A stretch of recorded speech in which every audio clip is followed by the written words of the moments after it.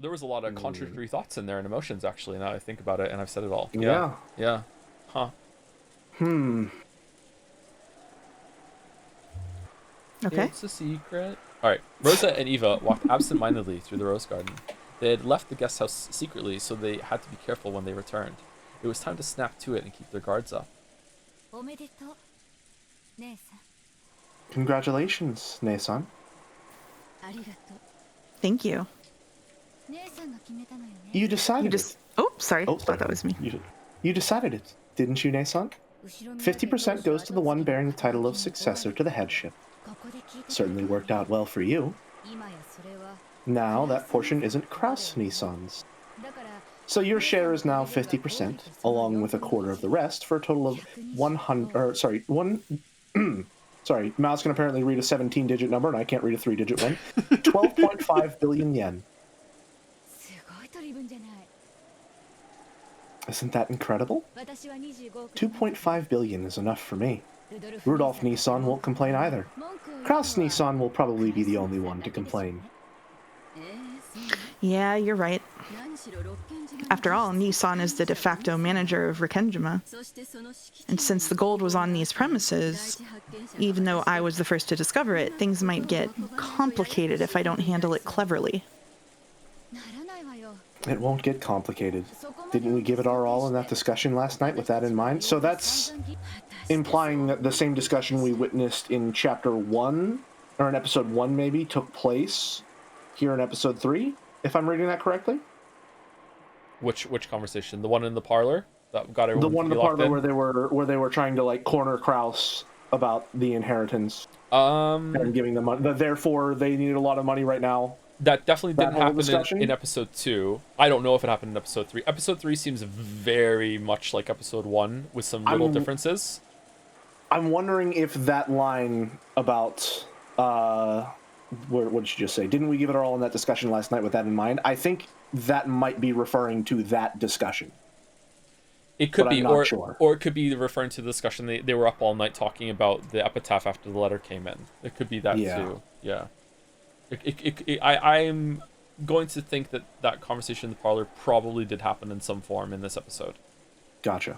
Yeah. But now I said that, there's like a little memory that just like needled me and said, didn't you say that it didn't happen because they would discuss kind of part of it on repeat again in the dinner table scene? But maybe they just were just like referencing it again for the sake of the audience. I don't know. It's okay. Either way, let's continue. Interesting. I wonder if it will really go that smoothly. I've already completely gotten over my excitement. How we manage everything from here on is the real problem. That's a problem for the new head of the Ushiromiya family. A problem for you to enjoy, Nason. It has nothing to do with me. That's some big talk coming from you. I'll support you as the second discoverer. If you'll at least give me the early payment we decided on. I'd like 150 million yen by March. Yes, that'll be fine. If you support me, I'll graciously pay you that much. I'm not Nissan. Anyway, why don't we go and shock Nissan and the others?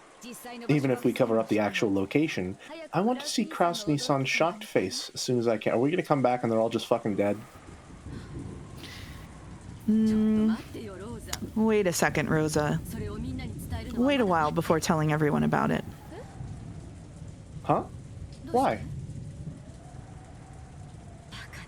You idiot. Isn't it obvious? This is that haughty Kraus Nissan and that sly Rudolph we're talking about. Even if we do announce it eventually, it's certainly too early now. Unless we carefully investigate how to make our next move, it's possible that all of the gold we finally found will be snatched away by Nissan. Eva thought she was saying something extremely natural. So when she saw Rose's expression suddenly cloud over, she was a little surprised. What are you unsatisfied about? You know what kind of a person Kraus Nissan is.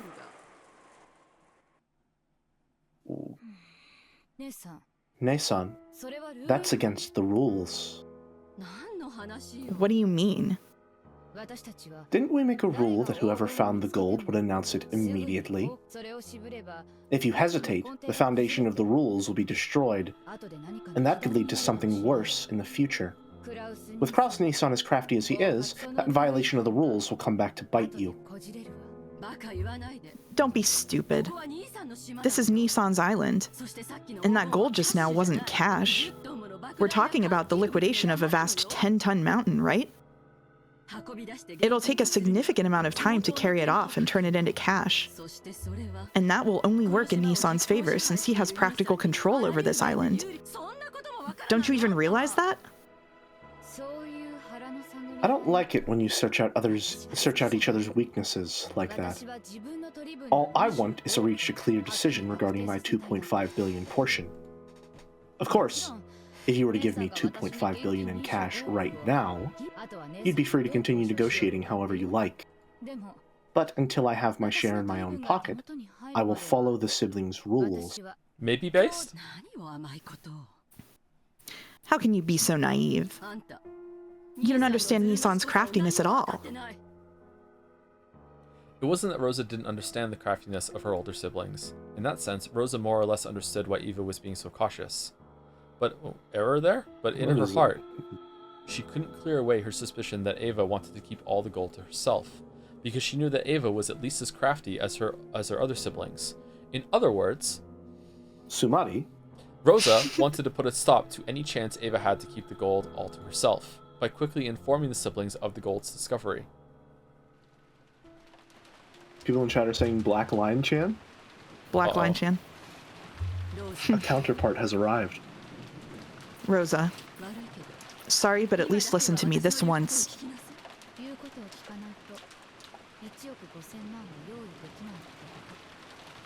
Are you saying that if I don't listen to what you say, you won't be able to get me that 150 million? That isn't the way I wanted to say it. But if you really need that money, supporting me is a more realistic option. If you talk to Nissan and Rudolph, even the portion that's your natural right might disappear. You don't want that, do you? Oh, guns away. Okay, alright. For a while, a severe expression that she'd never shown to her sister before rose to Rosa's face. There wasn't even a trace of her restraint as a younger sister. There was just the ruthlessness, no, the seriousness of a single human arguing about a vast sum of wealth. Eva made light of it, chuckling. My. How careless we must be to stand around here talking like this. Even though a frightful murder case has just taken place and the culprit might still be on this island. I'm sure it was just the servants play acting. There were no murders on this island in the first place. What? Oh? So you do think that after all? Oh ho ho! The circumstances surrounding those 6 deaths show us that clearly. A crime from the outside couldn't possibly have created those 6 closed rooms. Dr. Nanjo said they were all dead, but that was a lie too. This is all a complicated act that Father cooked up. All of the servants are just playing dead. A murder never occurred in the first place. She doesn't know. There's no way that there's a murderer prowling around. I'm surprised you noticed. You looked pretty scared, so I didn't think you'd figured out so much. I'm good at reading the mood of a situation. I've got you to thank for training me so well. That's right. Come to think of it, now that the servants are dead, almost everyone on this island is a member of the Ushiromiya family. As for Nanjo, he proclaimed the deaths of the servants, but when the relatives began to discuss the riddle of the epitaph, he disappeared off to the 2nd floor, as if he didn't want to get in the way. Okay, what if Nanjo was told that there was going to be fake murders and to just play along and don't even bother checking them? Would he go along with that? Seems like you'd have to have a pretty good reason. Even if they looked really, really like, I think like everyone's crying and shit, and like the battler thinks his dad is that. I don't think he would do that. I don't think he would do that either. I think better of Nanjo. Huh. I would like to think better of him, but he's suspect no matter what. all of it. Oh, sorry, I didn't know that we were. I'm on the next line already. Sorry, hold on. Sorry, you didn't get in the way. No, you're fine. Yeah, yeah. All of it was an act to get us to try and solve that epitaph. And that's why you need to announce that you're the victor, Nason. There's no way that burnt corpse was really father. He got a corpse with the right number of toes from somewhere and went to all the trouble of burning it in that creepy way of his so we would see it. I'm sure he's hiding somewhere under a table with some dominoes, watching to see how we'll behave. I'll bet he already knows you reached the Golden Land, Nason. That's why you should announce that you're the winner soon. I'm sure Father will appear out of nowhere to applaud you and proclaim that you're his successor. Jelly, Yes? have you considered the possibility Have I that the considered? person who is murdering everyone is doing it just to spur people and motivate them to solve the epitaph, and then they can swoop in after it's been figured out, and then they can take the gold for themselves? It's certainly a possibility, especially given that there's always a letter which says the real riddle is to solve, like the real goal is to solve the epitaph. Right? Which is to say that in episode 1 and 2 then, if that's the main goal, they've completely failed. Yes. But in episode 3, possibly, if we're to believe anything that's happening, they might have succeeded. Yeah. Also, you might be killing the people that might be able to successfully solve it. Unless there's a third agent, there's the one who's murdering, the group that's trying to solve, and then a third person who's trying to encourage them more to solve it instead of trying to solve the murders in order to get the gold.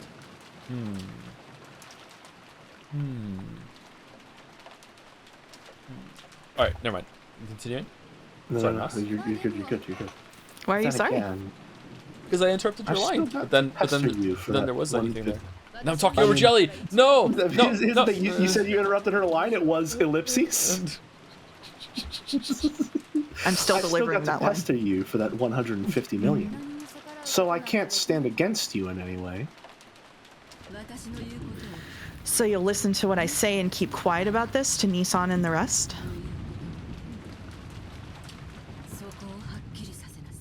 Make your position clear, Rosa. I want to tell them we made that rule just last night. We shouldn't just throw it away. Of course, I will announce it in front of the siblings. However, I want to closely analyze the situation first. We've got to carry out 10 tons of gold, convert it into money, and distribute it fairly. Until I have proof that I can do all of that without Nissan getting in the way, I want to have some time to think. I only want to postpone my announcement until then.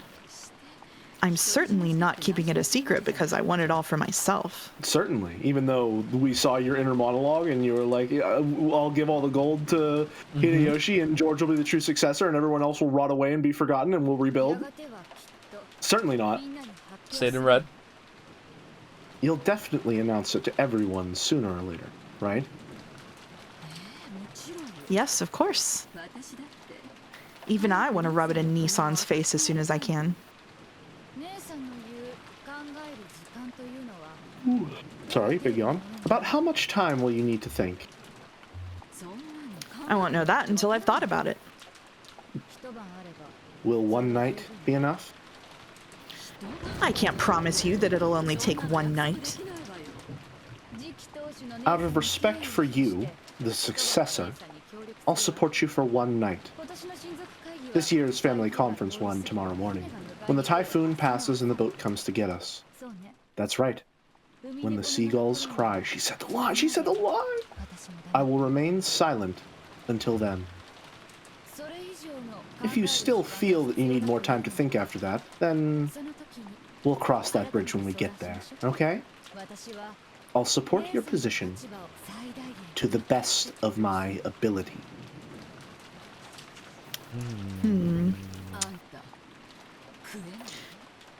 You really are cunning, aren't you? I'm surprised. Were you always this resilient? I guess it's true that women become stronger when they have a child. I realized that in myself when I had Maria. Understood. For the time being, thanks for your cooperation. We can talk about tomorrow when it comes. Yes, that's right. I'm convinced that you'll become a fair-minded successor to the headship, one who'd never even consider taking all the gold for herself. Isn't that obvious? I will split the gold evenly among the siblings. Isn't that obvious? Isn't that obvious? Should I take her? Because you guys have the other ones? Go for it. No way. I found it. Because we solved the riddle of the epitaph. So this gold is all mine. I won't give it up to anyone. I am the head of the Ushiromiya family. I am. The witch inside Ava claimed exclusive possession in a loud voice. Of course, that didn't reach even close to Rose's ears, and it probably didn't reach Eva's either. Huh. Huh. Indeed. I shall acknowledge it. You are the true head of the Ushiromiya family, chosen by the witch's epitaph. Now I shall acknowledge it upon my name.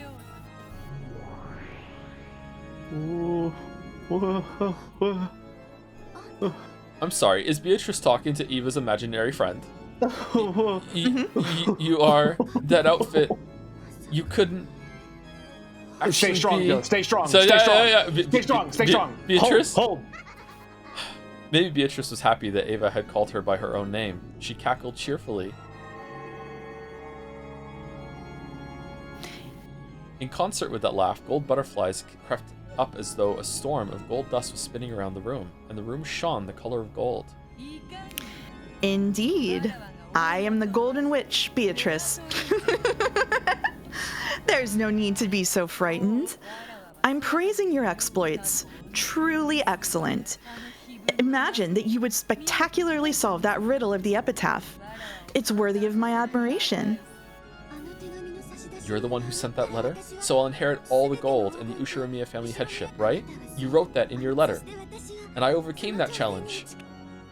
Indeed. I shall acknowledge it. Right now, all of the gold piled up here and everything of the Ushiromiya family is for you to do with as you please. After all, from this moment on, you are already the Ushiromiya family head. Really? It's true, right? Right? Do not be agitated. I'm openly praising you. As proof, I shall grant you this.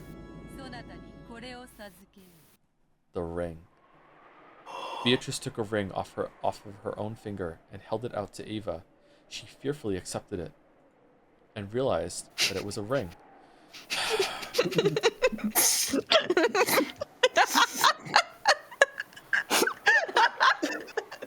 And then from behind the gold bars, Paimon think that Beatrice took a ring off her finger and then gave it to her. What was it? It was a ring. Where was it? It was on her finger, and then she gave it to her, and then she realized it was the ring. Paimon thinks she's scared of the ring. Could this be? Indeed. This golden ring is proof of the Ushiromiya family headship returned to me from Kinzo. From now on, it is yours.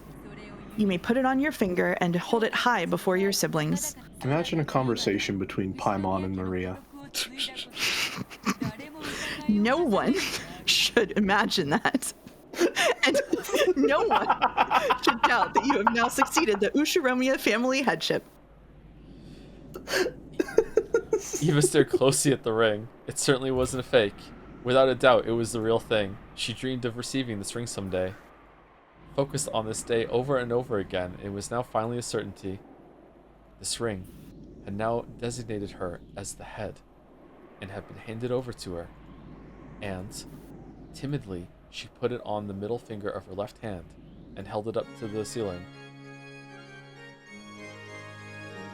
In that instant, she felt a deep emotion welling up inside her that she'd never felt before. Her mind grew blank. Both eyes were opened. That ring was on her own finger, not in a dream, but in reality. That ring is also pleased. After all, it managed to reach you, one who dreamed of putting it on their finger for so long. Ring-chan. The ring. Father's ring. How many nights have you dreamed of putting that on your finger as you've done now? The strength of those feelings became your magic and materialized itself. Now, you are worthy of calling yourself a great witch. Great witch. Who are you? Are you really Beatrice? I am the Golden Witch Beatrice, the Ushiromiya family's family alchemist. Sorry. In accordance with my contract with Kinzo, I will now pass everything on to you. All of the gold I entrusted Kinzo with, and all of the wealth he built up through that, and the honor and the headship of the Ushiromiya family. And I will pass on my power and the title of the Endless Witch. And What? The title of the witch. I will pass on all of my magical power and the titles of the Golden Witch and the Endless Witch. Following my predecessor's example, I will hand over my name, Beatrice, along with that title. Joe, do you remember when you said that she's definitely a redhead in this painting? Mm-hmm. Yeah. Yeah. Are you gonna argue with me live on stream? No, it's just... Well, under normal circumstances, perhaps. But considering that a redhead is now getting the title of Beatrice the Golden Witch, I was more so going, maybe these two things are connected and you're not insane. But I guess if you want to fight, we can fight. You may now call yourself by that name. Eva Galt. Is it that you gain the treasures for the first and last time because if you do it, you can never do it again because now you are the witch and now you have to do it? You must always be a golden yeah, witch. You have to play the other side now. You can't go through that. You have to do the killing part. Huh. Oh, Eva Galt. God, it really was Blizzard writing. Oh shit, the chandelier light which had seemed dim now felt too bright. By my name, I shall now commence the succession of the Golden Witch.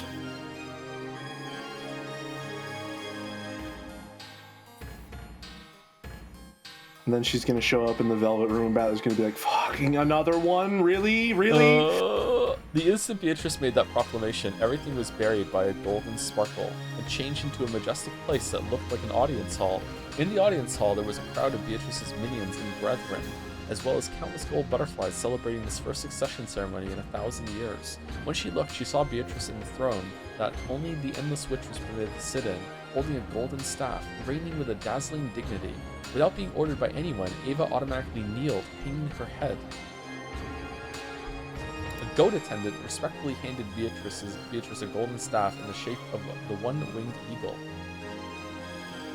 After Beatrice stood up and received that staff, she laid the tip of it on Eva's shoulder and spoke. It was a proclamation 1,000 years in coming. Wait, what? 1,000 years in coming? I guess, yeah. I wouldn't word it that way, but I guess. Okay. Ushiromiya Ava, you have spectacularly solved the riddle of the witch's epitaph and reached the Golden Land. I praise that accomplishment and hand over all of the endless magic as well as the titles of the Golden Witch and the Endless Witch. From this point forth, you may call yourself by my name, Beatrice. Come, raise your face, then stand and accept this staff. Oh, shit. We now have Evatrice? Yeah. Who has Ava Beatrice? Beatrice? That's probably still you. Me? Okay, I am most grateful. Ava stood up dizzyingly and took the magic staff from Beatrice's hand. Her hand was trembling slightly. Ava Torici. As soon as she grasped the staff, she was wrapped up in the brilliant sparkle of gold, as though gold butterflies were flowing out from inside of her. In the instant she succeeded the Golden Witch, Ava felt something in the depths of her soul be reborn. To describe it in a word, it was energy. Energy with a gold color. It felt like she was waking up, as though she had been half asleep ever since she had been born and was opening her eyes for the first time. It felt as though her true eyes inside her eyes were opened for the first time in her life.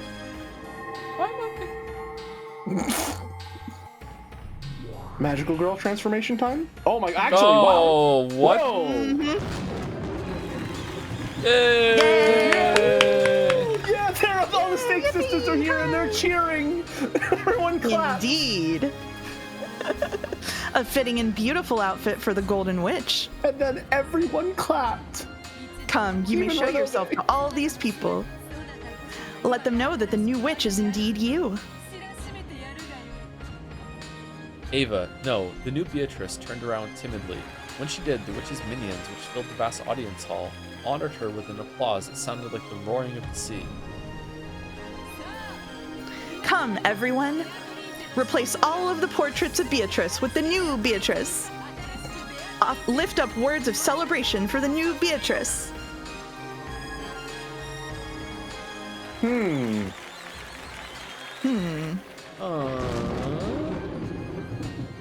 Pretty cool painting.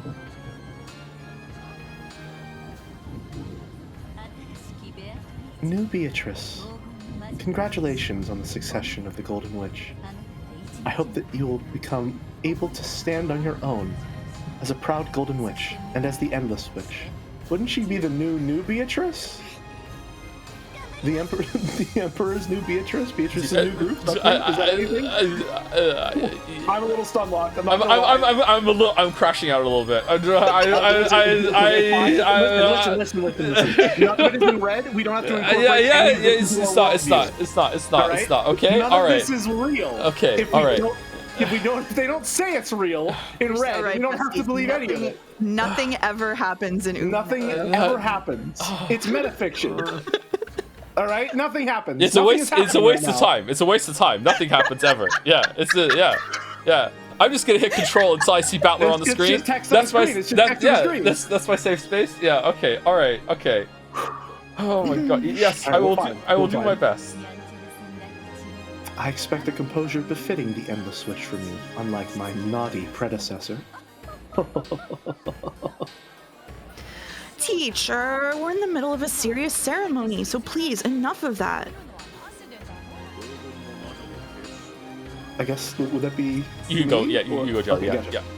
Congratulations on the succession of the Golden Witch, new Beatrice-sama. I am called Ronove. I am one of the 72 demons permitted to serve the Golden Witch. If you are ever inconvenienced in the slightest, please let me know at once. Thank you.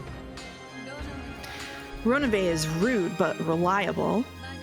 If anything confuses you in your new days as a witch, speak to this man and he should be able to help you. Predecessor Beatrice-sama. It is a shame that I was not permitted to serve you further, even though we have finally been reunited like this. These last 1,000 years have been very entertaining for me. You have my deepest gratitude. Indeed. 1,000 years with you wasn't boring. Please, take care of the new witch.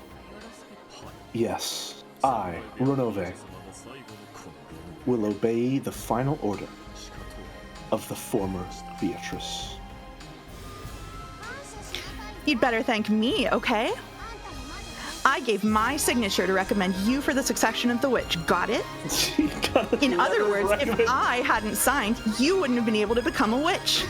All right, listen. You can become the Golden Witch, but you're going to need to get 2 letters of reference from 2 well-known witches that you've associated with and worked under for many years. I'm going to need 3 more signatures. So how many years of experience do you... This is an entry-level position for the Golden Witch. It requires 1,000 years of experience as a Golden Witch. It's fucking insane. What do you mean you gave her a signature? What do you mean? You gave your signature? What? What are you talking about? It's fine. It's fine. It's fine. It's a metaphor. Okay. It's a metaphor. It's a metaphor. It's a metaphor. I don't. A metaphor for bureaucracy or something. I don't know. see here that she's her power is certainty, but chat is I think right, so she must have said it, but it's not in the. Oh no, it's right here. The Witch of Certainty. I just skipped over this. Sorry. The Witch of Certainty. Yeah. Gotcha. So basically, her signature is the only one that mattered. Everyone else was like, oh, I don't know, maybe not. Maybe she shouldn't be the new witch. And she's like, I think she should be the new witch. And it's like, well, it's the Witch of Certainty. I guess we're sure. Yeah, she's certain. Yeah. So thank me a little, okay? This is the Witch of Certainty, Lady Lambda Delta. God damn it. The recommendation of a witch from the Senate was required for your succession as an endless... Senate? What do you mean? What do you mean the senator? Senator Witch? He's a senator? What is this, Metal Gear Rising? What the fuck are you talking? What's fine? It's fine. It's fine, we're okay. Eva Beatrice solved the riddle of the witch's epitaph and was welcomed as a new endless witch by the Senate. She was gifted with an aptitude for magic and is expected to grow into an extraordinary witch. This genius of a witch often overindulged in her own power during her younger days. Such are the trials only geniuses may endure, and if she proves successful, her name will surely be engraved in the history of endless witches. Will she be able to overcome the trials that forced her predecessor to surrender? Okay. Okay. Lady Lambda Delta recommended you and became your guardian. Thank you. She doesn't look very thankful. Hey, Beato! This kid isn't grateful enough. I think I'll take back that recommendation. Are you sure? Who wants I this can one? do a good deadpan. The person making these recommendations shouldn't act like a child, right? If you signed, make sure you take responsibility. Lady Lambda Delta is also the Witch of Certainty. The Witch of Certainty prefers to make fate firm to create a fate of certainty. She really liked and highly valued your efforts until today. Well, you had that unfortunate childhood, all that unrewarded effort. I can sympathize just a bit with that. It's not like I felt sorry for you or anything, so don't be full of yourself. Soon. These are our acting senators. Whenever we have our next cabinet meeting, tea party, these are the heads of authority. Joe, can you say dede? Dede? Thank you. Okay, alright. I feel like Alright. you've just fallen for a trap. Maybe I have. I don't know. Oh no. Sorry. From my point of view, your succession, well, it was more of a coincidence than a miracle. It isn't worthy of my recommendation.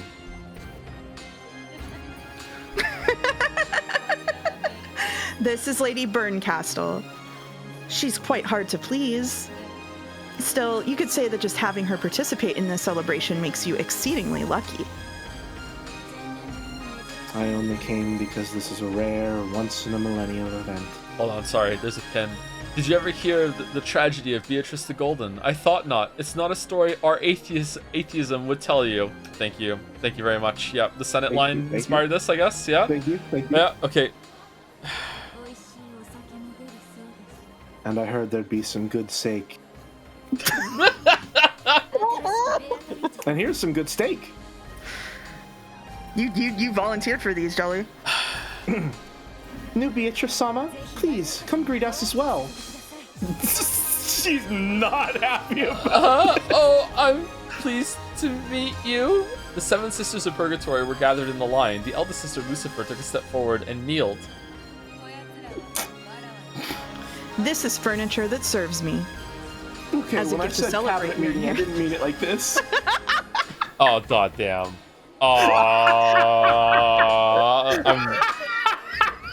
I'm so mad I can't even laugh at that. +2. I'm so mad I almost just leaked an episode 6 joke. Fucking This is furniture that serves me. As a gift to celebrate your inheritance, I will send them to you. Once you succeed the position of Golden Witch, you'll need to carry out the resurrection ceremony for yourself, so you'll need them whether you want them or not. The seven sisters of Purgatory perform an essential role in that ceremony. Congratulations, you're the president now. Here's 7 chans. They're your responsibility. They're a villainous bunch, but they serve their purpose. Have them do whatever you wish. We will always be by Beatrice-sama's side. Please, order us to do anything you desire. We will accomplish our tasks without fail.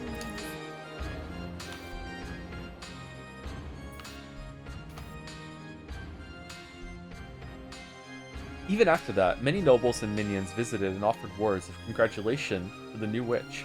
As she responded to them confusedly, she felt as though she was growing lightheaded due to a lack of oxygen, because in real life she was being strangled. She couldn't tell if in this real was... life, it's all just like me for real. She couldn't tell if this was something real or unreal, but there was just one thing she could understand: a feeling of achievement at being permitted to call herself the Golden Witch. That alone was a truth she could definitely understand.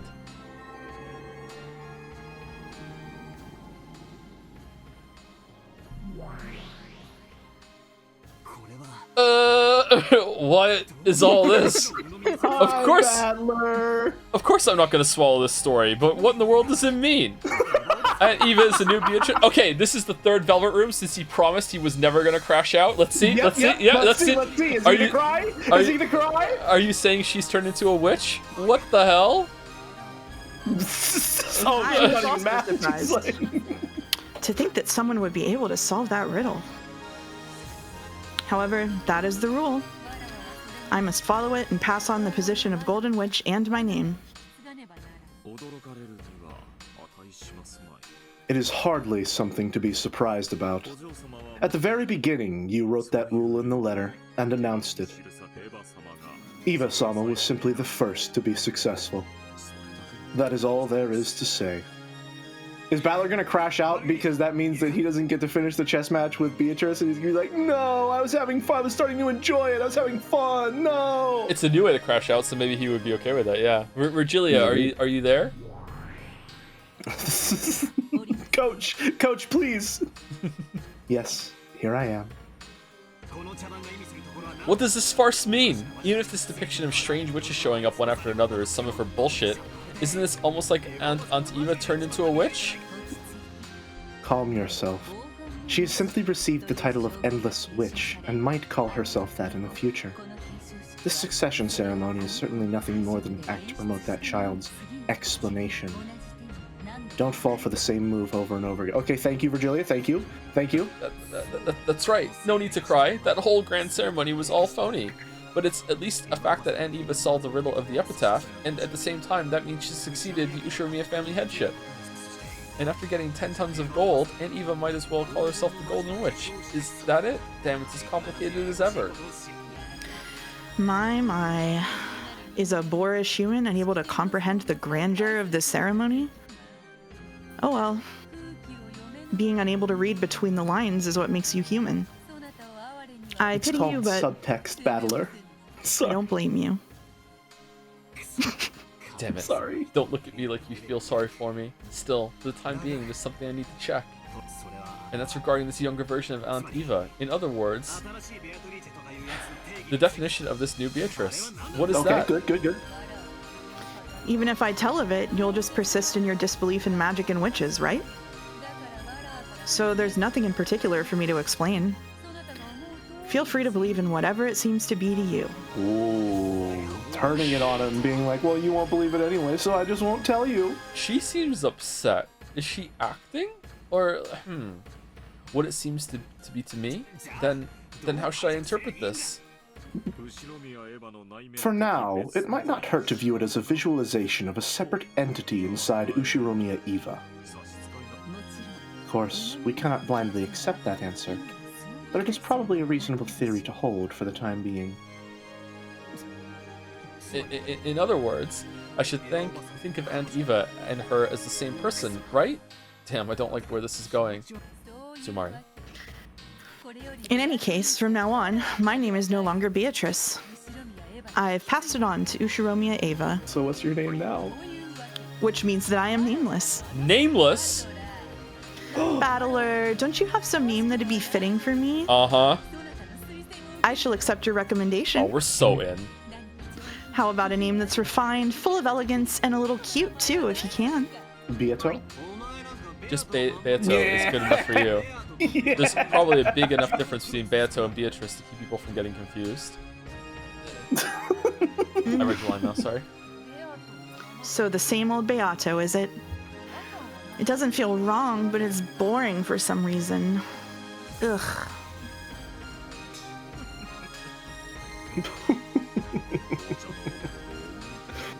They say the temperature of black tea and a woman's heart are difficult to gauge in any era.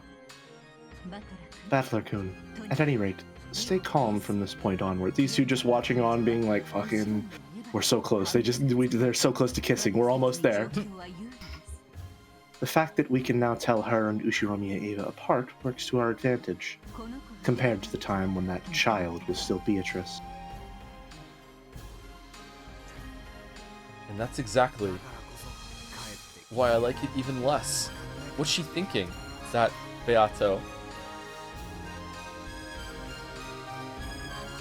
Over there, the witches formed a long line to bless Aunt Eva, who had the figure of her younger days and who now possessed the name Beatrice. It was like a witch's coronation. The countless gold butterflies flapped their wings, directing this fantastical gold-sparkling space. They were all praising her. As I stared from the distance, I looked at the newly born Beatrice, who had a slightly embarrassed smile on her face. Her expression, which had been lost and confused at first, seemed to be full of the happiness that she was finally starting to recognize. That expression didn't look at all like someone laughing insanely while standing before the gold. There was just the innocence of a person basking in their own joy. As a person who denied the existence of witches, I couldn't view this witch succession ceremony with a joyful expression and accept her.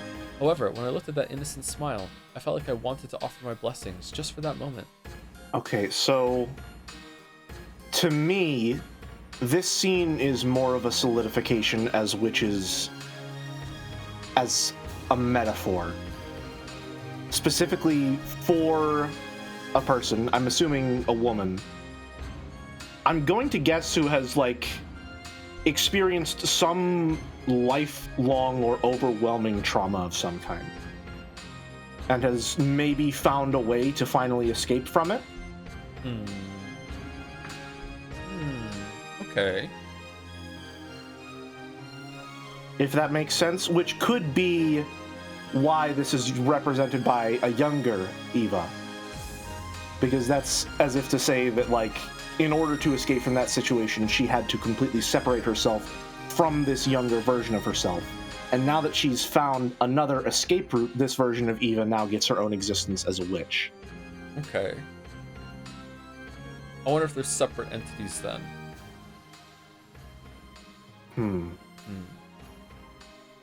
Okay, that's interesting. Okay. What do you think, Mouse?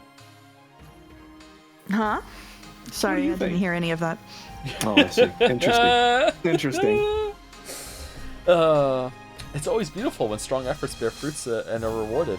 And Ava, who had always yearned to succeed the headship and who had worked hard since her youth without reward, had spectacularly taken hold of the chance given to her by the riddle of the epitaph and had finally gained that position. How divine is the smile of a person whose childhood dreams have been granted. I definitely won't accept witches, but Battler put his hands together, making a small sound. Clap, clap. It's Kino. It didn't reach her ears, but it did bless her. Even Battler clapped. Congratulations, Aunt Eva. You spectacularly solved the riddle of the epitaph before anyone else.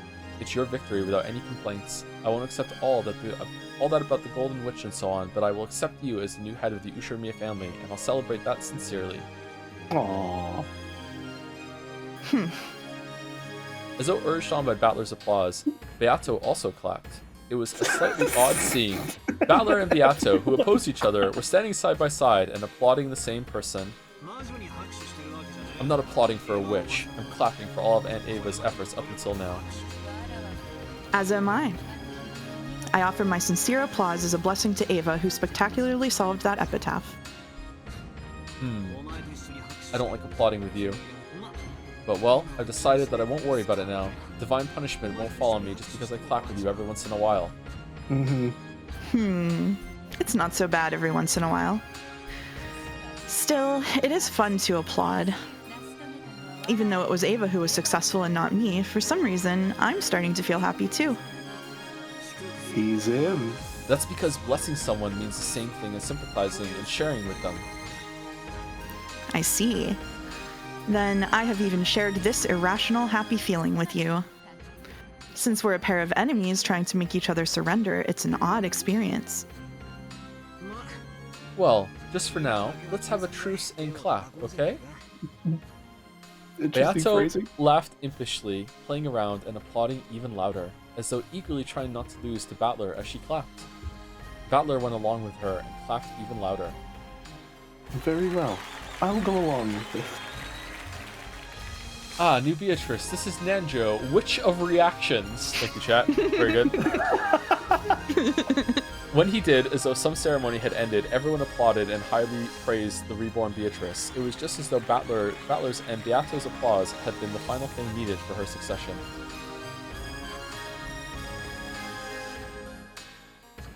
Okay. And that's it. And miraculously, We got up to almost where we were trying to get to originally. Oh, Did we really? magic really does exist. Yeah, almost. Damn. 2 chapters behind. Okay. Yep. Not bad. Not bad. Whew, man.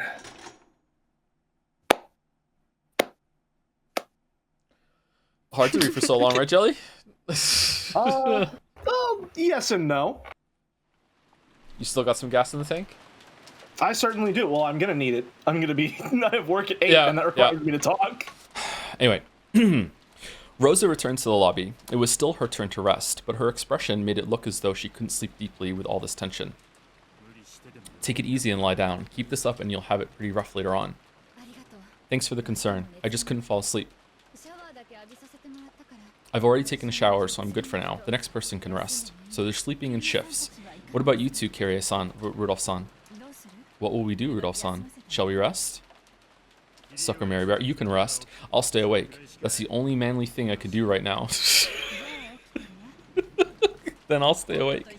Staying awake with my husband is the only womanly thing I can do right now. Good counter. Is the sound too low? Or is the voices too low? Voices are low? Okay, I can turn the voices up by 1 and we'll see.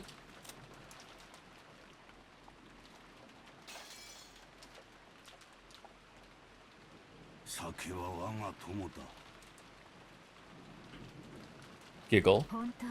You two truly are close. You should talk. Giggle. It seems Eva and Hideyoshi-san are out cold. It appears that, unlike Rosa, they can't fight against their age. Are they in the room sleeping? I would like to know. As though in response to those words, the door in the hall clunked open. Oh, they weren't. Eva and Hideyoshi returned from the guest room. That's none of your business. Oh, Rosa, are you sure you don't need to rest yet? You should talk, Nei-san. Why not take it easy and sleep? Can turn the music up too, I think. There is no music right now, chatter. I just can't get to sleep. Taking a shower shook my drowsiness off. Rudolph, Kirie-san, you can rest if you want. Sure, thanks. Well, for now, let's say I appreciate the sentiment. Why don't you go first, Nikki?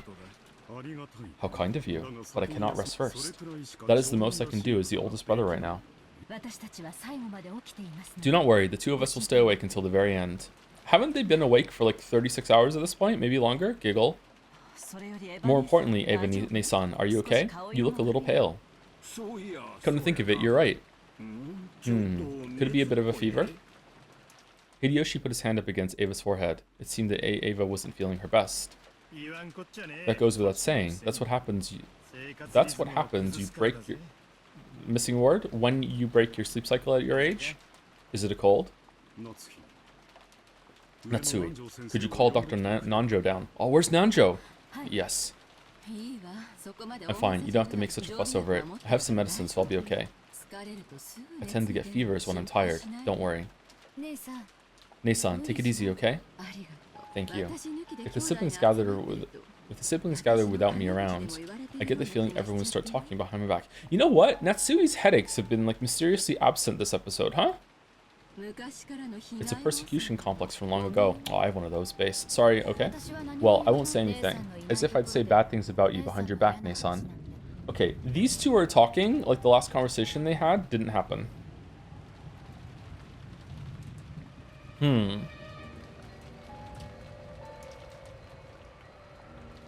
Are they just pretending, or what?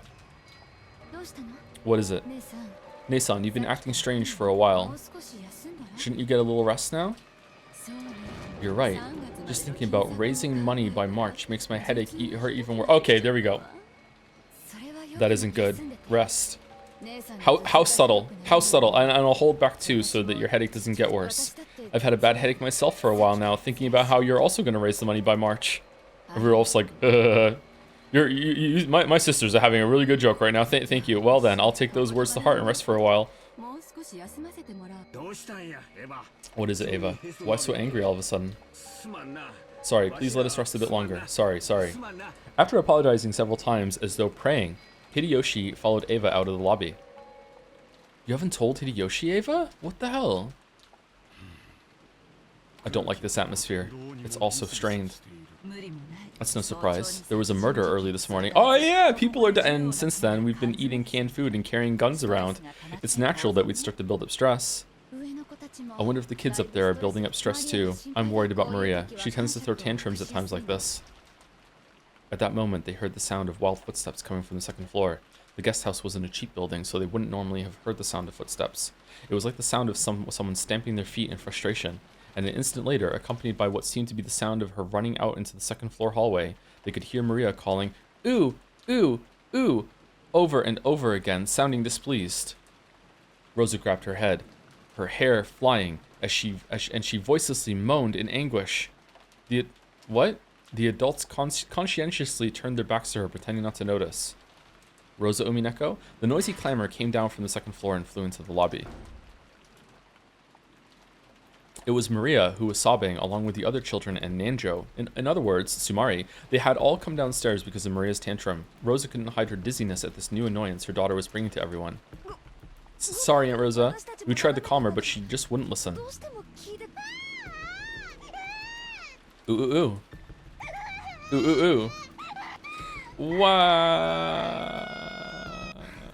What is it, Maria? Could you be a little more quiet? Everyone's watching. It's that rose of hers from the rose garden. She suddenly started saying that she was worried about it. I think she's half asleep. She suddenly woke up and started going on about how worried she was about that rose. Maria-chan, calm down. That was just a dream. That was just a dream. Ooh, ooh, ooh, ooh, ooh. That rose belonged to Beatrice and me. That's 3 in the corner. So if I don't take care of it, Beatrice is going to get mad. It might get snapped off again. Is that one of the best songs of all time? I think that's one of the best songs of all time. I think that's in the top 100 best songs of all time. Ooh, ooh, ooh. Ooh, ooh, ooh, ooh. Ah, I'm telling you to quiet down a bit, okay? The sudden rise in the tone of Rose's voice surprised the children. But Maria's crying just grew louder and her tantrum grew fiercer. Rosa-san, you mustn't scold a child so unsparingly. Wow.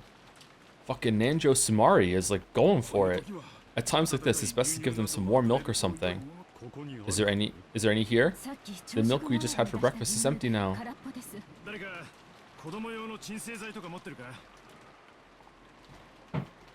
Doesn't anyone have a sedative to use on kids? You know, those silver pill things. Rudolph, what the fuck? I have some. Yes, I'll search for some now and give them to her. Without hiding her displeasure, Rosa grabbed the handbag that had been set on the sofa and fished around for some medicine. It seemed she had brought some child-use sedatives from Maria's tantrums that could also be used to sedate other people in the house and then murder them in other timelines. She found it and opened the bottle, but it must have been empty. Irritated,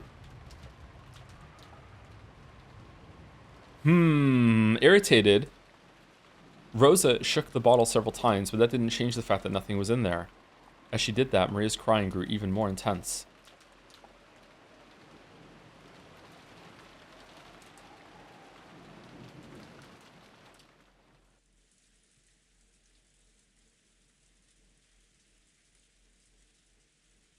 At that time, Ava was lying on her bed, covered by the bedding.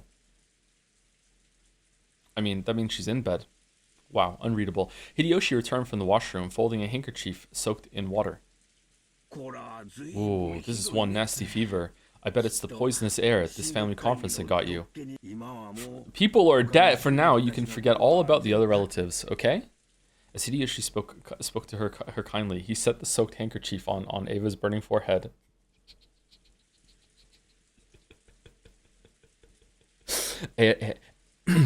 ASMR roleplay. You are the new head of the Ushirimiya family, and you're having a hard day, and you've just come back to your Hideyoshi in the room.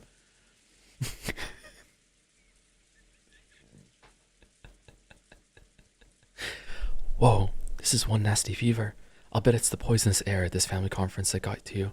For now, you can forget all about it, the other relatives, okay?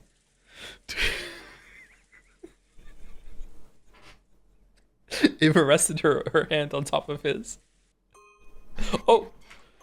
Your hand feels nice and cool. If my hand feels nice, your fever must be pretty bad. Don't worry, the medicine will start working soon. Plus, my hand is a magic hand. I just put it against your forehead like this, and any fever will melt right away. You're right. Your hand always makes my fevers fade. Yep. No need for a doctor when you've got my hand.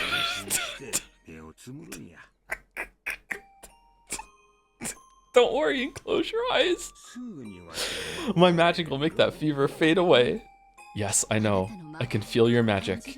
Hideyoshi was about to say it was just a placebo effect, but he stopped. If Eva said she could feel magic coming from his hand, then that was fine for now. Okay, is this subtext?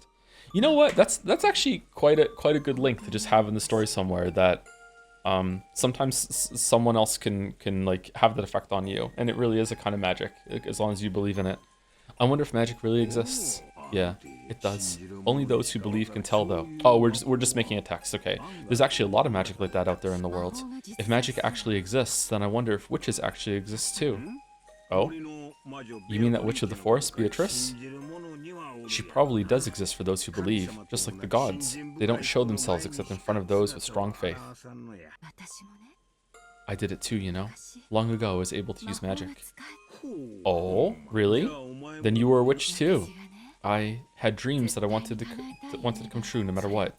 After wishing strongly and trying hard, they always came true without fail. With my magic, my grades were always the best, and I even became the student council president and worked hard to get into the university I wanted. Everything I wished for was granted.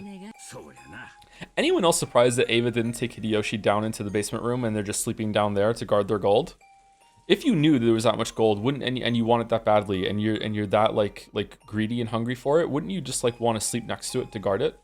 I mean, I guess it's hard to move, right? It's really heavy. Everyone else would figure out what's happening, right? I mean, they still would have to solve the epitaph. Okay, my assumption is that whatever secret door she found can close and no one knows where it is. So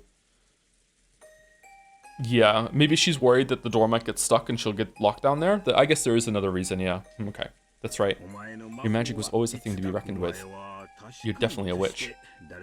And you work harder than anyone. Rosa would snitch. Well, Rosa can snitch anyway right now. I don't think that changes anything, but maybe. I know all about it.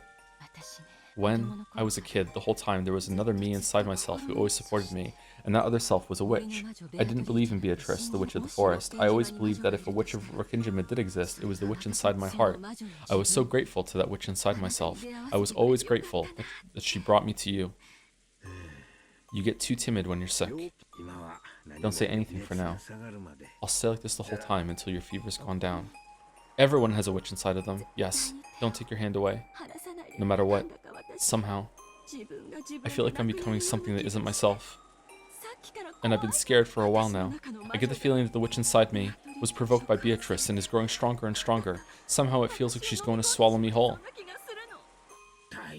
It's okay. As long as I'm with you, there's nothing to be afraid of. Remember the time we went to that dangerous country and the whole bus got robbed? I drove them off. Didn't you just hand over your gold watch and beg them to go away? It was pretty lame, but it was cool. Don't move your hand away, no matter what. Not even if I fall asleep. And if something creepy sneaks in here, give it your watch. Protect me. Yep, leave it to me. That's why I'm telling you to stop worrying and get to sleep. Because the medicine and my magic will start working real soon. Ava finally calmed her heart and closed her eyes. Okay, two that are close are meant to die tonight, aren't they? Twilight time? At that time, there was the sound of a door being opened violently from the direction of the lobby. It seemed that Maria was having a tantrum. And screams of ooh, ooh could be heard, along with Rosa's rebuking yells. That probably hurt Ava's ears, or maybe it was giving her a headache. Eva moaned as though in pain, and buried herself in the covers. It was easy to guess what was happening. Maria had probably had a tantrum for some reason, gone down to the lobby, and started arguing with Rosa, who then scolded her daughter. And then, maybe, that got too embarrassing to be shown in front of the other relatives, so Rosa had taken Maria out into the corridor. Hideyoshi had no desire to butt in on Rosa and Maria's problem, but just for now, since Ava's condition was so bad, he wanted them to take their ruckus somewhere else. Wait just a sec. I'll ask them to keep it down. Come back quickly. Oh, don't worry. I won't leave this room. Daijobu.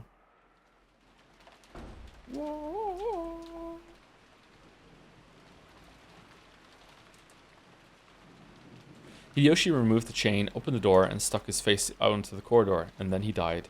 He immediately met Rosa's gaze. Everything okay, Rosa-san? Shit. I'm sorry, did all this noise wake you? Ooh, ooh. Ooh, ooh, ooh, ooh.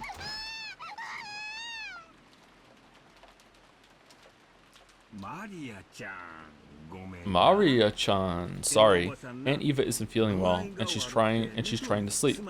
Could you quiet down a bit? Who's dying next? I think that the next ones to die are going to be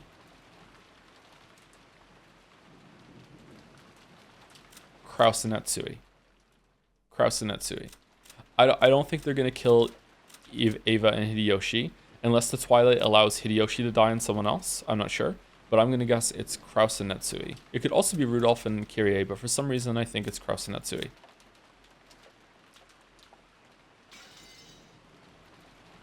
Maria's tone didn't change after Hideyoshi's request. She kept crying ooh ooh and repeating, my rose, my rose. Rosa slapped Maria's cheek, lifted her up while covering her mouth, and dragged her towards the entrance, trying to at least put some distance between her and Hideyoshi's room. But they solved the epitaph. I don't know if that matters, actually. You might be right, but yeah, maybe no one's going to die. But I still have a feeling someone is. I don't know why. I could just intuition, I guess, or just guessing. She would still probably be noisy for a while, but he had warned Rosa for the time being. Relying on Rosa's actions as a mother, Hideyoshi closed the door. Is Miria-chan having a tantrum again? Looks like it. It's tough for Rosa-san too. Come to think of it, our George is almost too good to be true. We should be grateful. You're right. Hand. Oh, sorry. Look, it's the magic hand. Aww. He put his hand on Ava's forehead again. Maybe there really was magical power in that hand. A truly peaceful look rose to Ava's face, and bit by bit, she began to drift off into the land of sleep. As he had promised, Hideyoshi kept his hand on her forehead. Man, that's gonna cramp. Do you think he's allowed to switch hands if one gets tired? Surely, yes? Gotta be. By the entrance, with her hand still against Maria's mouth, oh, the hand connection, Rosa was at a loss at what to do next. She hadn't been able to withstand everyone's gazes in the lobby, and had yelled at the children to go upstairs, dashing out of the lobby. Then she had gone out to into the corridor, only to have Hideyoshi say that she was too noisy. Where should she go now? Where should I take this child who's having a tantrum? She felt as though tears of frustration were about to come out. Okay, what does the epitaph say?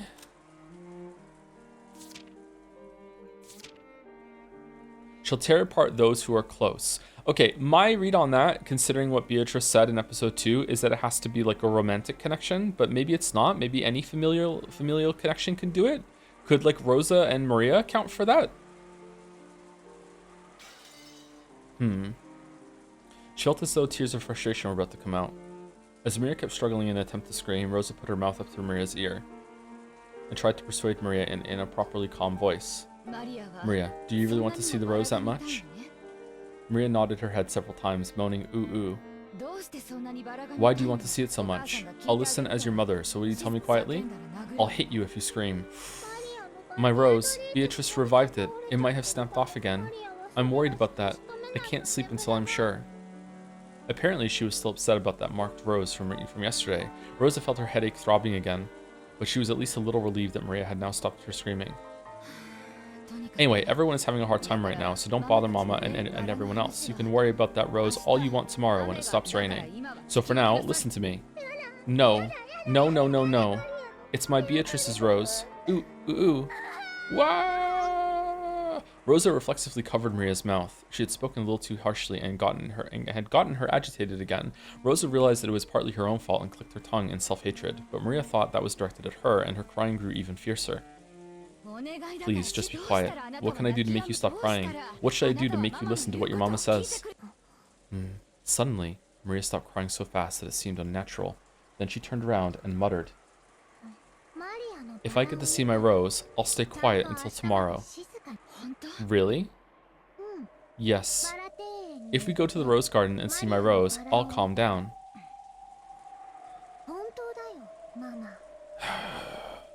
I mean it, Mama. I still don't understand this dynamic.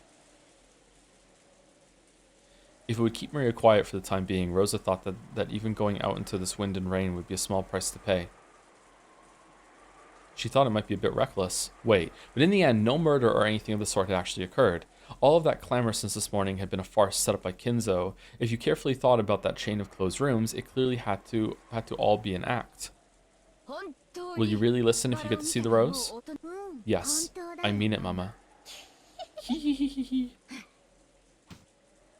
Ouch. Rosa didn't overlook that creepy laugh and lightly hit Maria with her fist.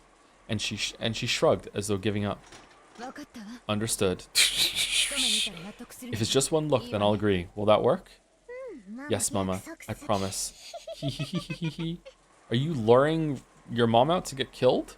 Once again, Rosa tested the weight of her gun. It'll be okay. It's only an act. There was never a murderer on this island in the first place.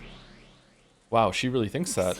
Damn it. Wait, Aunt Rosa and Maria, the sacrifices for the second twilight? Damn it. Someone notice them. Tell them to stop. Okay, that's what I was thinking too. Oh man.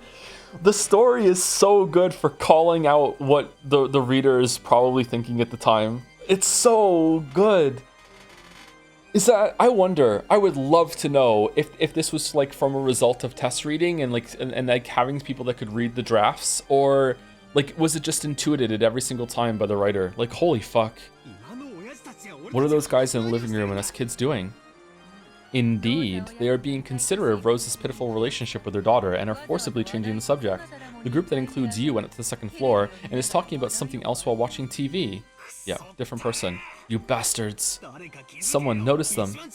Who's the closest? Is it Uncle Hideyoshi? Please notice that those two are leaving through the front door. Ah! It won't reach, cackle. Don't disturb their precious time together. Hideyoshi kept talking kindly, his hand on Ava's forehead. He didn't notice at all that Rose and Maria were going outside through the front door. Can you turn the music up a bit? Does anyone else want me to turn the music up a bit? In that case, there was no way the others in the lobby, which was even further away, would notice. It's fine? Okay.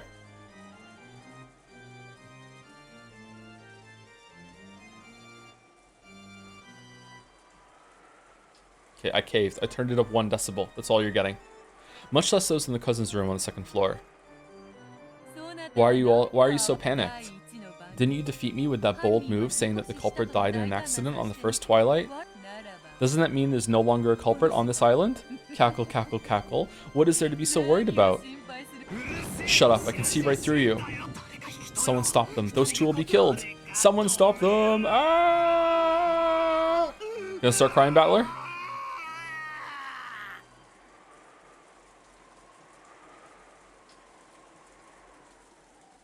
There was no way the Battler's voiceless scream would reach Rosa or Maria. I can barely hear the music. I think that there's probably always this conflict in chat between people that listen on speakers and people that listen on headphones. And I'm sorry, I can't make both groups happy. I personally use headphones, so I'm just gonna lean toward the headphone group. Like I can't make it good for both groups at the same time. I'm sorry. The two of them could be seen in the rose garden. The rain was still awful, but fortunately the wind had died down a little. No, maybe that was unfortunate. But because maybe if the wind had been a little fiercer, Rosa might have hesitated to go outside. Ooh, ooh, ooh. Here it is. Maria found her rose with the gold lace and stared at it lovingly. It had somehow survived the tower battle. Rosa had accepted the promise under the condition that Maria would only get to one look at it, but she didn't want Maria to complain that it hadn't been enough later on, so she decided to go along with Maria until she was satisfied. She believed that there wasn't a culprit, but on the off chance that she was mistaken, they were now in an extremely dangerous position. Rosa realized that faintly herself. If things got bad, she would throw away her umbrella and ready her gun. How would the killer even know that the two of you are out here at this exact time? You're not going to be out here very long. After glancing at Maria's innocent happiness, Rosa gazed warily in all directions. Maybe they're security cameras? Were her eyes just tired? Even though no one should have been there, she thought she saw something glitter in the dark rose garden. Gold colored? It had to be her imagination, because to Rosa, it seemed as though gold butterflies were dancing through the rose bushes.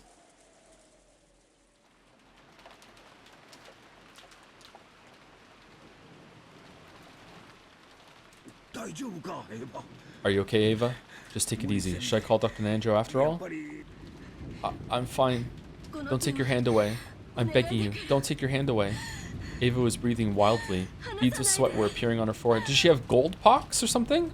It certainly was true that she had stayed up all night last night, and that things had been rough since early this morning. It wasn't odd that her body wasn't keeping up.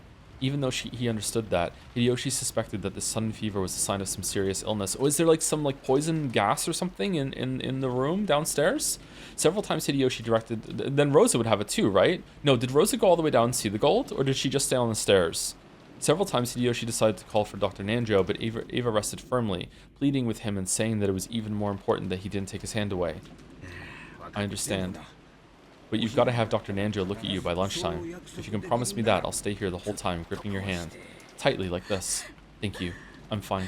The magic of your hand will definitely take this fever away. Even as she said that, Ava's harsh breathing didn't improve in the slightest.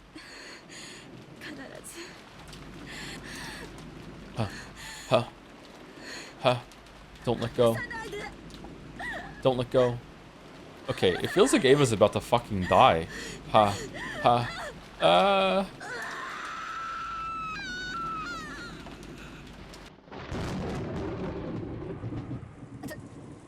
Who is it? She saw an umbrella moving from beyond the rose bush. Oh, is it that Rosa and Ava are close right now because they had a secret? Oh, it's a secret? They were close in like in their subterfuge, like secretly like scheming against the other ones? And she's gonna die in the garden and Ava's gonna die in bed right now? She saw an umbrella moving from beyond the rose bush. Rosa threw away her umbrella and wildly lifted her gun. When she did, the shadow of a person beyond the bush showed itself. Ooh, Aunt Ava. You scared me. It's you, Nei-san? Do you have some business with me? Do you want to continue our earlier discussion? Yes, that's right. Our discussion about Father's Gold. Please restrain yourself in front of Maria. I will keep my promise, okay? I won't. Is there like a Mission Impossible like mask generator disguise machine somewhere in the gold room? Like, please restrain yourself in front of Maria. I will keep my promise, okay? I won't get in the way of your conspiracy. Conspiracy? What's that? Whatever you're thinking, that's up to you. I have no desire to get in the way. So please, not in front of Maria. As long as I get my share, that will be enough. Your share? Hehehehe. Uh-oh. Ava started laughing in a creepy voice. Rosa was startled, but Maria stared blankly. Then Maria said just one thing. No. Ooh? Auntie? Who are you? Oh, it's Ava Beatrice.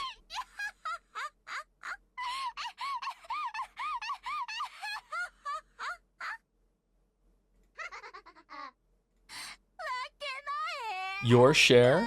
Who would give that to you? All of that is mine. It all belongs to me, the Golden Witch, Beatrice. Wow. Ava, are you okay, Ava? Ava! Ava! Hold on. Don't let go. Don't let me be dragged away by someone who isn't me. Hold on to my hand. Don't let go.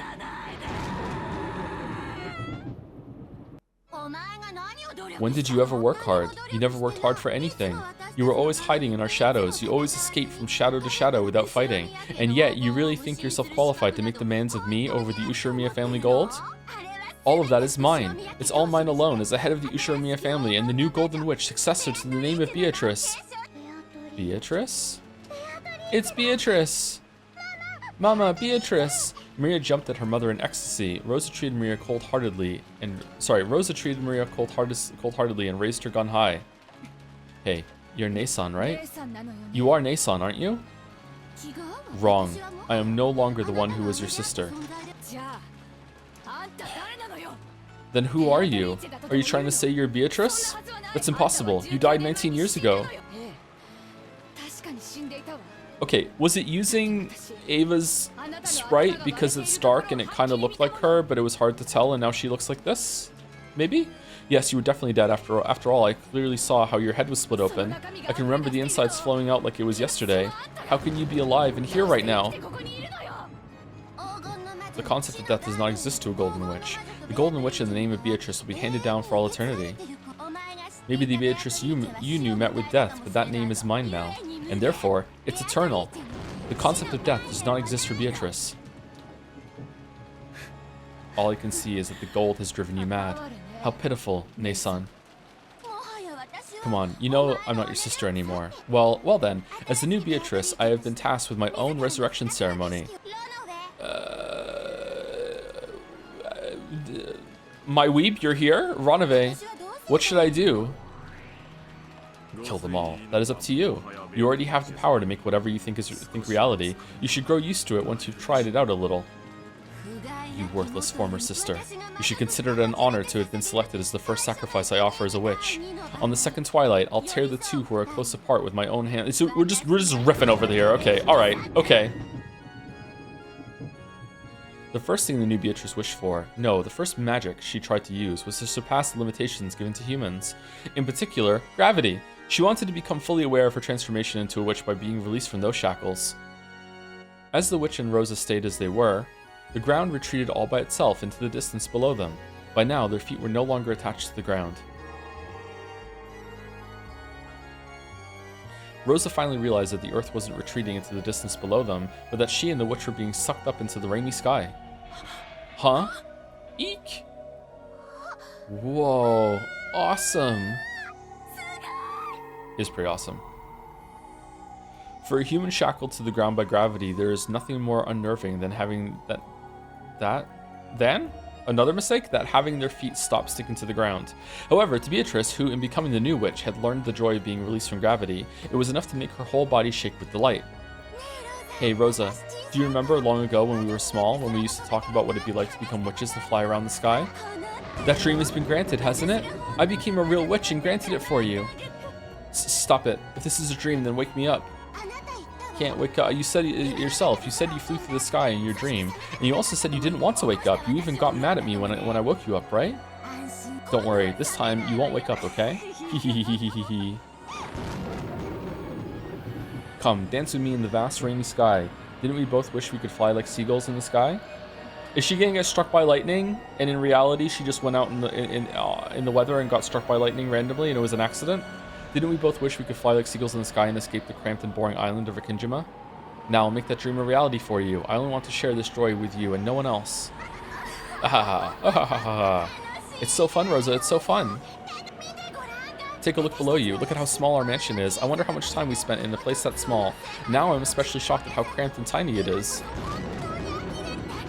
So feel, enjoy, rejoice. That power we yearn for, the power to move through the sky at will. Come on, let's dance, Rosa. Through the rain, through the wind. Let's fly around like we're dancing. The lightning will shine on us and bless us. Ahahahahaha. The witch and Rosa were like leaves floating around in a whirlwind. As the rain pounded upon every part of their bodies, as the lightning occasionally shone upon them, they shook with the joy of being released from the ground. However, it was only that way for the witch. Rosa was holding onto her head, voicelessly screaming over and over. Stop it! Forgive me, let me down! You're right.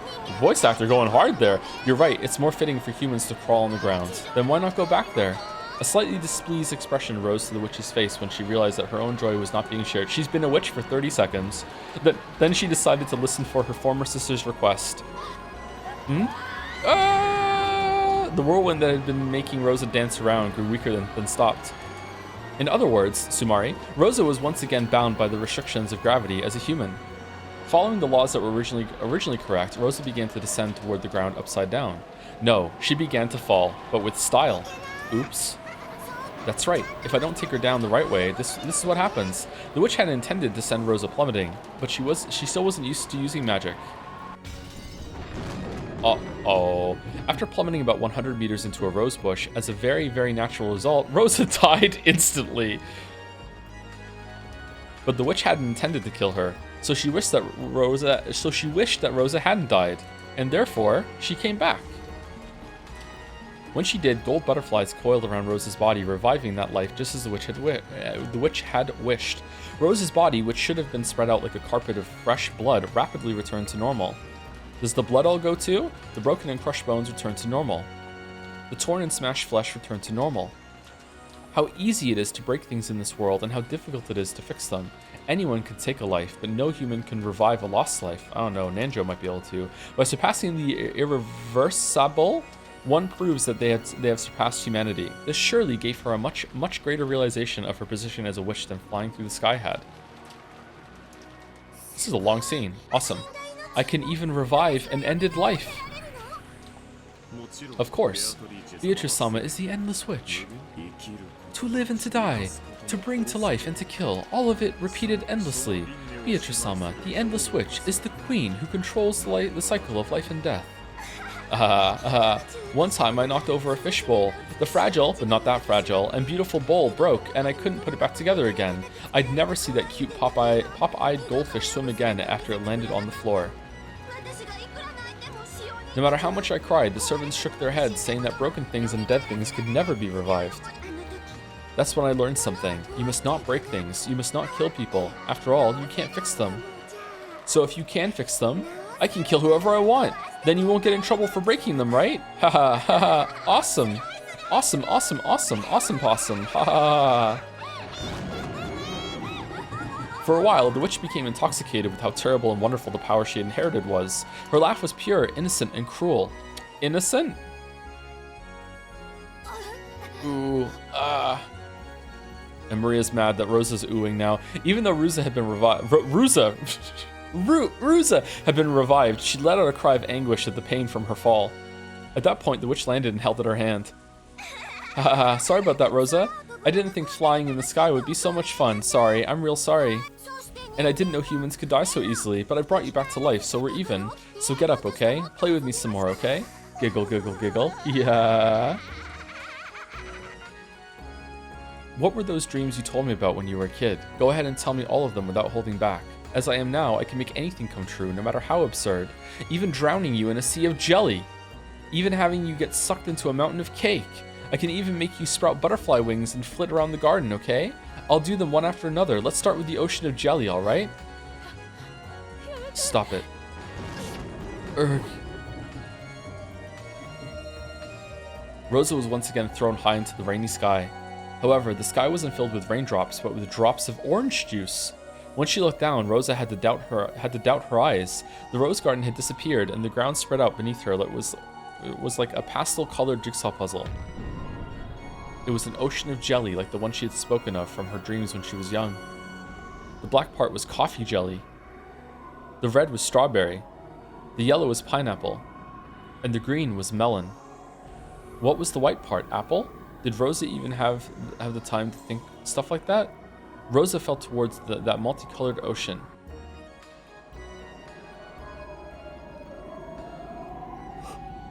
Jelly back on stream, and she sunk deep into a purple, grape-flavored sea. And died. It really was an ocean of jelly. It had no bottom. As Rosa sank, she was shocked to see a school of transparent fish swimming through the grape jelly ocean. They were probably made of grape skin. Grape ocean. Then she sunk on, deeper and deeper, as deep as the Marianas Trench, crushed by the water pressure of the jelly ocean. As her ribs snapped and her spine snapped, in the end, she became a small, frail meatball. She didn't have to go on a submarine.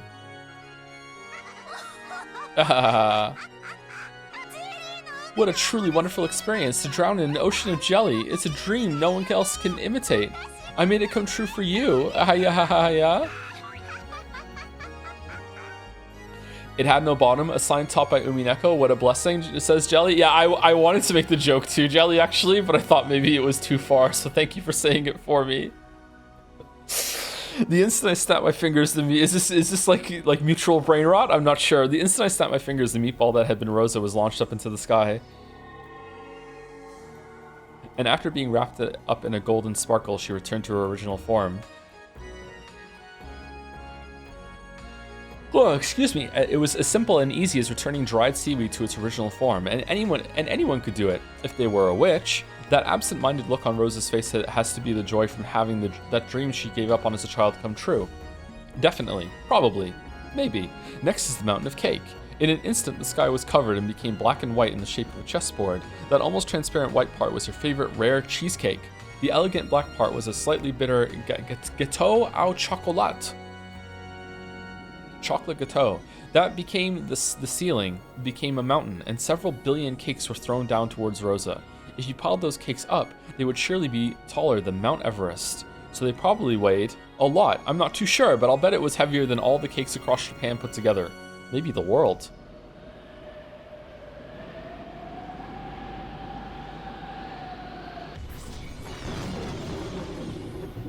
Thanks, Ryukushi. He's having fun writing this, huh? And it fell down like a ceiling and swallowed Rosa up. The cake ate her? So as a very, very natural result, Rosa was crushed to death. In less than a second, her bones broke throughout her body and her insides were all smashed and forced out. Squish, pop, slop. Jelly filling cake? Even so, an even greater number of cakes piled up on top, and Rosa ended up as a layer of jam wedged between them. She became as thin as a single hair and was probably spread out over an area of a tennis court. The world swallowed up by cake was once again absorbed by a gold flash. Then, as those had all been a dream, Rosa was revived once again. Of course, it definitely wasn't a dream. She had been revived after dying. By that point, death, which most humans only have to experience once after they are born, had already been experienced repeatedly by Rosa. What's Maria doing right now? In other words, Sumari, she had gone through that which humans cannot, the precious experience of dying more than once.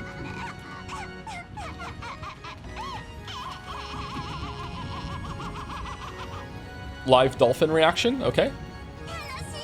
Isn't this fun, Rosa? Isn't this fun? Next is the butterflies, look. Please have mercy. Ah, no way. Let's play more, let's play more. Laughing innocently, she pointed her gold staff at Rosa as she begged for mercy. When she did, Rosa glittered gold and rapidly began to shrink. She shrank down to the size of a real butterfly. Then gold wings sprouted from her back, and she joined her fellow gold butterflies. But then there was a spider. However, while a human body could withstand that wind, it was a different matter for a butterfly's body. The gold butterfly Rosa was invited to dance by each gale of wind, and she spun in circles around the rose garden. No! Ah! As her dance wore her out, she was caught by a gentle bed. It was a soft, knit hammock in the shadows beneath the roof of the arbor. The owner of that hammock lumbered into view, welcoming its rare guest who had wandered into the night of a storm. That owner, which should have been small enough to crush in the palm of her hand, now looked as big as the top of a canopy bed to Rosa. Yep, so, spiderweb spider? Yeah!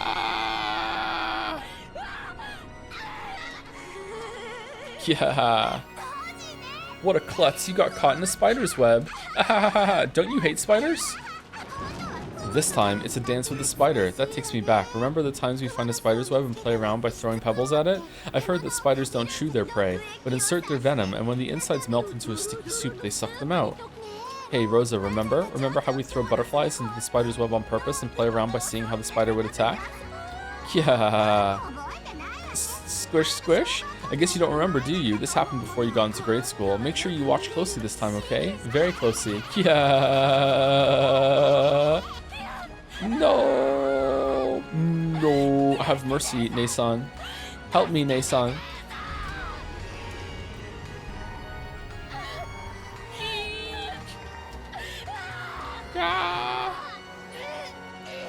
This scene is kind of dragging. Yeah, I agree. Yeah.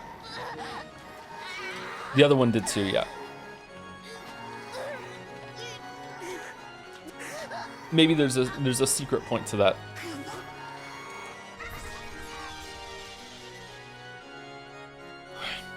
Oh man. This girl's not bad. She truly can use magic at will. Yeah. And been forgotten, I Joe. Amusing. How truly amusing. You feel like laughing too, right, Battler? Oh, he's crying. Here we go. We were one off, Jelly. It was 4 Velvet Room scenes before he started crying again. Don't fuck with me. Stop it already. What's so fun? You're insane. What's so fun about doing something like this? Doesn't she look like she's having a blast? What do you expect? Magic is fun. I remember when I first became able to use magic, I played around a lot. I understand that kind of game from the bottom of my heart. Looks like I won't be able to share this joy and passion with you, Battler. What a shame. If you accept me, I'll teach you magic anytime you want, see? It's hard to describe the joy you receive in the instant you're freed from the shackles of humanity. I want to teach you about it, that joy, that passion. I'd definitely like to see the world of magic you'd give birth to just once. Yeah. I mean, Battler, let's do it. Isn't this starting to get fun? You started wanting to use magic, haven't you? It's pretty fun to be a witch, isn't it? Just for you, I'll teach everything. about the joy of flying together in the sky, about the joy of diving together through the sea, jelly or not. I want to show you the passion that starts the instant you surpass the bounds of humans, and see how wide your world stretches. Wouldn't that be fun? Wahaha. But he doesn't have any magic. He has the gene that prevents him from doing any magic, right? There was no malice in Beato's expression. It was hard to believe, but she was genuinely enjoying this cruel show. And she wanted to share that appreciation with Battler. Battler was shocked by that hopelessly different sense of values. You're insane. Stop it already, damn it. Virgilia, make them stop this insane farce. What should I do? We exist outside the board. We cannot touch the board itself. Virgilia shook her head apologetically. Her body had already been killed. Did that mean she couldn't interfere in any way? As Beatrice continued to look amused in an insane sort of way, Battler lifted her up by the collar and yelled at her. Stop it, stop it, stop it! Quit messing around, witch! Are you trying to tell me that that's Aunt Ava? That's impossible. The Aunt Ava I know might be a bit mean at times, but it's completely impossible that she's the kind of person who'd do something this cruel. This is all part of your deception. Don't toy with Aunt Rosa. Don't toy with Aunt Ava. Stop this farce right now. I told you, I'm not the one playing with Rosa anymore. Like I said, that's the new Beatrice. Is it really so terrible that you have to squeal like that? You're also pretty fond of stuff like this, aren't you? You actually have just a bit of interest in magic and... Ouch. What are you doing? For the first time, Battler slapped Beato's cheek. Beatrice didn't know why he had done something like that to her, and a surprised expression rose to her face. Battler especially couldn't forgive that expression, and he roared. Ah! Tool time? You call this amusing? What's wrong with your head? Die! Go slice your head to bits and look inside. You'll see there's nothing there. Stop it right now. Stop this disgusting farce. I won't forgive you. How could you do something so cruel? I've sometimes thought you could be a bit funny, but I'll never make that mistake again. You're just a monster who's cruel on all levels. My dude, do you know how many times she's brought you back to life so her steaks could, like, beat you to a pulp? Oh, you enjoyed that. Never mind. Don't you remember, like the blood in the tea for Rosa last time? What? Don't show yourself in front of me. Never again. I won't accept you. I won't talk with you. I don't even want to look at your face. Did you hear me? Don't show yourself in front of me. Disappear. Uh-oh.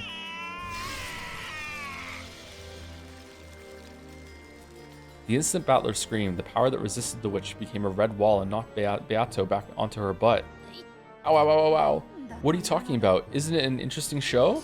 She spoke defensively, but the target of those words, Battler, was no longer there. His figure had suddenly disappeared into the darkness, but Beatrice looked displeased and continued trying to explain herself. It's not as though I'm completely blind to where you're coming from, but this is nothing more than an innocent prank, isn't it? No matter how you kill them, they'll always be brought back to life in the end, right? I thought humans were creatures who say that all is well that ends well. Aw, hey teacher, there was no reason for him to get so angry, right? She was hoping for approval, but Virgilia simply faced her with an indifferent expression. To Beato at that moment, even an exasperated look would probably have been better. I have nothing in particular to say. If you think this is fun, you can keep watching as long as you want. Call me when it's over. My curfew approaches. I will vanish until then. Following Battler's lead, Virgilia vanished into the darkness.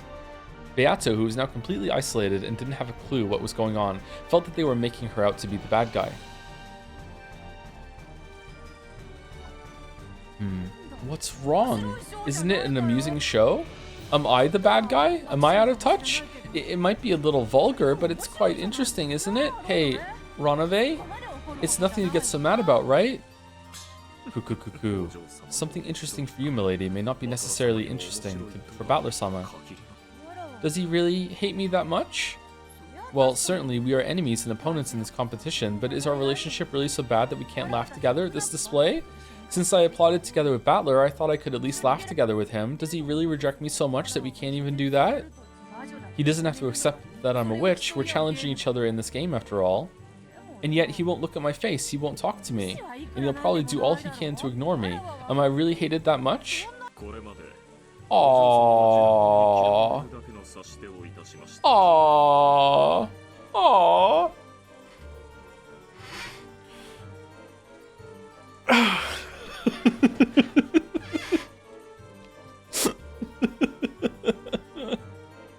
It's called dark humor, Battler. Okay, so that's why the scene went on so long, to have lots of examples and Beato liking them all while Battler is looking on like dejectedly and in anger. I think it still could have been, you know, probably half as long though, and still had all the examples. Yeah. The moves you've made up to this point have been more than enough to earn his hatred. Even a demon such as myself can understand a bit of Battler-sama's feelings. Perhaps you cannot understand because you are especially thick-headed, milady.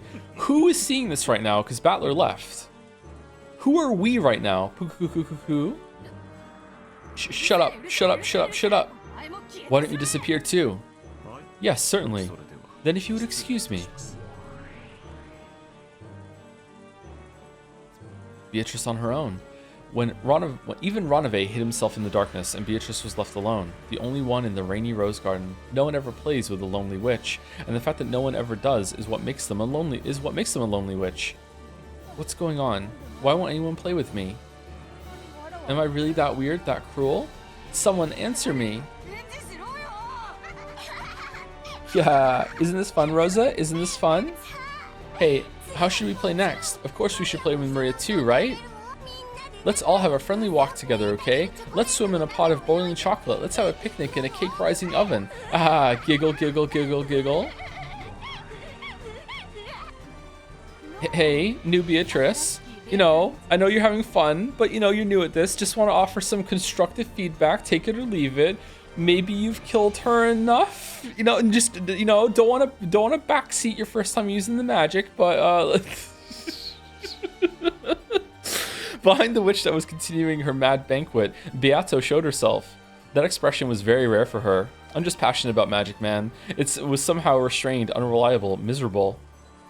Oh, it's the predecessor Beatrice-sama. Were you watching? The power of magic is truly wonderful.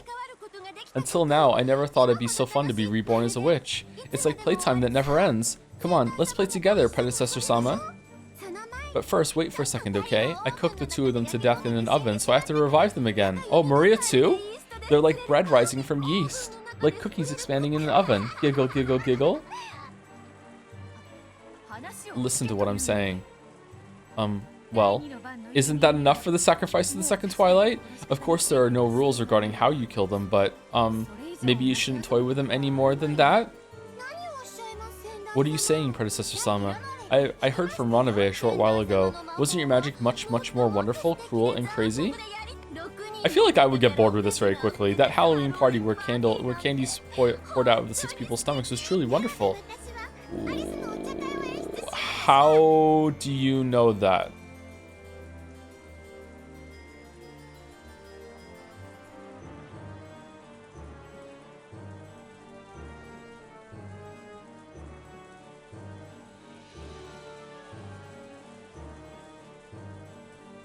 Is it the Ronave told you, or do you have meta knowledge now of the different episodes? One of those two. So maybe I'll act out Alice's tea party. I'll invite everyone to a tea party in celebration of a completely pointless day and entertain them one by one with magic. I wonder if I can do it as wonderfully as you. I wonder if I can be cruel in my own pop-cute style. Now I think about it, all fairy tales are cruel, aren't they? Now that I'm a witch inside one of those fairy tales, I finally understand. I have also, sometimes thought that in the past. I might have gone a little too far. You really like Battler. Well, I think that as the Golden Witch, it's probably best to show a little elegance. I don't get what you're saying, Predecessor-sama. But there's one thing I do understand. No matter how hard I try now, I'm no match for how cruel you are. I've got to try much, much harder. I've got to become more cruel and become an excellent Golden Witch. Like I said, you've already done enough here. Anyway, this is an order from me as your predecessor. That's enough for the second Twilight. I'll show you how it's done. Stand back and watch. Yes, Predecessor-sama. I can't wait to see what brutal, cruel, and disgusting method of killing you use.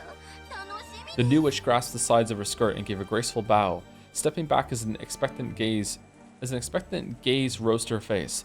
Stepping back as an expectant gaze rose to her face. There we go, we got it. So you still have magic, okay? She was expecting an even more cruel magic that surpassed even herself. Well, speaking of that, you're only half a witch, so you can only kill with methods like that. Shall show you an elegant way to kill, worthy of the Golden Witch.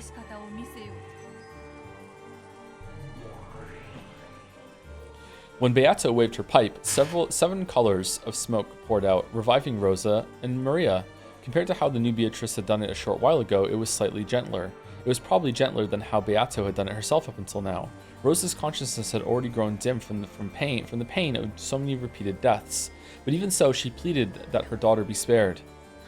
Please, have mercy. Even if it's just Maria, have mercy. Wow, mama, mama.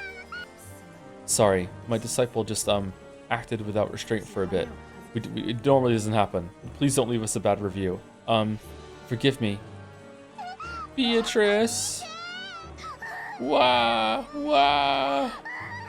When Maria realized it was the real Beatrice, she jumped onto her. You promised, right, Beato? You promised you'd take me to the Golden Land, right? There, I'll be friendly with Mama, and everyone will laugh together. You promised to take me there, right? About that. Beatrice's thoughts. I can no longer keep that promise because someone appeared who could solve the riddle. Kinda awkward. Sorry, I am no longer the Golden Witch Beatrice. So sorry, I can no longer keep my promise with you. Why? Why? You promised? I'm sorry. I'm truly sorry. So at least an apology for not being able to keep my promise. I'll give you a quiet sleep that will never be disturbed again. Beato embraced Maria with a loving expression on her face. Then, softly, a red bruise appeared on Maria's neck. It was a very gentle bruise.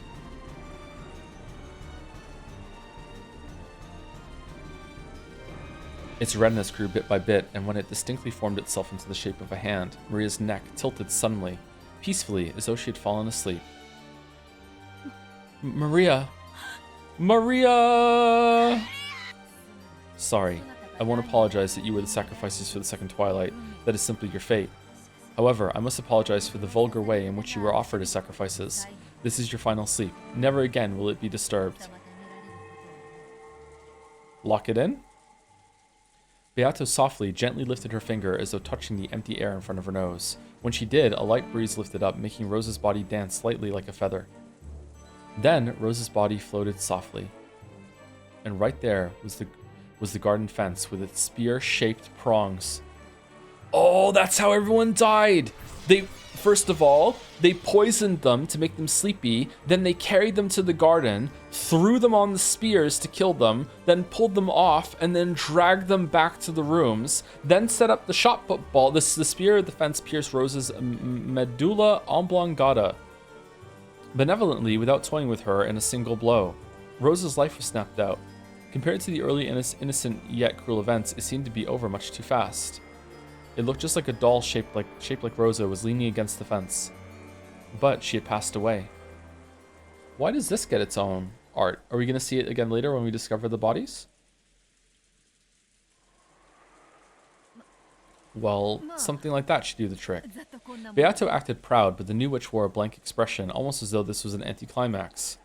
That was shit. Then she said it out loud. Kind of plain. Not all like the predecessor Sama Ranave told me about.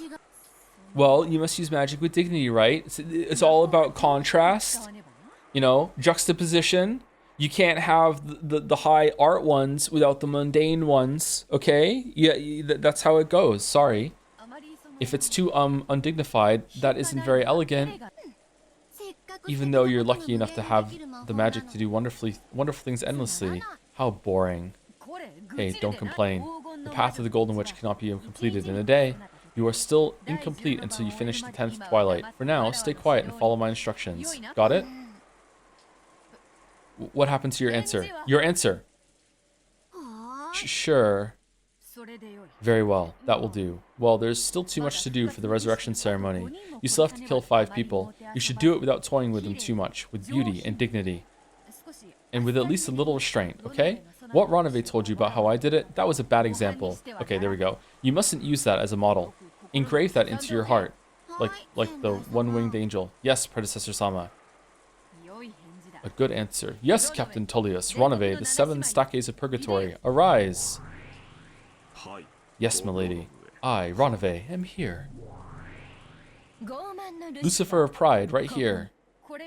Up until this point, I've been a little flashy, but, Well, the dignity of the Golden Witch is also important, and I really want Battler to like me, so we're just gonna back off a little bit, okay?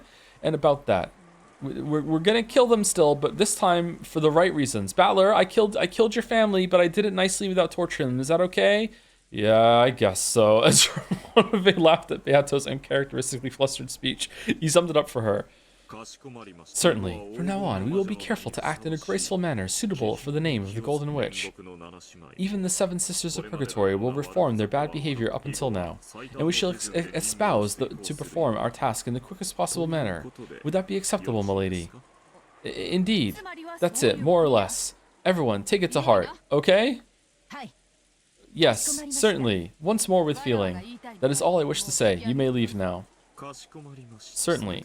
If you would excuse me. Excuse us. Sumari, I'm leaving. Well, that's all I want to say. So take care as you move forward, understand? Act with dignity and, restraint, okay? Give it your all. I'll be watching over you. In the Velvet Room. Acting awkwardly until the very end, Beato left that message and immediately became a cloud of gold butterflies hiding her form in the empty air. Maybe it'd be more accurate to say she vanished in a hurry because she couldn't keep up the conversation. After all that remained was Maria's corpse lying down and pounded by the rain, Rose's corpse propped up by the fence and staring up at the sky, and the figure of the witch. Alright, so I was really wrong. I didn't expect Maria to die. Show some restraint, you say. Her expression looked just a little bored. There was a popping sound. That was probably her clicking her tongue. What a boring person. Meanwhile, in the Sekimaya, Ronave. Oh, so you mean you want us to commit the murders with more grace and less dramatically? Lucifer, yes, I believe she is saying that she wants us to do the murders more gracefully. Beato, yes, thank you for understanding that I want to be more graceful about doing the murders. Paimon, I think that we need to do the murders in a more graceful and more dignified way. Is that what you're saying? Yes, that is what I'm saying. A more dignified and graceful way. Also, we're stuck here for 12 hours. Wait, we're stuck here for 12 hours? We haven't said that for a couple scenes. What do you mean we're stuck for 12 hours? We're stuck for 12 hours because of the alarm that went off and put the black smoke everywhere. Oh, maybe that's why my wings are all black, because of the black smoke. Wait, what did you say about the 12 hours again? Leaving that last sentence behind, she once again vanished into the empty air. Why do you actually sound like Paimon's VA? What the fuck? Because it's Elmo, and I do a good Elmo.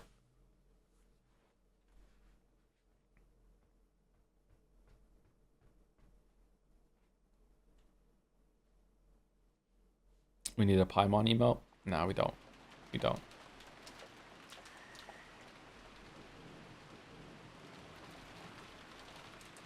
Z. Phew. Looks like she's finally calmed down. Hideyoshi wiped his own forehead. For a time, well, using your own magical hand? For a time, Eva had seemed to be having a very painful nightmare, but it appeared she'd finally fallen asleep. As promised, he still gripped Eva's hand. He thought it might be time to let go pretty soon, but he faithfully continued to hold on. Every once in a while, his hand would get tired, and he would switch between his right and his left. Yeah, but even so, as promised, he didn't let go of her hand. At that time, there was a heavy knock. Eva had finally been able to fall asleep, so Hideyoshi grimaced for just an instant. Aniki, Hideyoshi-san, sorry. Is Rosa there? It was Rudolph's voice. What could it be? Hideyoshi headed for the door, hiding his footsteps so that he wouldn't wake Eva. It was definitely Rudolph's voice, but just in case, he opened the door without removing the chain. What is it? Something happened to Rosa-san? We can't find Rosa or Maria-chan. I thought they might be with you. I heard her scolding Maria-chan in the corridor. They got quiet after that, so I thought they'd gone back to the lobby, but did they? That idiot. Rudolph clicked his tongue. Other people could be seen in the corridor. Rosa hadn't returned for a while after going out into the corridor. So they began to worry in the corridor. Near the front door, at the end of the corridor, Natsui pointed at the unset chain. The chain isn't set.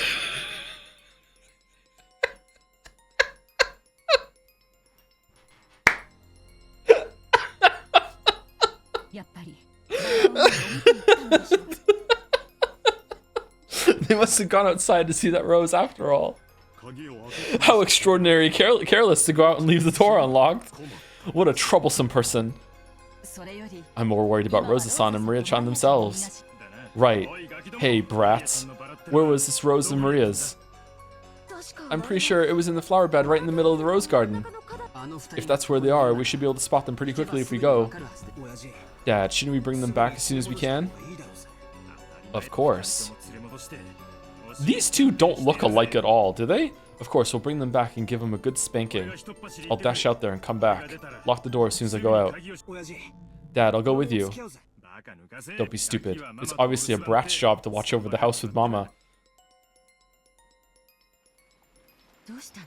Mama? What is it? Did something happen? Sorry, did I wake you up? It seems Rosa-san took Miria-chan outside. How reckless of her. Rose and Miria-chan are outside? In the rose garden? That's right. Oh, did you hear? Miria-chan was causing a ruckus because she wanted to see this rose. They mustn't go to the rose garden. Tell Rosa to stop. That's where I hid the gold. There's no telling her to stop now. It looks like they left a while ago. Seriously, how reckless of them. That's not it. Not the rose garden. There's a witch there. And she's waiting for a sacrifice. Rosa, you mustn't go. Oh, Vitorice. Eva cowered again, holding her head. Her complexion looked very bad. What is it? Did the fever make you dream something bad? It's a dream. Yes. In the rose garden, the witch doing that to Rosa and Miria-chan. That's right. It's a dream. It must be. Calm down. I'm here in this room, and the chain is set. The shutter's closed on the window, and we've even got a gun. This room is just like a fort. Look, I'm in a fort. There's nothing to be afraid of. Hideyoshi beat his chest, trying to calm her, but Ava's insecure expression didn't change. Under the covers, Ava kept praying that the grotesque nightmare she just had was only a dream.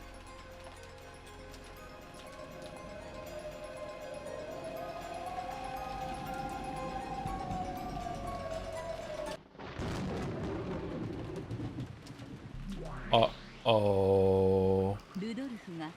In the center of the rose garden, Rudolph identified the corpses of Rosa and Maria. After that, he returned to the guest house, called for help, and carried both of them into the guest house. If we can trust Nanjo's examination, the cause of Rosa's death was a stab in the medulla oblongata with the pointed gate at the fence. It is thought that Maria's death was due to strangling with bare hands. However, due to the devil's proof, we cannot discount a misdiagnosis. I will say it in red. Rosa and Maria died. The causes of death were as Nanjo diagnosed. She wasn't eaten by a spider, nor was she crushed by a mountain of cake. She got frustrated, killed Maria by strangling her, and then threw herself onto the fence and chain. Don't worry. So, you argue that even though you both toyed with their death so much, it's all fine because the corpse is neat and clean? I definitely won't forgive you. I definitely won't forget all of that brutal treatment you gave Aunt Rosa. So I won't forgive you. Like I said, that wasn't me. I believe I gave them a much more peaceful death than the way she treated them. Shut the hell up. I'm not talking to you. It was stated that there are no more than 18 people on this island, and now that 8 people are already dead, we could narrow the field of suspects down to 10.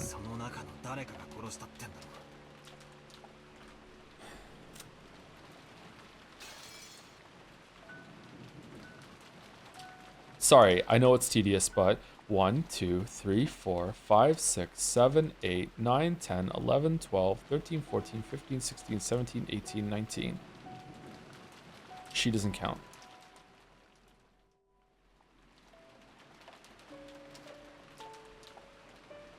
The way that she's repeated that no more than 18 people instead of saying there are 18 people makes me think that there could be fewer than 18 people. But if that's the case, some people don't count as people. Which I think was line of thought that these people are furniture instead of counting. And if that's the case, that takes us down to 15. Which means that there's definitely room for extra people to be on there that we're not seeing. That we maybe have never even seen. But it could just be one, and like no more than 18 could mean that there are only 16 people on the island. Like these 15 here, and then 3 furniture plus 1 more is 16.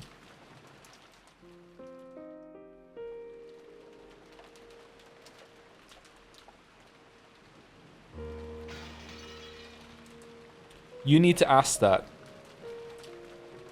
One of them probably killed those 2. Or it could also be an accidental death, like Maria was having a tantrum, and when Aunt Rosa tried to stop her crying, she misjudged how much power she was using and accidentally killed her. Then she was so upset that she slipped and fell, landed on the fence, and unluckily died. How's that? That way there's no need for a witch or magic. Well, that's not quite true. Actually, Rosa and Maria... Shut up. Didn't I say I wasn't talking to you? You're an eyesore, so disappear, you monster. Battler said that without rage, but with a horribly cold voice. That strange behavior was something Beato had noticed right off the bat. In a fight, both of them could go at each other without restraint. However, he wouldn't even step into the ring. She could feel that coldness. Beato didn't find that amusing. She thought about flaring up, but she held back. Maybe even though she was innocent and childish, she had enough sense to realize that she shouldn't pick fights.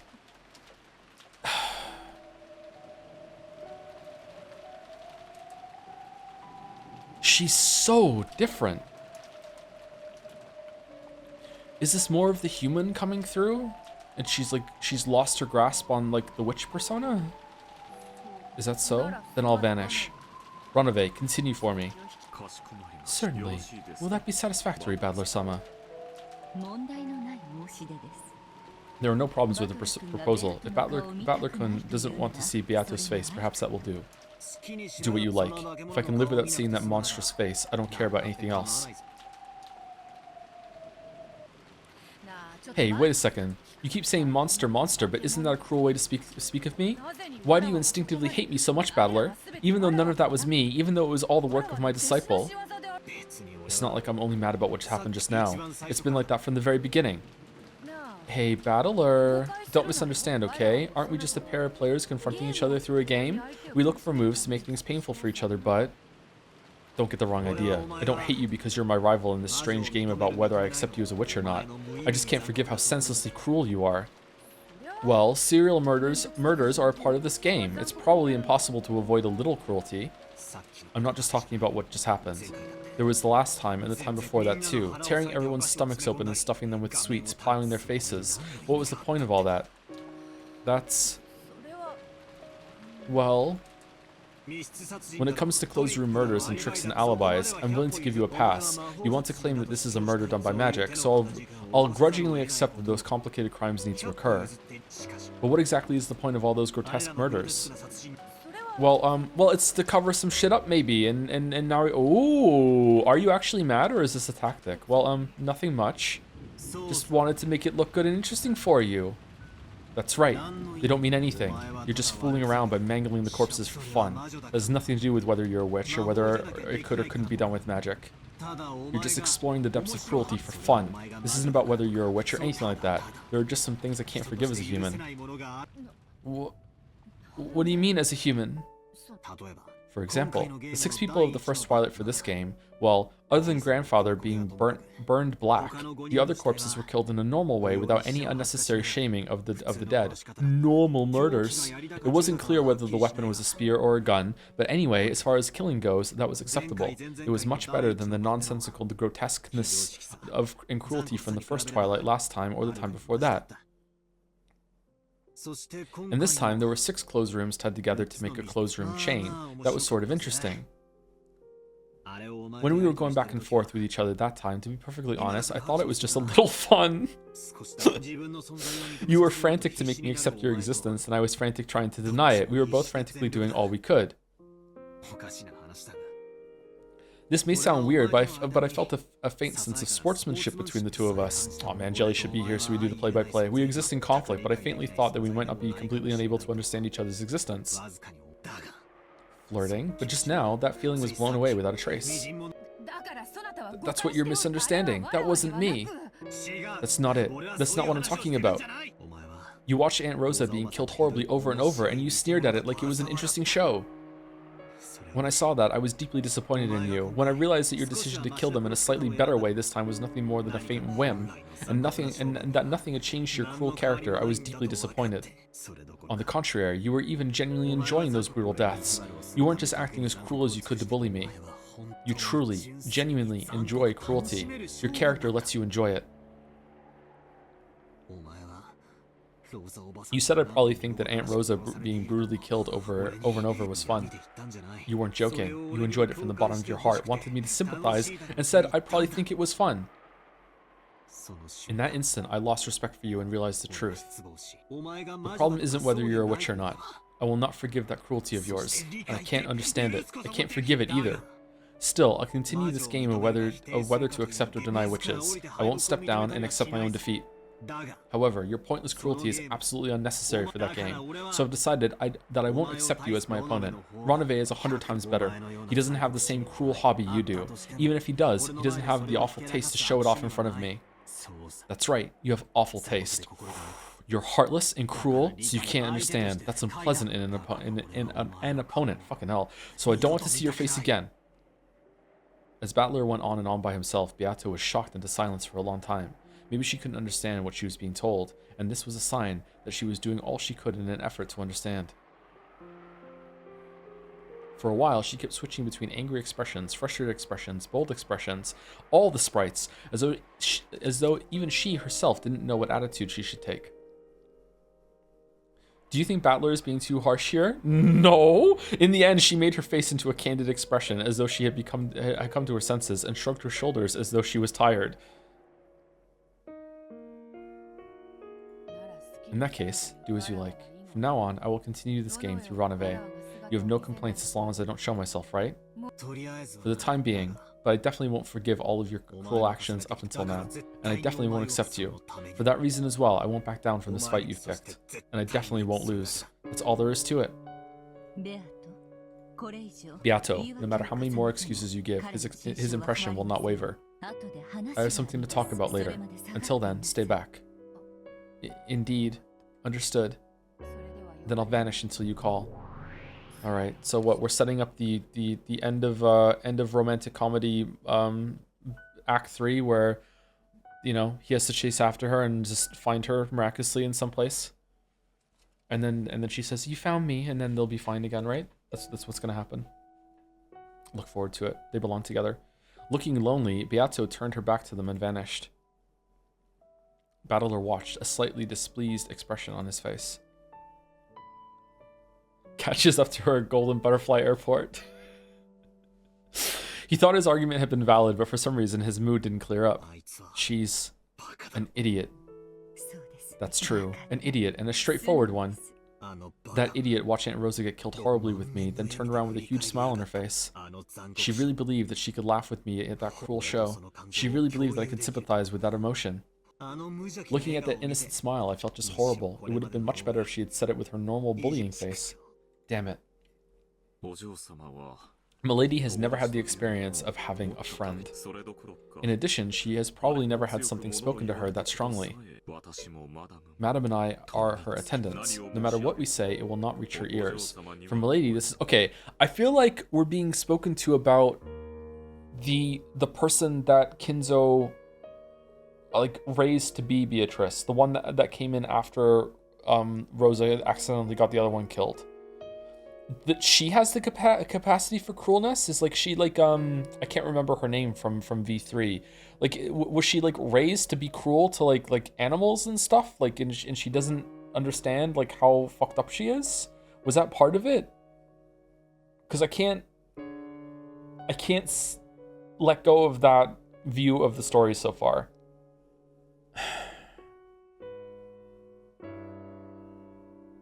So I'm trying to make it fit with that.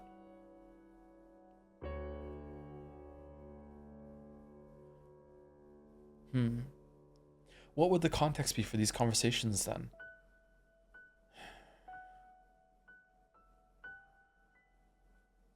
Who are we talking to right now?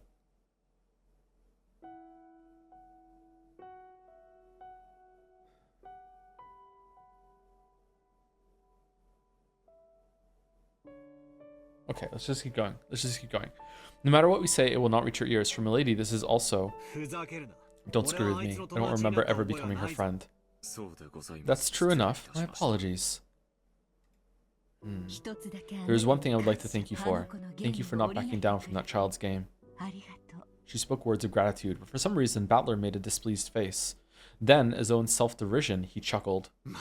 Now that I've even got witches and demons thanking me, I'm screwed. Let's resume the game. Of course, I don't intend to go easy on you. I wouldn't have it any other way.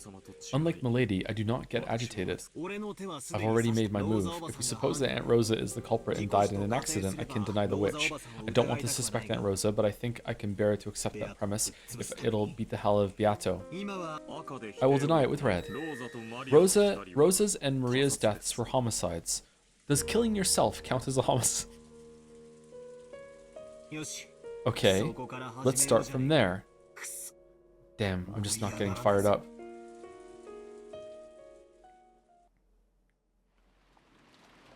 If Rosa was like choking Maria in her last moment before she died, or like it clamped around her arteries or whatever, and she like pushed Rosa really hard, and then she fell on the fence, and then she collapsed and died afterwards because of the damage done to her neck. Would that count as like a homicide, like mutual homicide? Like, would that be they killed each other? With Rosa and Maria's deaths, it was now clear that the culprit was still hiding somewhere, trying to add even more murders to this chain. As he shed tears, Rudolph scolded Rosa's corpse for being reckless several times, but Rosa would never respond to that again. They decided to place the two corpses in one of the guest rooms and to seal it until the police arrived. Is this the first time they've moved bodies? It's not the first time bodies have been moved, but is it the first time that the survivors have moved bodies? I think it is, isn't it? The second murder, no, the murder of the second Twilight had delivered a heavy blow to everyone. It had blown away the optimism that some of them had held. The thought that a crime didn't actually occur, it was all a game or a farce by Kinzo and the servants, trying to distract themselves from the loss of the people they liked. George and Jessica had spent the whole time since morning talking about every possibility, and they had distracted their hearts by supposing that these murders might actually have all been an act, and that Shannon and Cannon were only pretending to be dead. When the next murder occurred, it destroyed that thought, and they were once again struck by the fact that the person they liked had most definitely been killed. The tears that they thought had died away began to drip down once more, and Battler couldn't think of anything to say to them.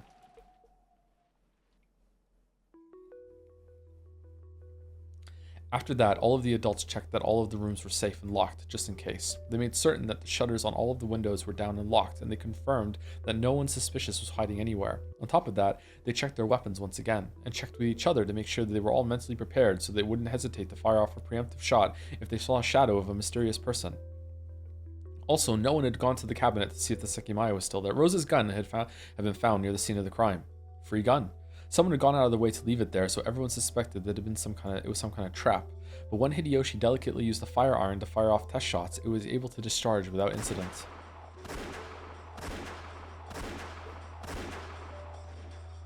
So, since the 5 shots loaded into it had discharged without any problems, they reloaded it with bullets and handed it over to the only adult male who wasn't armed, Hideyoshi.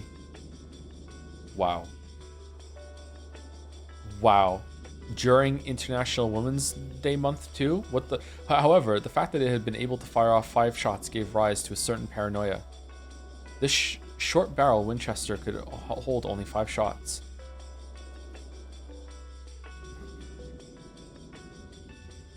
Nanjo has a gun. Does Nanjo have a gun?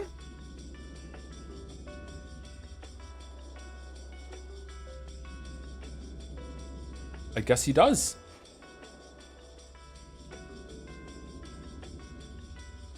This short barrel Winchester could only hold 5 shots. In other words, Sumari, Rosa hadn't fired even once, unless someone reloaded it, and yet the 2 had probably been killed by someone with their bare hands. This meant there was a possibility that the crime had been committed by someone whose face they knew. When the first murder occurred, I privately thought of the possibility that it was all an act. My apologies to Dr. Nanjo, but if he had actually been an accomplice, I thought the deaths of all the servants might possibly have been a massive elaborate act by Father. Maybe it still is, and they don't know someone's dead for real. After all, the closed room situation they were in couldn't have been created unless we supposed that it was an all-an act. We also suspected that. No, I still want to believe that that's the case. My apologies, but that is not so. I am quite old. I might possibly make a misdiagnosis. However, I would never mistake whether they were alive or dead. I get it. Don't go out of your way to say it out loud, Dr. Nanjo. My apologies. They had no way of knowing, but Beato had already used the red to proclaim the deaths of the 6. No, the deaths of all the victims so far in this game.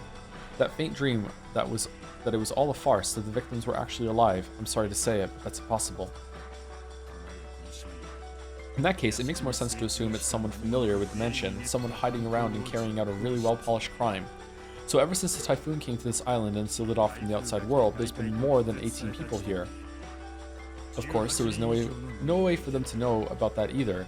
That claim of Rudolph's had also been denied and read. There are no more than 18 humans on this island. I might have a way to look at it that keeps things consistent, at least a little. Simply put, this person in hiding is someone who shouldn't really be on this island right now, and yet there's a likelihood that they were someone Rosa-san knew, someone she let her guard down around. It's Maria's dad. So, for example, could it be a servant who wasn't on this 2-day shift? It's hard to be certain about that one. When our servants finish their work and leave the island, it isn't as though we punch their ticket or something to make sure. If we're supposing that a servant on a shift from a few days ago only pretended to leave the island and actually stayed here, that would be hard to deny. I don't think Rosa-san is such a fool. If a servant who wasn't supposed to be here popped up in front of you, who wouldn't be on their guards? I'm not even sure we should be assuming that it was someone she recognized. Maybe they suddenly attacked Rosa from the darkness and were about to steal her gun. Then Rosa fell, hit her head against the fence, and stopped moving. The guest house was nearby, and they wanted to avoid the sound of gunfire, so they killed Maria-chan with their bare hands. There's also that possibility. Still, even if that is the case, would they really intentionally leave Rosa's gun at the scene of the crime? We don't know what the culprit's armed with, but they've got to feel insecure about our guns. Wasn't that a perfect chance for them to thin out our supply? Why would they intentionally leave it at the scene of the crime? At first, I thought that gun was a trap. That's what chessboard thinking says it should be. By purposely leaving it, they wanted to make one of us touch it, and they must have wanted us to make us pull the trigger. I was sure that something dangerous had been done to it, which is why I let Hideyoshi do it and not someone important, to make it explode and cause massive injuries. But it was actually okay. The culprit probably panicked. I'll bet that right now they're regretting that they missed their chance to steal a gun. I don't like it. It ticks me off, like it's a message from the witch saying she isn't even scared of guns. However, in any event, this is truly a fearsome opponent.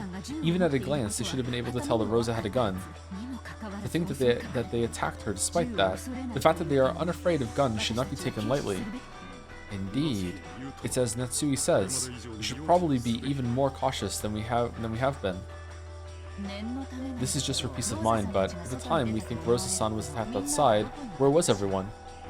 Natsui and I were here along with Rudolph and Kirie-san. I can guarantee their alibis, unless all four of them did it. Eva and I were together.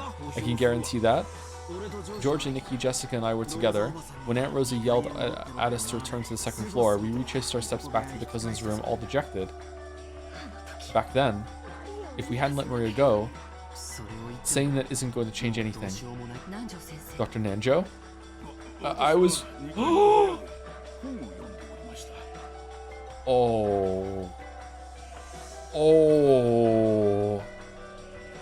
Fucking Schrodinger's cat box. It was I was reading a book in the room on the second floor. What was the book? I was by myself, so no one can verify my alibi, but I believe everyone saw me return to the second floor with the children. Once I say this, it'll never end. But what if you jumped out the window, attacked Rosa, then climbed back up using a rain gutter or something? Don't be absurd. How could I perform a feat such as jumping down from the second floor story or climbing up with this old body? Let us stop suspecting each other. It's more important that we trust each other and, for the children's sakes as well, defend this place until the very end. Okay, I'm sorry, but Nanjo should be in confinement right now? You're right. It's like Natsui-san says. For now, let's stop suspecting each other. That's right. We may be useless as far as searching for the culprit is concerned. We can only stay alive until tomorrow, inform the police and follow their instructions, because the police will definitely expose who the culprit is. Yeah... What is it, Ava? Is your body still feeling bad? Mother, what's wrong? Oh yeah, you're their kid. Are you okay? Sorry. It looks like my fever is still strong. I'll be fine, so leave me alone. It's all that time I've spent killing people in the rain. When they looked, they saw Ava staring at the floor, her breathing harsh again. She'd been able to act firm for a time due to the urgency of their situation, but it seemed her body wasn't at its best after all. Hold on. Hideyoshi could have ran out while you were asleep. went out and followed them, killed them, set the trap with the gun, and then when Kyrie like expertly made you fire it, disarmed the trap that you knew was there.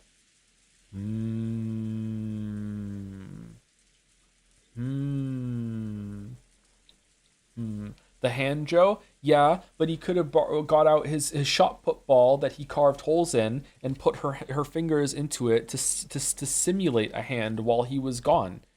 Easily. I think it could have been Hideyoshi. Yep. Oh fuck, you're here now? Yeah. I killed those two. Now we're the only ones who know about the gold, so I won't give up even a scrap to the other siblings. What have you done? There was so much of that gold, right? Giving Rosa and the others their share wouldn't have been a problem at all, right? It would. That gold is to be passed on only to the head of the Ushiromiya family.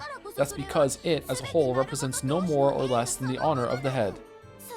To wound that even a tiny bit is definitely not something that I, the new Golden Witch Beatrice, will permit. Giggle, giggle, giggle, giggle, giggle. Do you plan to continue these murders according to the witch's epitaph? Do you actually plan to become a murderer 5 more times? Yeah. If I don't finish that annoying ceremony, it seems my power as a witch won't become complete. Hey, me. The power of the witch is really awesome. It really can make all the crazy things we imagine become reality. The power to make dreams more than just dreams. Now that I've learned of this power, I can no longer stop being a witch. If I can finish the ceremony and make my power complete, I'm sure I'll be able to teach you that feeling too. Giggle, giggle, giggle. Cackle, cackle, cackle. Cackle, cackle. Stop acting like a fool. Haven't you played at being a witch enough? We found the gold, and we've even been promised the position of the successor. We'll probably need to tightrope walk just a bit, but by now, that's a dream that will definitely come true. Beyond that, what more could you wish for? I wanted to become a witch. I don't give a damn about that dream. That's right. Because I kept holding on to that dream, I've lived at this age forever. When you become an adult, you threw that dream away. No matter how long you wait, the rabbit hole holding a clock won't visit you. The rabbit holding a clock won't visit you, and you won't be able to meet Humpty Dumpty. Of course, you definitely won't be invited to the land of cards. Because you gave up and accepted all that, you became an adult. Peter Pan and Alice in Wonderland thrown together, so you don't want to become a witch or anything like that anymore. You've even forgotten that it truly was your own dream at one point. Anyway, stop it. I've already gotten my hands on 2 dreams.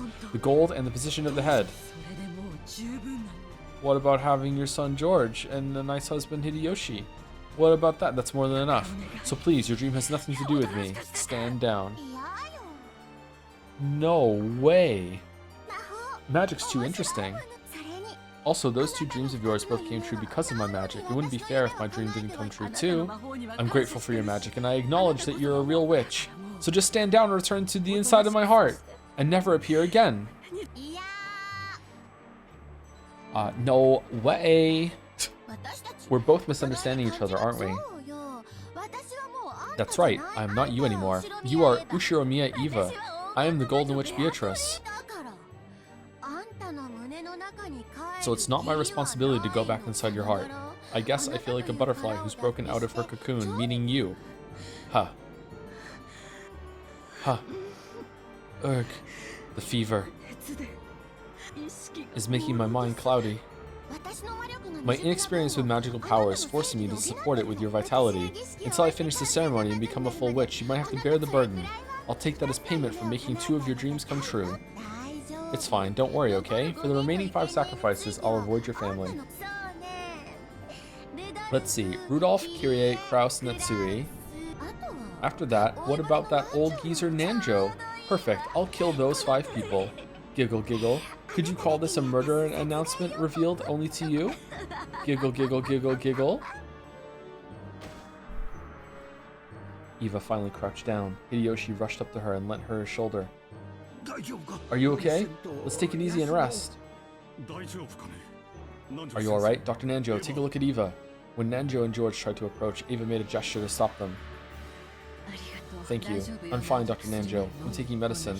I apologize for saying this during such an extreme situation, but let me rest a little longer. Mom, I'll lend a hand too. Thank you, but I'll be fine as long as your father watches over me. Go back to the second-story cousin's room and don't come out no matter what. Understood? No matter what happens, you must not leave the guest house. Outside. That witch will... Ooh. Don't talk anymore. Sorry everyone, but I'll be watching over Ava in our room. Tell us if something happens. Hideyoshi and Ava retreated from the lobby. However, Ava wasn't the only one who wasn't feeling good. They hadn't gotten a wink of sleep since the previous night and had been pressed by tension since that morning. They were mustering their energy to protect their families, but if they relaxed even a little, surely everyone would be down and out.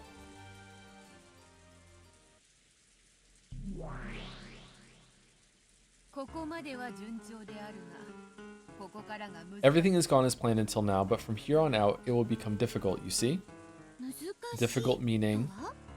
Indeed. Normally, as the ceremony progresses and the victims increase in number, they begin to tighten their guard, and in most cases they hole up in one place and stop moving. That is extremely inconvenient for us. Are you saying that we witches are inferior to a bunch of humans in a group? Witches are never inferior to humans. However, perhaps you could say that times change and that humans have gotten their hands on a poison. That wasn't a problem a long ago when people believed in witches, but just like that annoyance battler, people in the current era deny magic on a fundamental level. In other words, their existence itself is anti-magical, Sumari. As a result, at some point, they grew to possess a toxin inside their bodies that denies magic. Sumari, you're saying that the more humans there are, the stronger the magic resisting toxin gets, and the greater the disadvantage is for us witches. The combined amount of power in their hearts that denies magic. Sumari, their magic resistance power becomes the denominator in the equation of your magic's power. Understand? Is that a bit too difficult for you? You're joking. Actually, I understand it easily. Sumari, you're saying that the more people there are who don't believe in magic, the stronger their will is, the more the effects of our magic are divided. Yeah, if it's so formulaic, I'll have to rethink my method of attack. Fundamentally, magic possesses a vast power. It can even make a rain of fire fall from the heavens or divide a sea, and reviving a lost life isn't impossible either. However, that power is extremely weak against the toxin that rejects it, and that toxin started piling up in humans since the time they forgot to respect things sacred, until finally this earth was covered with enough toxin that the miracles of magic could not be displayed. Thus, witches from across the world were chased from their dwellings. They had been forced to choose to throw away their magic and live as humans, or else live in hiding in remote areas where the toxin of humans didn't reach.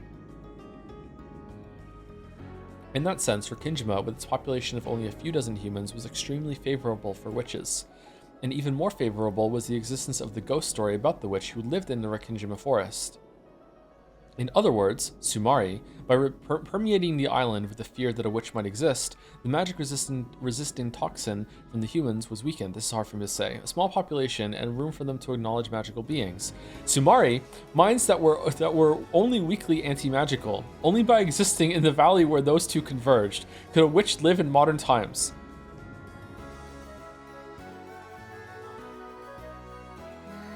I see. So using this formula, we can arrive at several rules for how a witch can use her power efficiently. The first is presentation.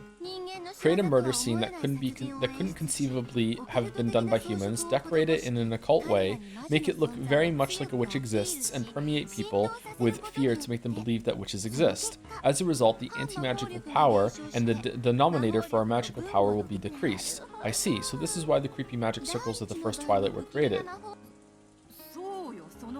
That's right, exactly. The gaudy scenes from the first Twilight in each game are all for that reason. It's definitely not as though I like being cruel or I'm doing it for fun.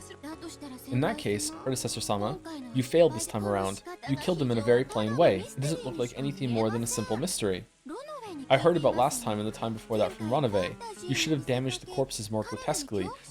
And you're just taking in stride that there was a last time? Aren't you thinking now, what if there's a next time? Are you just a part of the crew now? Like, what's going on here? You should have damaged the corpses more grotesquely like you did then, making it look more like fantasy and instilling fear in those people. Well, about that, I thought it wouldn't be artful to do that every time, you see. Don't think too deeply on it, it's just a whim. Actually, it really had been her whim, After what Battler had said to her, she couldn't say it out loud anymore, but she really had decided her methods of killing based on mere whims. No, would it be better to say she had half-heartedly let Ronave decide? After all, she left the closed rooms of this game's first twilight to him. What?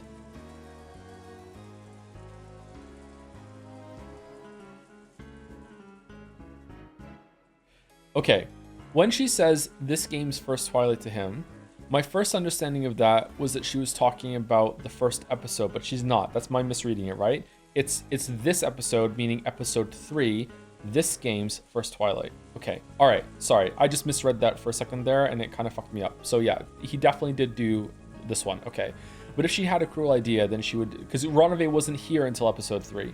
But if she'd had a cruel idea, then she would surely have explored the limits of atrocity even worse than in the previous game. He told me to show some restraint when deciding Rose's and Maria's deaths too, but that wasn't a course of action beneficial to us witches either, was it? In actuality, by now, none of them believe one bit that a witch actually exists. They're totally sure that it's a mystery, not a fantasy. This turn of events is a failure from a witch perspective. For some reason, you keep doing things in a kind of lukewarm way, Predecessor Sama. Like they say, things you learn when you're young will definitely help you out in the future. This is a test passed on from my predecessor to you. Take it on with respect. Wahaha. Beato tried to laugh heartily, but it was obviously the fake laugh of someone trying to cover something up, and the new witch shrugged with a sigh. At this stage, it's probably too late to create a scene and reduce the anti-magic power. In that case, there's another move. Getting the humans to split up should work. Indeed, that is probably the most effective way. The smaller the number of humans, the more the denominator shrinks. As a result, the magical power functions instantaneously.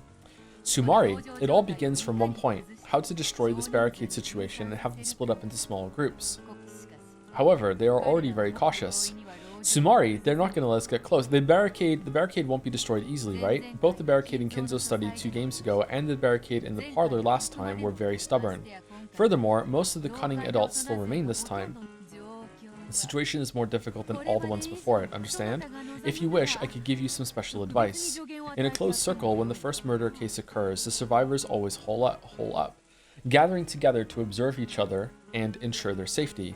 Funnily enough, not only do mystery authors and murder culprits worry about how to break that situation apart, but so do witches, who supposedly exist at the other end of the spectrum. For a while, the new witch poked her cheek with her pointer finger, and after acting as though she was planning something, she spoke. No, I'm fine. After all, it is a test. I won't borrow your moves. Really? Still, it will be rather difficult to defeat this barricade, right?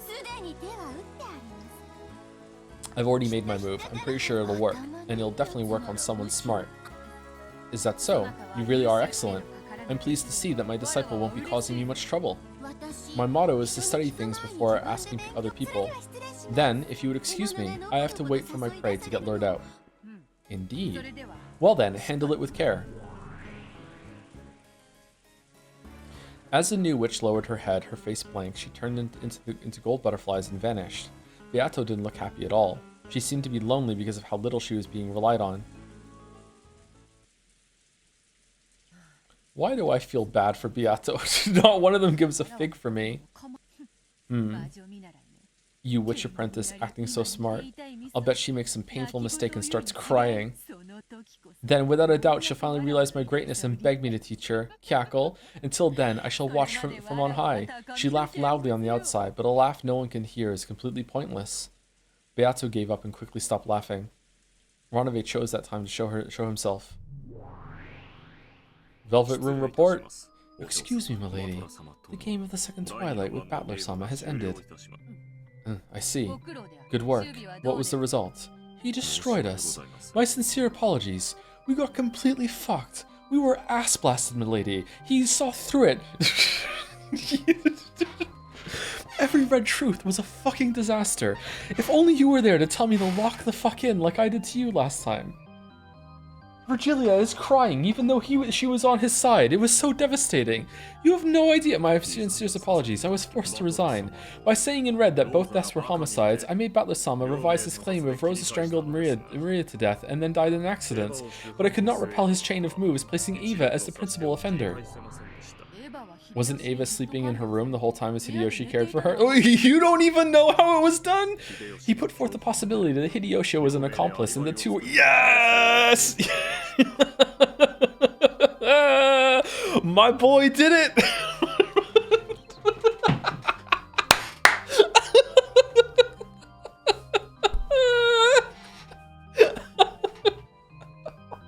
How does this happen every time? You put forth the possibility that Hideyoshi was an accomplice and the two worked together to create an alibi.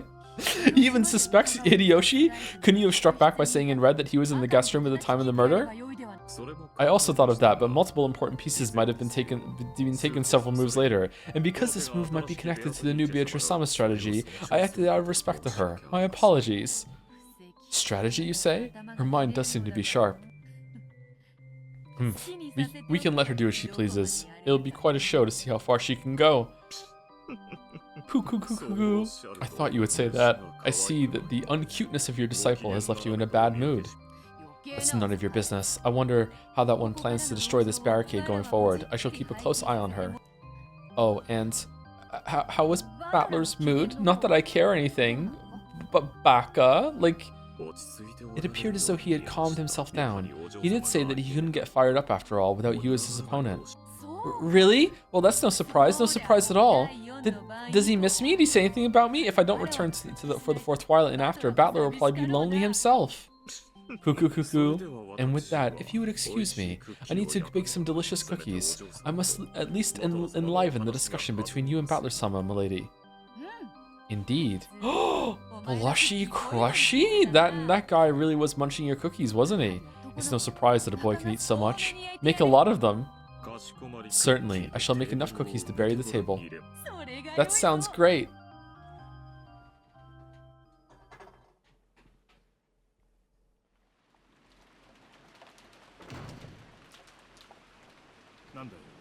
Blushy Crushy. Thank you, Omega Green XY for the resub. Joey Umineko, thank you. Thank you, Bartiox, or Bartios, for the resub as well. Thank you, Elaine Meow5 for the resub. Umi Pico. Thank you, Lazy Potato, for the bits. Can Paimon say Sumari? In other words, Sumari. Paimon thinks... No, I don't think I did it right there. Do I need to start with Paimon thinks? Paimon thinks Sumari. There you go. Thank you, Ricekins, or Ricekins, for the resub as well. Hope you're doing well, Joe. Congrats on the new place. Thank you very much, Ricekins. Thank you.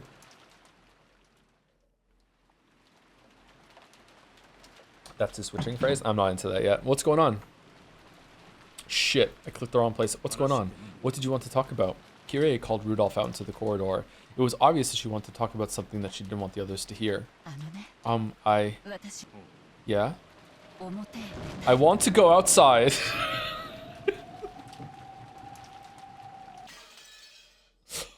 Oh.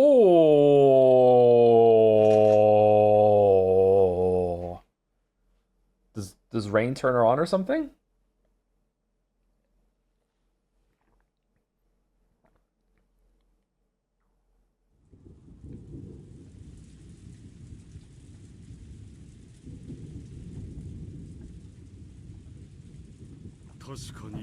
What other possible reason could she have?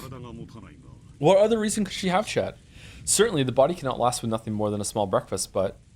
Of course, we understand. Still, as time passes, it will get darker and darker out. It's probably at its brightest now. It's the most convenient time.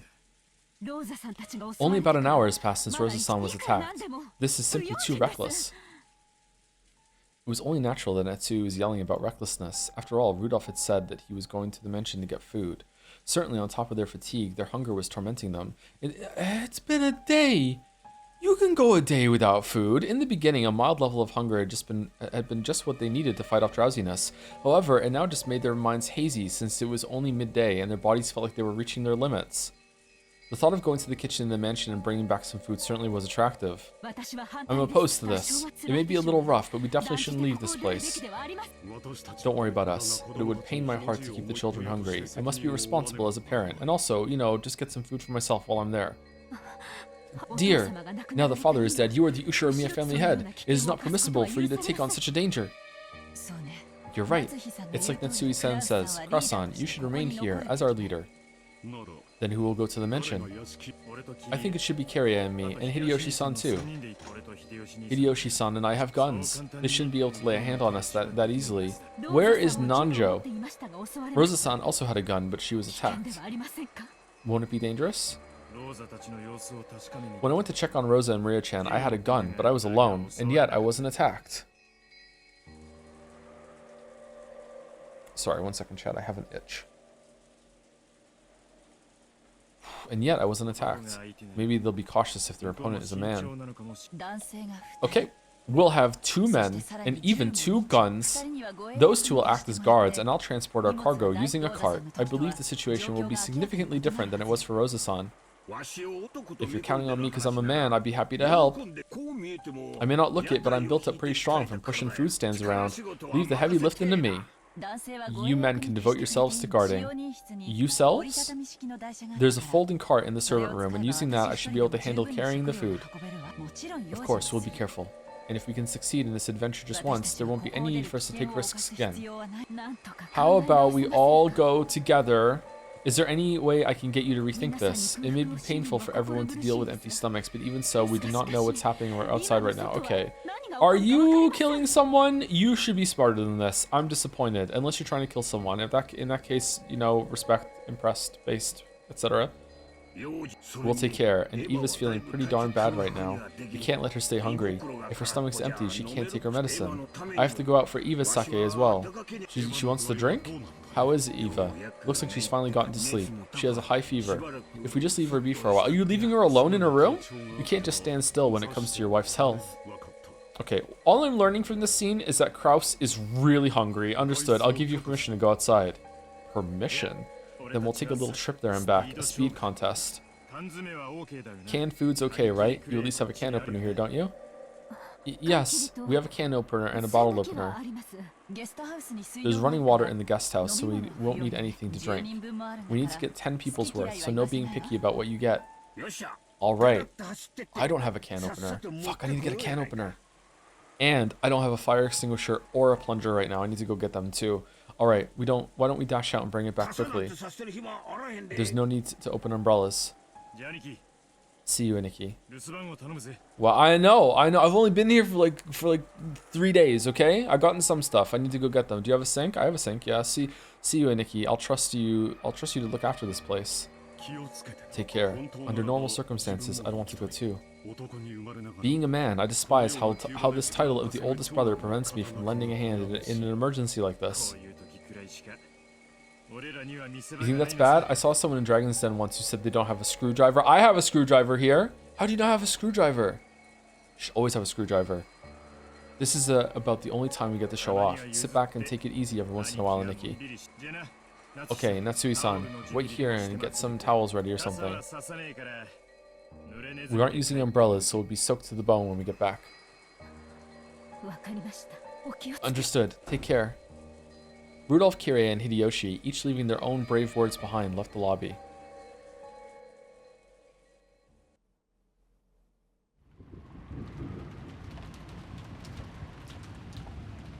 Compared to the time Rosa and Maria had gone outside, the winds were much stronger. Rudolph's group of 3... Oh, so the typhoon still hasn't, like, passed yet, or begun to pass yet. Okay.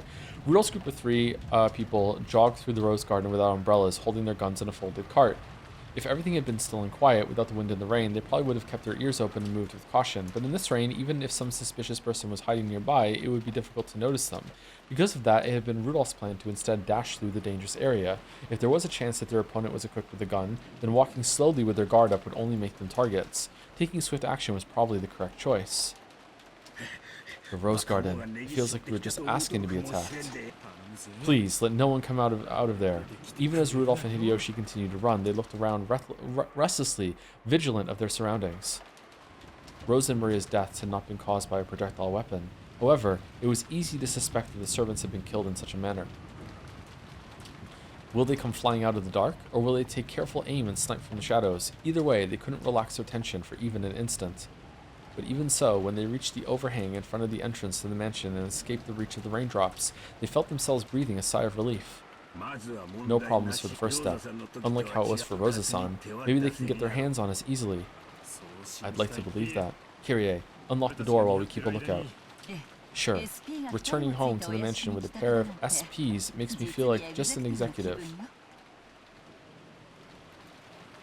Security personnel?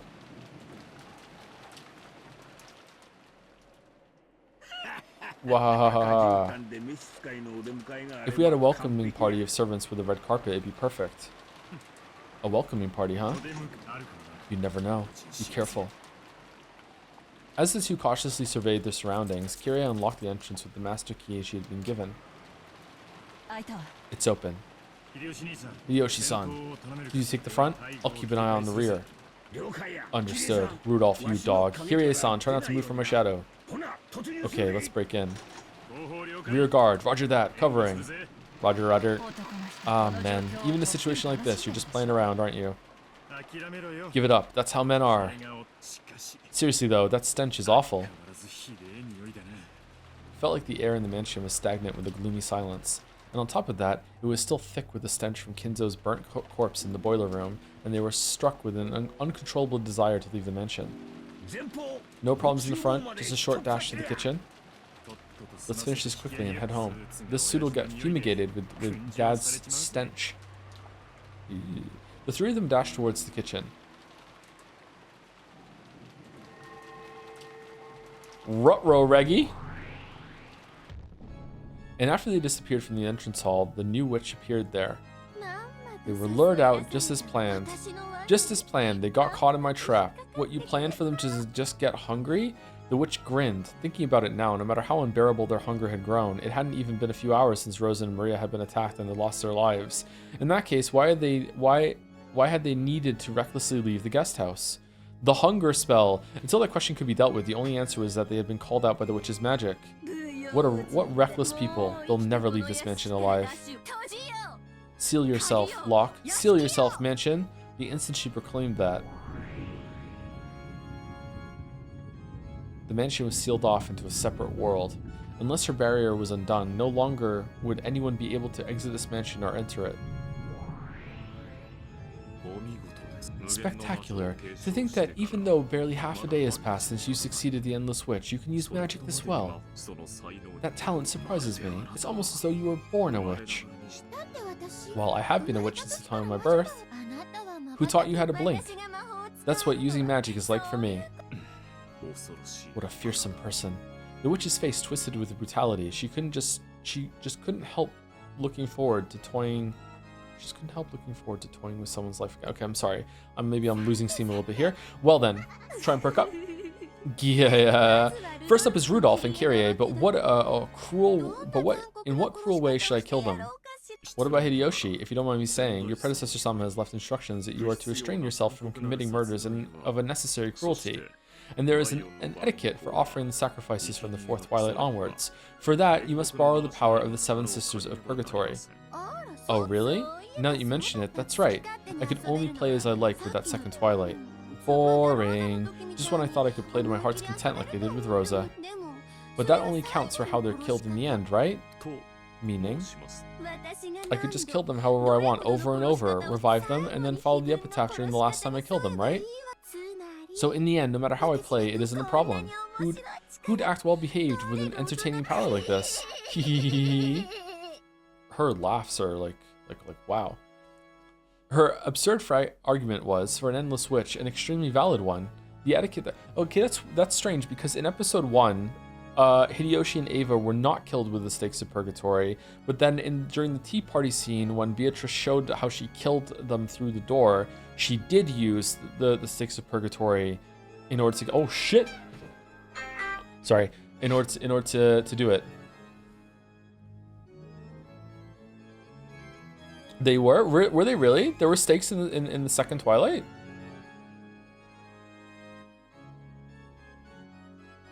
Were there? Oh, you're right, there were. Okay, so why is episode 1 different then? Why is episode 1 different?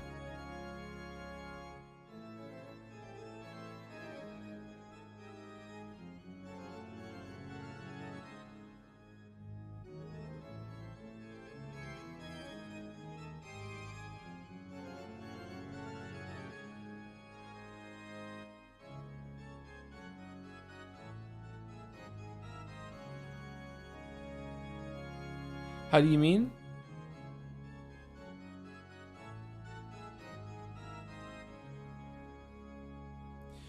Etiquette for offering sacrifices from the fourth twilight onwards. For that, you must borrow the power of the Seven Sisters of Purgatory. Well, in episode 1, it was the second twilight that uses the Seven Sisters of Purgatory already. That's what I mean. Like, why is it different this time?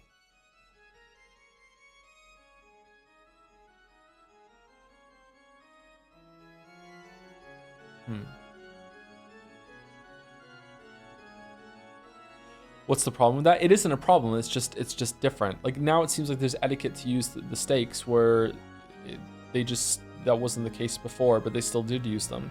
So maybe the twilight in this one is different. The etiquette that controlled the manner of the killing sacrifices of the fourth twilight and onward was represented by the lines like "gouge the head." However, that referred to the way those people died in the end. In other words, Sumari, in the process leading up to that, she was free to tease and kill them however she wanted. She just had to keep on reviving them and follow the rules only when she killed them the final time. Though Ranave felt that her innocent cruelty was part of her talent as a witch, he was beginning to notice an innately brutal side of her. They do say that apprentices are the most brutal of witches, and now I see this may be true. Do as you wish, is what I would like to say, but here it may actually be wiser to show restraint. They have guns. Weapons with a high anti-magic power, such as guns, are the natural enemies of witches and demons. The witch stared blankly at this demon butler, who was surprisingly afraid of guns. That can't be right. Shouldn't witches be able to take a shot from a bullet easily?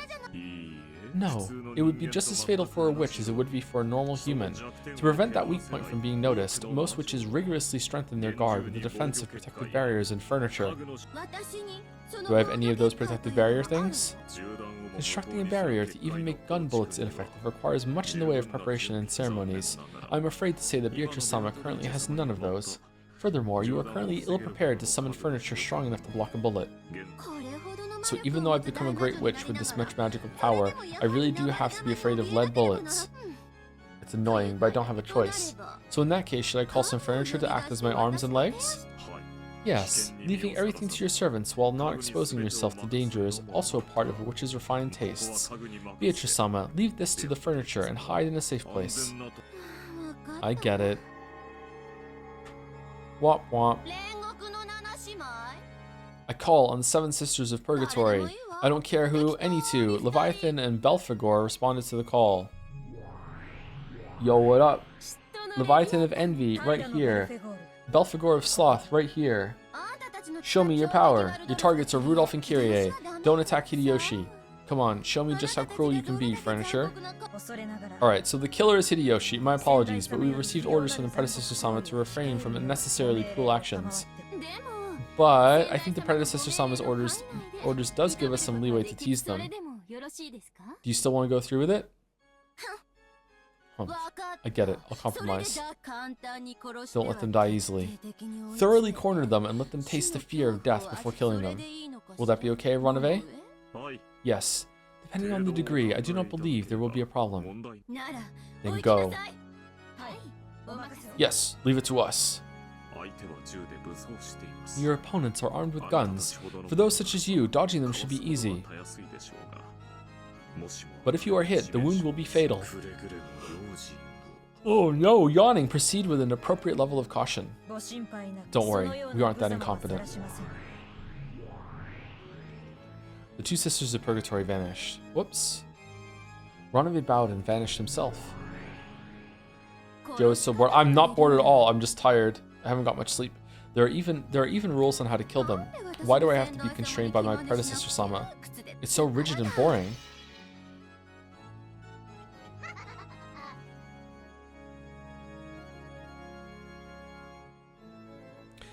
As the witch looked up at the portrait of the predecessor Beatrice hung in the hall, she cursed.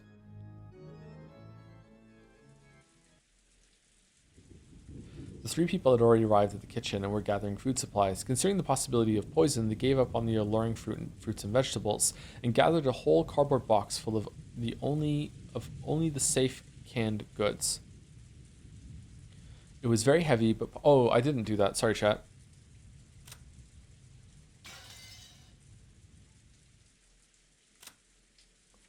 Died in the rose garden with her medulla oblongata pierced by the spear-shaped part of the fence. If Maria's death hadn't been a clear homicide, it may have been possible to suspect an accidental death in Rose's case. This woman was the human sacrifice for the birth of the new witch. Maria. Her corpse was found in the rose garden. The cause of her death was strangling, probably by bare hands. Circumstantial evidence makes it reasonable to assume that she was killed after Rosa. Then her blood became the red ink for the witch's oath. Huh. It was very heavy, but by piling on the cart, they could carry it well enough. This should be more than enough for 10 people to hold out until tomorrow's breakfast. That should carry them until the boat arrives. The 2 men were supposed to be focused solely on guard duty, but the weight of the load was tough on Kyrie, even with the cart. Hideyoshi, who wanted to show off his power, switched to be the cart pusher, and Rudolph and his wife took up the task of guard duty. With all this, even George and the kids will be full. The trip back will be a picnic, so let's go. When Hideyoshi vigorously announced their departure, Kyrie frowned and seemed to be gazing into the distance. There was a wall in that direction. No, if her gaze could go through that, there was the main hall behind it. What is it, Kyrie? It's vague, but I've got a bad feeling gnawing at me. Kyrie stopped walking and narrowed her eyes even further. Woman's intuition? At times like this, Kyrie's intuition often rang true, even when she didn't have a logical reason. Rudolph believed in that intuition. Yes. Someone's probably waiting to ambush us. I didn't sense them before, but just now, I felt it. Just now, someone set up an ambush for us. Then there's no reason to go back the way we came. There's a back door over there, right? Let's leave that way. Rudolph made to unlock the back door. When goods were carried into the kitchen, they never passed through the part of the mansion the family came and went from. So outside the back door, there was probably a ramp used to carry things in. Surely they would be able to leave through there with the cart. What the heck? It's stuck. Damn, what's going on? Can't you open it? Nope. Is it broken? It's genbu'd. It isn't giving an inch. Rudolph tried various things, first using force, then coaxing it, but the lock was as hard as stone and didn't even budge. Don't force it. Let's leave through the front entrance. Right now, it'll be even worse if we stand around wasting time. You think this is a trap? I don't know.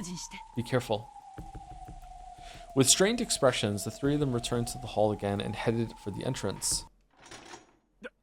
Who is it? The instant they exited into the hall, Rudolph noticed a suspicious shadow right in front of them and yelled. In that instant, a storm of gold leaf started blowing, and gold butterflies covered the area with a gold color. I can't believe it. A lowly human predicted our ambush? Sorry, Cha, I have to stretch. Oh, good stretch. Good stretch. It isn't my fault. I was hiding my presence. Don't hesitate. Fire. 2 guns spouted fire. The lead bullets blasted right through the magical defense of the pair as easily as it were a wet paper wall. But the 2 figures that should have been there had disappeared. Certainly, guns were frightening objects for them, but there was no need to fear as long as they weren't hit. They at least had enough speed to dodge those. Wait a sec. You won't even give us a chance to say our names? This is why I hate humans. Leviathan was a full 10 meters from where she had supposedly been, popping her head out from behind the pillars in the shadow of the staircase and protesting. In accordance with Beatrice-sama's orders, we will hunt you down. Our orders tell us to make it take some time and to tease you. You are free to resist, but know that it will be useless. That voice came from overhead. Belphegor could be seen on top of the hall chandelier. Elegantly looking down upon them, she proclaimed their execution with a cruel smile. What are these, girls? Forget the cart. We have 2 opponents, so if we split up, they can't chase all of us. No, all 3 of them were well acquainted with the inside of the mansion. In case of a crisis, they had planned to run off in separate directions. Returning to the guest house by breaking windows or leaving through a back door, fighting was forbidden. As long as they could fully escape. Break a window and jump out, ha ha ha, in a tight spot, escaping is victory. Rudolph's having a blast. The 3 of them ran into the depths of the mansion at full tilt. That pair of furniture calmly watched them go. I'll kill the woman. You take the man. Understood.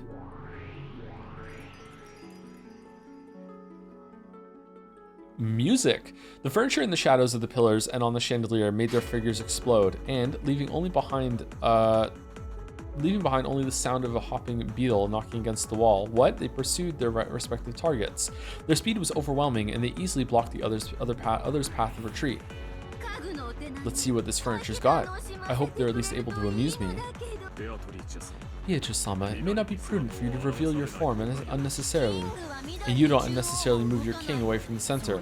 That's part of a monarch's and a witch's dignity. Belphegor was already blocking the way in front of Rudolph, who had boldly tried to escape to the second floor. It's useless to try and resist or escape. You don't need to think about anything. Just close your eyes. Close your eyes. I'll gently end it all for you. You'd make a good wife. Husbands love to hear that kind of thing when they come home all tired. To think you're still relaxed enough to speak with such insolence at a time like this really is Battler's dad. Beatrice-sama, thank you for this excellent prey. Die! Rudolph shot first. But even before the bullet could hit her, Belphegor had already moved behind Rudolph's back. She then raised a purple curve springing out from her arm. However, incredibly, before that arm could decapitate Rudolph, he had swung his gun behind him. The barrel remained pointed behind his back, from the same motion with which he had reloaded the sawed-off gun one-handedly. It was pointing right at Belphegor's chest. Click, click, clunk. It was the sound of the ejected empty cartridge finally hitting the wall after the reload. In other words, Sumari, it meant the next shot was already fully loaded. Without turning around, his gun pointing right at Belphegor's chest, Rudolph grinned. Not bad for a middle-aged man. Don't look down on the generation that loves old westerns, okay? You brats don't know anything about the refinement of a lever action.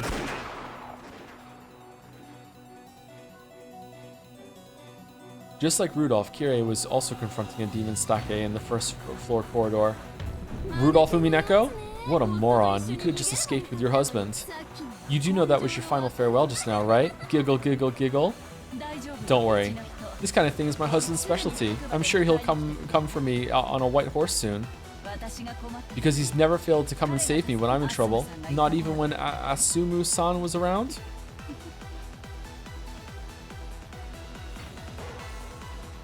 Battler's mom? Or a reference? Hehehe. What a happy couple. I'm jealous. I am Leviathan of Envy. Envy itself is my power. Okay, jealousy's not the same. My anger, my lifeblood. I agree. Envy is the source of a woman's power. And if that is power, I won't lose to a girl like you. Imagine saying that to the one who governs envy. You actually think I'd let you two be reunited? I'll give you a tragic farewell. The arm of Leviathan swung was trailed by a purple curve. It was a magic blade that cut with the power of a malice. Kirei blocked it with her gun. What do you mean? Even though the magic blade should have cut through the metal like butter, the gun, with its extremely high magical resistance power, was able to block the blade as easily as it were a rolled up newspaper. Rapidly, 2 times, 3 times, it blocked all of them. She's perfectly parrying? What? And without missing the opening created when that purple curve took a swing upward, Kirei kicked Leviathan in the stomach with her heel. Leviathan was knocked away like a lightly dancing feather. Before the demon Stake's feet touched the ground again, Kirei was already pointing her gun directly at Leviathan in midair. From that position, the two women who had called envy a form of power met each other's gaze. Can you do it? Can you pull that trigger? Already have. It can be brutal when my husband isn't around. Sorry. Holy shit! I can be brutal whenever my husband is around. Ow, ow, ow, ow, ow. Rudolph tumbled down the staircase. He'd been gradually cornered by Belphegor and had been pushed back into the main hall where they started from. The predecessor Sama's furniture is pretty good. They aren't very flashy though. Beatrice-sama, it isn't over yet and it's dangerous to show yourself. Don't tell me you're... Ava? That used to be my name, but it's different now, Rudolph. You don't have to tell me. You're gonna say you're the Golden Witch Beatrice, right? Yeah. How did you know? Since the time Rosa was killed, I had a vague idea. Rosa, forgive me. Forgive me for sending the sister you hated down to the hell you're in. Holy shit! Alright, this scene's good. Beatrice-sama, look out. I really like Rudolph and Kyrie. Rudolph mercilessly pointed the barrel of his gun at the witch who claimed to have once been his sister. But Belphegor would not permit that and attacked savagely. She dashed, disappeared, and headed for Rudolph's back. She dodged that shot and again headed for Rudolph's back. And vanished over and over, instantly removing into Rudolph's blind spots. It was almost like she was a fairy. As she blinked in and out of vision, Belphegor incessantly drove toward Rudolph. Maybe this is kind of fun. Rudolph, let me sit back and watch to see how long your brave efforts last you. Cackle, cackle, cackle, cackle, cackle, cackle, cackle, cackle. At that time, there was a dull tearing sound along with Rudolph's cry of anguish. Rudolph's reaction to the dance of the purple curve that pressed upon him had finally been too slow, and he let it lightly cut his flank. That single wound slowed him down just once.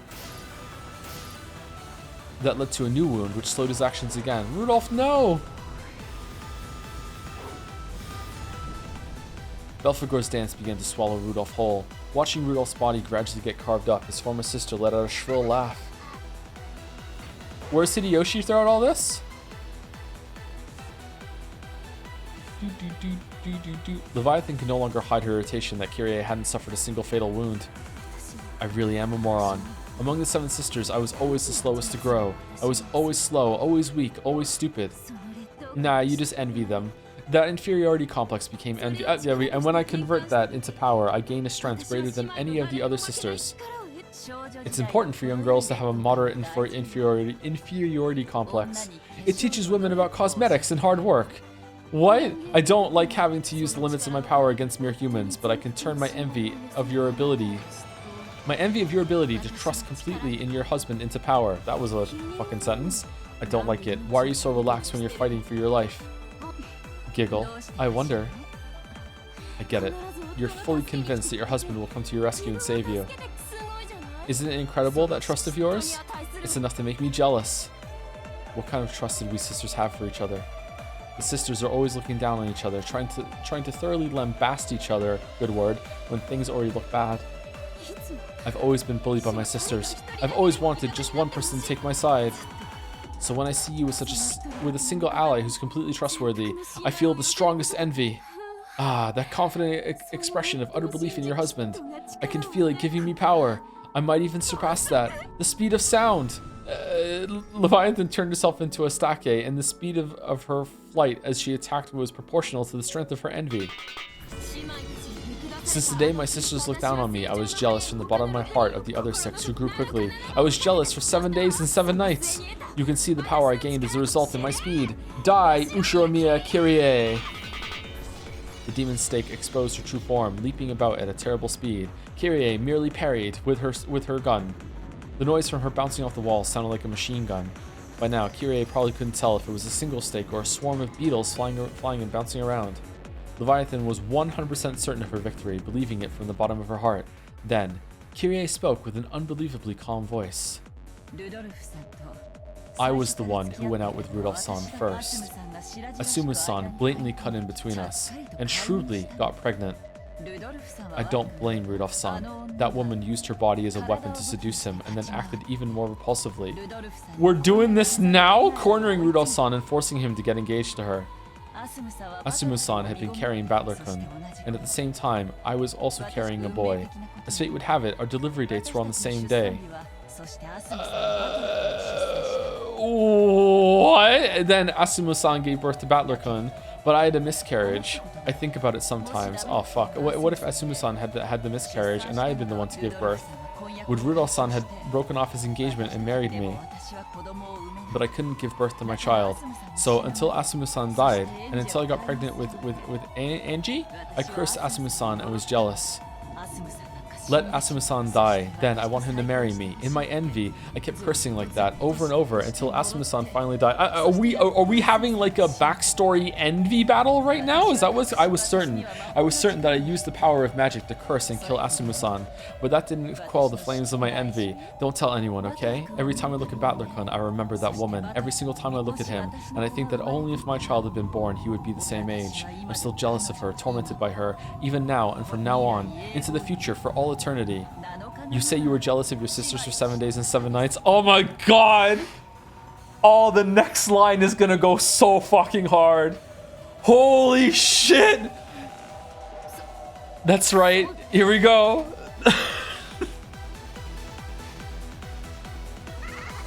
Oh, don't make me laugh, little girl. How could you understand the madness of a woman whose man was stolen from her and who's burned with envy for 18 years? What?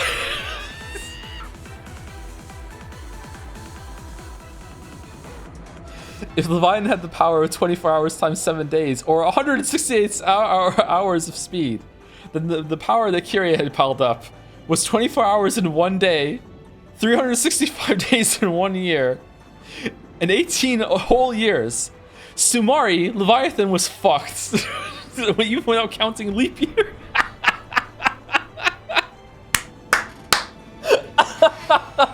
And we should, because it's Umineko. That was 157,680 hours.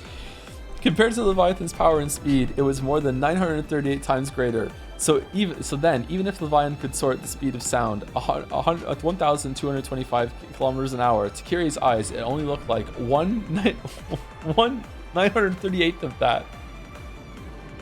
Which means 1,225 divided by 938 is a speed of 1.3 kilometers an hour. They say a human's walking speed is 4 kilometers an hour, so it was even less than half of that. This is almost the same speed as a baby crawling on the floor, which means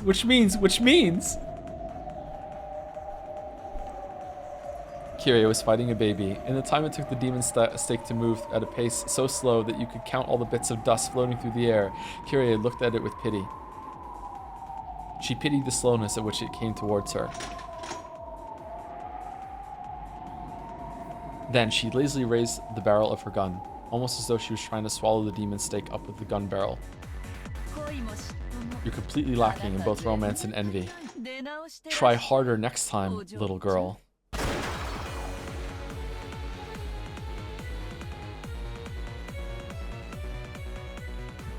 Damn. Okay, I think this is the first battle that I've liked. That was good. Rudolph, what happened to all that vigor from a couple seconds ago? You're supposed to slice up a fish while it's still flopping around. After it dies, it isn't interesting anymore. That's enough. Why not kill you now? Yeah, damn it. I'm surprised you managed to endure this long after being carved up. That's enough. From now on, you don't need to think about anything. I'll steal away your life painlessly. Wait, there's a favor I want to ask. At the very end, I want to do one of those. What do you mean, one of those? You know, that thing you see in all the westerns. We start with our backs together, walk 3 steps, and then bang. Ah, a duel. Very well. If that will satisfy your regrets in this world, I'll accept. Rudolph moved his wound-covered body and turned his back to her. Belphegor responded and turned her back to his.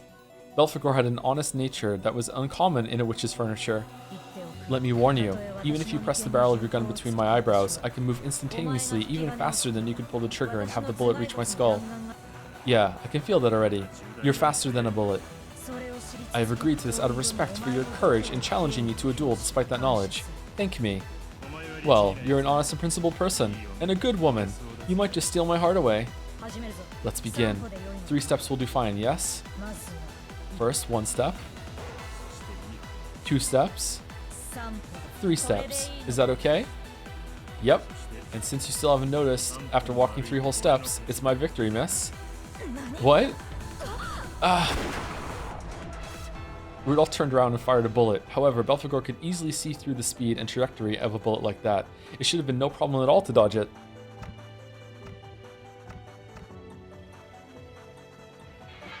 But a spray of fresh blood flew about. Belphegor had set up an adequate magical defensive barrier, but before an incarnation of anti-magic powers such as that bullet, it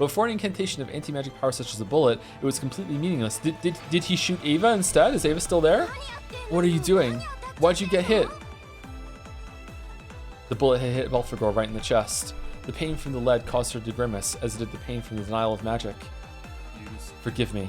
I'm a coward of a man. Ugh. Merry Christmas. What a killjoy. To think that furniture of a witch could be defeated by a human.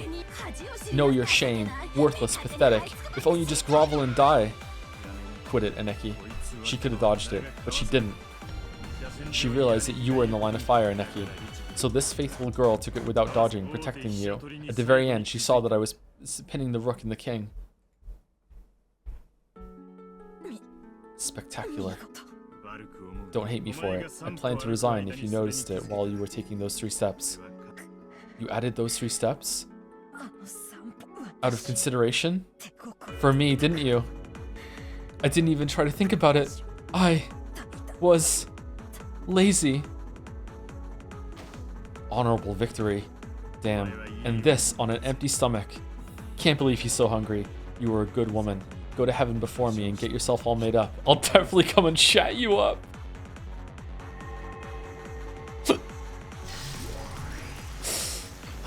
Alright, are the other 5 going to come now and kill him? As Belphegor slowly fell over, she lost even the power that kept her in human form, and she grew small, like gold dust melting into thin air. At that point, Kyrie dashed in, seeing that she had somehow defeated her pursuer by her own hands. As she pointed the barrel of her gun straight at the witch, she ran up to the wound-covered Rudolph. Are you okay? Were you chatting someone up just now? Yep, a good woman. No match for you, of course. Sorry, Aneki. It's checkmate. The 2 of them pinned the witch down, the barrels of their guns. Worthless furniture. To think they'd been beaten by human opponents. Worthless. Stupid. Boring. Beatrice-sama, we should retreat for now. There is no furniture or barrier to guard against bullets here. Hehehe. Cackle, cackle, cackle, cackle. The witch began to let out a muffled laugh. It surprised not only Rudolph and Kyrie, but Renove as well, because a situation like this, with 2 guns pointed at her, was not one that even a witch could just laugh off. But the witch laughed with pleasure. Well, it's only natural that the predecessor Sama's worn-out furniture couldn't do it. I need to get new furniture that's suitable for me. I use them out of obligation, but I've always hated secondhand stuff. As she said that, she looked down at Belphegor's remains, which had already finished turning into a pile of gold dust, with disgust. I don't know what you're talking about. Be a good girl and put your hands up. Then, the witch obediently raised her hands, but instead of raising her hands because a gun was pointed at her, it looked more like she was a conductor facing an orchestra, waving her conductor's baton. Come, arise, furniture suitable for me. Not that cheap furniture, much stronger ones, cruel ones. Can we shoot her, please? Stop this bizarre act. I'll pull the trigger. Dude, do it!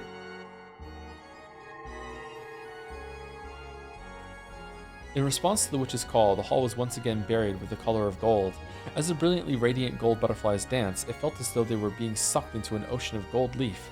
Renove was shocked at that upsurge of magical power. After all, it far surpassed that of his former master. As their eyes were dazzled amidst the golden flash, a gunshot could be heard. Either Rudolph or Kyrie had fired around. Then, when the golden flash subsided, at the very least, the witch was standing there, looking cool and composed. The bullet?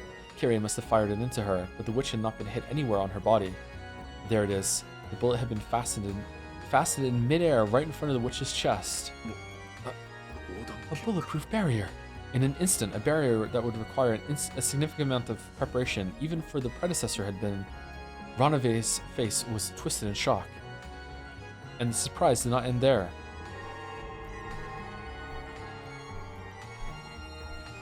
The cloud of gold butterflies had created 2 humanoid forms. It was a furniture summoning. Oh no. Oh,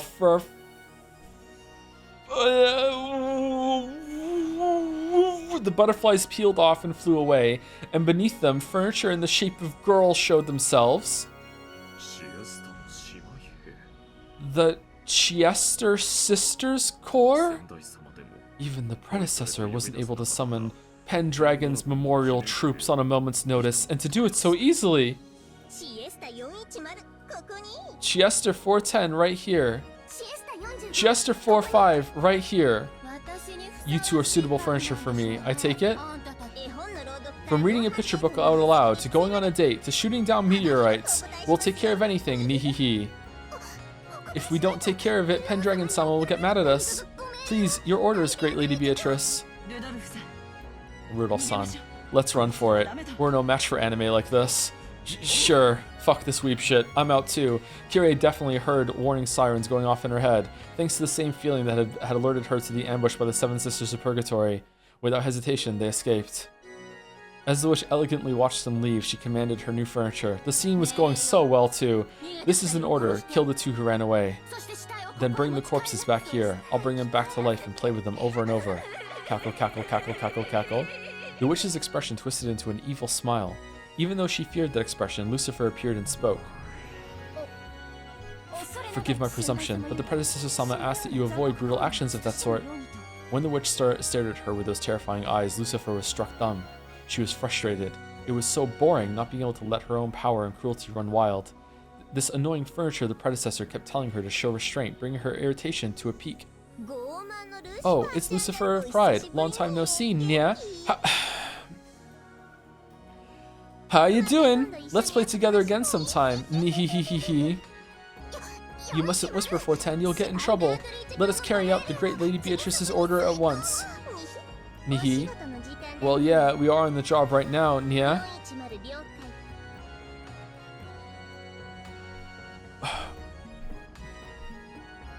Booted? Ring? What? System? What does this say? I can't make it out. Oh, is it an eye?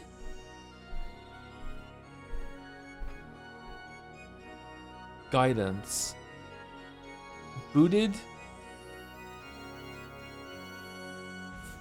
Firing guidance system? Okay. Oh, chat is saying it too. Okay. Nihi, well, yeah, we're on the job right now. Yeah? 410, roger's that. Preparing for sniping pursuit combat. Accumulating terrain data. Accumulating data for firing. Data link with 410. 410, data received. Target lock acquired. Commencing terrain calculation, error calculation. Formulating firing curve. Supplemental control point calculation complete. Where is Hideyoshi? Data link to 45. 45, data received. Checking hazard zone. Ah, that's no good. Lucifer Chen, better get out from behind us, or you'll get roasted by the backblast. Nihi. Thanks to their paired measurements, the Chiester sisters were able to instantly calculate the terrain throughout the mansion and the coordinates of their targets, as well as a firing curve to reach them. That's right, their shots could be guided to follow a curved line. None could escape. The precision guidance used by the Seven Sisters of Purgatory was nothing more than a cheap knockoff of the ability these two held.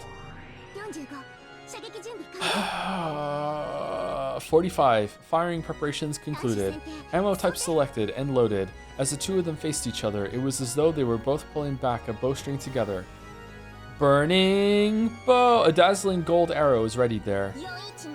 410. Nihi. Firing. After giving that announcement, they released a single arrow together. As the path taken by the gold sparkling snake of light drew a curve, it followed the direction that Rudolph and Kyrie had escaped to in rapid pursuit. It turned through the corridors, crawled over the floor, chasing them as it drew a beautiful curve. Man, really? Rudolph and Kyrie, deserve to live after what they just did. What the shit, man? No one could block the guided shots of the Chiester sisters. No one could escape from them. And their strength could pierce all physical and magical defenses. It was quite a merciless guided weapon of certain death. It's like Freya's enchantment. However, among mythical class soldiers, it was a weapon used by pretty much everyone. It was very commonplace for them and very extraordinary for those of the everyday world. What the? When he noticed something rapidly chasing them and turned around. The exact position of Rudolph's heart was pierced by the gold snake. It all happened in an instant. Rudolph-san? After the gold snake pierced Rudolph, it swooped down to the floor, drawing a beautiful spiral, coiled itself around Kyrie's legs, and crawled up to her chest. And just like Rudolph, it pierced the exact location of her heart. And all of that happened in an instant. It pierced Rudolph and then Kyrie. So they died, dropped to their knees, and fell over at almost the exact same time.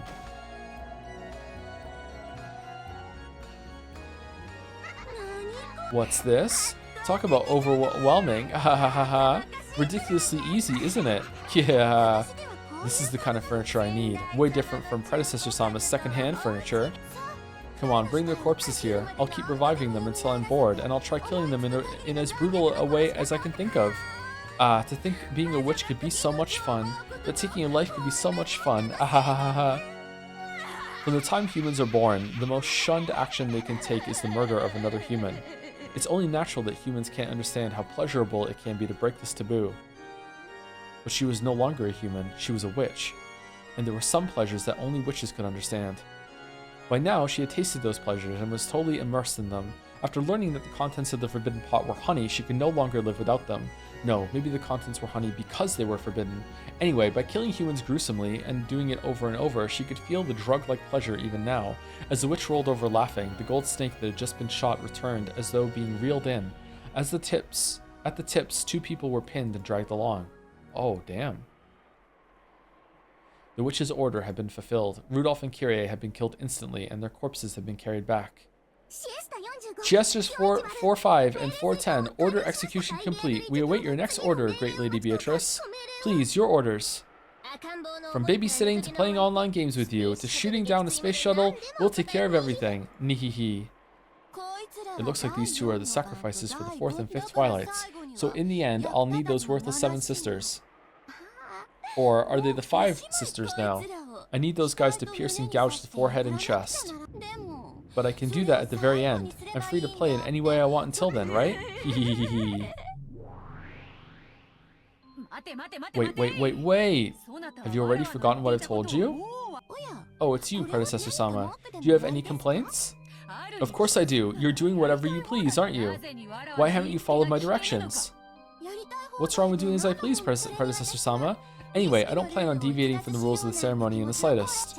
I'll definitely clean these 2 corpses up later and drive stakes into their forehead and chest. I'm telling you, that is not the problem. If you act so undignified and cruel, some people might take it badly. You mean your opponent in that game, the one you're supposedly fighting against somewhere? Renove told me. Damn that blabbermouth. Well, to be perfectly honest, that's how it is. If you go a little too far, that person will object, you see? Why can't this person just complain to me directly instead of making you take a message? That coward. Well, this is a resident of a different world from yours. There's no choice but to use me as an intermediary. Well, that's beside the point, but... Which means that this person couldn't interact with me even if they wanted to, and I can't interact with them even if I want to either. Simply put, this is a completely unrelated person from a world that distant, right? Indeed. For example, perhaps you could say these worlds are like very close parallel lines. The distance between them is quite small, but because the lines are parallel, they will never cross. For now, that should be a convenient way for you to view that world. Morbing. They never cross, which means that world has nothing to do with me. If you're speaking for that person when you tell me to show restraint, please pass this message on to them. I don't give a shit to them. What should I say? It's none of your business, so disappear, you old hag. If only you just give up and die. What? Oh, I'm sorry. Since it was a friend of yours, I just assumed she'd be a woman. By old hag, I'm definitely not talking about you, Predecessor Sama, so please don't get mad at me. Cackle, cackle, cackle, cackle. Oh, okay, it's actually clarified. Yeah. When she spoke, the witch was looking straight into Beato's eyes. Anyone present would be able to tell what she meant by it. Predecessor Sama, there's something I find really strange. Why do you have to play a game with someone from another world and have him accept that you're a witch? Well, as to that, it's because making all humans accept the existence of witches is a prerequisite of perfect control. There was a single holdout who simply wouldn't accept me as a witch. Why would you need the approval of a human? Witches are witches and can use magic, so why should we need to be acknowledged by humans? Well, like I said earlier, magic is... I'm a witch. I can use magic without anyone's approval in particular, so what's your point? In this world, right? However, since that person won't accept it, how should I explain it? I don't need you to. After all, isn't all this about a different world that never crosses this one? In other words, Sumari, that world might as well not exist. You fighting a game in another world is absolutely no different from you telling me about stuff from your imagination. I'll say it again. It has nothing to do with me, and I am already a witch. Predecessor Sama, somehow or another, it seems that you can't become a witch as long as this person doesn't acknowledge you, but I'm different. Even though no one has acknowledged me, I'm an excellent witch already. I mean, you got the power through the game that had a lot of setup to it. I don't know, like, Beatrice, you should know. Why don't you know? Since you are my predecessor, I will formally pay you respect, but that's out of kindness, not out of duty. I won't ask for your advice anymore, because I clearly know what I should do and how I should play from now on. So I will carry out the murder of 13 people as a final act of respect for you. However, there is absolutely no reason for you to interfere with the methods I use, or what I do afterwards. She really is Ava, holy shit. Therefore, I'll be counting on you in that regard. At a glance, those words seemed obedient, but they contained within them a clear parting of ways. She was no longer under Beato's care in any way. That's why she was clearly saying nothing more than, "Don't get in the way of my fun." Beato understood that, and was dejected, realizing that no matter how she explained it, she wouldn't be able to make the witch understand. I see. Then it is no longer my problem. Go and learn with your own body how magic ceases to exist when you lose your respect for it. I wish you'd tell me where the respect was in that carefree rampage of yours up until now. After hearing that, Beato could not respond, because she remembered hearing exactly the same thing from her teacher. Okay now, Chester sisters, see off my predecessor on her way back. Nihi, Predecessor Sama, please leave this place. If you don't, we'll be scolded. Throughout her body, Beato felt something unseeable from the Chester sisters, which could only be described as an oppressive sensation. Most likely, they were initiating firing calculations. It was an action much like taking out a gun and cocking it. When Beato could not escape from the Chester sisters' attacks without preparation... Sorry, I said that wrong. Even Beato could not escape from Chester sisters' attacks without any preparation. In the past, she had placed her greatest trust in them, so she knew how terrifying they were down to her very soul. Predecessor Sama, if you would retire, I would not recommend damaging Beatrice Sama's mood any further.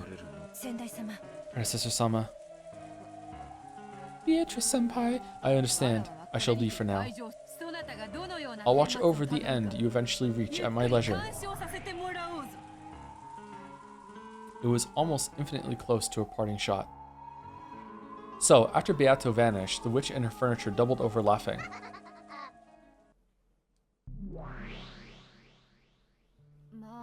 Well, I do understand. The endless power is fun. The joy of freely toying with an extremely limited life cannot be explained to those who have not tasted it.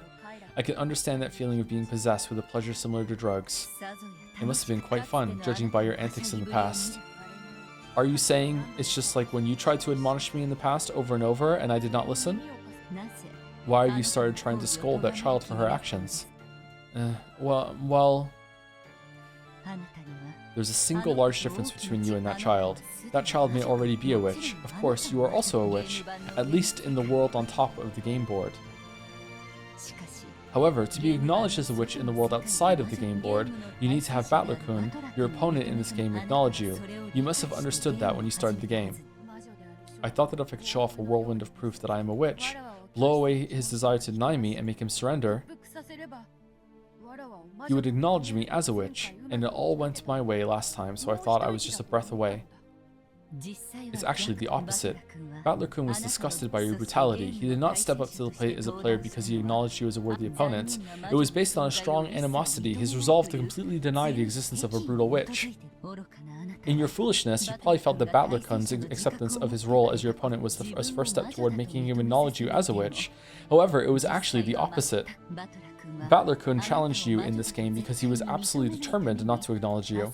No matter how hard the thoughtless north wind blows, the traveler only wears his cloak even tighter. You were committing a huge error from the very beginning. Okay, so this episode, like Beatrice is one of the main characters instead of Battler. Like, Battler's barely in it, actually. Okay. This game is not torture to make Battler-kun surrender. It is a test. Oh, barely in it's a bit strong. It is a test in which you must try to make Battler-kun accept you. Ooh. I vaguely noticed that.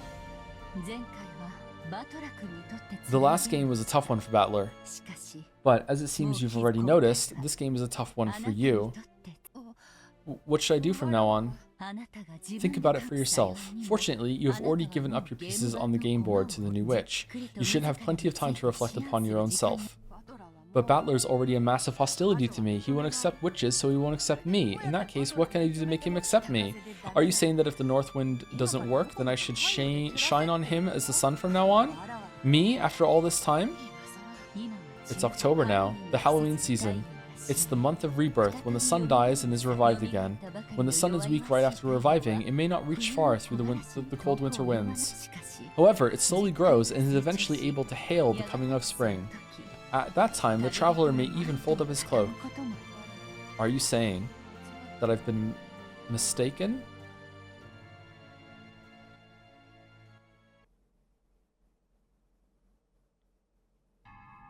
The Beatrice Hall, the beautiful hall of the Ushiromiya mansion was covered with a golden sparkle like gold leaf, and stained deep red with the thick spurts of blood.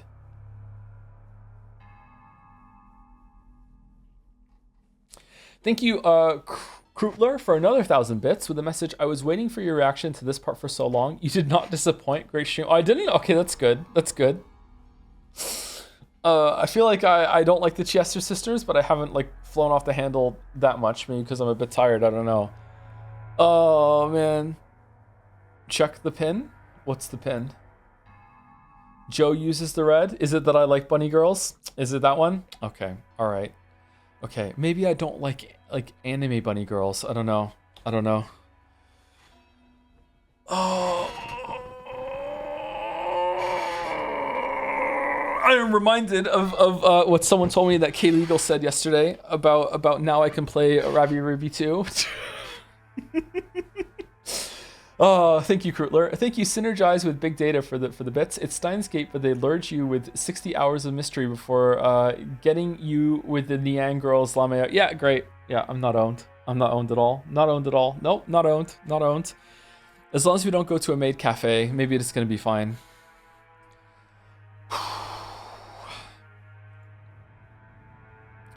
The number of deaths given to Rudolph and Kyrie had long surpassed anything you could count on both your fingers and your toes. That's fucked up. The witch was breathing so hard her shoulders shook, but it wasn't because she was tired. She just couldn't hide her ragged breaths caused by her still uncontainable excitement. How fun it is to do as I will with people's lives and deaths. With the power of the Endless Witch, the endless everything I paint with my mind becomes a reality. No matter how sloppily I mash them, I can revive them, returning them to normal with just a snap of my fingers. Because in the end, I just have to restore the corpses and follow the epitaph as an afterthought. Hey you guys, have you ever sliced a stuffed animal's stomach open?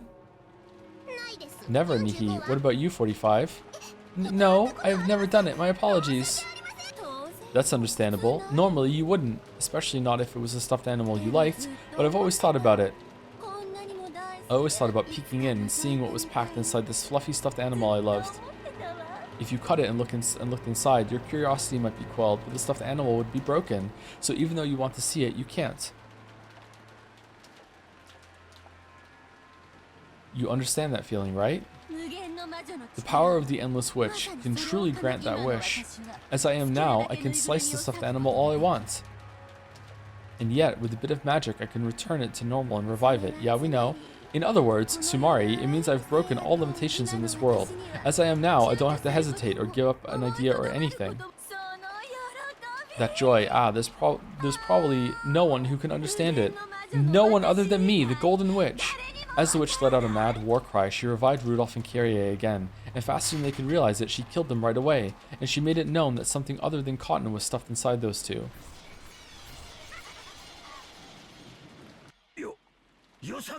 Quit it! Eva! Huh? It's you. How long have you been there? In that gruesome hall, Hideyoshi appeared with his gun ready. The witch had settled... Okay, so where did you get the gun from? I thought they only had 2 guns. Did they each take a gun? Did Kyrie have a gun after all? The witch had sealed the mansion with a barrier, so Hideyoshi had nowhere to run. He probably picked up Rudolph... Oh, okay, there we go. He probably picked up Rudolph for Kyrie's gun and come back. The gun, which should have been something to be feared, was apparently no longer an object she took seriously now that she was overflowing with magical power. Her bold expression didn't flinch in the slightest. Why did you have to kill Rosa-san and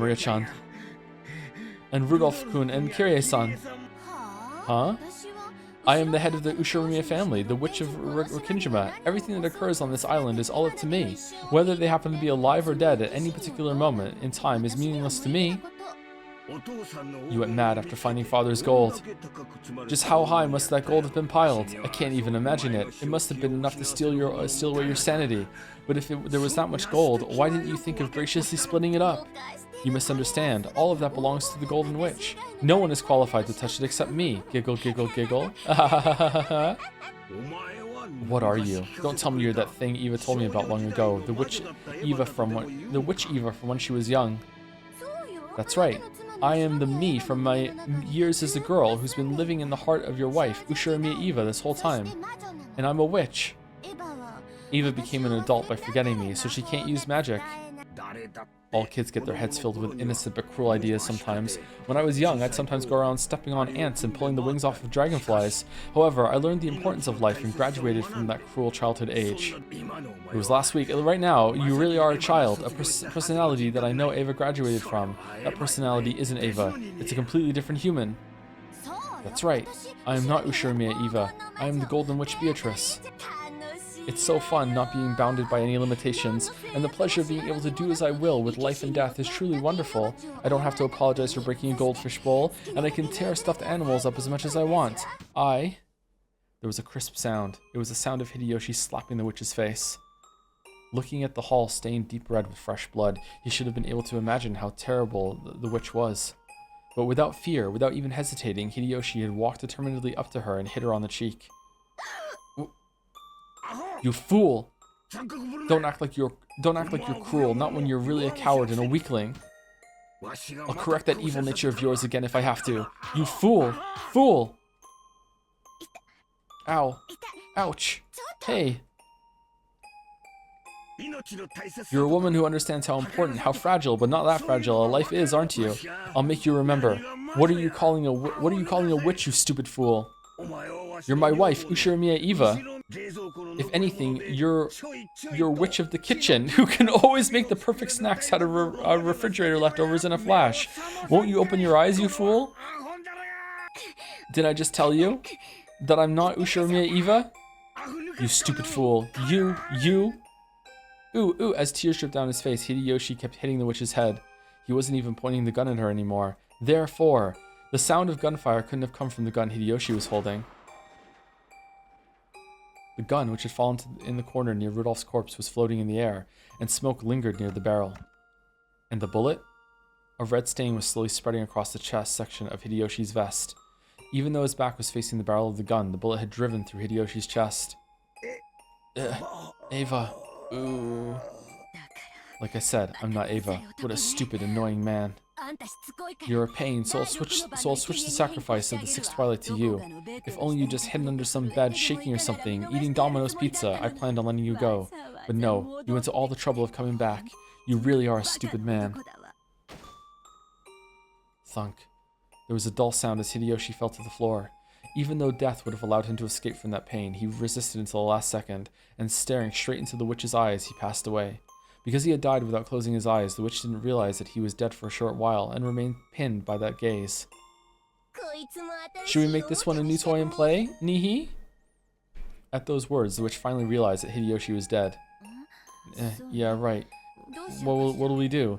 The Chiesa sisters waited for instructions. On the inside, they imagined the sorts of even more brutal orders their master might give. But the expression that rose to the witch's face looked as though she'd gotten over her excitement. She looked down at Hideyoshi's face, which still had tears dripping down it. It's such a killjoy, and it's all that guy's fault. I'm done. Renove, are you there? Yes, right here.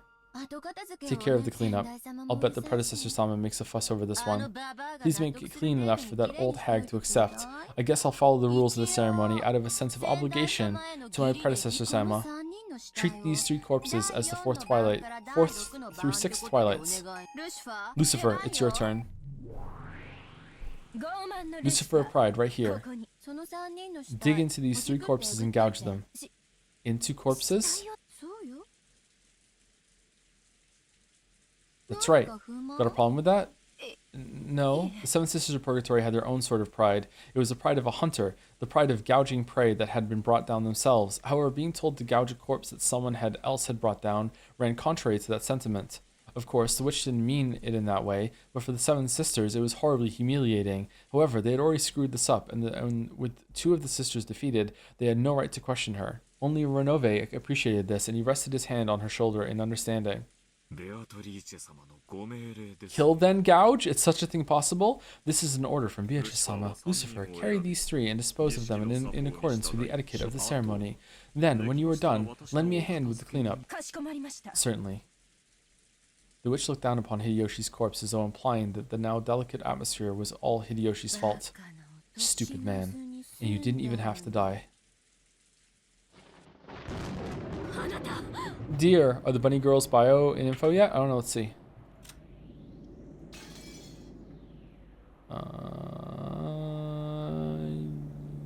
Yes? Oh my god, they're British? What? Jester 410, a weapon in a contract with Beatrice. 410 is a kid with a strong personality whose peculiar style of speech tends to make light of people. She never likes laughing at people who are serious or can never relax. A little dyslexic, remember. She likes laughing at people who are serious or can never relax, which is why she's so fond of 45 and Lucifer. Her choice of words may be coarse, but she loves company and gets lonely easily. She gets depressed if there isn't someone talking with her constantly. 410 is particularly skilled when it comes to firing control, and she can wield unparalleled combative force even in close-range fighting. Chester 45, a weapon in a contract with Beatrice. 45 has a methodical and timid personality, as well as a fairly strong persecution complex. It's like just two versions of the stakes again. Thanks to that, she's well suited to shoring up the weaknesses of 410's rough personality when they work as a pair. She can't stand silence, so she'll often become emotionally insecure if she isn't being ordered around by someone constantly. 45 excels in search and decision-making capabilities. The support she provides doubles the competitive force of the sisters. Okay. And they're not dead yet. Dear. Dear, where are you?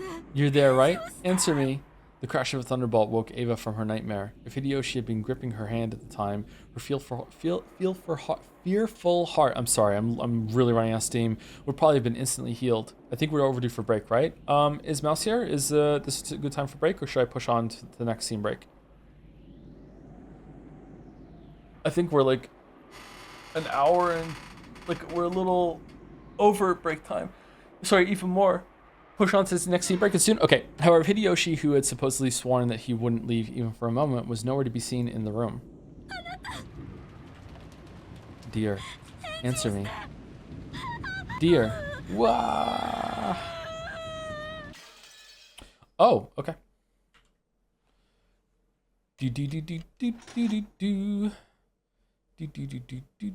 Does the Seven Sisters have an update? Oh yeah, because two of them are dead, right? Yeah, let's see.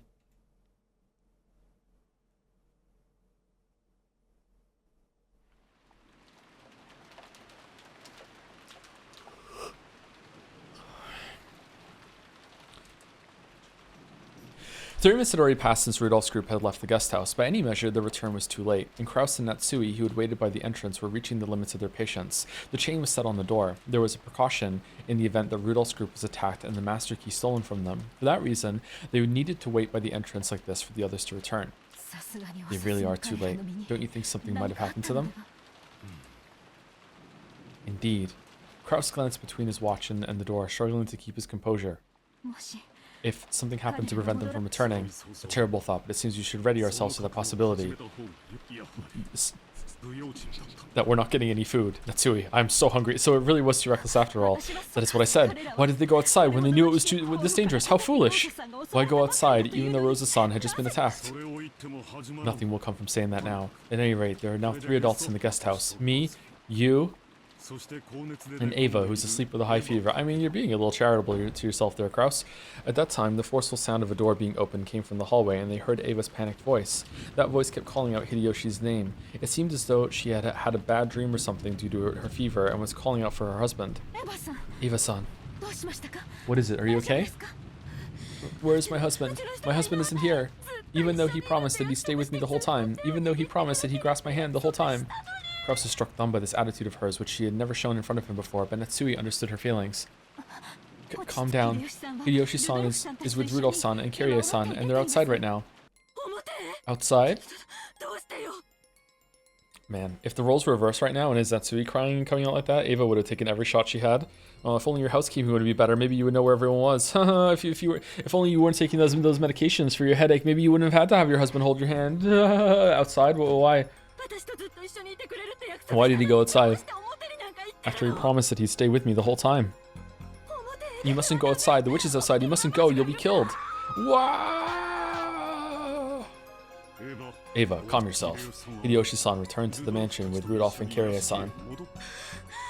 Why did he have to go to the mansion? Why did he go outside even though it's safe here? Why did he go back to the mansion?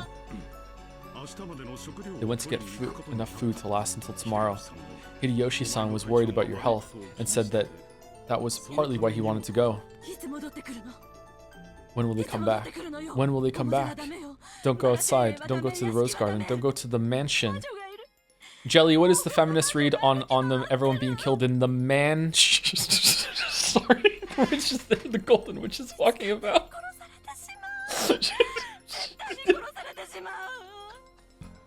If she finds you, you'll be killed. You'll definitely be killed. When will my husband come back? They left here 30 minutes ago. We were waiting for their return. 30 minutes ago. Isn't that strange? Why would it take so much time for them to go to the mansion to get food and come back? Why are you two just standing around here? We have to go get them. We have to hurry to where they are. Eek! Ava probably had quite a nightmare, and because it had continued even after she woke up, she could no longer hide her panic.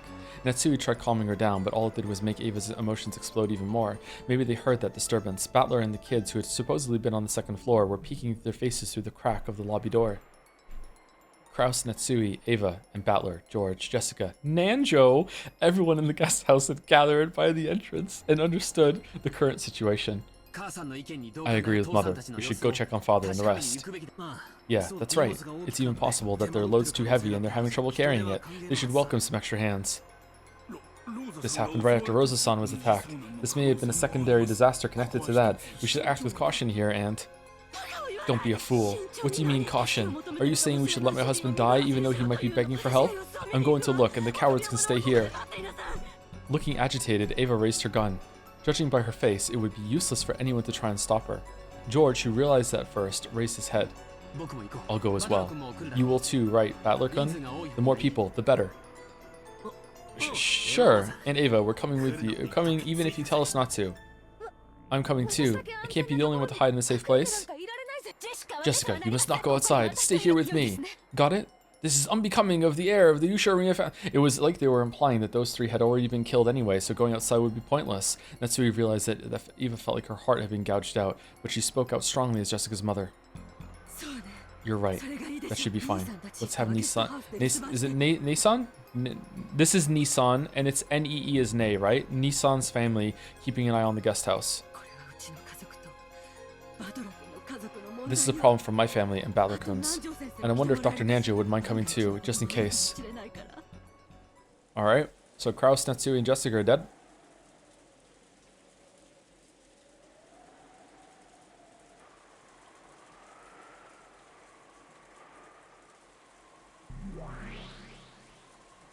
Battler, Eva, George, Nanjo no 4人は屋敷のホールにて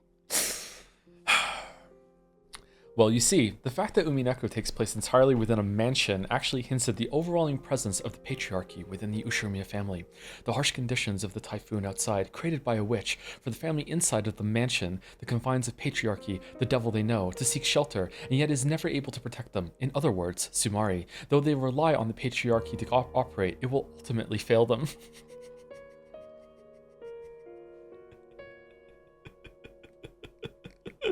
Well done, Jelly. Well done. In the hall of the mansion, Battler, Ava, George, and Nanjo found the corpses of Rudolph, Kyrie, and Hideyoshi. The 4th through 6th twilights. Then the corpses were pierced through the forehead, chest, and stomach with those demon stakes. Yes. Yes, the demon stakes were buried into them, one in Rudolph's forehead, one in Hideyoshi's chest, and one in Kyrie's stomach. The disorder of the clothing on all 3 suggested they were fighting or running away. Since the 3 corpses were not found right next to each other, it is hypothesized that after coming into contact with the culprit, they attempted some form of resistance. How did all 3 of them get overpowered by presumably one person?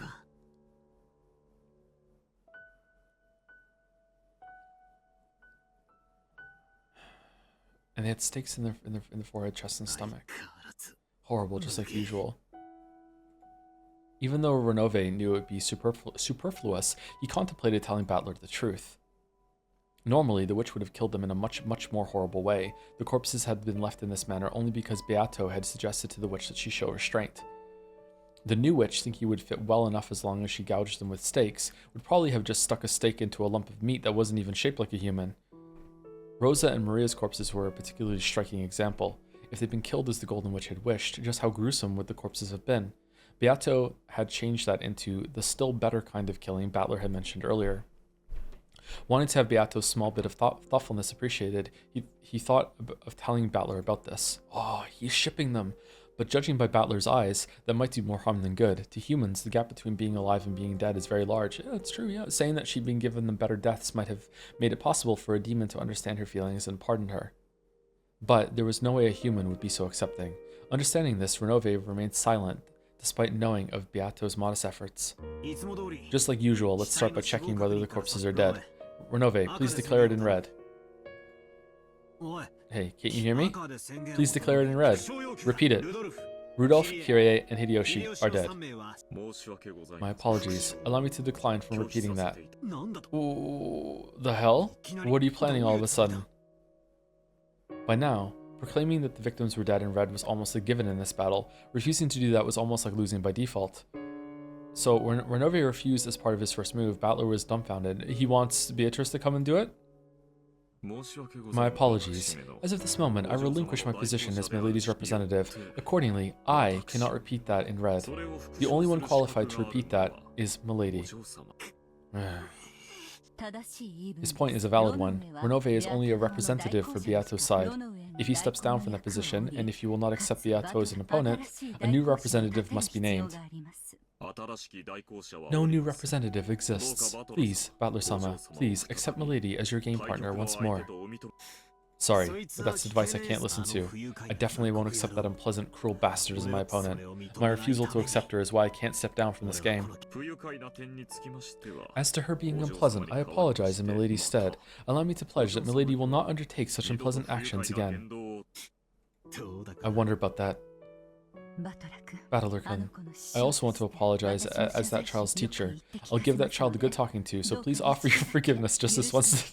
It's like, I know that the running joke of the read-through is that like Battler and I are so in line sometimes, and some of the things that happen with the story I can get, but when it comes to a lot of the stuff, especially consider the dynamic between Battler and Beatrice, I am just like fucking rudderless, man. I have no idea what the fuck is gonna happen.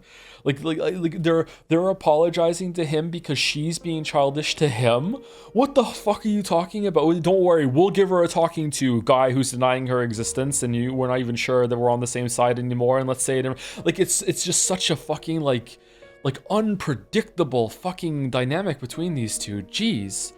I think that's why I'm enjoying it so much, actually, because usually, like, I've read so many stories and consumed so much media that, like, it's like that video that Resputin made, like, gaming for a non-gamer. Like when you've seen so many stories, it's like you kind of already know. Like, that's how I can morb so often with so many things that we play on stream, because I just know so much of the language and what the setup is going. Like, whereas this, it's like fucking hell, like damn.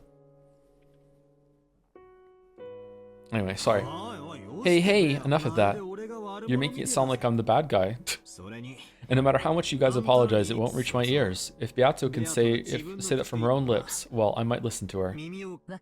Understood. If that is your only condition for acknowledging your opponent again, let us have that child apologize.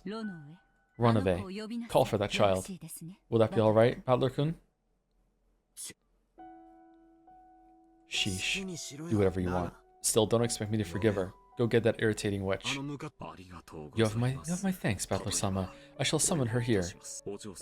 Milady, Battler-sama is calling for you.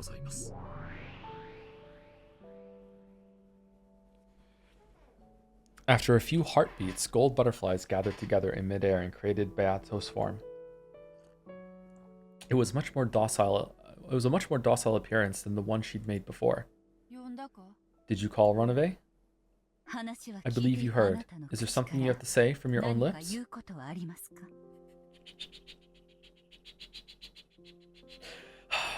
I'm sorry. Say it again, nicer. I'm sorry, Battler. Say it in red. I'm sorry, Battler. It looked as though Beato shrunk slightly under Battler's cold gaze.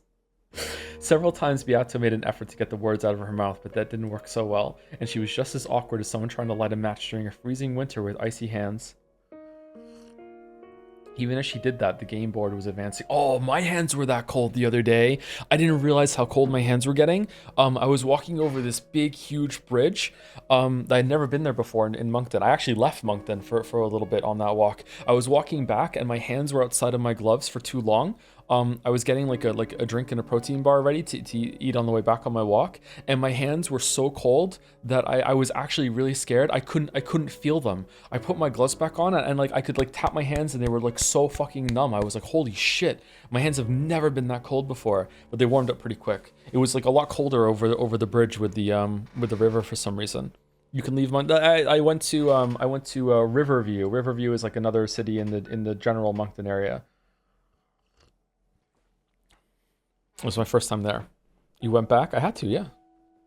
You didn't notice until then? Yeah, I didn't realize how cold my hands were getting, yeah. It was scary. Did you check to make sure your arms are really there? You never know. How have I been clicking the mouse?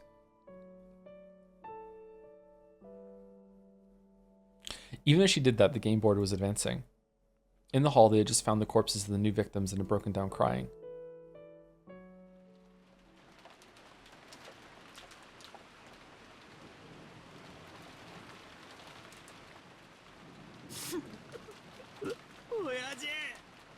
Dad.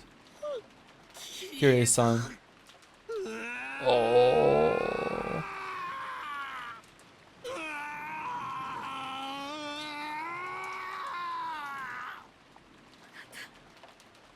Dear, dear. Wow. Mother, hang in there. Even for me, it's so crushing. So sad. There's a pen. Episode 3 is actually about the folly of middle management. Ronove's introduction to the Battler-Beatrice dynamic ultimately leads to the alienation between the two, and the addition of a new witch to delegate tasks to and new furniture ends up decreasing workplace morale among old employees, Beatrice and the stakes.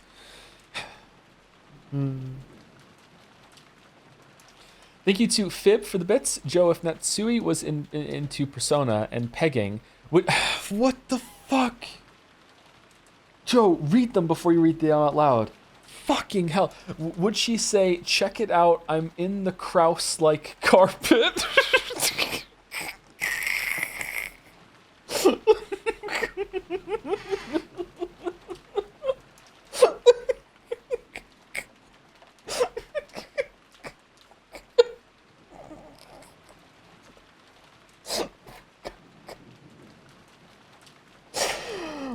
Okay, alright. You know. Thank you, not really Dom for the resub. Thank you very much, not really Dom, and thank you Interior Crocodile Alligator for the resub as well. I need to calm down. Okay, hold on.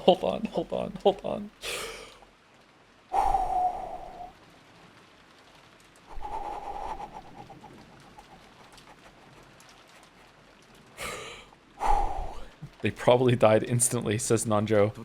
I'm sure that even if we had arrived immediately after they fell, it would have been too late. They fell? No, that's wrong. They were definitely alive. His chest was stabbed with something like this. My husband must have died in extreme pain. If we had come faster, surely they would have been saved. They would have definitely have been saved.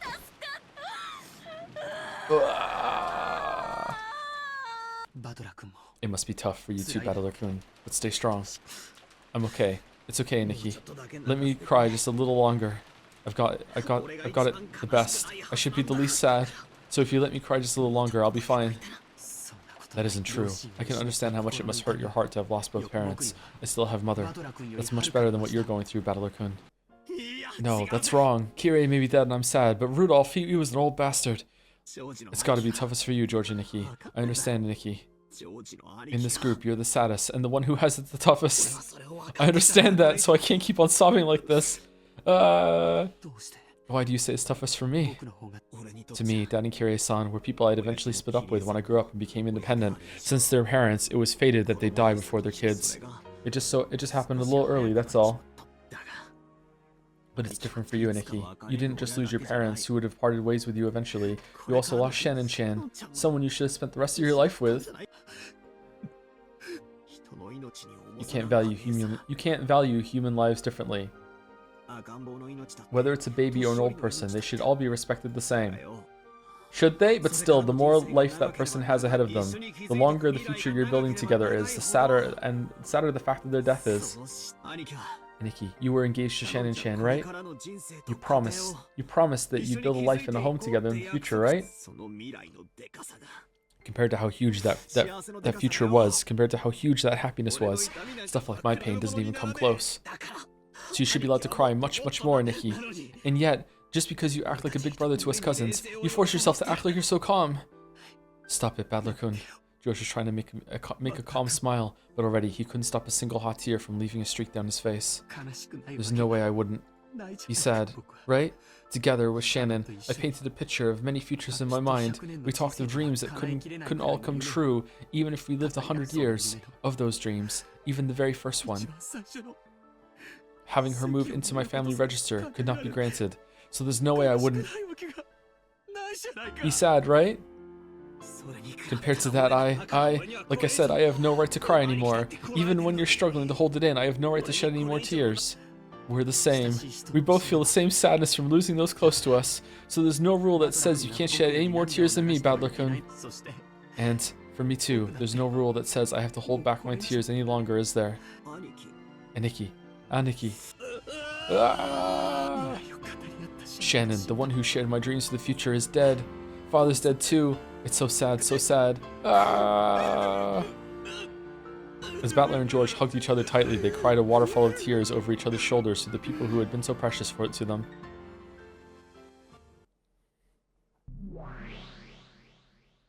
Do you understand why I said that George and Nikki has it the toughest? I was listening, so I understand. Your sadness is proportional to the length of time you would have been able to spend with that person afterwards. Of course, you can't calculate it just like that, though. We humans aren't like you witches. From the time we receive life to the moment we die, we live within that limited period as strongly as we can manage. I can't forgive anyone who makes light of that, and I definitely can't forgive anyone who sneers at people and toys with them. A person like you, whose very concept of death is all screwed up, probably can't understand that. I'm not just mad because of the length of time they would have lived afterwards. It's sneering at the lives of people living with all they've got. That's what I can't forgive the most. George and Nikki lived his life by recklessly doing his best. He must have approached this day with a grim resolve to marry Shannon-chan no matter the challenges. That's completely different from me, since I was happy just to be able to meet my cousins after a long while. But still... Beato, for now, stay silent and listen. Indeed. It's International Battler Day. In a way, I understand your point. You say you need to continue murdering according to the epitaph for your own resurrection. So considering your circumstances, I can just barely bring myself to understand your murders. Because to you, it's a necessary course of action. But that means all unnecessary actions you take beyond that are due to your meaningless and brutal tastes. In other words, if killing the 6 people, Sumare, if killing the 6 people for the first Twilight was a necessary action for you, then all that show of crushing their faces and splitting their stomachs and stuffing them full of sweets was completely unnecessary and caused by nothing more than your brutal hobby. That's an aspect of you that I definitely cannot forgive. Indeed. When you saw Aunt Rosa getting repeatedly killed in that horrible way, you apparently said something like, if they're going to be brought back to life in the end anyway, it doesn't matter how they're killed. I heard from Virgilia. Well, as to that, well, That idea that you can kill them as many times as you want, as long as you bring them back to life in the end, isn't that a completely unnecessary action with no purpose other than to toy around with someone's life? If you're going to kill, do it instantly.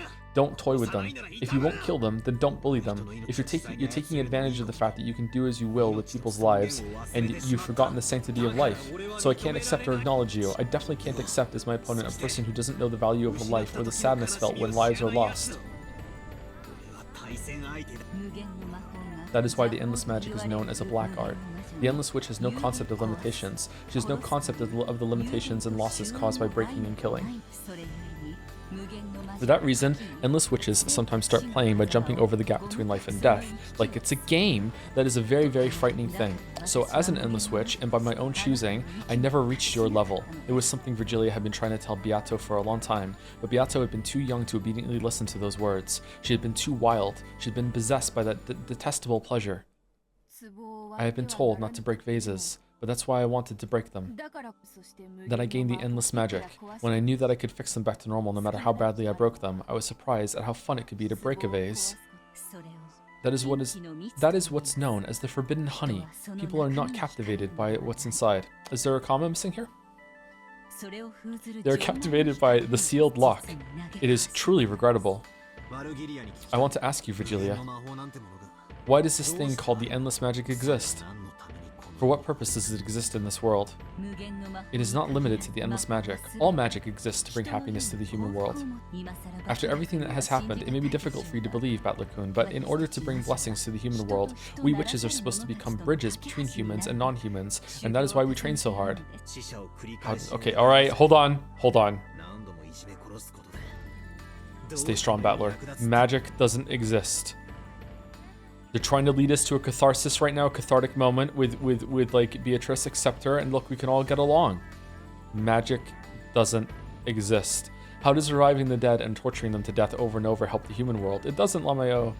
When a vase that was an important memento is broken, if by fixing it everyone will regain their smiles, I would repair it with magic as many times as necessary. However, I would not be fixing it in order to break it again.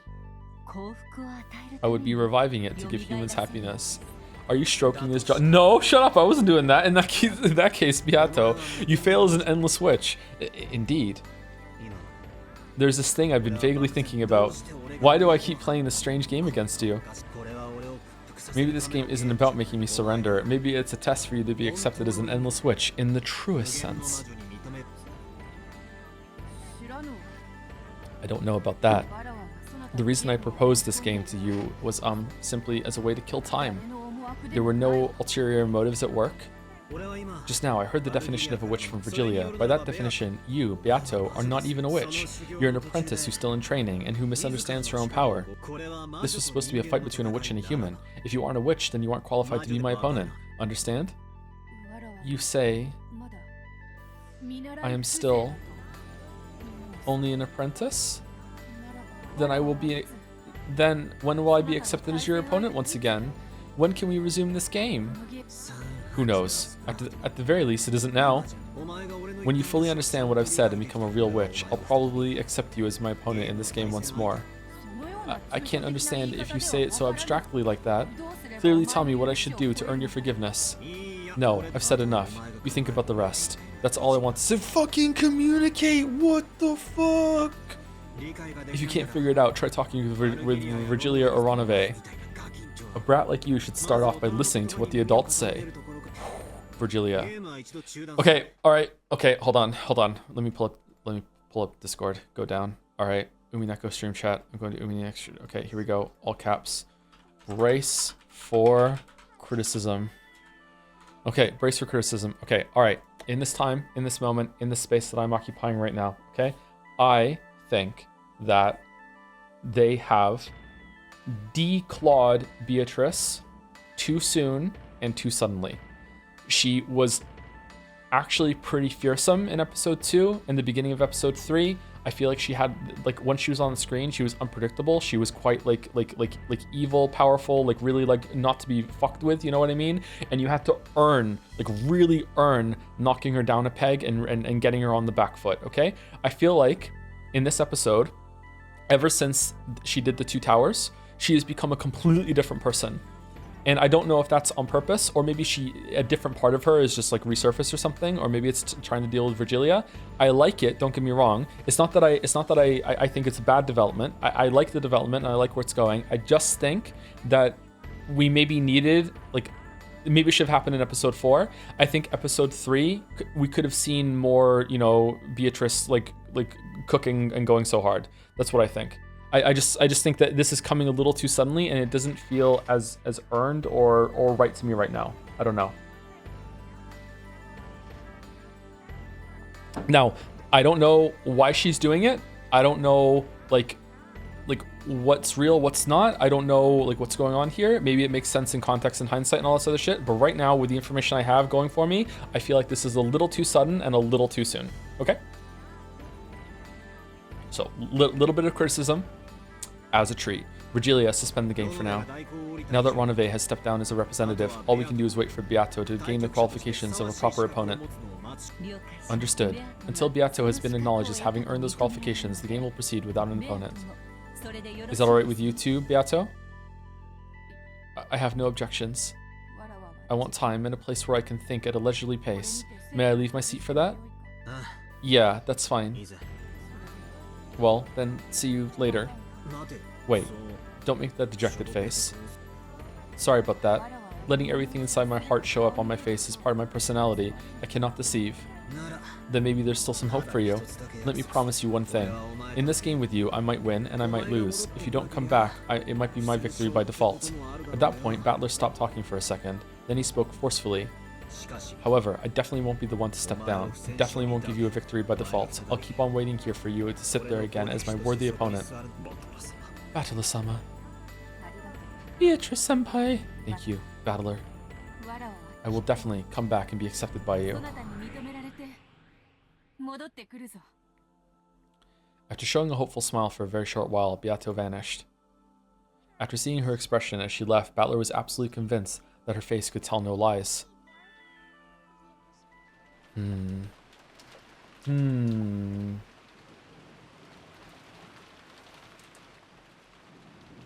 The 7 survivors returned to the guest house once again. By now, it was clear that those who went outside would not return alive. Is the Rudolph Kyrie Hideyoshi thing even a mystery? Is that why the Shannon crash out was there, to like give that like scene some space? Huh.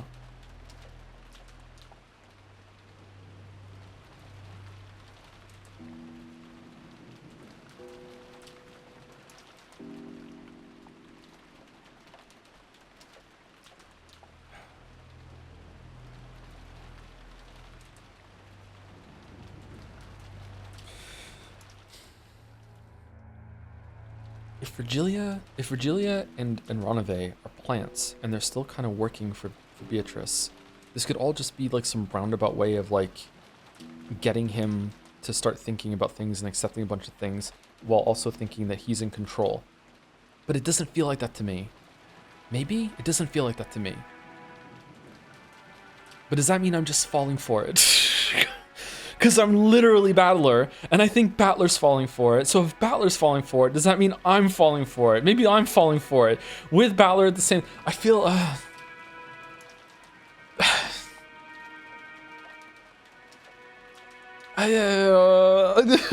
this is such a unique place to be in a story. What the fuck? Rudolph's group had gone out with 2 guns and a master key. But those have been lost. It was already clear that those have been stolen by the culprit. Oh, they took the guns this time. That's weird. Because the shutters were closed on the windows, they couldn't be opened even if the culprit had a master key. The front and back doors that led to the outside were all sealed by chains, and they were further blocked with sofas and tables. Even if the culprit decided to break in through violent means, it wouldn't be easy for them. At this point, the typhoon may actually be fortunate. If it were clear outside, it might have been possible for them to set fire to the guest house. The bunny girls were fine, but when the hot woman stops being mean to me, I draw the line. I'm not even into that yet. What the fuck, chat? Why doesn't anyone believe me? I don't understand. I'm not even into that. Oh my god, there were a lot of bits. What the fuck? 10,000 bits? How are there so many bits? Thank you, Jamo211. George is so single. Holy shit, that's a lot of bits.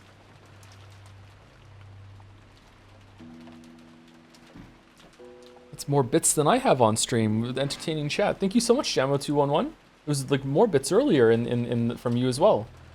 Also, thank you, Red Thunder 5227 for the new sub. Welcome, welcome. Holy shit, that's a lot of bits. Did I read this? At this point, the typhoon may actually be fortunate. If it were clear outside, it might have been possible for them to set fire to the guest house. Fire in the guest house.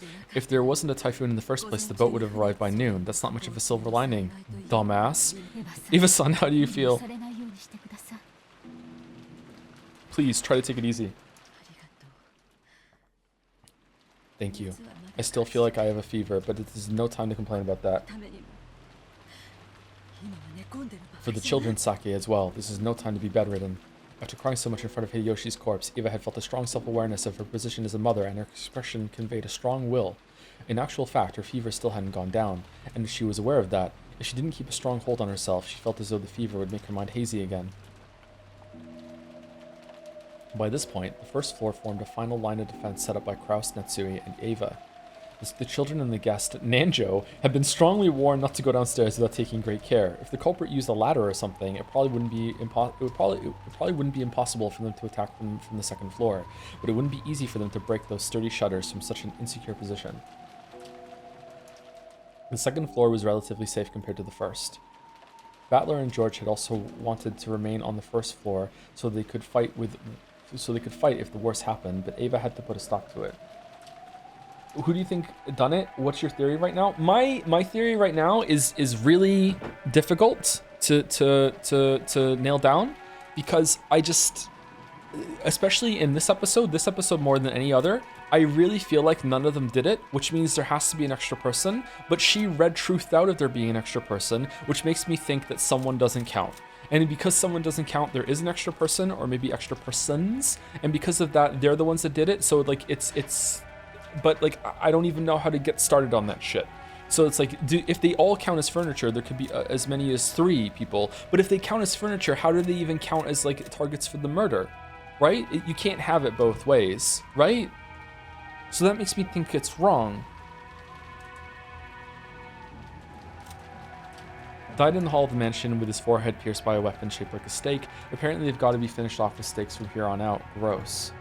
Died in the hall of the mansion, her stomach pierced by a stake-shaped weapon. If the stomach isn't a particularly lethal spot, is it enough to just kill her in some other easier way and stick a stake in her corpse? Died in the hall of the mansion, his chest pierced by a stake-shaped weapon. That was careless of me. Didn't think you were still alive.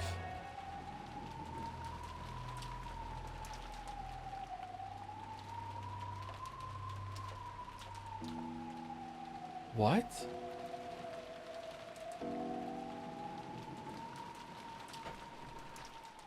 What does that mean? Was he not dead instantly when he fell to the floor? Who is this talking to?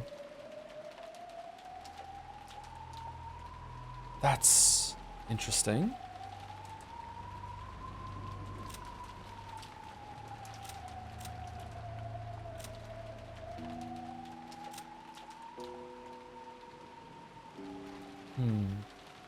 Another 10,000 bits. Holy shit, Jamo.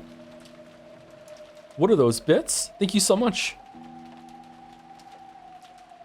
That's enough bits for ever and ever and ever and ever. Thank you so much, Jamo201. Holy fuck. I don't know what I did to deserve that, but thank you so much. What are those bits? Thank you also, Rusty Mountain, for the new sub 2. Welcome, Rusty Mountain. Thank you very much. That's a lot. That is a lot. That is a lot of bits. They're red bits too. I am. How longer is much longer is stream? The stream will be over at the end of this chapter. So I think the next time we see Glass Shatter is the end of the chapter. What? Okay, I'm not gonna get it. Battler and George had also wanted to remain on the first floor so they could fight if the worst happened, but Ava had put a stop to that. In her mind, George was now the only member of her family. It seemed that she didn't even want to expose him to the danger of coming downstairs to the first floor. Kraus and Natsui could understand that feeling. I feel like having this tea and biscuits really helped perk me up. I wonder if I should, like, when I'm reading, I wonder if I should have, like, a little snack every 90 minutes. Just a little, like a little, like, 100 to 200 calorie, like a snack when I'm reading. I don't know, I guess it perks me up a little bit. Also, a great deal of time had passed since the siege began. In the second floor cousin's room, Battler, George, and Jessica sat dazed. and didn't even listen to the TV that had been left on. For a while, Nanjo had been with them and had tried to lend them words of encouragement. Do you dip the biscuits in your tea? I do, yes. For a while, Nanjo had been with them and had tried to lend them words of encouragement, but when he realized he might actually be having the opposite effect, he hid himself in his own room on the same second floor. George kept looking dazedly at the photographs inserted in his notebook. It was from the time he'd taken a vacation to Okinawa with Shannon. Shannon's happy smile was contained in those photos. And now we're going to see it.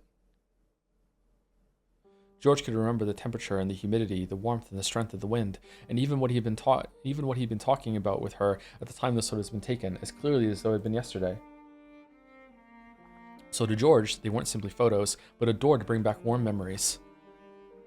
In this room, even though the sound of the typhoon in the TV should have entered George's hearing, it was the scenery of Okinawa he had seen with her and her laughing voice that reached his eyes and ears. George had strived to be reborn after meeting Shannon. He had sworn to separate himself from the timid person he had once been, easily caught up in the atmosphere, unable to refuse a request, and easily used by those around him. He had resolved himself to become a strong man who could make her life more joyous. Therefore, more than anything else, he wanted to become a top right now. Therefore, if he hadn't met Shannon, the man called Ushiromiya George would have probably lived in a very different life. I'm sorry, and the George of that different life surely wouldn't have been as excellent as a man as he is now. The person I am now exists for Shannon's sake. Now that Shannon is gone, why do I exist?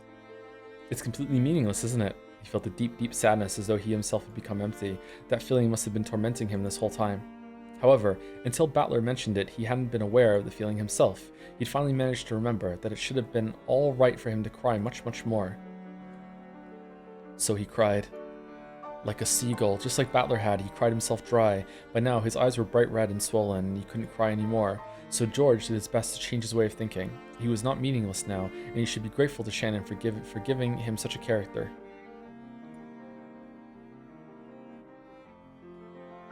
The dead don't come back to life. He would have to get over being separated from his most beloved person. If he were to chase after Shannon and kill himself, she surely would be deeply dejected. It worked the other way around too. If he had died and Shannon chased after him, throwing away her own life, he wouldn't have been able to forgive himself.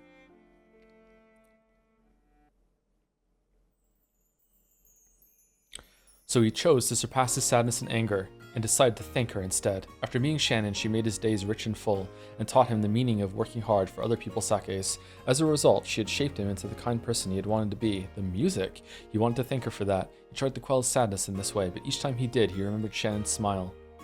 He understood it logically.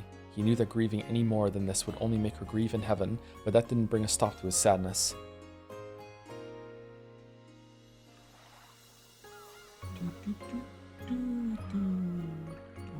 Anyone else just not give a shit about this relationship?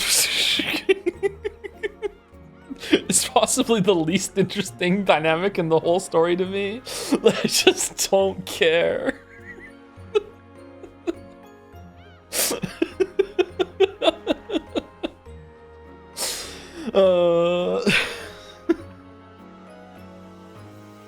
Shannon deserves better, right?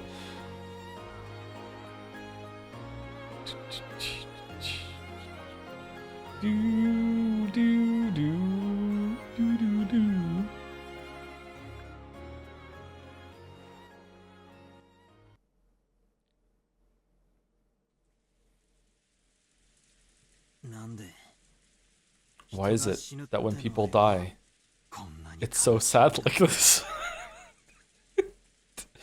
You know what? It must really suck being unconscious, Battler muttered. It was as though he was speaking on behalf of all humans. His question probably hadn't been directed at anyone, but Jessica answered. It's always sad when you have to say goodbye. But when the person's old or there's some time, when you know beforehand that it's coming, sooner or later, that sadness gets spread out over a long period of time. When misfortune comes suddenly, it's sad because you don't even get that time. I see.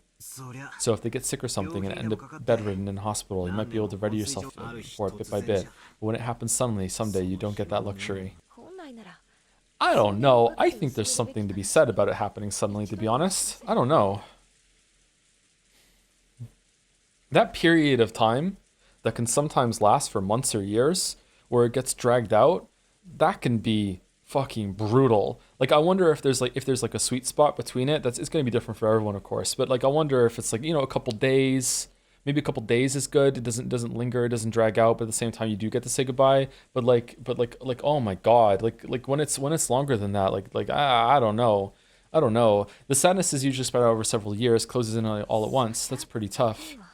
Sometimes it makes you feel a sadness so deep it can leave scars for life. Scars for life, huh?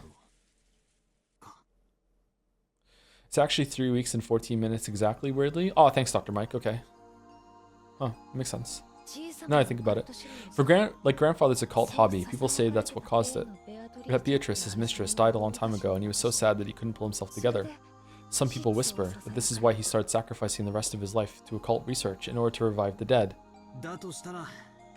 If that's true, grandfather succeeded in that miracle in his last moments. The culprit is the revived Beatrice, and the grandfather was reunited with her at the moment he was killed. Pretty ironic that he revived her and then got killed by her. Even so, grandfather probably managed to meet her. He gambled half his life, and even though it was only for a short time, he was reunited with the woman he wished to see once again. I wonder if magic doesn't exist and he really was trying to like recreate his mistress in a strange way. And strange is putting it lightly. I just don't want to get back into it again. Like the original Beatrice, did she exist? I think yes. If she did exist, was she like LARPing as a witch? Was she a fortune teller? Did she get him into the occult and it was just like her hobby as well? Or did he like find the occult? Was he always interested in the occult and he found the occult afterwards? And then where did he really get the gold from? Because the gold really, maybe the gold doesn't exist. Like we saw it through Eva's eyes, but maybe it doesn't. Wow, it got dark in here. Holy shit, I can't see from outside the blanket. Then he got totally roasted though. Feels like that result doesn't quite add up to the cost of researching for half his life. That's not true. Even if it was only for an instant, grandfather must have been happy to be reunited with the woman he loved. And that would be true, even if his crime of going against divine providence was punished by God, and his body was burnt and sent down to hell, even if that reunion only lasted a very short time, right? George Nissan. I wouldn't care if I met with the wrath of God and had my body burned, even if it was just for a short amount of time. If I could revive Shannon again, I would sacrifice the rest of my life to do the same research as grandfather. I want to talk with Shannon again, even if it's only for 5 minutes. Interesting. Even 1 minute would be fine. In exchange, I wouldn't mind sacrificing the rest of my life. Okay, that's just kind of dumb. Aniki. When Battler and Jessica realized that their pointless discussion was causing George pain, they could do nothing more than shut their mouths. Can't believe we upset George. George directed his thoughts to Kinzo's life. He sacrificed half his life to research that no one understood. And on the last day of his life, he revived the person he loved most, and probably succeeded in his reunion in his final moments. George didn't know how much time they'd had together. He didn't know if they'd been given an hour or just 5 minutes. However, that moment must have been enough to reward him for all those months of research. Even though he spent dozens of years to achieve it, that small amount of time was probably more than worth it to him. Until today, I never believed in the occult or magic or anything. Somewhere in my heart, I even made fun of grandfather's research, thinking of it as nothing more than a pastime. However, I won't make fun of it anymore. No, to the contrary, I'll believe strongly that it's real. If the power of belief can create miracles, I'll probably throw away all of my studies up until today, spending the rest of my life from today onwards studying magic, which I don't believe in, by the way. Give me the power of magic and give me a miracle that'll let me see Shannon again. Oh, we're George! Oh shit, yeah, of course we are. Fucking hell. Ha ha ha. Sorry, you two. What am I talking about? If you could revive the dead with magic, people would probably be researching it everywhere around the world. But things like that don't exist in reality. No one researches it. That's because they know the dead can't be revived with magic. Sorry for saying something so weird. It's my fault that the atmosphere here has gotten so strange. Sorry for making you tiptoe around me, even though this is tough for us all. Even if I did it to divert myself from my sadness, maybe I did say something strange. If I keep talking about stuff that's so weird, I'm sure it won't do anything good for their sadness. But that doesn't mean I can bear this silence.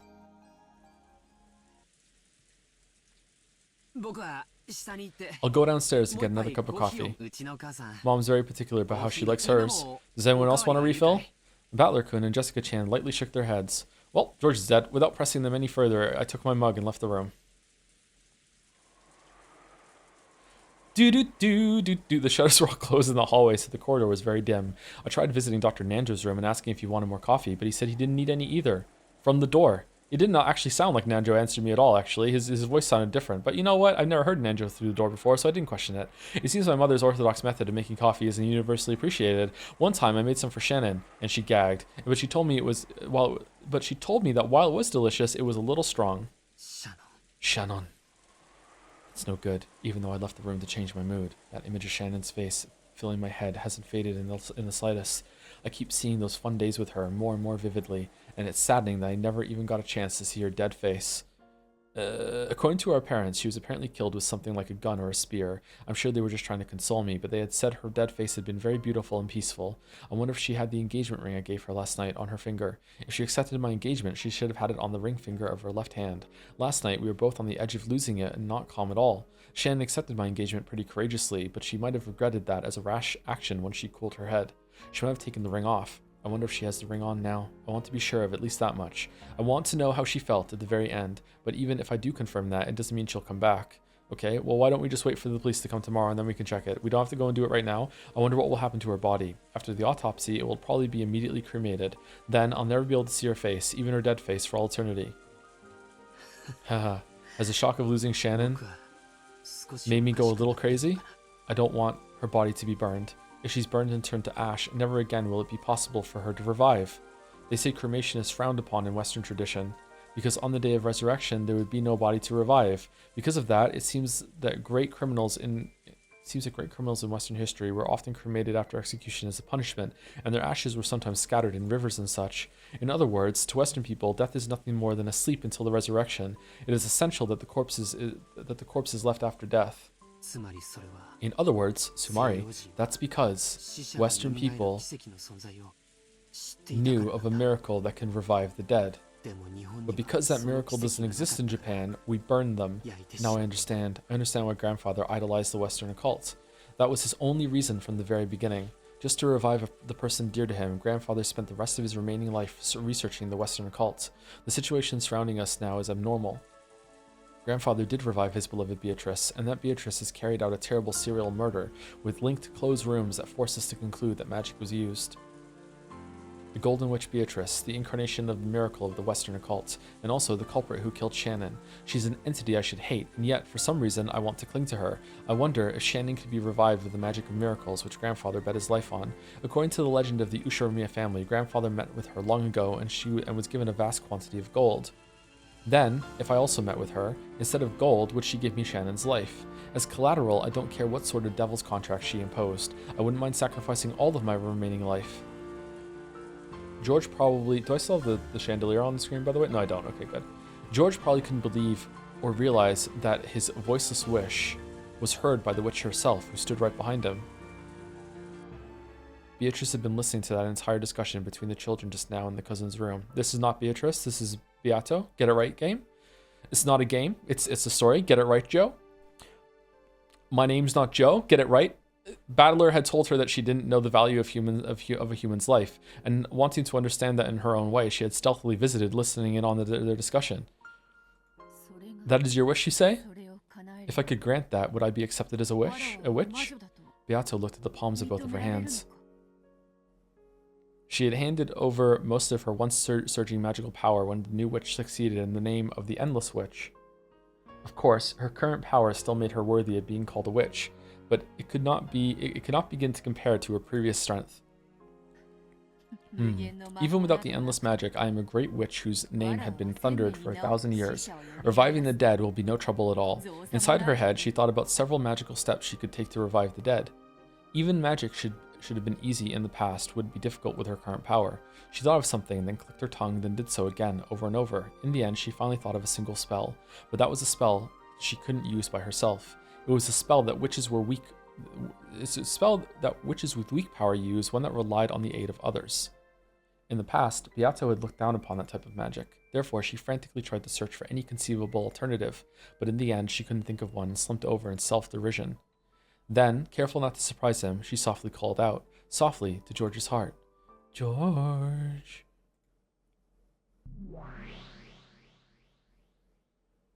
Oh, cool transition there. Ushiromiya George, can you hear my voice? I can hear you. He's in the Velvet Room? Oh, this is the worst thing that's ever happened. Are you really the witch, Beatrice? Or are you an illusion created by my sorrow? If it's the former, please hear my wish. And if it's the latter, just leave me alone. Their conversation in a mental world was a lot like having one in a dream. When you dream, haven't you ever had the experience of casually accepting something that would have been absurd in the real world? Have you ever had a dream that the conversation in this world was like that? So even though a witch appeared and started talking to George, he was not surprised. Indeed, I am the Golden Witch Beatrice. Normally, you and I would not be able to talk together in this manner. However, you are strongly conscious of me and wish to have a discussion. So both of our channels are able to match like this. I don't care if the person who killed Shannon was you, or someone else using your name. As long as you exist as a real witch, I'll pay whatever cost you ask for.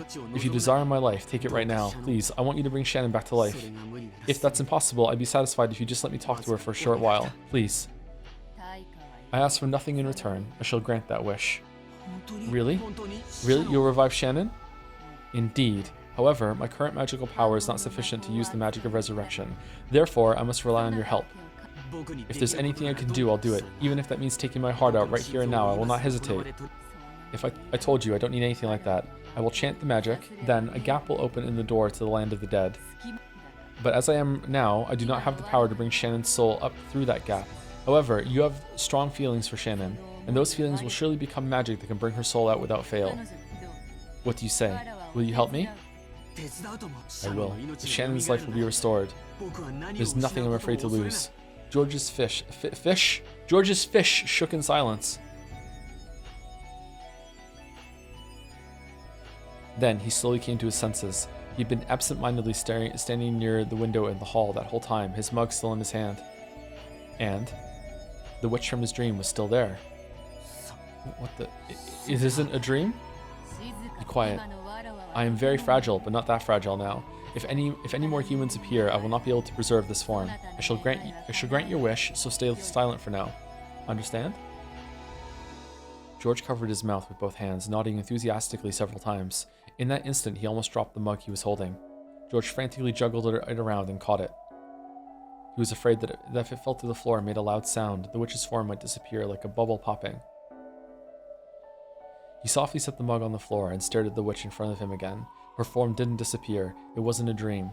Hideyoshi crying in the chat. Come, let us go to the parlor where Shannon sleeps.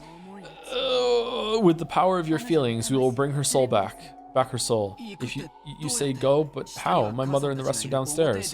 There's no way they let us go outside. And didn't you just say that you wouldn't be able to preserve your form if another human appeared? The window! Come to think of it, that is true. So Kraus and the rest are downstairs. In that case, we definitely cannot go down. Well, then we just need to go to the mansion without going down to the first floor, right? It's simple. Beato laughed as though she had thought of a pleasant prank.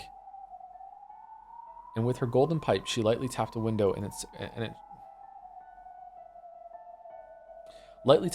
with its shutter closed. Okay. When she did, 3 gold butterflies appeared from the pipe and opened the lock on the window as though melting it. Ooh. Ooh. Then the window opened without a sound. The shutter beyond it was exactly the same. The clasp unset itself, also without making a sound, and it quietly opened.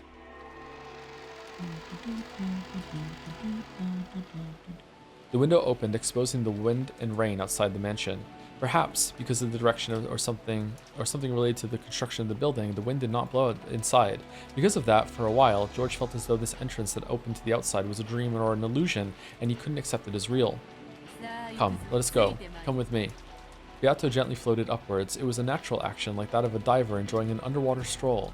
It made it easy to believe that if you acted like she did, you too might be able to float in the sky just as though you were swimming through water. And he did exactly that, and then fell and broke his neck. No, George did believe that, so without thinking, just as she had done, he also, gently, as though swimming in the water, lifted his feet. Oh, not bad. So you learned how to dance in the sky faster than I could explain it. George was shocked to find himself floating in midair like he was swimming. Of course, Beato was also shocked that George, who shouldn't have been able to use magic, had figured out how to do that just by instinct. To be able to fly in the air, to swim in the air. You mustn't be bound by reason. Accept it as a natural thing. You mustn't fall back to your human doctrines, such as those of Newton and Einstein. Especially when flying high in the sky. Inexperienced witches sometimes plummet to the earth. I accept things for what they appear to be. I accept things for what they appear to be. George repeated those words over and over. I would die instantly right now. He must not deny magic no matter what. Denying that would be like throwing away what might be his first and last chance to revive Shannon. However, compared to Beato, who was elegantly drifting like smoke, George's movements clearly resembled someone underwater. Therefore, if he didn't act like he was kicking his feet in water every once in a while, he'd be caught by the force of gravity bit by bit. I must say, you're doing better than when I first danced through the sky. Here we go. Here we go. Come with me. When Beato beckoned to George, she gently flew into the stormy sky. It was just like a scene from a fairy tale. The scene unfolding before George's eyes felt entirely like an extension of his dream. Being able to fly is incredible, but so is the wind and the rain. What's this? Are the wind and rain tormenting you? I could teach you magic to block against that, but it may be too early for you, and it may be a misuse of time right now. Yes, the magic I need isn't that. George wore a strong-willed gaze, refusing to let the wind and rain get to him. The mansion is coming into sight. Hold out just a little longer. If you fall now, you'll hit the bushes in the rose garden. The undulating rose garden was spread beneath the witch and George's gazes. That was hard to say. This illusion-like scene no longer surprised George. Only the gradually approaching mansion was reflected in his eyes.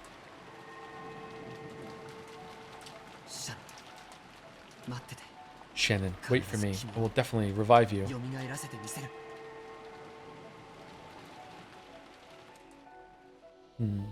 This episode turned out a lot different than I thought it was going to be.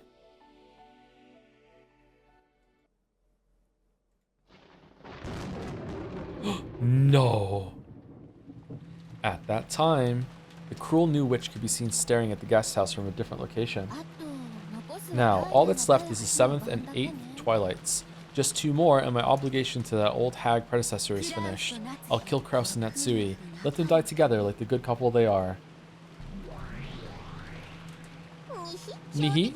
Where's the target, Nia? In the lobby on the first floor of the guest house, 2 targets and Ushirimiya Eva identified, measuring anti-magic power levels. Data linked to 410. 410, data received. Anti-magic power levels are extremely low. If Ava just goes outside, they're tuna and abalone on a chopping board. Nihihihihi. What do you think, Great Lady Beatrice? When you give the order, we shall snipe right away. Please, your orders. You guys really are convenient furniture. Not all like that old secondhand furniture that's only useful for gouging corpses, right? Siesta sisters, please show me your skill once more. Prepare to fire. Giggle, giggle, giggle, giggle, giggle. And carry out the corpses again, got it? Because I'll play with them a lot. No complaints from you, right? Runaway? Correct. As you command. At that moment, the witch noticed something. It was George flying through the fucking air. It was as though some presence had disappeared. Was it her imagination?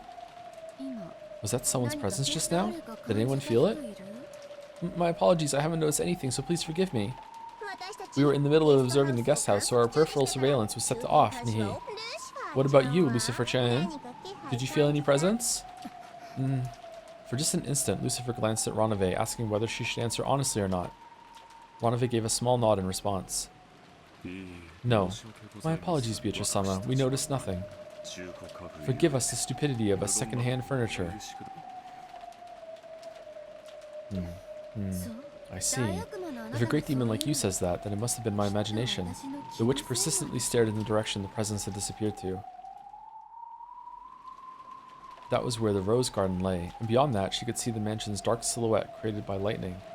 It took some time before she pushed her unsatisfied feelings aside and once again faced the guest house.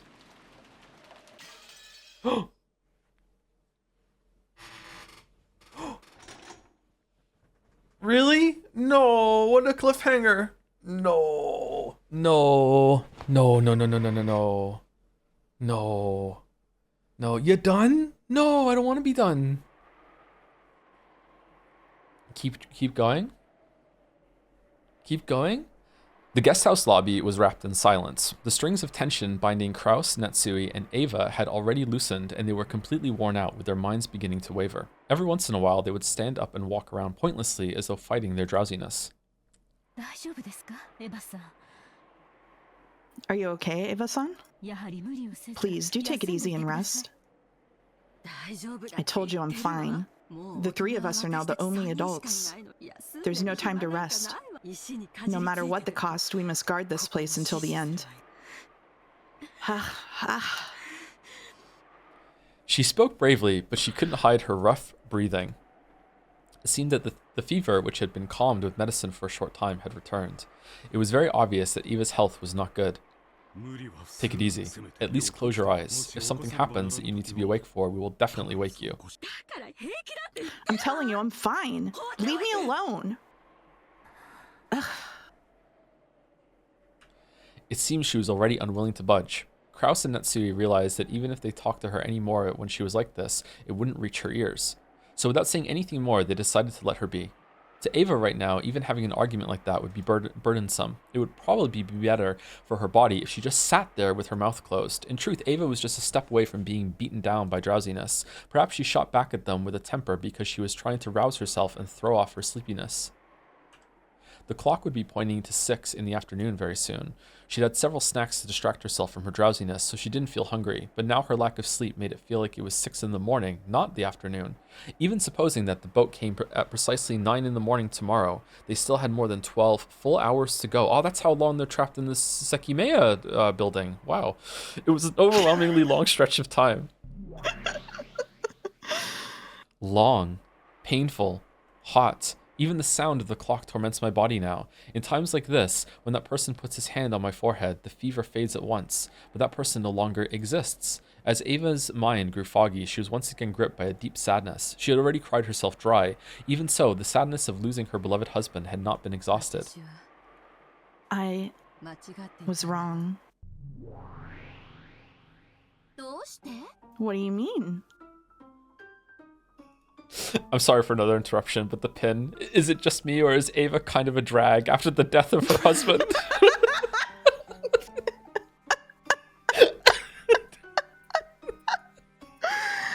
I know. The new witch and Ava were fundamentally the same thing. If Ava talked to her, she would always respond. I thought that if I could gain the position of the Ushiromiya family head, that alone would be enough. But then, as soon as I saw that mountain of gold, my greed grew. I was struck by a desire to have that mountain all to myself. That's nothing to be ashamed of. After all, it's your natural right as the Ushiromiya family head. How could you give up even a bit of it to anyone else? I was gripped by that temptation, which is why you were born. While you are a young girl version of me, at the same time, you're also my self-centered evil heart. Because of my foolish greed sprouted by that mountain of gold, the shell of the egg that is my heart cracked, and you were born into this world. I am responsible for your birth. In that case, when I killed Rosa and Maria, and then Rudolph, Kyrie, and Hideyoshi, you were responsible for that, too. Why did you kill my husband, too? Why? I didn't want to kill Hideyoshi. He was just so annoying and persistent. And that's your fault. It's your fault for choosing a husband like that. A child like you cannot understand what made that man so wonderful. Oh, dear. What the heck? Our dreams were made real with magic, right? We solved the riddle of the epitaph, then we found the gold and got the head's ring. All of our dreams finally came true, right? What more could you want? Those weren't all of my dreams. What about living a wonderful life with that person and giving George an excellent life? I still have many dreams that haven't come true, as a wife, as a mother. And yet, those are just extra dreams you added after becoming an adult. Those aren't my dreams. That's because you're a child. Do you only care about what's best for yourself? That's right, everything is my fault. Back then, why did I resist doing what Rosa told me to? Why couldn't I announce to all of the siblings that I'd found the gold? It's all because I'm so hideous. My evil heart, which sprouted from my desire to have all that gold for myself, caused you to hatch. Looks like you really hate me, even though we're both Ushiromiya Eva. No, that isn't true anymore. And it was you who said it. I am Ushiromiya Eva. And you are the Golden Witch Beatrice. So just disappear. Witches are imaginary, illusions that only exist in fairy tales. Things like you should just disappear. Never appear in front of me again. Yeah, you're right. I understand. I'll disappear from in front of you. And I'm no longer Ushiromiya Ava. From now on, I'm the Golden Witch Beatrice. So now I can play however I want. I don't even care about you.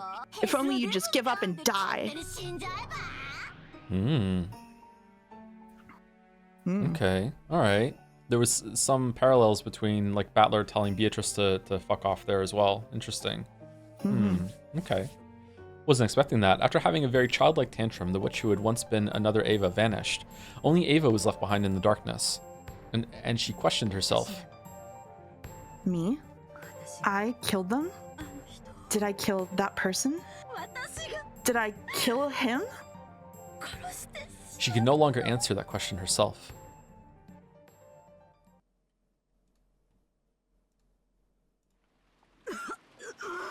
I... cough, cough, cough. Cough. It seemed that, half asleep, she had gotten some saliva caught in her windpipe just as she was dozing off. Ava suddenly started coughing. Are you okay, Ava? Please, Natsui, some water. Yes. I'm fine, okay?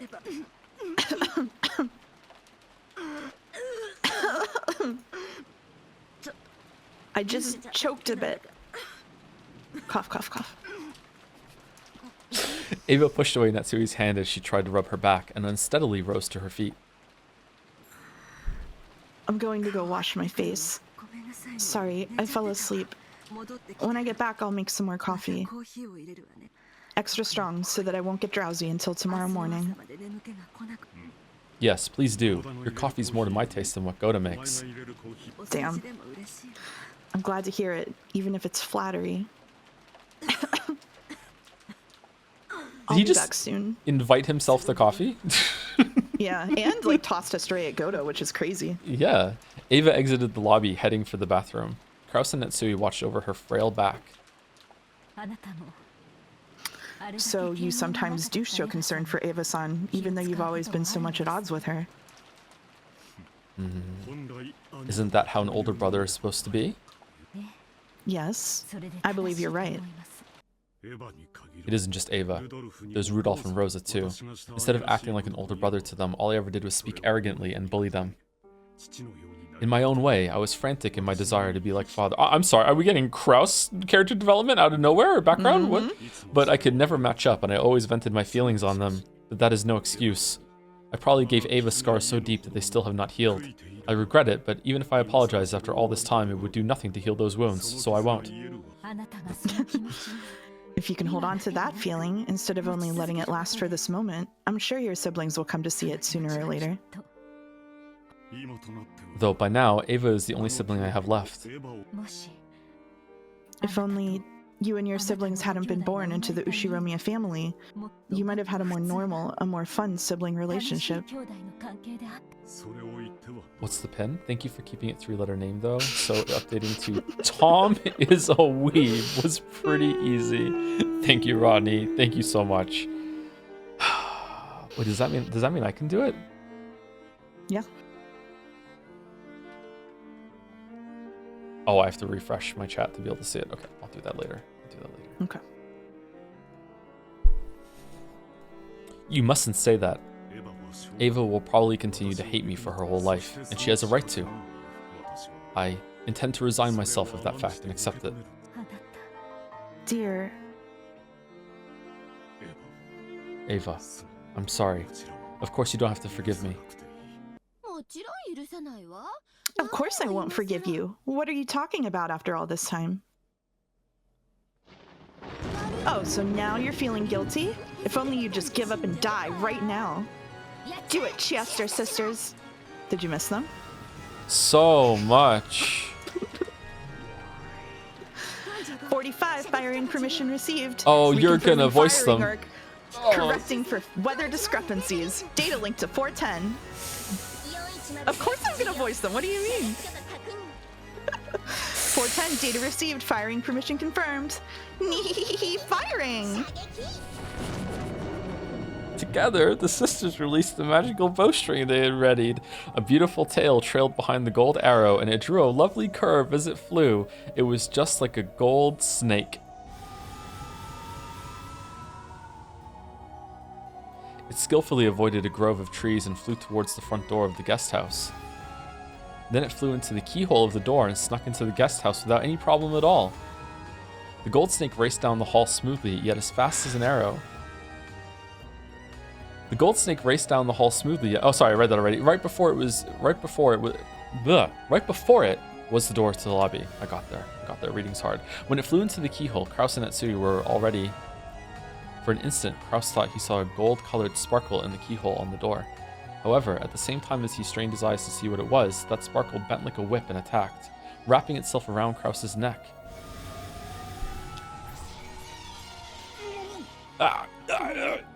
Just looking at it, the gold snake seemed very supple. However, it was as though a wire had tightened around Kraus's neck.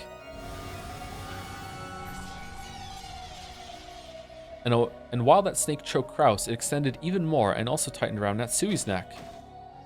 Without even a chance to scream, their eyes bulged as they went into convulsions and then collapsed. 45, hit and kill confirmed. Formulating towing curve, revising capture points. Data link to 410. 410, data received. Initiating corpse towing. We got both of them. Yeah. The gold snake began to drag Kraus and Natsui's bodies back. Beep, beep, beep. They slipped through the door to the corridor, dragging the bodies, gradually increasing in speed, and rapidly pulled them outside the guest house. Through the door just opened when they did it, so the lobby was silent as though nothing had happened. As though Kraus and Natsui had not been there since the beginning. Only the sound of the wind and the rain remained as they were playing dumb and pretending to be the only ones there. Sorry, I'm fine now. I'll go make some coffee. Ava returned from the bathroom, but no one was in the lobby. Even though they had supposedly been in that sofa until the moment she had choked and gone to the bathroom, they were gone as if they'd been an illusion from the very beginning. Repeating choked that she did in her sleep after they just got choked out is a choice. How careless of them. Where did those two go off to together? Ava put her hand on the sofa as though acting out a scene from a detective novel. She felt a warmth that meant they'd just been sitting there until a short while ago. Maybe they went to do the rounds or something. For the time being, Ava sat down and waited for their return.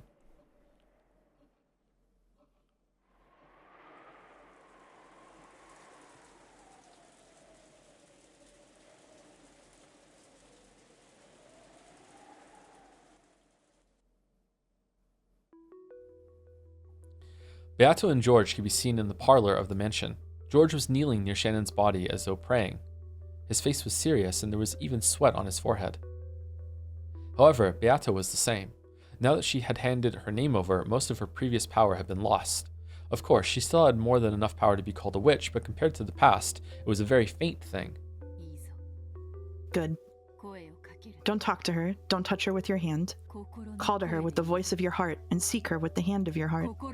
Only your strong feelings can make my magic reach Shannon's lost soul. George kept praying earnestly and silently. He kept frantically yelling inside his heart, trying to call back the soul of the person he loved. He strongly envisioned his soul leaving his body and searching for her as she wandered through the land of the dead.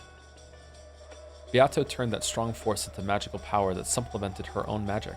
This was magic that, in the past, she could have performed easily without anyone's help, but now, if she didn't rely on someone's assistance, she wouldn't be able to finish the chant, much less succeed. I'd forgotten for several centuries.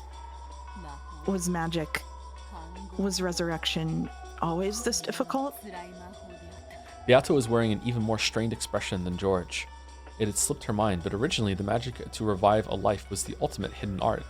The abnormal thing was her previous magical power, which could be used over and over with a snap of her fingers. So the heavy burden on her body and mind was, fundamentally speaking, extremely natural. However, sorry. This man's power, even though he doesn't know magic, it's nothing to be laughed at. I see, so he truly is Kinzo's grandchild. The strong energy pouring from George was large enough to act as magical power. At first, Beato thought it must be the blood of Kinzo, the sorcerer. However, that probably wasn't it. She had a feeling the battler had already told her what it was. It had been born from the power of George's sadness at the death of the person he loved, and from the way he had tried his hardest throughout his life, from the warm time spent together with Shannon to the size of the dream they swore to protect in the future. Is it really possible for humans to take a life so seriously, even though they only have a single one? It was only natural. To her, a life didn't mean anything more than the difference between the top and bottom of an Othello piece. If the black represented death, then she thought all you had to do is slip it over again and make it white. However, it was just like that broken vase. To humans, in a world without magic where they cannot return things to their original form, it is very, very natural for them to bet their soul and life. Sorry, to bet their life and soul. Having trouble today, sorry. So, is an endless witch who can do as she pleases even with life and death inferior to a limited human who can't even surpass the mountain of death? This time, the witch acknowledged it. He was able to hold a magical power that could never reside in witches who didn't understand the value of a life. Why does this thing called the Endless Magic exist? Even though I called myself the Endless Witch, did I forget what the Endless Magic means for 1,000 years? She looked at George's expression again. His surging earnestness was like a lightning bolt. Right now, even if George's body had been burned or smashed by a waterfall, he would probably continue to pray for his beloved without minding it, without noticing it. For the first time, she showed respect for that power. So in that instant, all magical resistance was lost, and the enormous power of George's feelings turned into magical energy in its complete form. Beatrice couldn't believe he was single. The vase was very beautiful, rich with history and value. Even as young as I was, it still forced me to take a deep breath when I witnessed its beauty. But that just made me want to touch it. But the vase easily fell and smashed into pieces, like a bubble that had popped. It fell as though the time it possessed a form had just been an illusion. As though the time it possessed a form had just been an illusion. Okay, yeah. Lives are just that fragile, but not that fragile, just that easily lost. I realized that my foolish curiosity had led to something that couldn't be undone. No matter how much I regretted it, no matter how much I apologized, the smashed vase wouldn't return back to its original form. A lost life will not return to normal no matter what happens. I was frightened that, even though my actions had been thoughtless and careless, they had stolen away a life that could never be revived again. Then I pitied that lost life and cried. I was frightened of myself, the one responsible for its loss, and cried even more. I'm sure Grandfather will also cry at the loss of his precious vase. Grandfather. I'm sure that all people who love Grandfather and see him like that will cry. With the loss of a single life, the whole world can be filled with so much sadness. I cried even more at how terrible that was.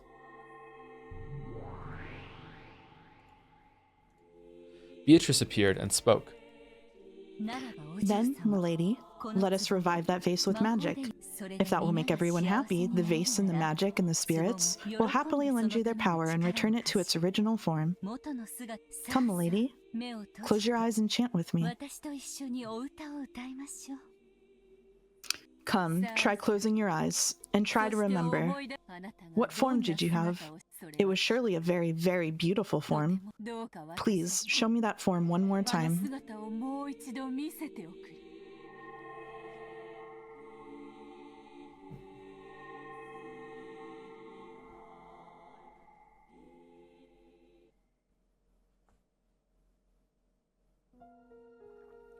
Those words of power knocked forcefully on the door to the land of the dead. The magic of her old self had performed that same forceful knock. However, doing it that way was horribly violent and earned the displeasure of the peacefully sleeping dead. Uh-oh, but this time was different.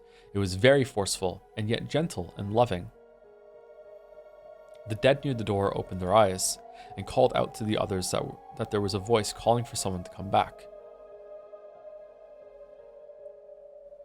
The sadness of that voice calling from the outside touched the hearts of the dead, and, trying to respond as quickly as possible, they searched for Shannon's lost soul.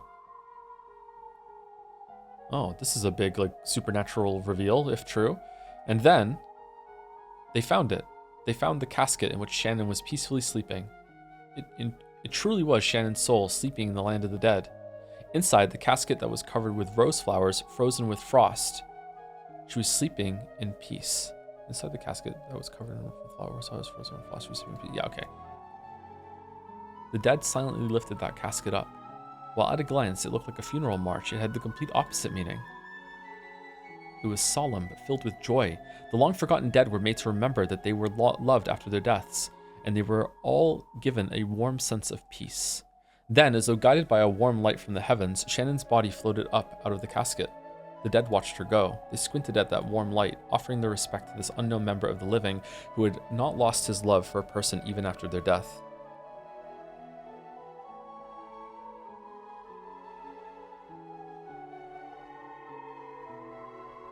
Shannon's body was enveloped in the light from the heavens and began to disappear. In the jet-black darkness of the land of the dead, the faint flickering of gold butterflies could be seen. It reminded them of the gentle stars in the night sky, which they had long forgotten.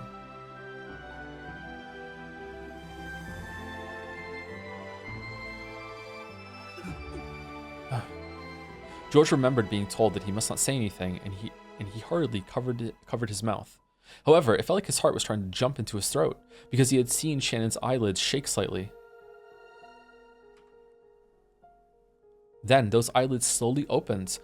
Shannon's eyes were there, but they were still wrapped in the fog of the land of the dead. However, the human world's warmth, no, her lover's warmth, which had called back her soul, slowly dissolved that fog, and her eyes gradually regained their sparkle. Then her eyes moved and recognized George. George-san? As her lips shook weakly, Shannon definitely said that. The words were very faint, so much so that they normally wouldn't have reached his ears. However, George clearly heard them.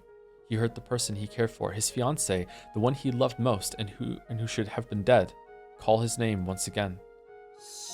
Shannon. Shannon. Do you know who I am? George-san, is this a dream? No, this isn't a dream. Come on, see here. Even if I pinch you, you won't wake up. As George said that, he softly pinched Shannon's cheek. It was how George had always responded in the past when Shannon had been surprised by something and had asked if she was dreaming. When Shannon felt the warm touch of George's finger on her cheek, and when George realized that the warmth of the living had already returned to his beloved person's cheek, they both cried. What words should a pair of lovers separated by death celebrate with when they are reunited? The words of the human world are not enough. In short, they had no need of the words of this world. George simply hugged Shannon, who was sitting up without talking. Shannon's strength was still feeble, and putting her arms around George's back took all she had. So George hugged her tightly to make up for that. To stop each other from going once more to a place the other's hand couldn't reach. They hugged each other so tightly, yet so gently. As Shannon's fingers curled around George's back, on her ring finger, the engagement ring George had given her definitely shone. That strong glint certainly wasn't just the sparkle of diamond. There definitely was a magical power that only the two lovers could possibly feel. It was because that strong light existed that they had been able to find her casket in the land of the dead. Beato understood. That ring. No. The feelings of the pair embodied in that ring were a miracle made real. Really? George and Shannon? In that moment, George definitely used magic. Beato had done nothing more than help him along. That magic had a power that could only reside in those who knew of the importance of life, who knew what it meant to try with all one's might. It was the power of a miracle, one that the endless witch couldn't possibly know of. A miracle that only the power of the finite could give rise to. By now, she had no choice but to accept it. She had to accept that true magic, true magical power, exists in the place furthest away from she who called herself a great witch. Beatrice-sama. She brought you back to life. Thank you, Beatrice. No, I did nothing.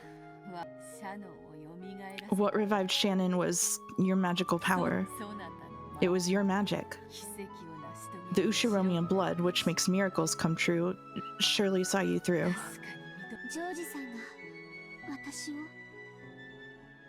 George-san revived me? Indeed. It was an incredible display of magical power, one that I could not hope to compete with. So, I am still nothing more than an apprentice. Now I finally know my place. Beato staggered backwards. Her physical strength was clearly exhausted. She had humbly said that George's power alone had revived Shannon, but Beato had also used all of her magical and physical strength, and she reflected upon how difficult it was to revive a single life, something she'd been able to play around with however she wanted to in the past. The couple kept on embracing each other tightly. By doing that, those feelings that couldn't be communicated with a billion words were shared. Thank you, Beatrice. We're in your debt. Thank you very much, Beatrice-sama. I'll never forget the debt I owe you for bringing me to George again. Stop that. Stop that. Being thanked by a pair of lovers is far too embarrassing for one who has been feared as a monster of a person. Don't worry about me. Celebrate your reunion together to the fullest.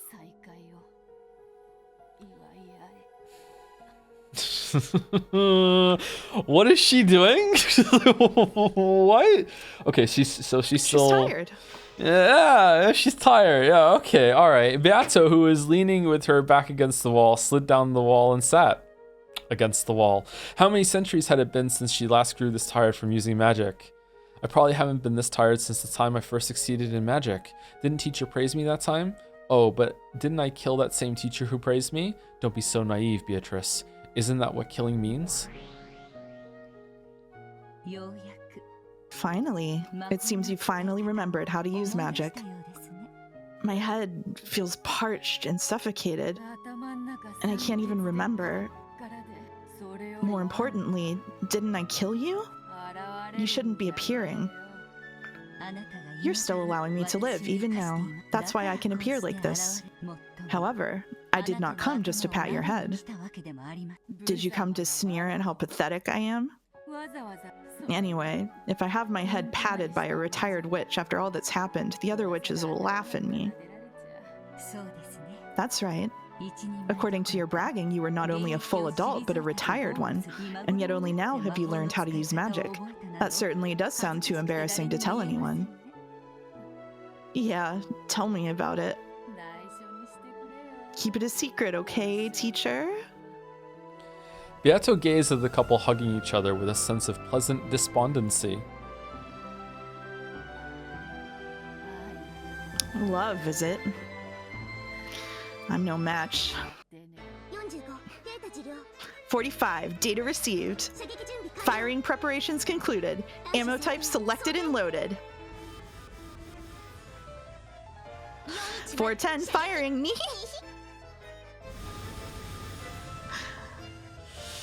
The gold snake arrow fired by the Chiesters weaved its way through the bushes in the rose garden, weaved its way through the hedges, and climbed the stone steps. It is a game towards the mansion's entrance, aiming for the keyhole.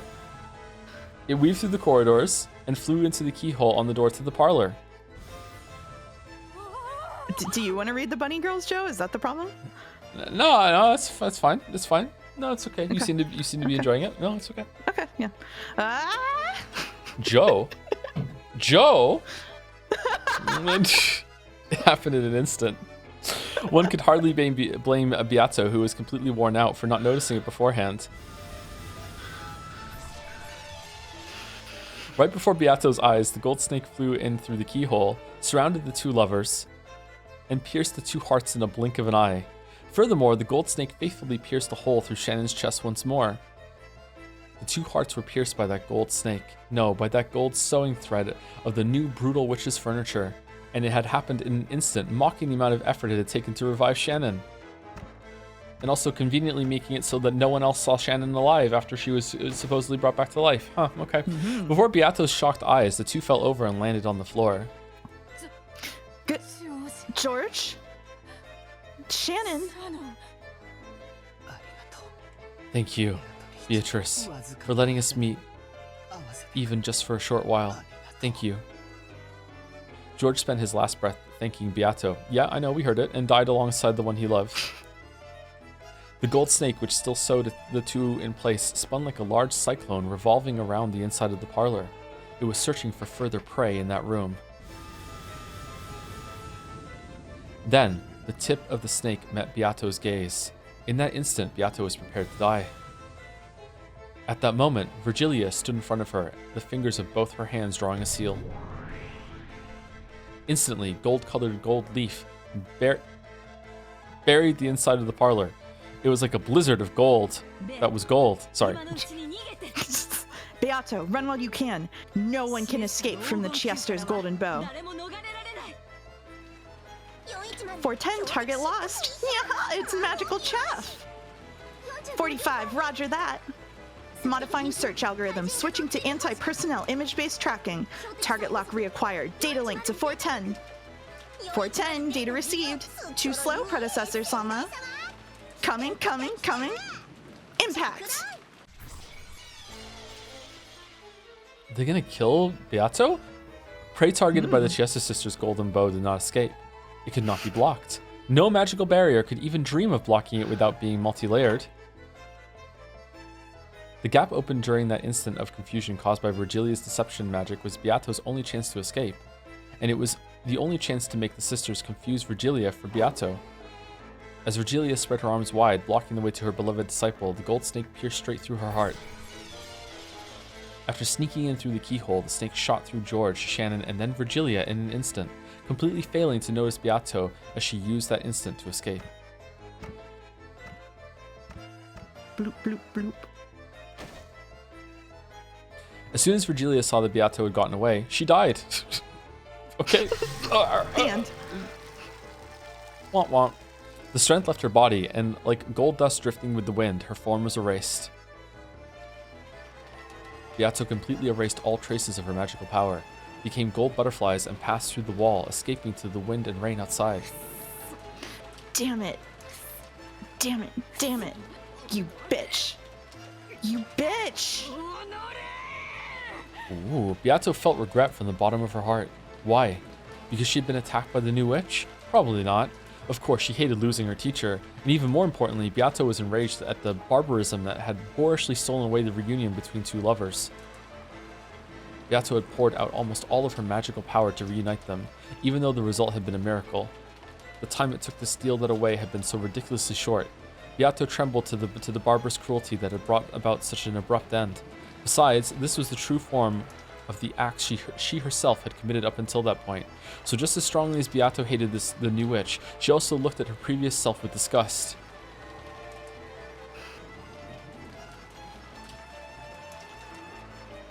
Okay, alright, okay, alright, but now she had to escape. If she was targeted next, she would probably lose her life.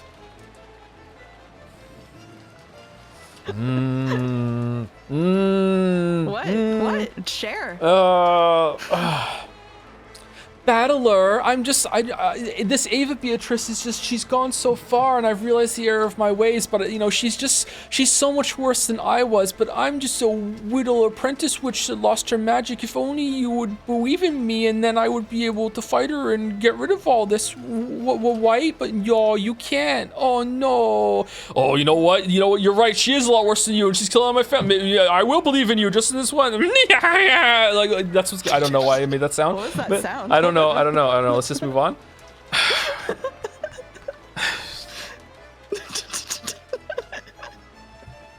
Go ahead. No, I'm done. I think I'm done. It's your turn to read.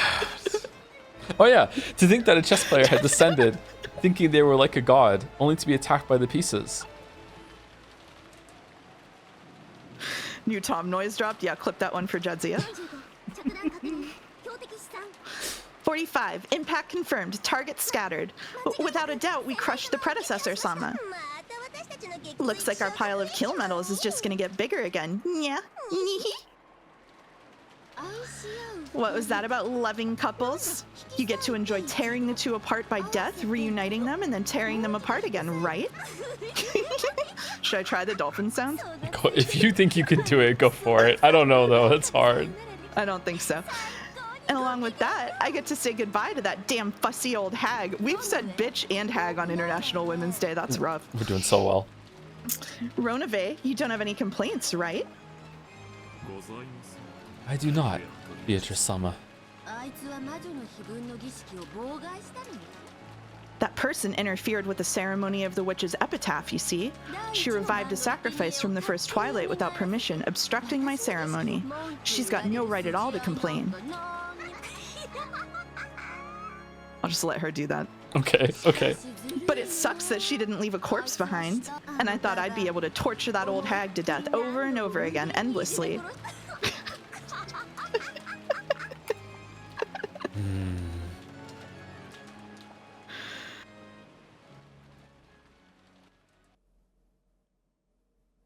Tom's really not acting appropriately for Women's Day. 2NL like need Joe back. I'm not the one that said hag and bitch. It wasn't me.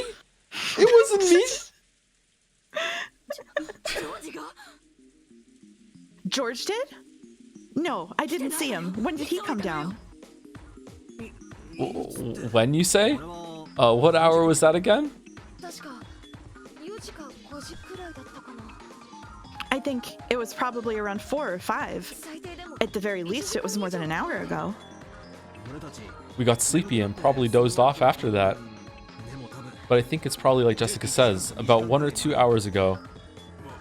Oh, Nanjo's here. I also remember something from around that time. Nanjo also has thoughts. I was asked if I wanted more coffee. Yes, that's what it was.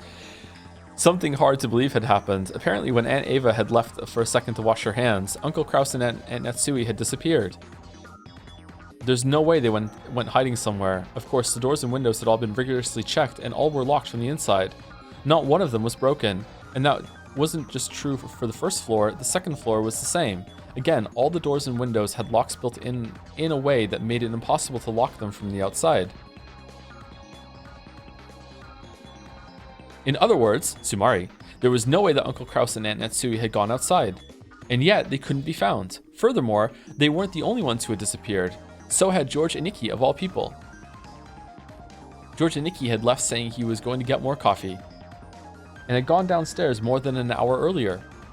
We'd assumed that he was having a conversation with Aunt Ava and the rest, but Aunt Ava, who had been in the lobby the whole time, said that no one had come down. Since all the doors and windows were locked from the inside, it was unthinkable that they had gone outside. However, 3 humans had evaporated from this barricaded guest house, which had become a perfect closed room. In a situation like this, we couldn't imagine that this was because they were playing hide and seek and trying to scare us with a prank. It was probably reasonable to assume that they'd been caught up in this crime. I want to say hide and seek like 30 seconds ago, and I didn't. Should have. When Aunt Ava had learned that only her son was missing, she had gone half insane, running from room to room, yelling his name, and Jessica, who had suddenly lost both of her parents, had chased after her. Cries of George, George, and Mom, Dad had continued to echo through the guest house for some time. I think George said something about wanting to see Shannon's dead face. It would be reasonable to assume that he snuck out of the guest house and went to the mansion, but I didn't have a clue about Uncle Kraus and Aunt Natsui. Did they see him leave and then go to the mansion to search for him? Without even telling Aunt Ava? At this rate, it's only a matter of time before we start planning to leave the guest house to go search for them. When that time comes, I'll agree. We thought staying holed up in the guest house would be safe, which is why our big, happy group of 12 people locked themselves up here this morning. And yet, now there's only 4 of us left. That means staying here is no guarantee of safety. Yeah, is there only 4 left? Hold on. Dead. 1, 2. Oh yeah, so the 4 this time are Ava, Jessica, Battler, and Nanjo? Okay. Wow. However, there's one thing we can't afford to forget. All the doors and windows were locked from the inside. This is a closed room. How did they manage to vanish from this place? Well, Nanjo locked the door after he moved the corpses. Clearly. We searched around thoroughly. However, we couldn't find any traces of someone hiding. The 3 of them had almost certainly been taken outside the guest house. I wonder how it was done. You don't think there might be something like a hidden door? A hidden door? The doors and the windows were built in a way that makes them impossible to lock from the outside. Even using a fish line, it would probably be impossible with the way they're constructed. So it may be reasonable to assume that they left via something other than a door or a window. You're right. That does make logical sense. No one can be sure that no hidden doors exist. Maybe they like Santa Claused out the chimney or something. Is there a chimney? Is there a fireplace in here? Ooh. However, before leaping to that conclusion, I suspect a much simpler possibility. And what would that be? For some time, Battler had been opening windows, opening shutters, and checking outside, repeating this for each window. This window's pretty quiet. I see. Unlike the other windows, because of how the building's shaped, the wind doesn't blow into this one. It appears that way. It feels strange that no wind or rain comes in, even though there is so much of it outside. Dr. Nanjo, when I opened the window just now, did you hear a sound? Huh? No, I did not notice it. I believe it is well oiled. In other words, Sumari, it's possible to slink through a window in the hallway when no one is looking. Furthermore, the wind doesn't blow in through this window, so the air pressure wouldn't cause the curtains or a door to make a sound. It'd be quiet. Battler leaned forward and looked at the ground below. He was searching for some sign that George had jumped down, but at a glance he didn't see any mark like that on the grass in the middle of the pouring rain. There might also be a window like this on the first floor. It'd be possible to go outside without anyone noticing. I might sneeze. However,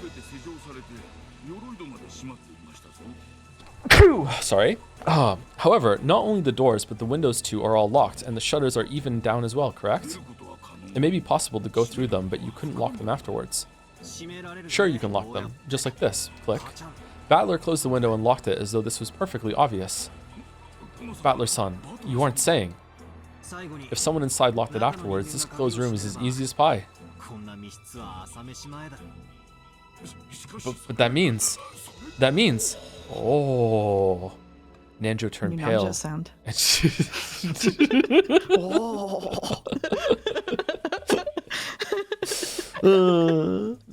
Nanjo turned pale and shook his head several times. Because the thing Battler had said had forced him to face a fact that it was frightening even to imagine. That's only if the trick I'm thinking of actually happened, okay? However, with this trick, only a very limited number of people can be suspected. He didn't want to say it in front of Nanjo, but after eliminating Jessica, who had been with him the whole time, only Nanjo and Ava could have done it. I did not do anything of the sort. Yes, I swear it. In this case, it becomes a battle between Aunt Ava and Dr. Nanjo for an alibi. We just have to suspect both of you and confine the two of you separately. To say it the other way around, the more survivors there are, the more effective this trick might be. But since our numbers have shrunk so much, it isn't effective at all. No, on the contrary, there'd be a chance of having your own neck strangled by using it. It would have been more advantageous to make it look like the culprit was outside, to intentionally leave a door unlocked or break a window. If this disappearance drama had taken place midday today, I'd be able to claim this theory with full confidence. However, at this stage, I'm not confident at all. What's going on here? What in the world does it mean? This closed room. You don't think, What is it, Dr. Nanjo? Even if it's just a thought, please say it. Nanjo looked like he was trying to swallow his words, even though he thought of something, so I urged him on. After Dr. Nanjo refused several times, saying that it was just a foolish idea, he finally said it out loud. Well, don't you think this might actually be the work of the witch? Ooh, really? From you? Ridiculous. There's no way witches exist. The witch is trying to make her case to us, specifically because she's doing things that humans cannot do. She must be trying to make us accept her as a witch. To me, this disappearance from the closed room of the entire guest house feels like that kind of message from the witch. It's something I must not think of. Surely it cannot mean anything. Oh, I am frightened. As Dr. Nanjo shook with fear, it looked like he was trying? Is that a mistake? It looked like he was trying. Yeah, that is a mistake. To erase the fearsome thoughts that he kept imagining one after the other. Put it on the Trello. When we went down the stairs, Aunt Ava and Jessica were enraged, and were each persistent in their desire to leave this place and search for their respective families. It was a desire that naturally hits those who can no longer see their family. Aunt Ava told Dr. Nanjo and me to stay here, but I shook my head and started walking. I've been shut up inside for a long time already. I started wanting to breathe some outside air. Yeah, if we're going, let's go quickly. There's no way I'm gonna keep myself shut up in a place like this anymore. Let's go and find Mom, Dad, and George Nissan right now. The blood had all risen to Jessica's head. I hope it doesn't set off her asthma. If anyone wants to stay, go ahead and stay. We'll be searching outside. What about you, Dr. Nanjo? Will you watch the place by yourself? No, allow me to join you. Rather than holding up alone in a guest house whose security was by no means guaranteed, it would be better to enter a danger zone as a group of 4 people. Aunt Ava had a gun. Moving separately from her was almost like asking to be made into the next victim.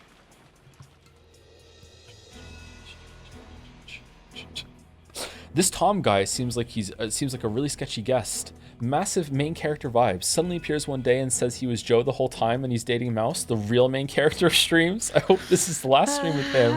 The vibes are just too tense. Thank you, Jelly. Thank you, Jelly. Thank you. In this way, the 4 of us decided to leave the guest house. Even though it should have been safe to barricade ourselves here, we lost 8 people after doing so. It was almost as though it was it was almost as though this was a holding. Wait, is this another mistake? This is another typo. Okay. It was almost as though this was. Yeah, That's fine. It was a holding cell from which the sacrifices could be killed one after another. Hard enough to read today without the typo. Shit.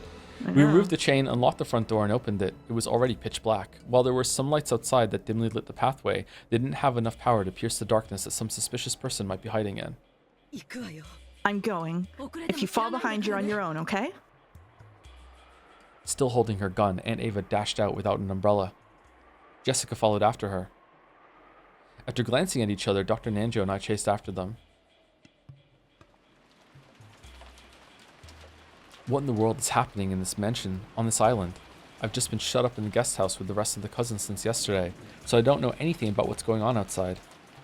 Just what is happening that I don't know about?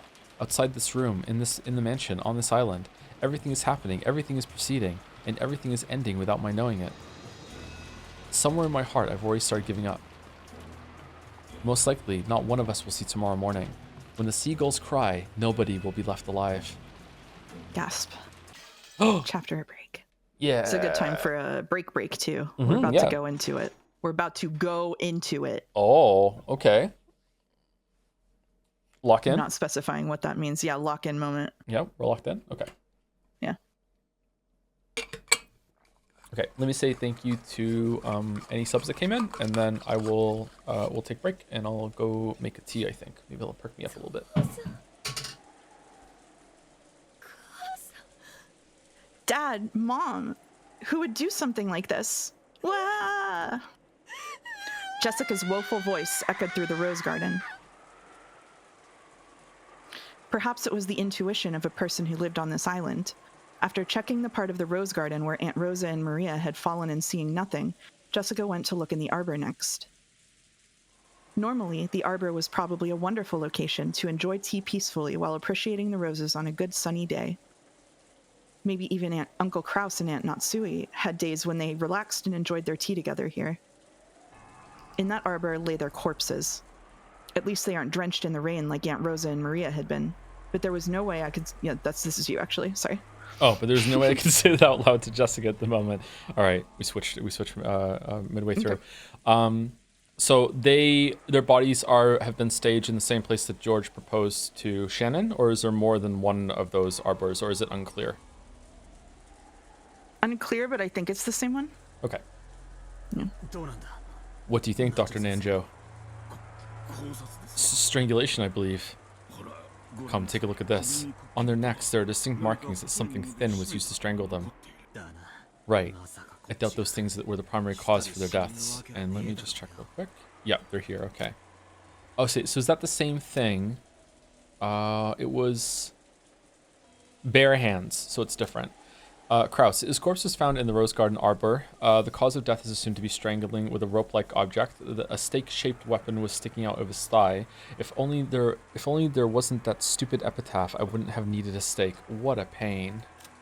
Ushirimiya Natsui, her corpse was found in the Rose Garden Arbor. The cause of her death is assumed to be strangling with a rope-like object. A stake-shaped weapon was sticking out of her calf. Why do I even have to follow the epitaph in the first place? Is this some kind of game? And George hasn't been discovered yet. Okay. Right, I doubt those things were the primary cause for their deaths.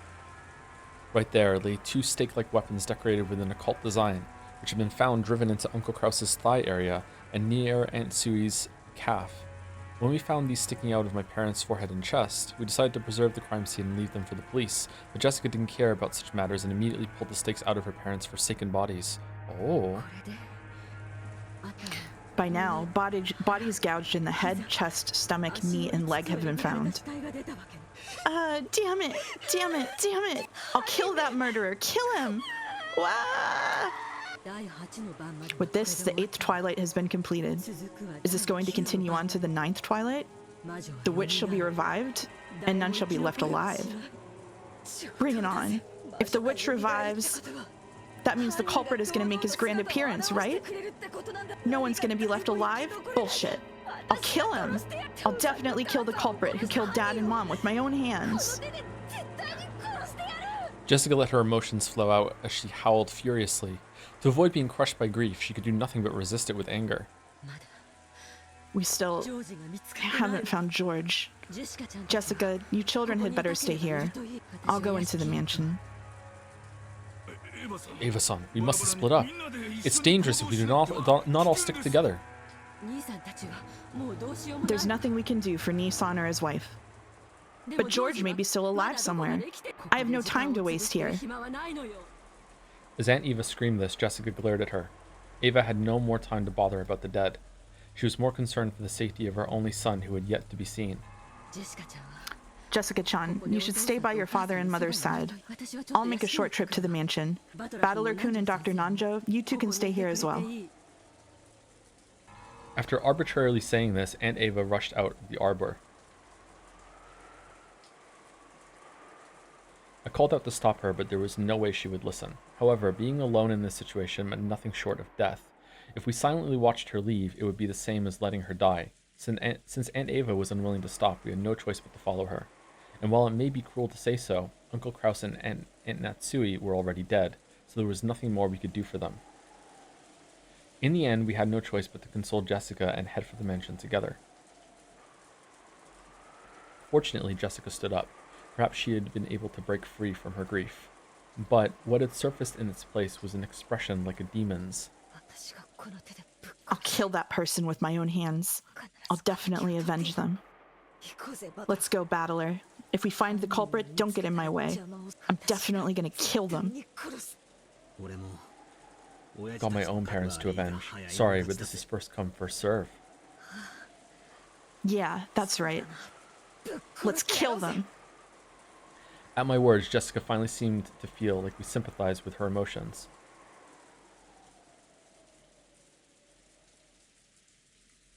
We? Okay. She still had that dark expression, but I felt that Jessica had regained some of her sanity. We took off, chasing after Aunt Ava. Through the rose garden, up the stone steps, running at full speed towards the mansion, whose large, intimidating shadow flashed in the lightning. Ooh! With this, the murders of the epitaph have reached the 8th twilight, and then, on the 9th twilight, the witch shall revive, and none shall be left alive. Hold on. So, right now, my brain is, telling me that the most suspicious person is Ava, but maybe that's too obvious. The way that, like, you can't really trust the murder scenes, but the way that everyone has been like Ava, what did you do, and everything like that, it seems like Ava is the one that maybe is, like, with some bout of psychosis.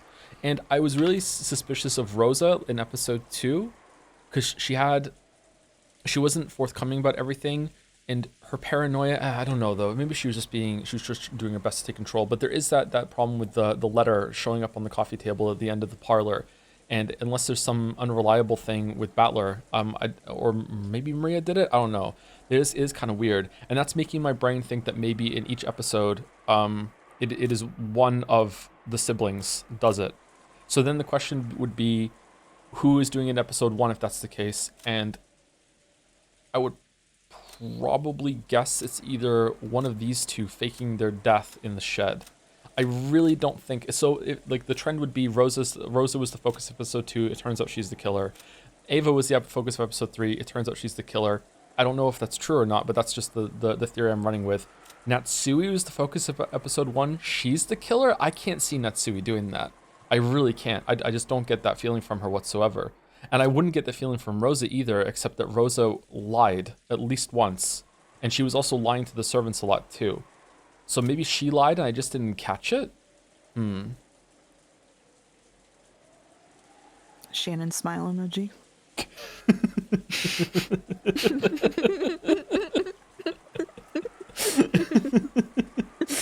All right. So running with that theory, I would say that it's Kraus or Rudolph, leaning toward. Oh, I don't know. Rudolph had that weird line that he said to Battler at the beginning about him dying, which kind of makes me think that he was trying to like let his son know something without telling him what he planned to do. But like, would he do that? And does that mean Carrie was doing it with him too? Because Carrie seems kind of like ride or die for Rudolph. Rudolph seems ride or die for her too. Actually, the two of them are a really good team. Would they do that? But wasn't Kraus one of the ones that his face wasn't fucked up like completely? But maybe that's a red herring, huh? Red herring. Oh, that's a funny thing to realize. Shit. Okay. Right, that is my speculating. And then, on the 9th twilight, the witch shall revive, none shall be left alive. I will most likely lose my life, but at the very least, I want to burn the truth into my eyes. That's the only thing motivating me to move right now. We were able to meet up with Aunt Ava, who was having trouble with the lock to the front door. It seemed that all the blood had risen to Aunt Ava's head. That was probably making her fingers clumsy. It looked like she couldn't even handle the simple task of inserting the key into the lock. Then there was a faint sound, the sound of the door unlocking, just as though it had waited for all the survivors to unite before opening. It felt to me as though the malicious mansion was trying to swallow up all the remaining humans at once. Wait, the door unlocked itself, or she finally got the key? That was kind of ambiguous there. Perhaps the stench that erupted outwards the instant the door opened couldn't be described as just a smell. It wasn't just the charred smell from grandfather. I think it also may have contained the regrets of the servants and Dad's group. All of the dead. What did it mean as it floated out, overwhelming us? Was it the cry of the dead telling us not to enter? However, Aunt Ava didn't even flinch at something like that, and we who had to chase after her were forced to step into the mansion even after receiving that message. George? George! If you can hear me, answer. George! Aunt Eva shouted at the top of her lungs. Considering the situation, it's probably far too optimistic to imagine that he's alive. When we started following Aunt Ava's example and calling out George's name in loud voices, Aunt Ava spotted something and stopped walking. She was standing in front of the door to the parlor. What is this? Dr. Nanjo, could you come here for a second? What is it? I'd heard about the eerie magic circles written on doors like the one on the parlor from the adults. Eerie is the only word to describe that thing, which was scribbled with a deep red paint reminiscent of blood so that it slowly dripped down. However, oh, hold on. Is this... Were there only these symbols drawn on the first round of murders this time? Because the other ones had them on all of the doors as it happened. Well, maybe not all of them, most of them?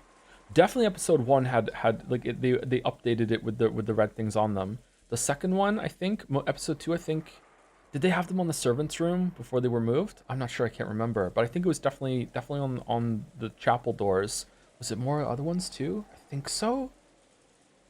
Jessica's room or something? I think one of them had it. But episode 3 so far, I don't think there's been any new symbols to find like this. That's interesting. Why is that different? However, that had supposedly been there since this morning. Wondering why Aunt Ava, who had supposedly seen it already, would think it odd now, Jessica and I stared at the door. Certainly, I have no memory of numbers such as these being written here. Right, they weren't. Eerie magical characters were written here, but not numbers.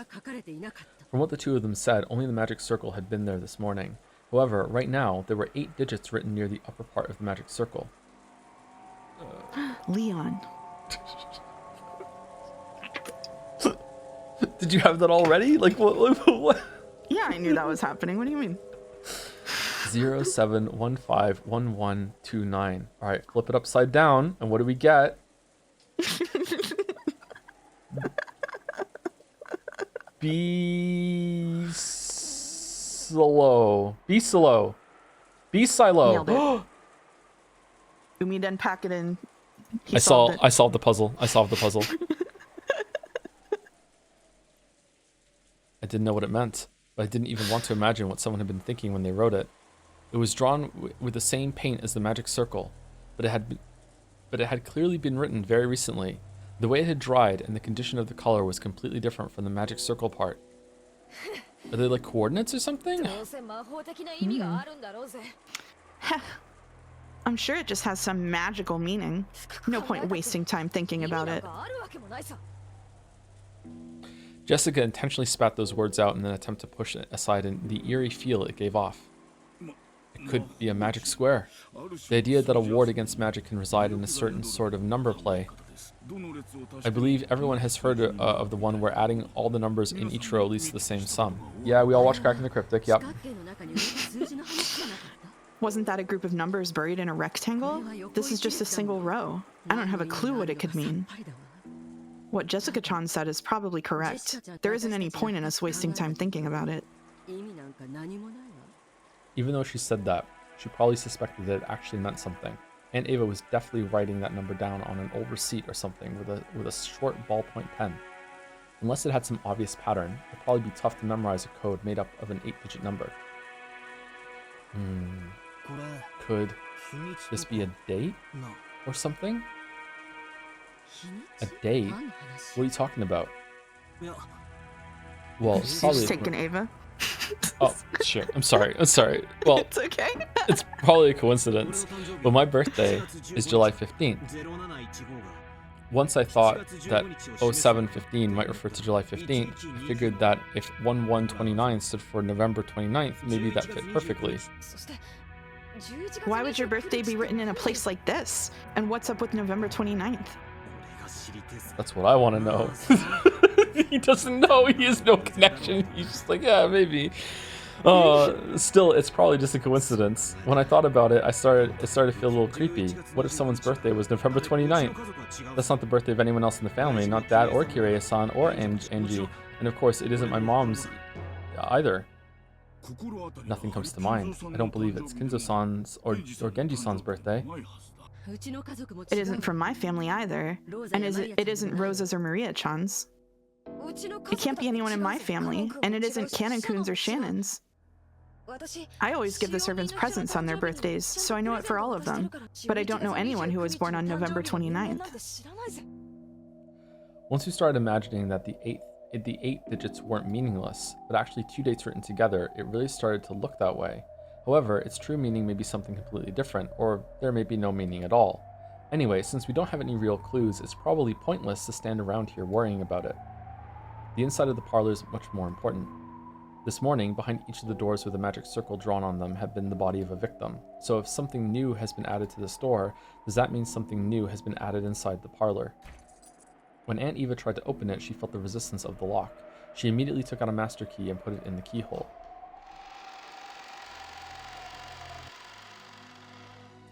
As soon as she opened the door, Aunt Eva let out a high-pitched scream and ran inside.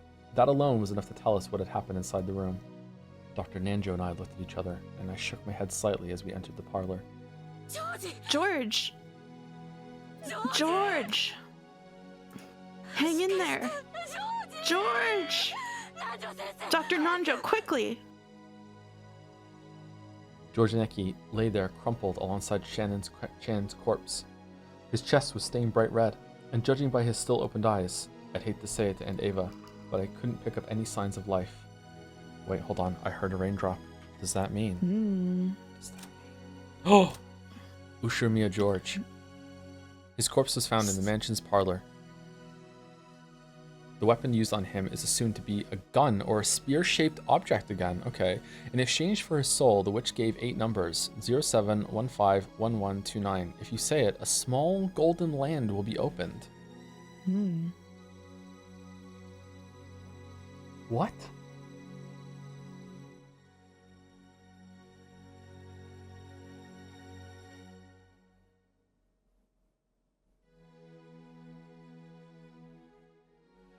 Like a safe code?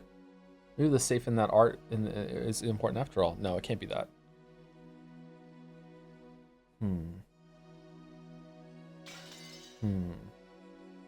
Okay, I got nothing. After moving to take George's pulse, Dr. Nanjo shook his head, wordlessly reporting that George was dead. Brushing him aside, Aunt Eva once again crouched beside George and Nikki and started crying at the top of her lungs. With Nikki's death, one thing is certain. The murders hadn't ended on the 8th twilight. The epitaph was being carried out in its complete form, including the 9th twilight, and none shall be left alive. I was really starting to lose track of things. For some reason, Aunt Ava's half-crazed cries actually made me cool down.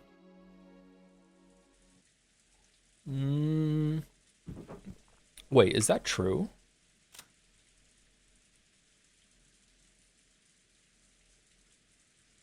Oh, someone's asking me to see if Shannon is different. No, it's the same. How many people were left alive in the first episode? It was these 4, right? Oh, and Natsui. Yeah, okay. So there was 5 left at the end, and then Natsui died after. Yeah, okay. So someone extra has died. Okay, yeah, that's true. Okay. Crestfallen and exhausted, I flopped onto the sofa and plunked my feet on top of the table. Maybe all these murders numbed my heart. Instead of just being frightened, I felt completely confused. Dad and Kirei-san are dead, and people have been killed off one by one, starting with the servants. And there's been a hell of a lot of them by now. I don't know when the first murder happened, but they might have been killed at a rate of about 1 per person per hour by now. We believe that the boat will come for us around 9 tomorrow. There's still a full 12 hours until then. How many more seconds? We were locked in here for 12 hours. How many more sacrifices to the witch will there have to be for us to survive? With the 4 of us, if one goes each hour, we won't last any longer than 4 hours. That's true. Quick maths. We don't even know if we'll last until midnight tonight. Damn it, damn it, damn it. Yesterday after lunch, we came into this parlor. Just as they started talking about serving some tea Aunt Rosa had bought, the kids decided to take a walk. Maria was jumping around, wasn't she? Didn't Shannon-chan bring us some cookies? She said Kumasawa-san had baked them or something. It would have been hilarious if she'd baked some mackerel into them, wouldn't it? That's right. I'll never hear Kumasawa-bachan's mackerel jokes again, will I? Oh, right. If I only remember stuff about Kumasawa-bachan, that wouldn't be fair to everyone else. Why did Dad and Kirie-san even go outside? It's not like going without food for a day would kill us. So true! So why did Gluttony get a hold of them and make them go out for food? I'll bet that fearless dad of mine just started complaining about being hungry. Kirie-san, you were supposed to be the brakes for my reckless dad. Why didn't you stop him? And what about your daughter, Angie? Am I saying that right, by the way? Is it Angie? I just say Ange. Just Ange? Ange? She's still just 6 years old. Don't tell me you plan to leave her in my care. After all, it's doubtful now whether even I'll be able to leave this island alive. Oh, Chat's on my side. Yeah, Chat's mad at me. Chat is mad at me. The rare Tom win. Ho, ho, ho, ho, ho, ho. Okay, all right. So stop. Why are you fighting at a time like this? Jessica-san, stop. It's been kind of noisy for a while. By the time I looked up to see what it was, Jessica and Aunt Ava had suddenly started fighting each other. No, maybe I should say that Jessica was grabbing at Aunt Ava. Aunt Ava killed Dad and the rest. There's no other explanation. How foolish. Why should I know anything about what happened to your parents? Who was on the first floor of the guest house? Aunt Ava. Dad and Mom were in the first floor lobby along with her. And who was left alive? Only Aunt Ava. Why? It's obviously because you're the culprit. You killed Mom and Dad, carried them outside, and then shamelessly locked the door, trying to make it seem like it was the witch's doing. Then why do you think George disappeared? He never came down to the first floor. So did he disappear from the second floor? And who was on the second floor? You people were, right? You knew, didn't you? You knew that George slipped out of the guest house, and you brazenly acted as if you didn't know anything. If you'd stopped George, he'd be... I said stop. Jessica-san was in the cousin's room the whole time, and Ava-san was in the first floor lobby the whole time. Neither of you is responsible for anything. What we have here is simply the sadness of losing family members. The culprit is no one, nowhere. It's all just the witch's fault. So stop hating each other, you two. The witch's fault, huh? I wonder if that's a good way to cool down the situation right now. Yeah, I finally understand why 3 people evaporated from the guest house, when all the doors and windows were locked from the inside.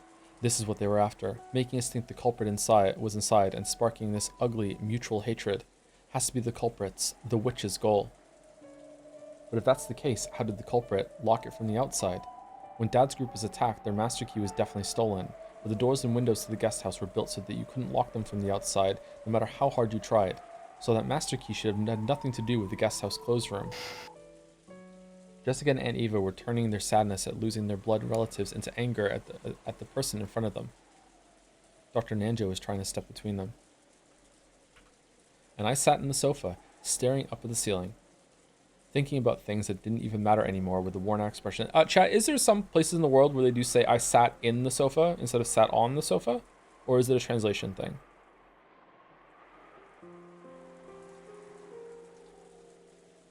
Who cares? I'm a curious guy. I'm curious. JD Vance says that. Oh no. Oh, okay. All right. Okay. I just couldn't believe that this was the same parlor that had been so warm and pleasant midday yesterday, for just a short time before the typhoon hit.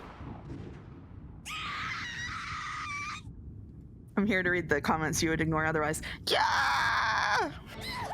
Wah! The sudden sound of a gunshot shook me out of my half-sleep trance. Smoke was rising out of the barrel of the gun Aunt Ava held. Jessica had fallen to the floor and was covering both her eyes. Aunt Ava and Dr. Nanjo were looking down at her in shock. Are you okay, Jessica-san? Jessica-san. It hurts. It hurts. It hurts. It wasn't my fault. This happened because you came at me, even after I told you to stop. Hey, wait a sec, what's going on? So did Jessica grab Aunt Ava, which turned into a scuffle? Did they start fighting over Aunt Ava's gun? Did some kind of impact cause the trigger to be pulled? I didn't know if the bullet had grazed her or if she'd been burned by the discharge, but either way, Jessica was covering both of her eyes, screaming it hurts, and rolling around on the floor. Don't worry, calm down. It's not a serious wound, so get a hold of yourself. My eyes hurt. It hurts. I can't see. I can't see. Dr. Nanjo let Jessica borrow his shoulder, saying that he would tend to her in the servant room. The servant room in this mansion had a bed and a first aid kit and was able to function as an infirmary. Damn it! You killed Mom and Dad. I'll kill you. I'll kill you. It wasn't me. It wasn't me. Jessica-san, you'll aggravate the wound, so don't move about. Come, let us go to the servant room. Jessica continued to curse Aunt Ava as her parents' murderer. It seemed that Aunt Ava couldn't conceal her trembling at the fact that she had pulled the trigger even if it had been an accident. Huh. It wasn't my fault. It happened because that kid jumped at me. I didn't kill anyone. More importantly, who killed George? That's right. Who killed George? George! It isn't my fault. It isn't my fault. Man, Ava's become a real drag since her son died. Yeah, I know. Wait a second, Ava, don't go off on your own. I didn't know if it was because Aunt Ava couldn't bear her mistake, or if she'd given up control of her body to anger at the person. What? Control of her body to anger at the person who had killed her only son. There we go. Or if it was both of those all mixed together. At any rate, she ran out into the corridor yelling, fearful, and screaming. I was also worried about Jessica's condition, but right then I couldn't leave Aunt Ava alone. Why would she go off on her own in this mansion of all places? Is she suicidal? Dr. Nanjo took Jessica towards the servant room. I chased after Aunt Ava, dashing into the depths of the mansion.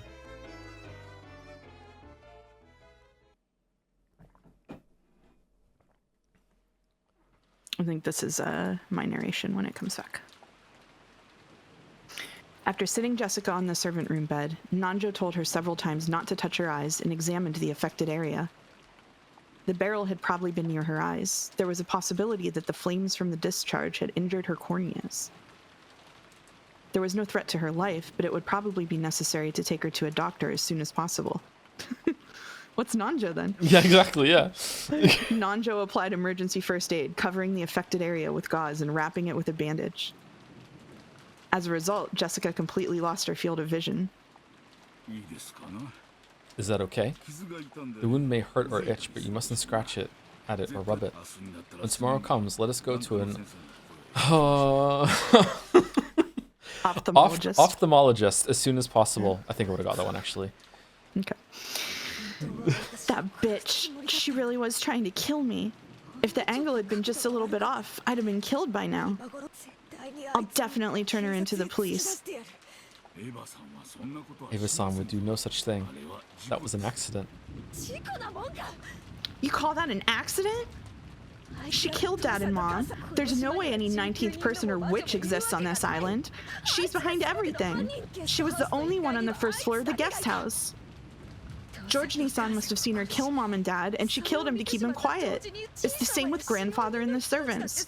I'm sure she snuck out of the family conference last night and killed all of them. If that is indeed the case, then we'll find out about it as soon as the police investigate. The police are incredible, and with their powers of discernment, there is nothing that cannot be understood. There is no need for us to suspect or hate anyone. The police will resolve everything. They'll say it was a witch, and it'll be done. So for now, Jessica-san, you should devote yourself to resting your body and keeping your eyes safe. Of course, if you wrinkle your forehead too much, it will do nothing good for your eyes, not to mention your beauty. Yours. When Jessica's abuse of Ava had reached a crescendo, she actually had started glaring instinctively, and the pressure on her eyes had hurt her. Jessica herself realized that the more she talked, the more the wound would hurt. And regardless of whether she'd overcome her suspicions of Ava, she regained her composure for the time being. She killed them.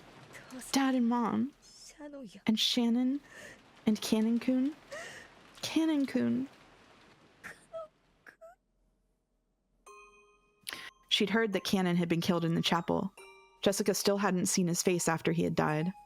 Jessica was now less fearful about the fact that she was blinded and more frightened that the police would carry Cannon's body away while she still couldn't see, and that she would have to say her final farewell without being able to look at his face.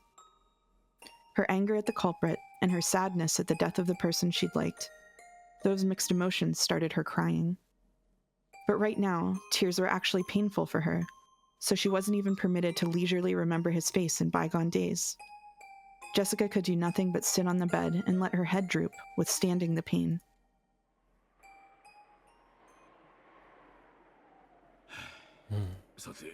Well then, now I am worried more about Eva-san. I hope she isn't too shaken by this. Realizing that Jessica had calmed down for the time being and letting out a sigh, he stuck his head out into the hallway to look for any sign of the others coming back.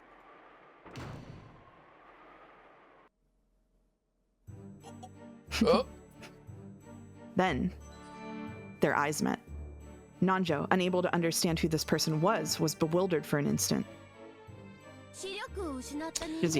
I hear that people who have lost the power of sight have 0 anti-magic power and magic resistance power. In other words, Sumari, you're an isolated pawn right now. Understand what that means? What did you say? Nanjo had no way... Sorry, yours? Nanjo had no way of understanding who the person in front of him was, much less what she had just said. Dr. Nanjo? What's going on? Unable to see, Jessica had to rely on voices alone to make out the situation, but since she heard Nanjo say something in an uneasy tone, she tightened up, thinking that something bad might have happened. Stop, please. Please don't kill me. I have a sick grandchild. I mustn't die here. Please, spare me. Eek. Nanjo lore. Dr. Nanjo! Dr. Nanjo! Jessica couldn't do anything except call out from the bed. Judging by the tone of his voice, Nanjo was in the corridor, confronting someone. And he was scared. His life must have been threatened just a second ago. No, stop it. Eek. On the 9th twilight, the witch shall revive, and none shall be left alive. Hehehehehe. The witch pointed the end of her gold staff at Nanjo. Even though he didn't know what she was planning to do, Nanjo assumed that she must be trying to take his life. Dr. Nanjo? Dr. Nanjo! Is someone there? Answer me! Stop it! Aye! Bang.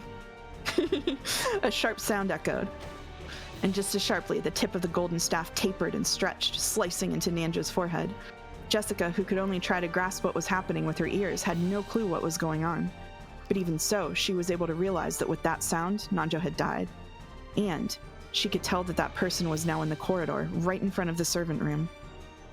Furthermore, since she couldn't see, she wouldn't be able to run away, much less resist. Knowing that she was a mouse in a trap and in a life-or-death situation, Jessica shuddered. Okay, I heard a raindrop. But Battler's not here. Attending physician Nanjo. His corpse was found in the hallway in front of the mansion's servant room. The weapon used on him is assumed to be a gun or a spear-shaped object, just a little longer, and he'd probably have managed to return alive. However, in the very end, the witch did not permit that. Down to 3. Okay. Is this the lowest amount of people that we've had alive when it's not the very, very, very end of the episode? Maybe it is the very end of the episode and I've misjudged it, but like, huh. We're really dwindling down right now. Okay. Oh, Jessica, too bad your eyes got injured. Now you can't even escape. Giggle, giggle, giggle. I'm gonna play a whole lot with Nanjo's corpse now. When I get bored of that, I'll kill you next and play a bunch more. No, wait, if I've got you here blind already, I won't wait until you're dead. I'll have a lot of fun with you before I kill you too. Yeah. So wait there shaking for a while, okay? As you try to imagine all the ways I'm playing with Nanjo's corpse.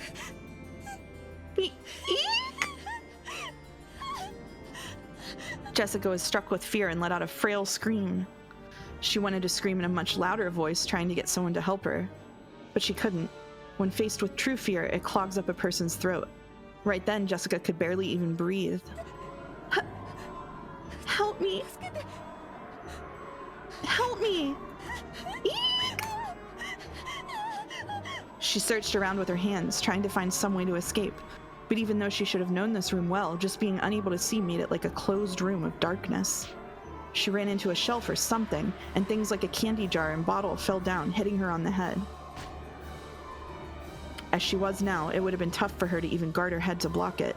She was painfully aware of how powerless humans become just by losing their sense of sight. Of course, she had no time to be impressed by this fact. She crawled around at random, trying to escape from that place.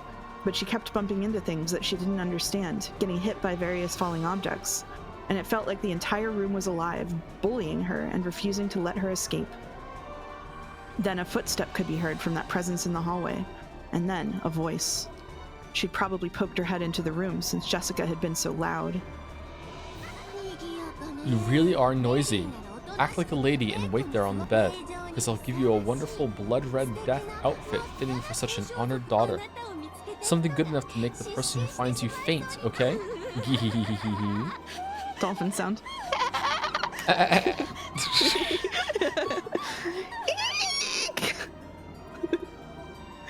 Until just a second ago, she'd sworn that she'd kill the culprit if she found them.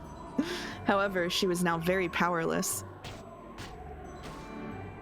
She couldn't do anything except let out a scream, crawling around on the floor and bumping her head into the bed and the legs of desks. Help me! Help me! Someone help me! Dad! Mom! Battler! Someone come! Help me, Cannon-kun! Or Jessica. In the corridor, as the witch thought of how to toy with Nanjo's life, a single gold butterfly secretly watched that scene from the corner of the hallway. Uh-oh. It was Beato, who had barely escaped with her life once before. The gold butterfly softly returned to human form. It was faint and transparent like a lace curtain. By now, her power was so weak that even maintaining this form was difficult for her.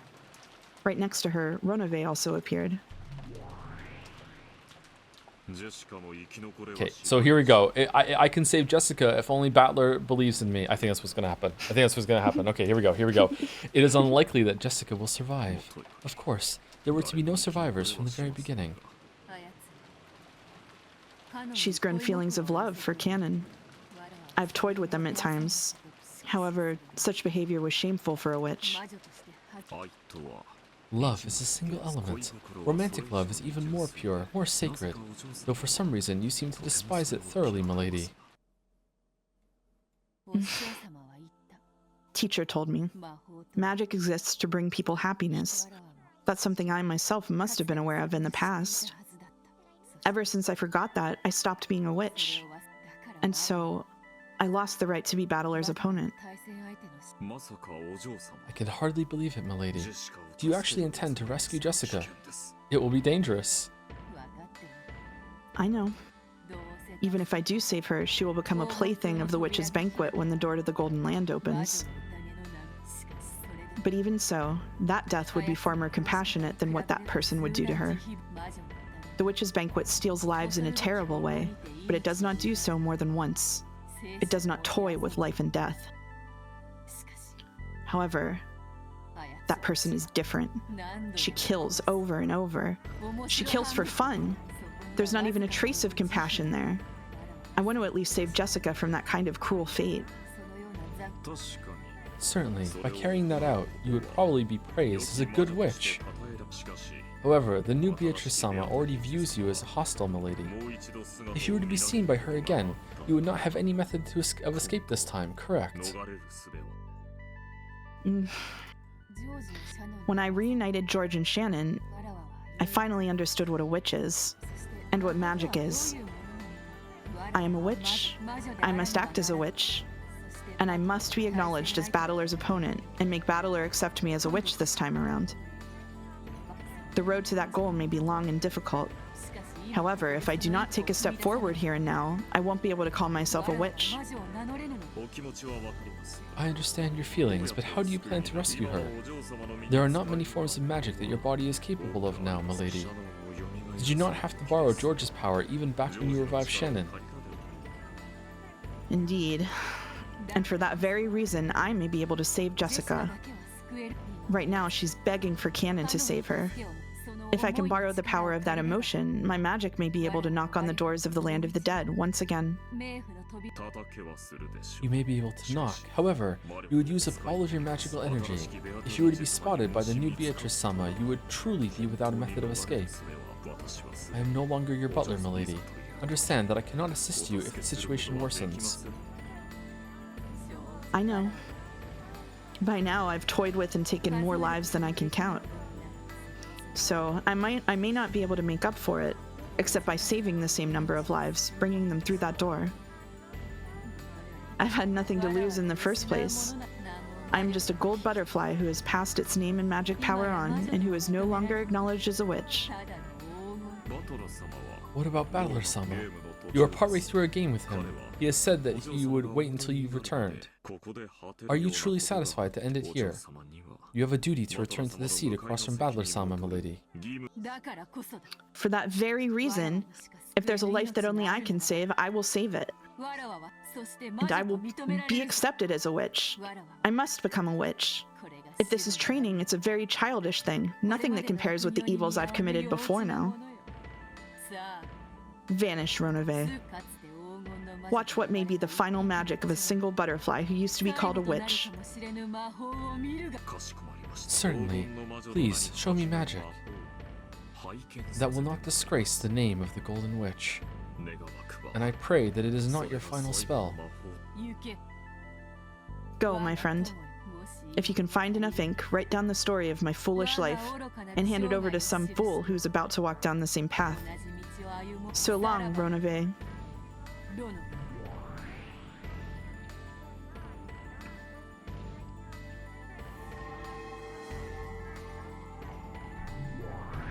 Ooh, why are we here? Oh, okay. Going lots of places. Big adventure. Chat needs to believe. Send your energy to Beatrice, chat. Send her your energy. Please. Cannon-kun, where are you? Where are you? Help me. Help me.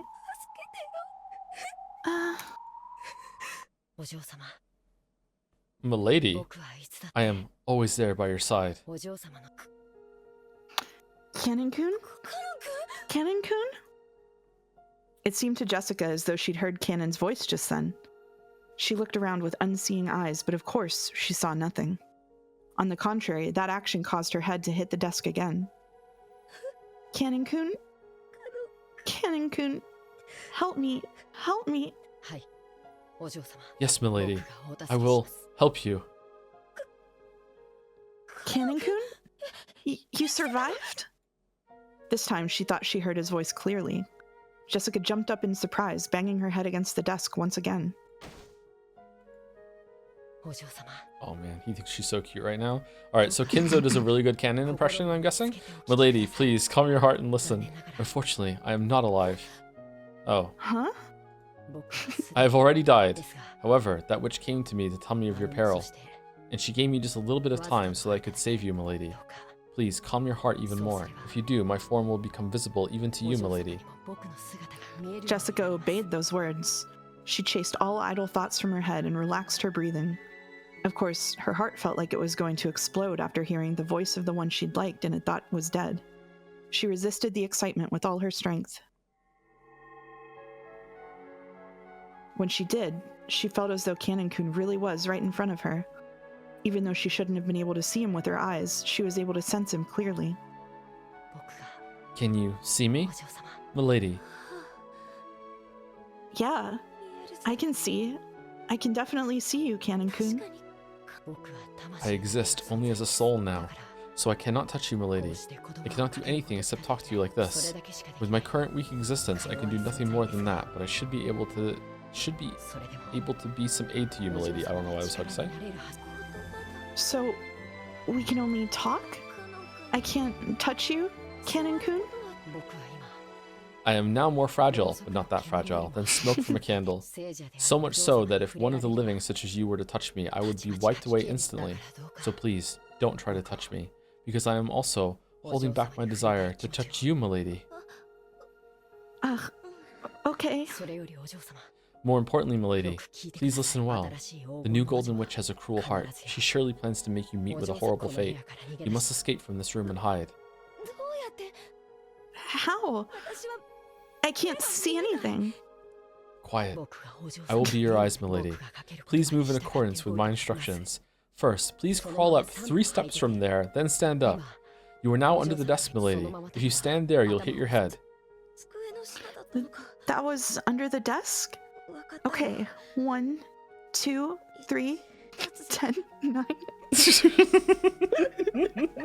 I'm gonna stand. Well done. Next, please turn to face towards 9 o'clock.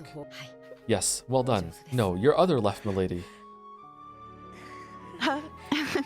This is pretty embarrassing.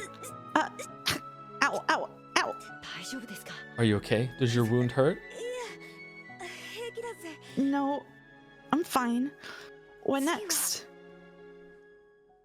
Jessica thought that if this was a dream, she didn't want to wake up.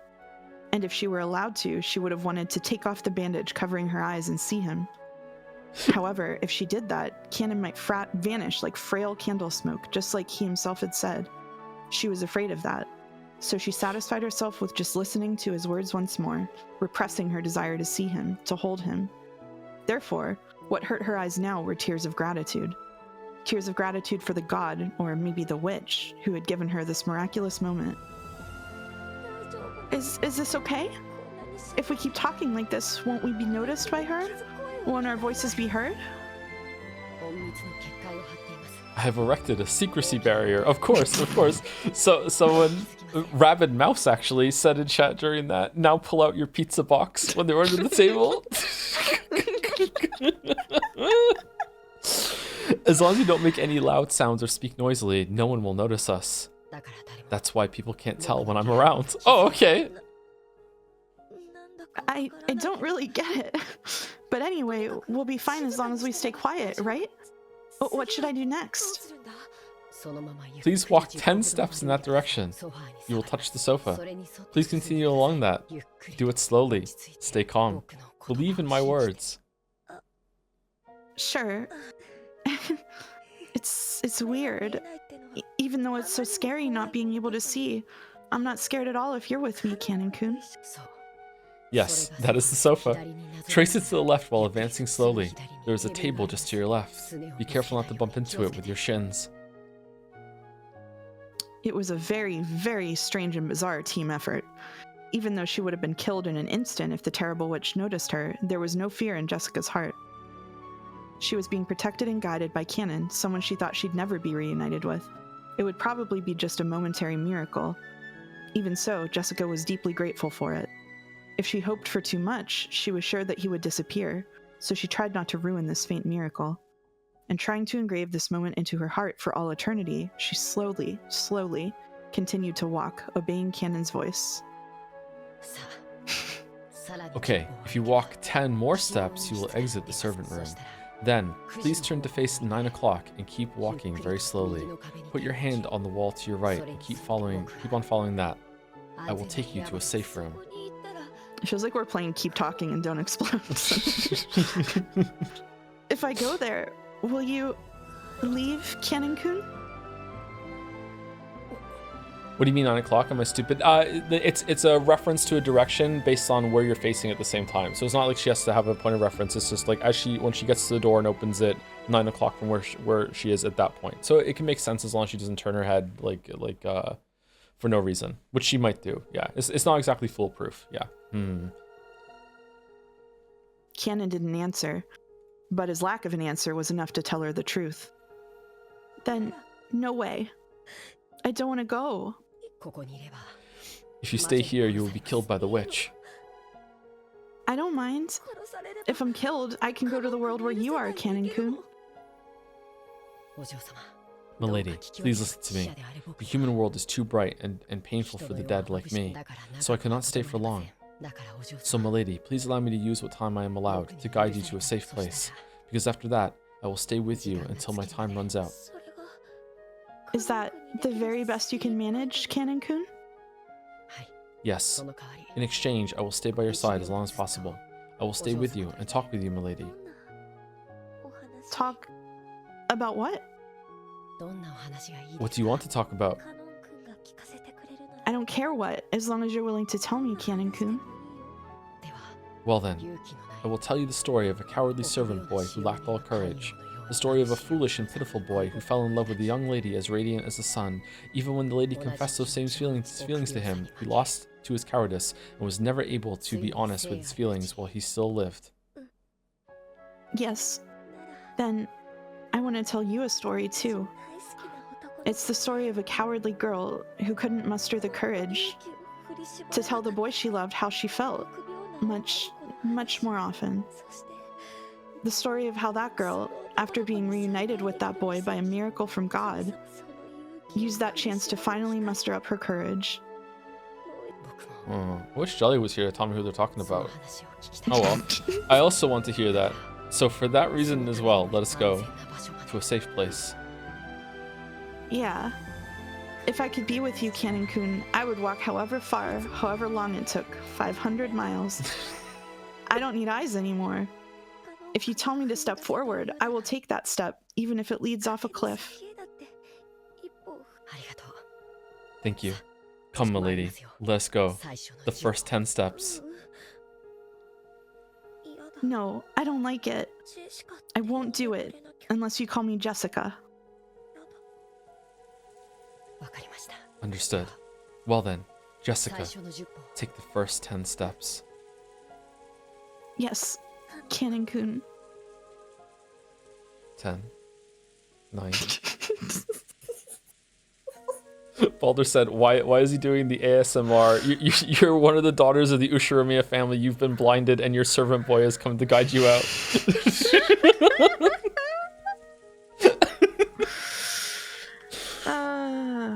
Very quietly, Jessica and Canon slowly snuck out of the servant room. Just around the corner, the witch could be seen cruelly looking down at Nanjo's corpse, but she didn't even notice their presence. However, Runove, who stood at the ready by her side, met Canon's eyes. Canon thought, oh no, grimacing and blocking Jessica with his back. However, Runove did not inform his master. He played dumb, just as though he hadn't spotted Canon in the first place. No, maybe he did appear to chuckle.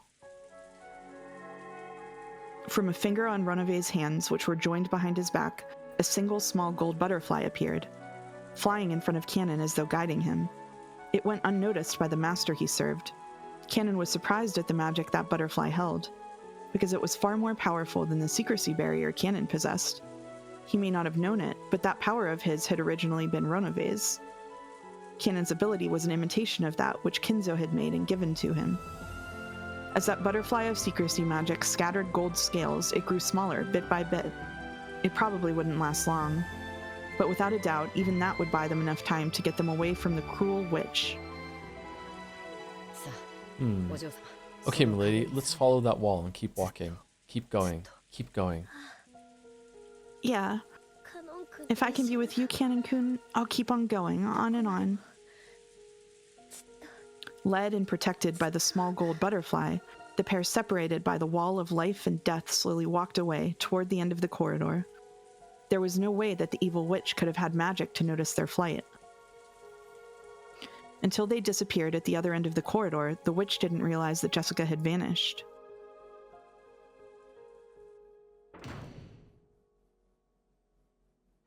By the time the gold butterfly Runove had sent evaporated completely, Jessica had reached the parlor.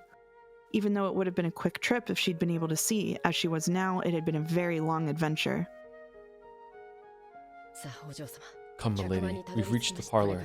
I will now take you to the bundle of curtains by the window. If you hide there, you'll surely be safe. Inside the curtains? Not bad. I used to hide in there a lot long ago. Beatrice-sama. Huh?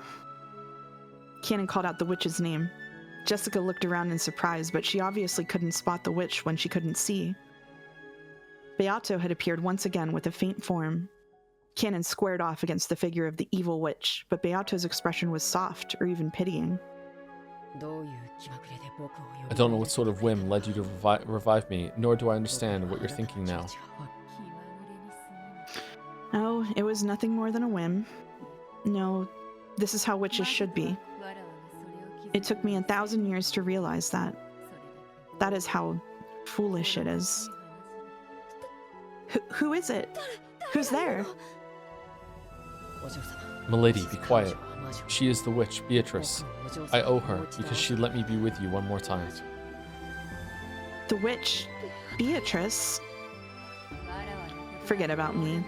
More importantly, you should quickly hide that girl in the shadows of the curtains. You probably don't have much time left. You may spend it having a final conversation with Jessica. A secret meeting inside a bunch of curtains? How clever you two are. Subdued cackle. Thank you, Beatrice. Thank you for letting me be with Cannon-kun.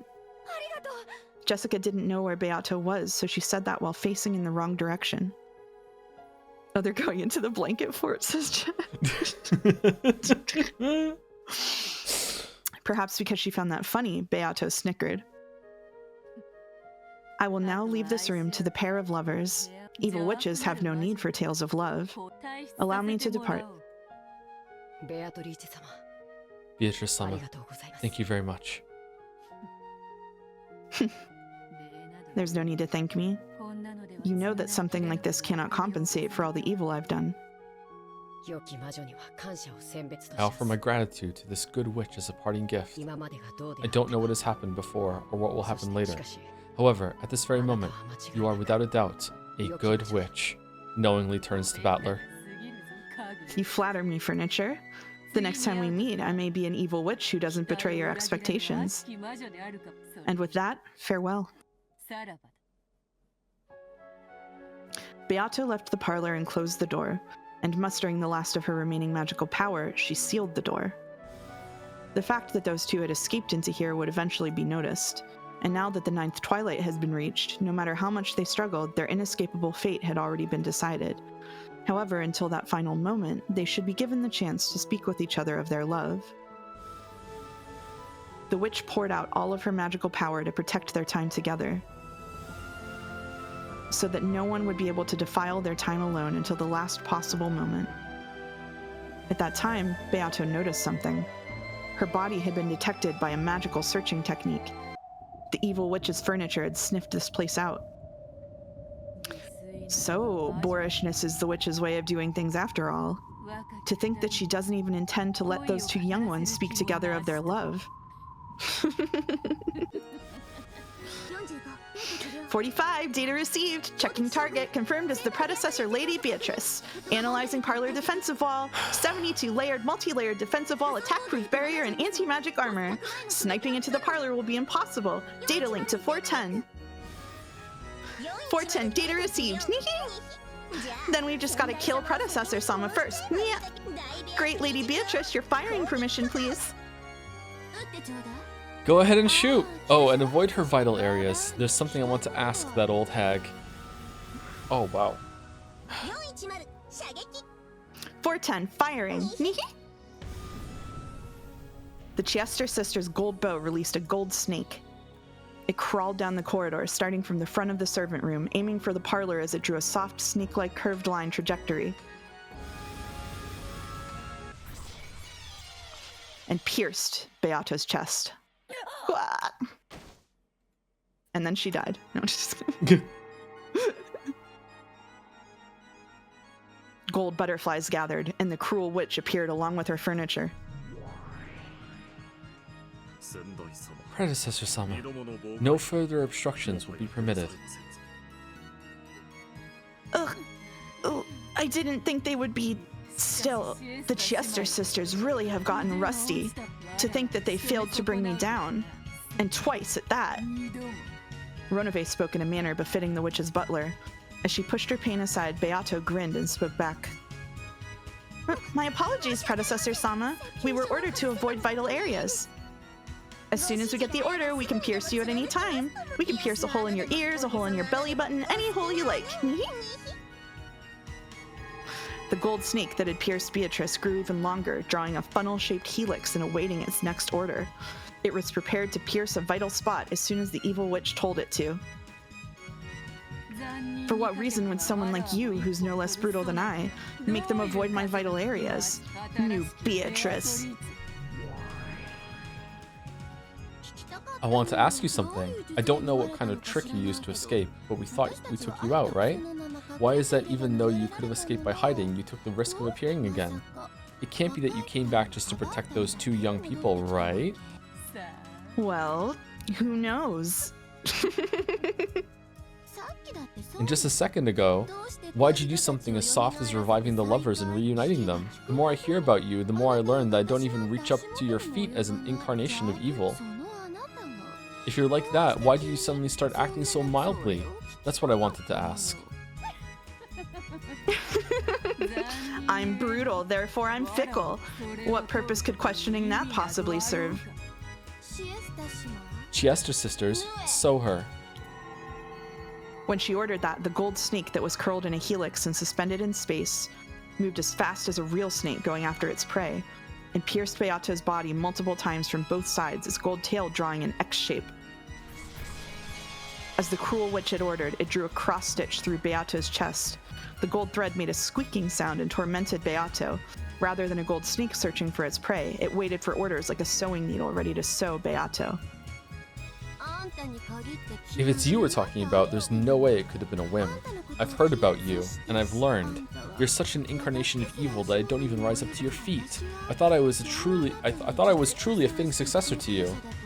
But you've always been in the way. You always say warm, pleasant things that shock me. What changed you? You explored the depths of evil for 1,000 years, and I let you live because I wanted to know what happened to make you change so much. Oh. If you really want to know, then I suggest you waste 1,000 years as well. So.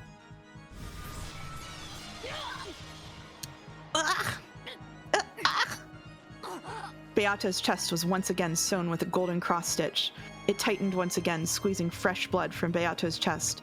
The intense pain it caused ran in conflict with its beauty to the eye. You might be one of those things that disappear when they die and don't leave a corpse, so I'll kill you slowly. But if you answer my questions honestly, I'll let you die easy. I'll give you a splendid, gorgeous death, perfect for my predecessor Sama. I'll sink you in a coffin filled with water and roses. Isn't that wonderful? And you still won't talk about the reason for your change of heart?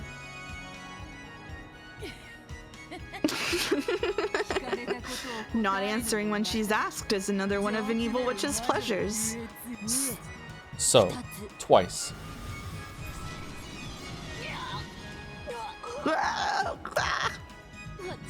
Of course you don't have to answer. After all, that way I get to torture you. The endless magic truly is wonderful. When you think about it, though this world is limited in every way, the endless cannot exist in the human world. Because gods are without limits, the human world is deprived of all limitlessness, so that they can be looked down upon. So in other words, Sumari, this endless power is the power of the gods. A wonderful power where the more you play with it, the more fun ways of playing you find. You used that power as you please for 1,000 years and went on a rampage. Why are you having a change of heart only now? You aren't going to say you regret handing it over to me, are you?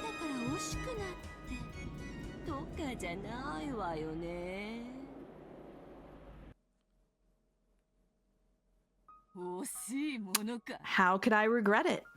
The endless magic you believe in is no magic at all. True magic lies in a deep abyss that you most certainly cannot reach. And this is what you realized? Then what is it? Wander about for 1,000 years without realizing, foolish witch. So, 3 times this time.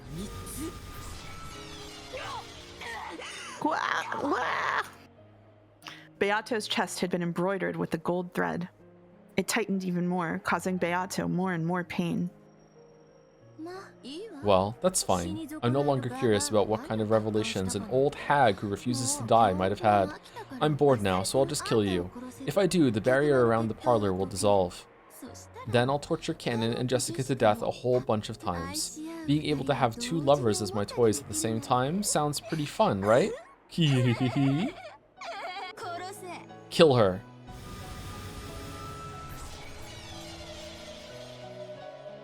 Without missing by a millimeter, the gold sewing thread shot through Beato's heart. That intense pain was worse than all of the pain before that put together. Beato finally remembered the actual feeling of dying, which she had forgotten over the course of 1,000 years. But she couldn't die. She must not die. If she died, it would mean handing over the two in the parlor to the cruel witch. So she definitely couldn't die. She resolutely refused to die. New Beatrice, I have a request. The lovers' meeting between the two in the parlor won't last long. In the amount of time an hourglass can measure, Canon will probably vanish into the land of the dead. Would you please allow them at least that much time? No way. Isn't tearing apart two who love each other fun? You said it yourself, so I want to try it. In that case, I mustn't allow you that pleasure. Yes, it can be fun tearing apart lovers. Really? I'm sure it is fun. So don't get in my way. So more. So. 410 understood.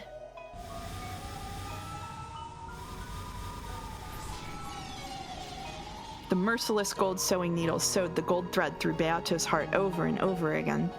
However, no matter how much it tightened, that heart did not stop. This isn't nearly enough. I won't die by something like this. She just refusing to die, Lamayo. She's like, no, I'm not going to. Okay, we should learn this power. What are you doing? Make this old hag shut up.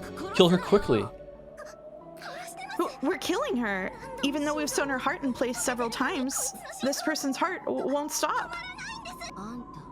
Are you immortal? Bloop, bloop, bloop, bloop. Of course not. I've handed the endless over to you. My heart will not beat many more times. However, if by making it beat just once more, I can give the two in this room a bit more time, I'll continue that resistance for all eternity. So, keep sewing until her heart stops moving.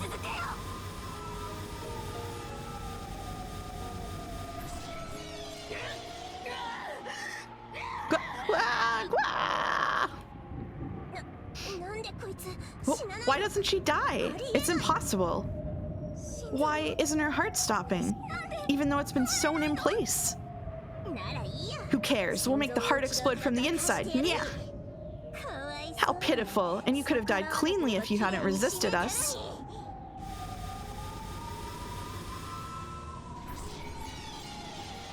As they said that, even though the gold needle and thread made round trips over and over again, Beato still didn't die. The cruel witch eventually grew pale at how bizarre that was. What in the world are you?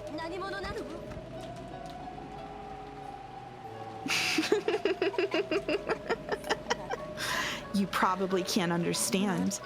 Even I didn't understand. And yet, somehow or another, it seems that this is true magic. In other words, Sumari, I have now become it. I have become a true witch.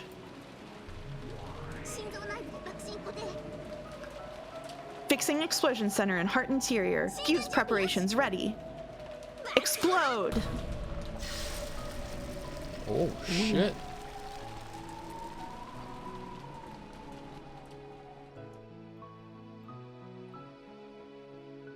There was a terrible sound, and gold leaf was scattered around the area, along with a cloud of gold butterflies.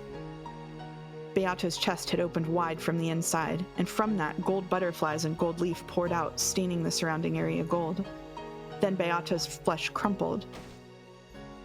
Like a puppet whose strings had been cut, she crouched down and crumpled. However, a gold heart tied by gold threads floated in the air and continued to beat. What the? Eek! Monster! Eek! When the Chester sisters saw that, they fell on their butts in shock.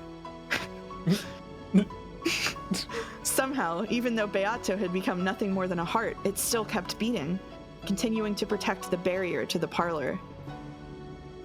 It was an immeasurably vast magical power, impossible to measure. In other words, endless. Immeasurable and impossible to measure. Check it out. Endless, even. I'm the Endless Witch, right? Why is this old hag still alive after all this? Siesta sisters, smash that heart, quickly. It's impossible. My apologies. We can't do it. Indeed, it probably will be impossible. No number of people could crush that heart, and certainly not the soldiers who serve under His Highness, the Dragon King. What, you don't know the Dragon King?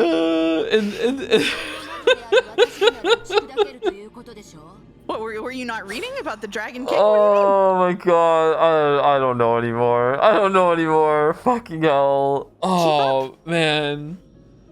Oh, it's like it becomes school kids LARPing on the playground for a little bit sometimes. And in that case, an endless witch like me should be able to crush it, right? My power is that of a god. I'm afraid to say that your power cannot leave a single wound on the endless of Beatrice-sama. Just what do you mean by that? Just as there can be no light without knowledge of shadows, there can be no infinite without knowledge of the finite. Before Milady Beatrice's true endless power, your frail magic is quite lacking. What is that? Ah. The cruel witch was surprised and stepped back. It was thinner than a lace curtain, but Beato's form, no, Beatrice's form, was still standing there. Even after being laid bare so tragically like this, she refused to let evil through that door. At that time, a shadow just as thin as Beatrice stood behind her. It was Canon. Beatrice-sama, thank you very much. I won't forget what you've done for us. I'll hear those words of yours once the number of my blessings has surpassed the number of grievances I've caused. Was that long enough? Yes, truly, thank you very much. And Beatrice-sama, you have also done enough. Please, be at peace. Is that so? Is this enough? What's going on? Why are you guys calling that old hag Beatrice? Beatrice is my name, right? It's got to be, since I'm the new Golden Witch and Endless Witch, right? How rude. How dare you claim Beatrice-sama's name? I'm afraid to say that the name of Beatrice-sama belongs to the one crowned as the Endless Witch. Right now, you are the predecessor. Just riffing over there. What did you say? Farewell, Canon. I'm sure I'll see you soon enough. In a new nightmare. In the nightmare of a new night, I will once again be your companion, Beatrice-sama. With that, if you would excuse me, my curfew approaches. Canon's form grew faint, and he disappeared into thin air. Someone in chat's going, question mark, when did the Senate? After watching him go, Beatrice's form also grew faint, and before disappearing, it slumped over onto the floor. Then, there was a splat.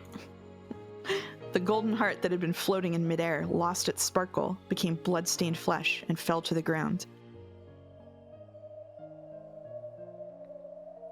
How frail it was. It was ragged and full of holes. But until a moment ago, it had sparkled so much, had continued to beat so forcefully. That heart still just barely managed to beat. However, it was only a matter of time before it stopped. Beatrice, whose form had become fragile and faint, like incense smoke, lay on the floor, steadily watching her own heart. There, the cruel witch could be seen. What do you mean, endless? Aren't you actually collapsed in a heap right there? How can there be a finite infinity? That's a contradiction. It couldn't exist. This is a limit of your magic. The endless is better than the finite. Not this again. Shh. No. Cut her mic. Beatrice no longer even had the will to respond. No, on the contrary, it was doubtful that the words of the cruel witch even reached her ears.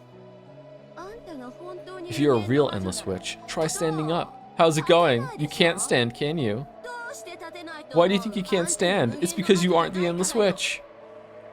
The cruel witch poked Beatrice's heart with her fingernail. Beatrice had no words with which to respond to that provocation. However, instead of words, she returned a single expression. It felt humiliating only to the cruel witch, because she had gently curved her mouth and smiled.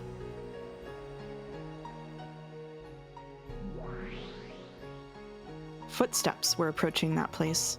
There was no way she had misheard it. That rough squeaking of heels was the sound of Battler's footsteps. Battler, is it? After talking so tough, I ended up like this.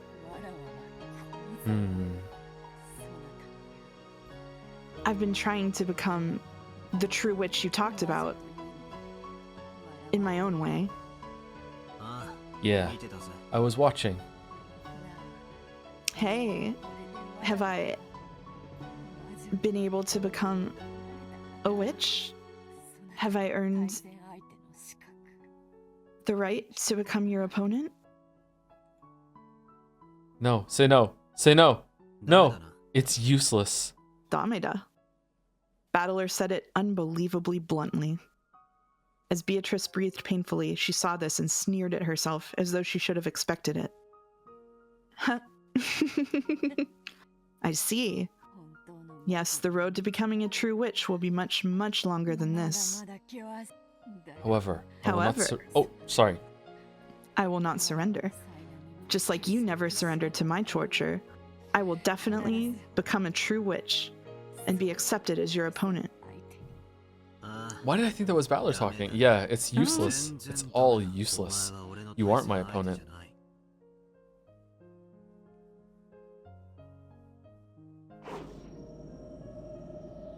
The cruel witch raised her foot high. Below it was Beatrice's frail heart. Die, you old hag. Let's see how endless you are when you've been crushed to a pulp. I'm the witch. I am the golden witch Beatrice. Die! She's into it. Yeah?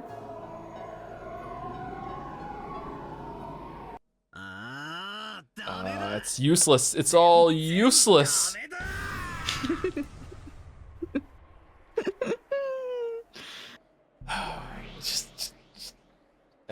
Every story. Well, what is this? Where is this? Music time? Get in your seat. Beato isn't my opponent. You are. And now I will take Ava Beatrice. Okay. Battler? What kind of magic is this? Who cares? It doesn't matter. Chester sisters. 45, understood. Attacking everywhere. 410, understood. Die, Battler. The Chester sisters each readied their own golden bows and fired golden arrows. The two only pulled the bowstring together when using precision guidance. If they were fighting against an enemy before their eyes, they fired their bows at the same time, and their might did not suffer in the slightest.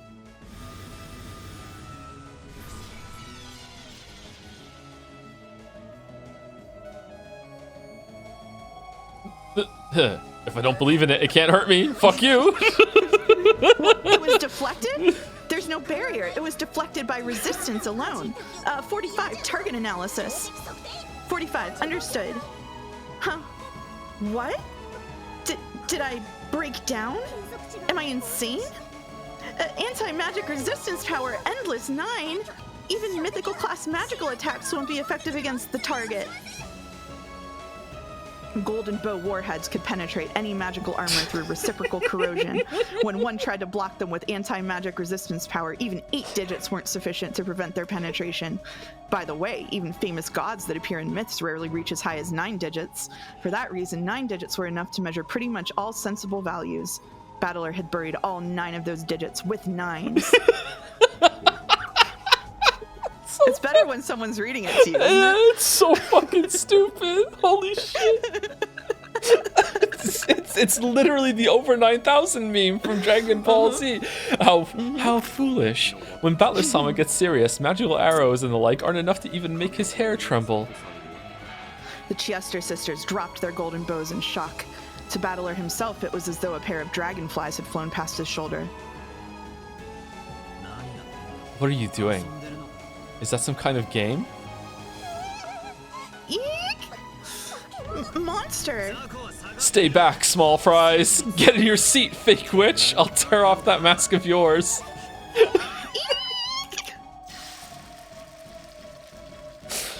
The Chiester sisters couldn't hide their fear at Battler's ferocity, and they backed up as though they'd been struck.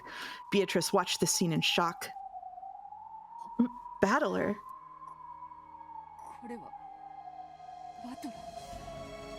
What is this supposed to be? Just like you see, you aren't my opponent. She is, that imposter over there who's using your name.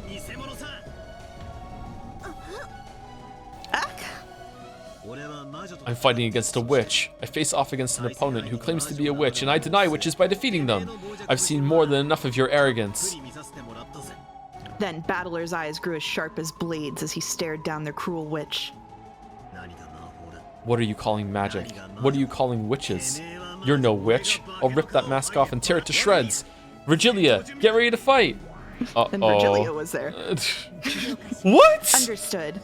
Preparations are complete, so go whenever you're ready. Beatrice, stay back and rest. Indeed. Beato looked at Battler timidly. She still hadn't been acknowledged as his opponent. Was she qualified to watch the game board from the sidelines? Beato, stay back and watch. I'll tear it off. Nanjo, also cover me. I'll thoroughly dismantle this fake witch. I won't let someone like this call themselves a witch. You protected the honor of true witches. You don't need to say anything. On your behalf, I'll teach her that the name of the Golden Witch definitely isn't that cheap. Battler. That sounds an awful lot like belief to me. Battler, those are the general rules. Thank you, Ronave. I get most of the rules now. I see. You can't win with magic, so you came to face off with me in a world where victory is decided by something other than magic. Foolish people. Do you really think you can win against me with twisted logic? Yeah, I do. I'll crush all of your twisted logic, Aunt Ava. I am not Ava. That's the name of the old shell I shed. I'm a true witch born inside of her. Don't try to trick me. Your true form isn't a witch or anything like it, but a flesh and blood human. The human culprit, Ushiromiya Eva. Virgilia, reconstruct the second twilight. Understood. On the second twilight, Rosa and Maria were killed in the Rose Garden. We begin by applying the Ava culprit theory for that case. Huh?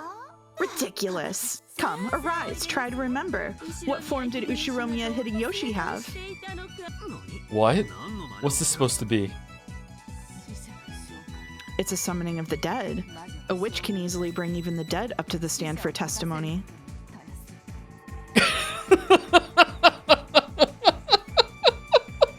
Duh. On the opposing side, a transparent Uncle Hideyoshi was summoned. Talk about convenient. He looked as though he couldn't see what was going on here, almost like a person on the other side of the TV. Witness summons. Ushiromiya Hideyoshi's testimony. Come, Hideyoshi, speak. Of all the people to be first to be in here in the Velvet Room, apart from the new usual, it's Hideyoshi? I was taking care of Ava in our room the whole time. Of course, Ava didn't leave the room. Aunt Ava. Around here, testimony that isn't read isn't worth crap. I demand that he repeats it again in red. Yeah, he is. He's so you. He's so me. Oh yeah, that's right. Sure, say it in red. I was in the room the whole time, both before and after the time of the crime. See, look. This makes it impossible for Ava to be the culprit, right? How would you counter this? He could have been asleep and stayed in the room. Just because he's in the room doesn't mean he was seeing everything. Ridiculous. That move's so lame. I could yawn, just like he did before he fell asleep. So never use such childish tricks, not even once. Battler. Repeat it. Aunt Ava was also in the room for the entire time before and after the crime. Uncle Hideyoshi was just there to create an alibi. You made him stay in the room and stealthily snuck out. If that isn't true, this guy should be able to say it so in red. I refuse to repeat it. Hideyoshi's evidence is sufficient. There's no need for me to repeat that, right? She has refused. You need show no mercy. This is check. Yeah, I'll take it. This opponent's slow. Check. Maybe Uncle Hideyoshi didn't leave the room the whole time, but saying he was taking care of you the whole time is a bright red lie. Therefore, no alibi exists for you. You had a chance to slip out of the room and kill Aunt Rosa and Maria. If you think you can dodge that, try proclaiming in red that Aunt Ava didn't take a step outside of her room. You can't, right? Checkmate. What the hell? I don't get it. Sorry, Aunt Ava. Even if you aren't used to the rules, beating your opponent down with all your strength is how this game is played. Right, Beato? Indeed. The witch side resigns. Let us continue on to the next game. Next is the 4th through 6th Twilights. Okay, that was fast. It seemed that the witch still didn't understand how to make a winning move, and she lost her composure in irritation. She was probably also angry that a shot had been taken at her while she still didn't get what was going on. However, it's you. Oh, however, I won't go easy on her at all. Just like she didn't go easy on the victims at all, so I won't go easy on her. Virgilia, next crime. Let's reconstruct the case with Dad and the rest. Understood. 3 people, Rudolph, Kyrie, and Hideyoshi, went to the mansion and were killed there. My move won't change. And Ava, you are the culprit. This time, you don't even have an alibi from Uncle Hideyoshi. You claim that you were sleeping in that room all by yourself, but that's not true. If you can proclaim it in red, just try it. I refuse. So tell me, Ava is just a woman, and the people who died were 3 adults with 2 guns, right? How did she kill them all by herself? How did she do it with those stakes as weapons? Like everyone keeps asking, how is this stake shooting device constructed? Explain that. Unless you can explain it, even if Ava doesn't have an alibi, that doesn't mean it was possible for her to commit the murders. That's not how it works around here. I don't have to. Not my burden. Fuck you. If you can't prove that it had to be magic, it doesn't fucking matter. Catch up. Lock the fuck in. I refuse to explain. It's a devil's proof. Just because I can't explain it, that doesn't deny the existence of an unknown murder technique or maybe an unknown weapon. In short, even if I can't explain how the stake shooting device is constructed, that doesn't prove that it doesn't exist. What the hell? Does that ridiculousness even count? Your devil's proof is valid. Agreed. It's a valid devil's proof. Battler-kun can claim that a stake shooting device exists without bearing the responsibility of explaining how it's constructed. The witch side cannot object to this move. Not bad. How pushy. Oh, you like it? Well, there's this ill-natured witch who trained me well. This is check, okay? Try saying in red that Aunt Ava didn't take a step out of that room. That's right, you shouldn't be able to say it. If you can't say it, it's over. Checkmate. That's so irrational. This is messed up. Those are the rules of this game. How about some black tea first? And some delicious cookies as well. I want some cookies. I don't need all that. Ah, that pisses me off. So you fight like a coward just because you can't win with magic? Don't get irritated. Drink some black tea or something. I'll take mine straight. What about you, Beato? Telling women to calm down on International Women's Day goes crazy. Calm down, you're just being hysterical. I'm fine. More importantly, Battler, don't let your guard down. Your opponent is only unfamiliar with the rules. This will only really start once your opponent gets the gist of it. But I'll crush her. I'll thoroughly crush her. Because she isn't a witch. If I accept her as a witch, all your stubbornness will count for nothing. I don't care what kind of irrational argument or twisted logic I have to use. I'll crush her with all my heart and soul. I'll even say I could have done it. I don't give a fuck. Holy shit. Battler's side then stuck with the Ava culprit theory to explain Kraus and Natsuhi, the 7th and 8th Twilights, in the exact same way. At the time, there had been no one on the first floor except for Ava and the victims. As before, no one could establish an alibi for Ava. Back then, Ava had claimed that they'd disappeared while she went to the bathroom, but there was nothing to support that, and the witch side couldn't repeat it in red either. Using the same style of argument as that question regarding the stake shooting machine, the witch side asked once more how Ava could have strangled both of them at the same time all by herself. But of course, Battler splendidly counterattacked by refusing to explain because of the devil's proof. Under the storm and stress of Battler's spirit, the witch side was completely swallowed up, having to resign 3 times during the short period of time she had to grasp the rules.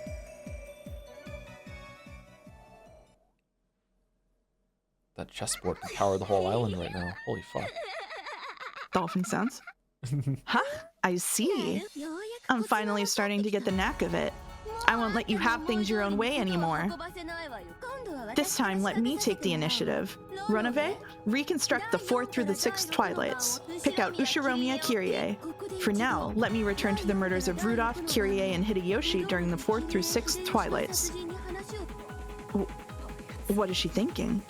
Why would she return once more to a situation where she's lost? I see. This is an unusual attack, and one you do not use. Be careful. Is that allowed? She already resigned. You can't play the game again. What?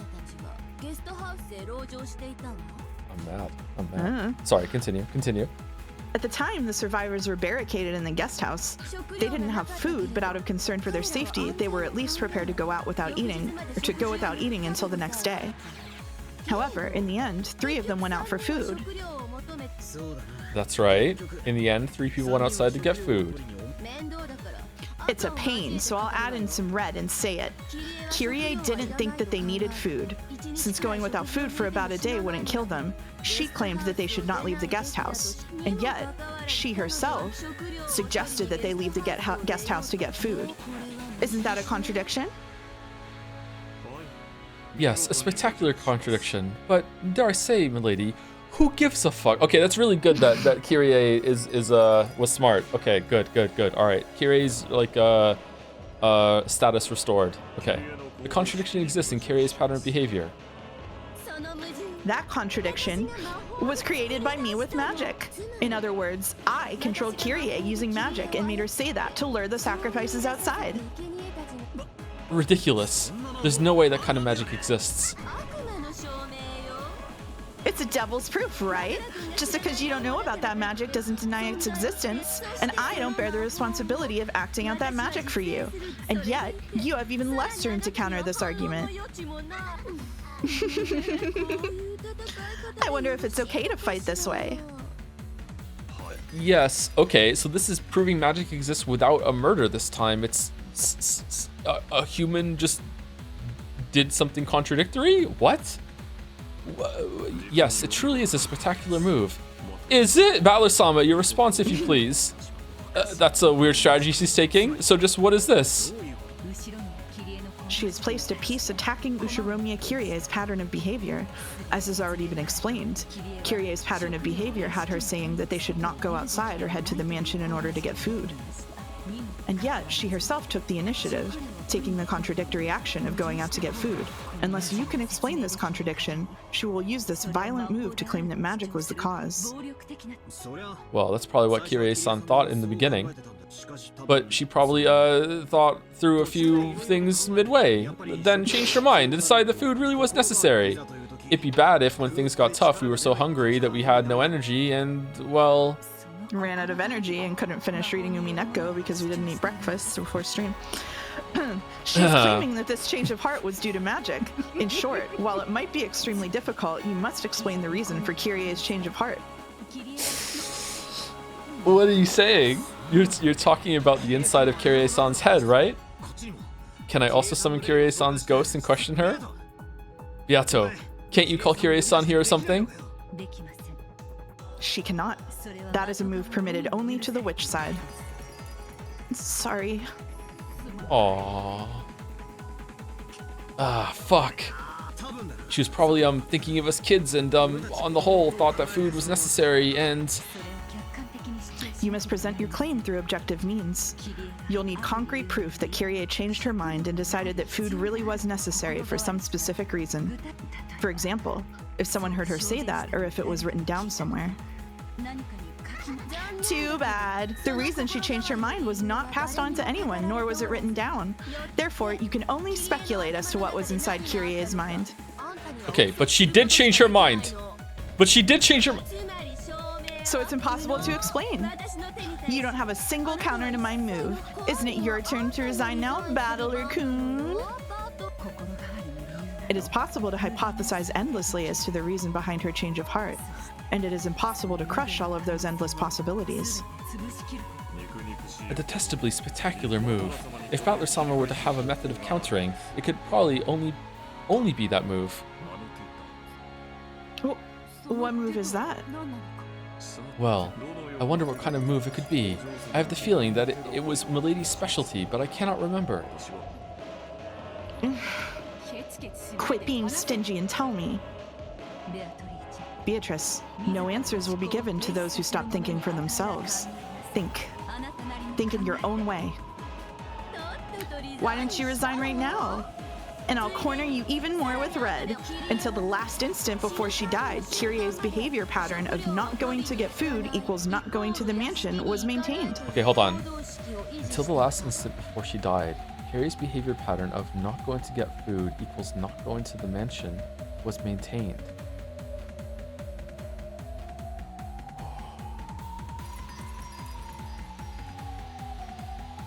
Okay, so she went to the mansion for a different reason then. She didn't go there for food. Right. Does Battler have to do like a red statement back at her? What?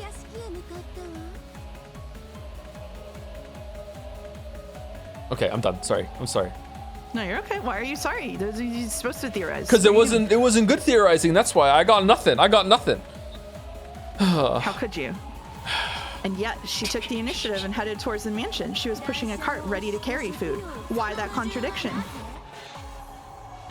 Because I controlled her with magic. This is proof that my magic exists and that I am a witch. Shut the hell up. Are you saying she never even changed her mind? That the whole time until she died, Kyrie-san thought we don't need food and we won't go to the mansion? Then why did she step forward herself and say that she should go get food and go to the mansion? Are you saying that Kyrie-san was being controlled with magic? That's stupid. How should I break through this magic? If only Kyrie were here and just told us the reason behind her change of heart. No, I've already been told and read that she would never even change her mind. Sorry, that she never even changed her mind. What should I do? There's no move that the human side can counter with. The more I learn about this game, the more advantageous the rules seem for the witch, right? Even if I lose in a lot of areas, if I can win in just one, that alone can display the existence of a witch. In other words, Tsumari. Battler-kun has no way of denying witches other than a complete victory. How truly funny that even though you thought you could corner me and call me Ava, it's been all spun around by nothing more than the inside of your respected Kyrie-san's head, right?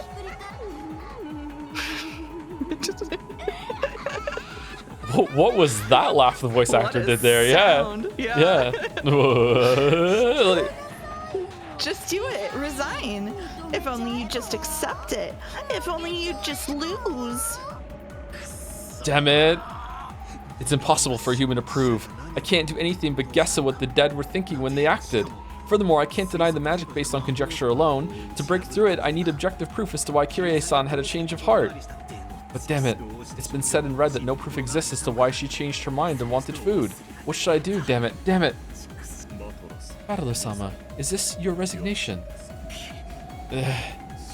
Not going to get food equals not going to the mansion. But then how should I understand Kyrie-san's thoughts, which actually do contradict each other? You can't understand. It's impossible to understand and impossible to interpret. That darkness is all of the witch. Come on, it's useless to think, so quit, okay? You just can't deny witches. After all, I exist right here. I am the Golden Witch. I stole that name from the former witch over there. You can't deny that I'm Beatrice.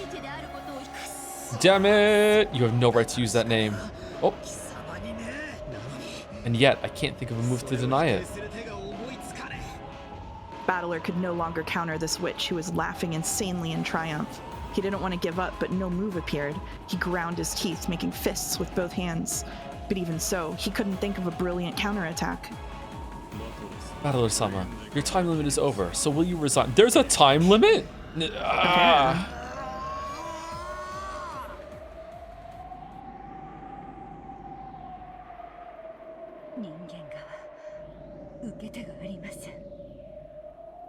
The human side has no move in response. It will resign. Wait. There is a counter. What did you say? Huh? What kind of move could possibly exist, Predecessor Sama? Won't you tell me what kind of move could deny this magic of Beatrice's? You can't. It's impossible. If the proposition that not going to get food equals not going to the mansion cannot be explained by itself, I will explain it with the contrapositive. It's back, baby. It's short, smarty. You can also explain it with the she still went to the mansion equals she had a goal other than food. This is less my specialty, Hempel's Raven, than it is Battler's specialty, chessboard thinking. If it was impossible for Kyrie to have gone to the mansion with food as a goal, then we can only explain it by saying she had another reason that got her to go outside despite that. In other words, Sumari, if we can prove that she had such a goal, we can defeat this magic. Beatrice waiting under the bed to use Hempel's Raven. Okay, that was pretty obvious, Battler. How did you not get that? I see. So she didn't go to the mansion with food as a goal, but she had a different goal, and she said she wanted to go and get food in order to disguise her real goal.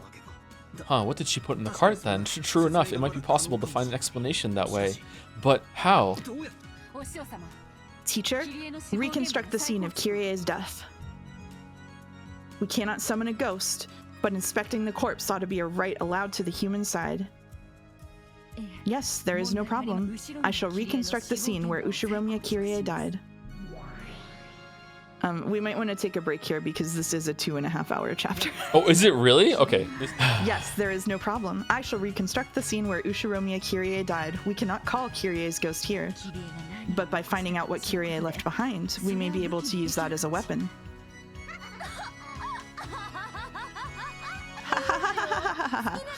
Fine, search as much as you want. There's no way you'll learn anything. I just said it in red a short while ago. Kyrie did not leave anything written down. No matter what you find, how could you possibly figure anything out? We may find nothing. But Battler is grinding his teeth, fighting to think of a move to break through you. This is all that I can do. What? Beatrice landed on her feet in the reconstructed hall, approached Kyrie's corpse, and wandered around observing. I'm completely clueless when it comes to fighting on the human side. We need to find evidence, right? And then what should I search for? The great lady Beatrice is getting down on her knees and crawling around, and she's even indecently searching a corpse? That look suits you. Say whatever you wish. I cannot do any more than this. I care not how I'm despised. However, I cannot throw Battler away as he is fighting for my honor. Even if I must crawl on the ground and search through dead flesh, I must answer to that responsibility. Bathed in the witch's sneers, Beato searched through Kyrie's corpse.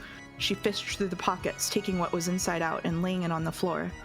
Laid on the floor was a handkerchief, tissue, a key to her house, the stub of a boat ticket, a lighter, a cigarette butt, and a single 100-yen coin. There was no special suspicious object. Although Beata was down on all fours and being sneered at, that was all she could find.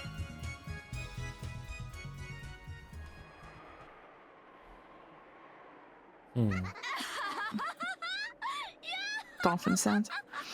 What's with that seedy-looking trash? How do you think you can break my magic with that stuff? Worthless, worthless. Are you a moron? How can you be so lame, and right after you cut in between us, talking so tough? Oh, how pathetic, how embarrassing.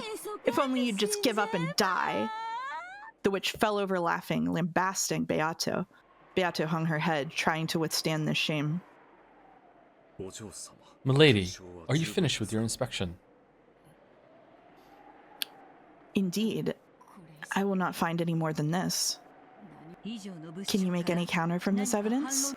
If not, then the human side must resign. Obviously, you don't have any room to argue back. I am a witch. You cannot break through my magic. You're no longer anything but a former witch. A loser who isn't even allowed to take the name Beatrice anymore. Come on, pile up as much trash and rubbish as you like, and just try to break my magic. You can't, right? You can't, can you? And why's that? It's because I'm a witch. It's because you're just a loser without a name.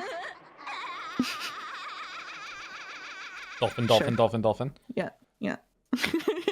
Okay, so they should check the cart that they were pushing, not just that. But also, I don't like. Did Avitress like legitimately have Battler beat? Then why would Beatrice step in and prevent that? Like, what? Why indeed? Why indeed? What? Something. Sorry. Go. You want to keep going? You want to keep speculating? Okay. Something should be here.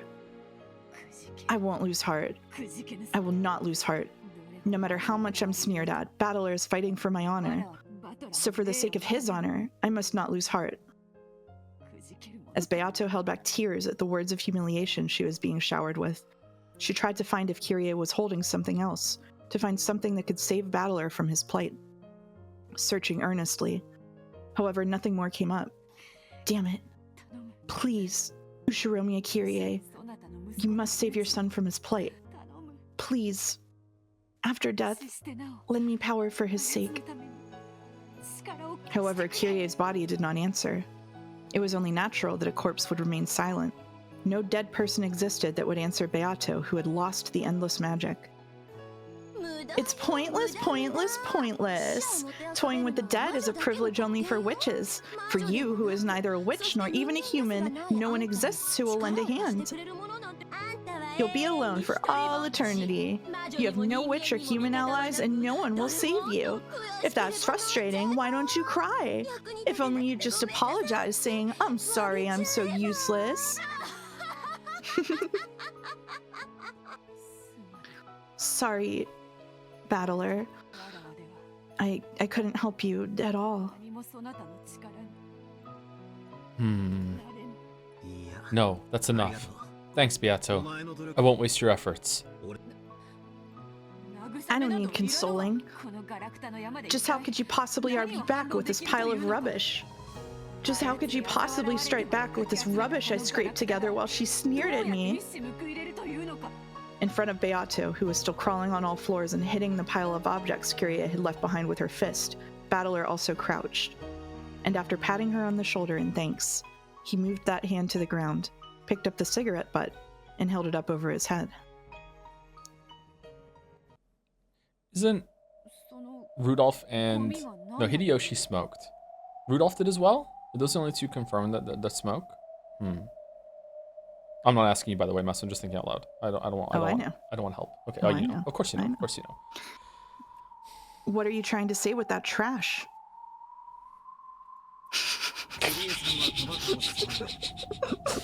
Kyrie-san doesn't smoke. But Kyrie also had a lighter on her. True, she didn't have an actual box of cigarettes, but at a glance, it naturally looked as though Kyrie had a smoking habit. Dad smoked, but Kyrie didn't. But she did walk around with just a lighter to light Dad's cigarettes. So what? If the husband smoked, then even if the wife didn't, it wouldn't be strange for her to be holding a cigarette. Maybe she just picked up the cigarette butt of her husband, who had bad smoking manners. What are you trying to say? What does this have to do with my magic? Nothing at all. I'll say more. This is a different brand of cigarette than what Dad smokes. Sorry, Beato. Could you look in the pockets of Dad's corpse too? Indeed. You mean this? Checking the brand. The brand is different from the cigarette butt. The cigarette butt Kyrie is holding is not of the same brand that Rudolph smokes. And so what? Maybe Kyrie is just a good girl who likes things to be clean, so she couldn't leave a fallen cigarette butt alone and picked it up. I wouldn't, though. Just had to add that. Beato, sorry, but one more time, please. Uncle Hideyoshi's pockets. In this family, only Dad and Hideyoshi smoke cigarettes. It's here. Is this it? Beato found a cigarette box in Hideyoshi's pocket, took a single one out, and held it up. Checking the brand, we acknowledge that the cigarette butt is of the same brand that Hideyoshi smokes. And so what? How can you break my magic because you found Hideyoshi's cigarette butt in Kirie's pocket? That's right. This cigarette butt is a message from Kirie-san. No, this cigarette butt itself is the reason that Kirie-san left the guest house. Beato, thank you. If you hadn't found this, I would have given up here. Oh, did they go and find the gold? Were they pushing some gold back in the cart, and that's why it was so heavy? It wasn't food? Not all of it, obviously, but some to bring it back to show everyone? Huh.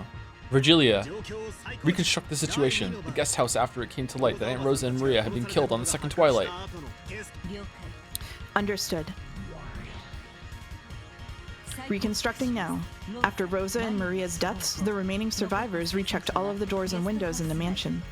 They constructed a barricade. They reconfirmed that their defenses were solid. There's nothing suspicious about that at all. What are you trying to say? Why are you bringing up the second twilight when we're talking about the fourth twilight and after? Dad carried a portable cigarette butt holder with him. I'm finally starting to see why Kirie-san went out of her way to put a cigarette butt in her own pocket. It was because that cigarette butt meant something. That cigarette butt was itself a message left by Kirie-san for us. She knew she was going to be killed, and we would reconstruct the whole entire crime scene, and we'd find a cigarette butt in her pocket, and then we would conclude that she was trying to talk to us, and we'd get the message after that. She knew. Then let's hear it. How do you plan to deny me with that single cigarette butt? As we've heard, after the second twilight, an inspection was done of all the rooms in the guest house. At that time, Kirie-san found something that shouldn't exist in a place where it shouldn't be. Something that shouldn't exist? What do you mean by that? It's this cigarette butt. This was set in the ashtray of the guest room that Uncle Hideyoshi was in. What? What's wrong with there being a cigarette butt in an ashtray? Are you sure there isn't something wrong with your head? And Ava hated smoking. There's no way there'd be a cigarette butt there while Aunt Ava was sick and sleeping. However, there was a cigarette butt in the ashtray. When she saw that, Kirie-san noticed immediately. Uncle Hideyoshi was lying. She realized that Aunt Ava hadn't really been sleeping, and that she'd snuck out of the room. Repeat it. This cigarette butt was crushed out in the ashtray of the room where Aunt Ava and Uncle Hideyoshi were resting. I refuse. I finally got it. Thank you, Beato. Was I of some use? For myself. Yeah, you were. Tear it. Fair We'll enough. tear the mask off of the fake witch. From that cigarette butt, Kirie realized that Hideyoshi was creating an alibi for Ava's sake. Hideyoshi had been tasked with watching over the room to create an alibi, and during that time, he was unable to withstand the tension and smoked. Then Kirie had confessed that to Rudolph. She confessed that there was a good chance Ava was the culprit and Hideyoshi was an accomplice. Next, Kirie-san proposed that they go to get food. She then asked Uncle Hideyoshi to lend a hand. This could only mean one thing. Kirie-san planned to isolate Uncle Hideyoshi and question him about the truth. Your Hempel's Raven is valid. Unless the witch side counters this move, the existence of the magic that supposedly controlled Kirie has been denied. What did you say? I deny it anyway. I deny it. It wasn't me, no. It wasn't Ushiromiya Ava. Ava was sleeping in her room. Then try saying it. Yeah, you can't say it. You can't say it this time either. Repeat it. At that time, Ushiromiya Eva did not take a step outside her room. What the hell is that? I'm the one who was attacking, right? Why am I the one being attacked now? When did offense and defense get reversed? I'm the one questioning you, right? The witch, me. So why? Again, do you think his hair is red because he's on the side of truth? And he's seeking out what really happened? Damn. Kojima has done it again. Again, repeat it. Ushiromiya Eva did not leave the room. There's no way you can say it. It's checkmate! Does the witch side have a move in response? There cannot be one. There is no truth that can be accepted from a false witch dressed up with truths and falsehoods. You aren't qualified to call yourself a real witch. You aren't the Golden Witch. You're a human. Ushiromiya Eva.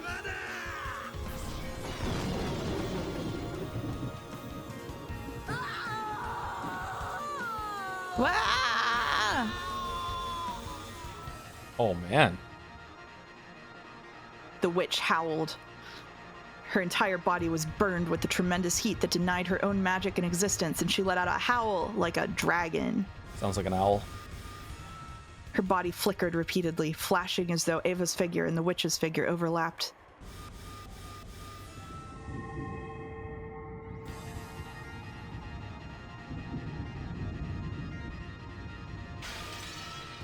Oh shit.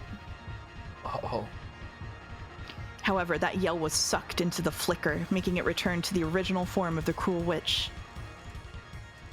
One last move. Cackle, cackle? Cackle, cackle. Yep.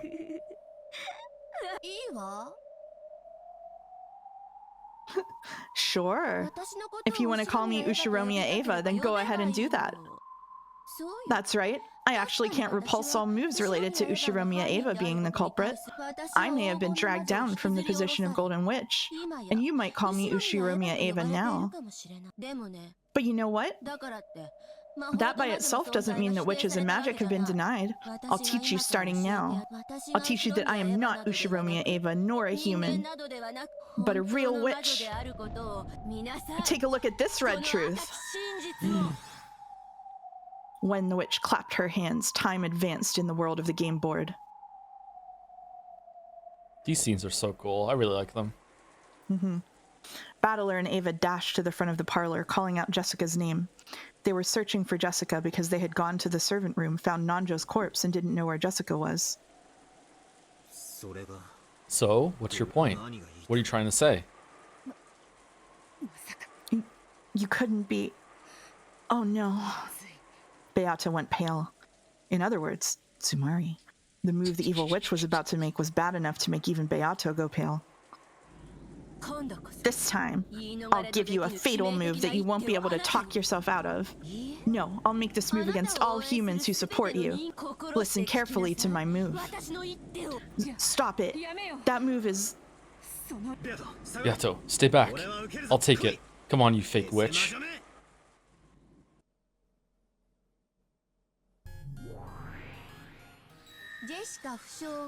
After Jessica was injured, Ava was constantly under Battler's supervision.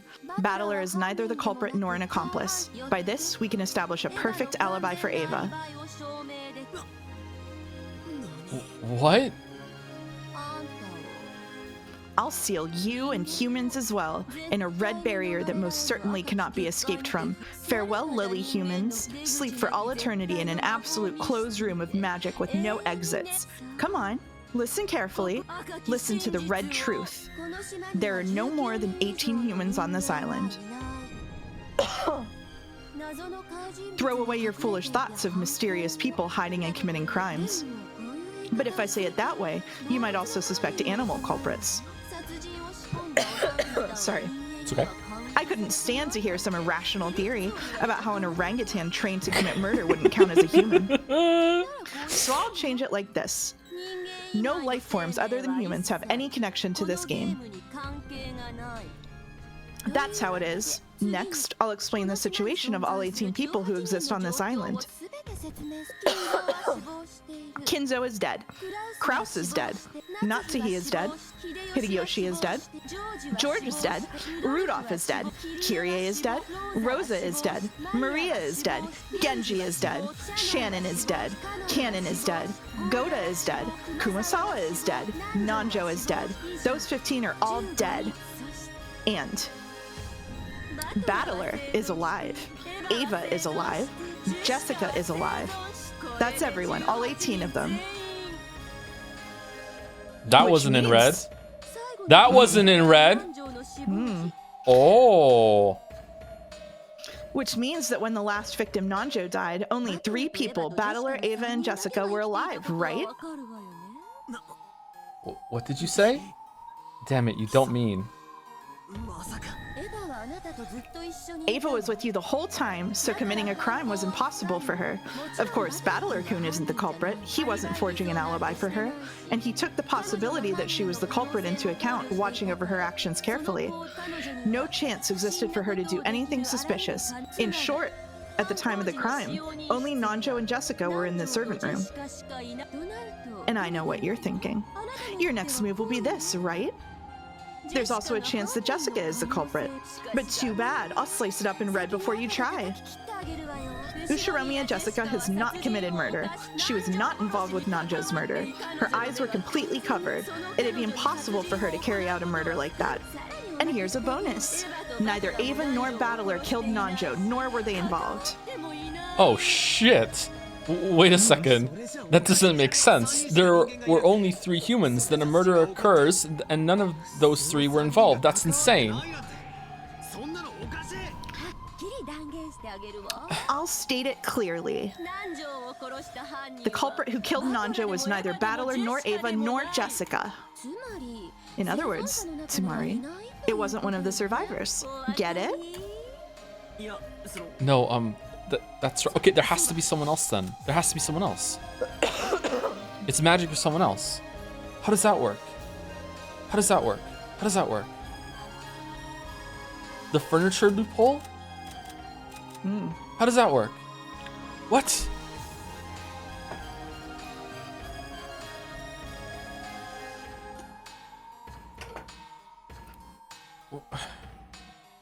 Did she confirm that Nanjo was even a homicide? Was she, okay, how was he killed? Hold on.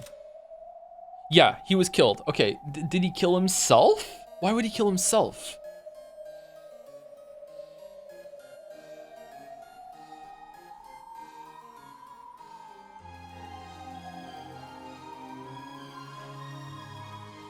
Okay, has to be some sort of mechanism or trap, or he killed himself by accident, or like he found a gun and it was like rigged or something. He picked it up, or he was cleaning a gun or something, or there's some like number of people shenanigans going on, and for some reason one or more people of the crew don't count as human for the Red Truth rules in some way. Are you enjoying this, Beatrice? Are you enjoying this? Yeah, Sorry, I wasn't listening. Oh, you weren't listening. Okay, all right, that's good. Probably for the best. Too busy thinking about the Golden Land. I'm going.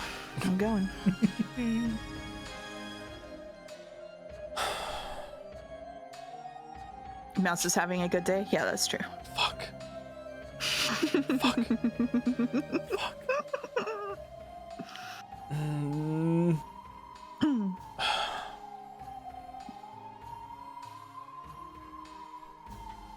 Four, 8, 12, 16, 17, 18. God, I love this song. Please keep theorizing so I can just listen to yeah. of Marionette on repeat. I'm glad you're having a good time. I'm glad that you're enjoying yourself. Okay. Well, I'm having fun.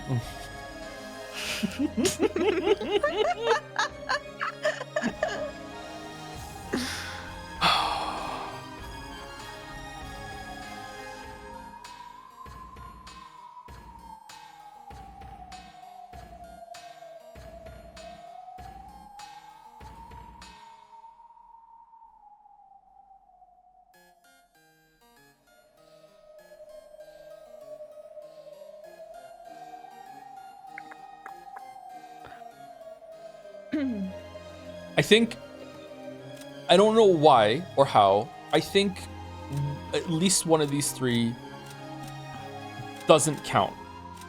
And that's a loophole in the red for there to be someone else here. The reason why I'm leaning toward that, other than was trying to clean the gun or killed himself or a trap, is because she didn't say those are all 18 in red. But then why specify that these people are dead then? Is it just like loopholes in the red?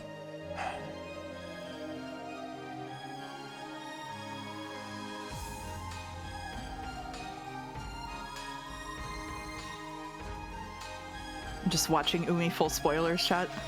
Are they having a good time? They having a good time? Yeah. Yeah? I can't go Yeah. back that far. Shit. If only we had the second Maya note system. God damn it. Right?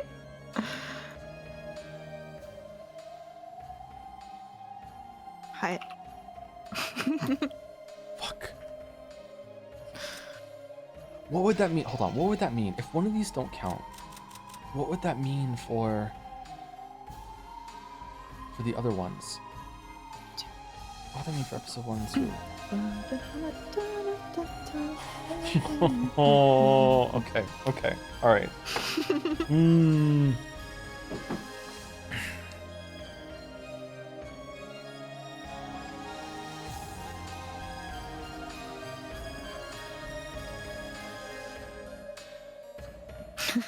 Dolmex said Nanjo's body just did that.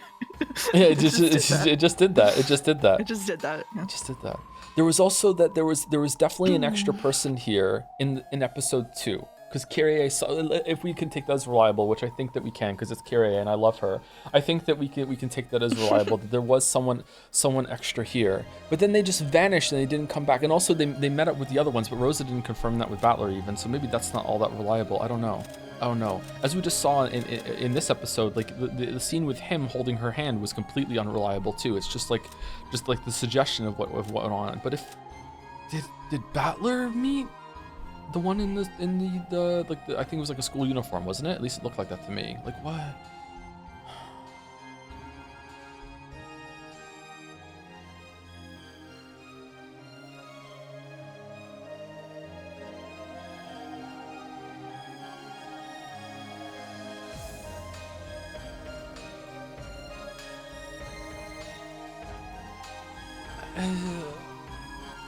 What? Okay, I'm not getting it. Okay, all right. I think there's some shenanigans going on with the furniture, though. I don't know what, but there's some shenanigans. I think there is an extra person, and they're hiding an extra person through the shenanigans. I don't know how, though. I think there is someone else here. That's lock it in. That's my theory. But I don't know how. So, and I'm just Battler. It's devil's proof. I'm just saying it. You know, like there you go. I don't have to prove it. Fuck you. I don't have to say who it is. It's just this is how it is. Okay. All right. No. That's right. What about multiple personalities? Just like how you were originally another personality of Aunt Ava's. Let's say Jessica had another witch-like personality, which took the name of someone other than Jessica and killed Dr. Nanjo. Moron. I've already said it in red. Jessica's eyes were completely covered and murder was impossible for her. No matter what kind of personality she was possessed by, murder could not be carried out with her body. I wonder if you'll be satisfied if I say it this way. No actions caused by Jessica's body had any relation to or influence on the murder of Nanjo. This also applies to Battler and Ava. In other words, Sumari, no matter how much you try to struggle and interpret it, neither Jessica nor Battler nor Ava is the culprit who killed Nanjo.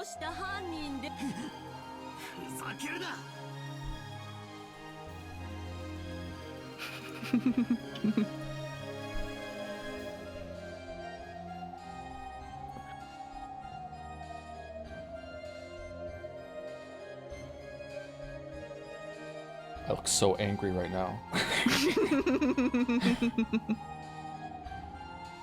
She just dodged that completely.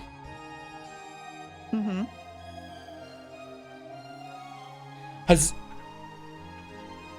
No, that's dumb. That can't be it.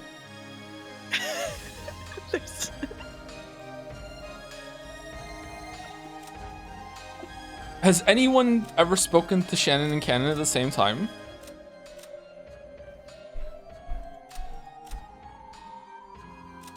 Genji has. Kinzo has.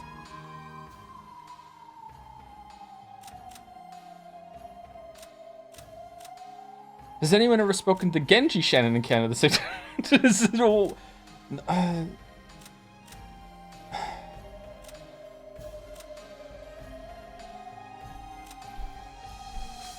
You had multiple personalities.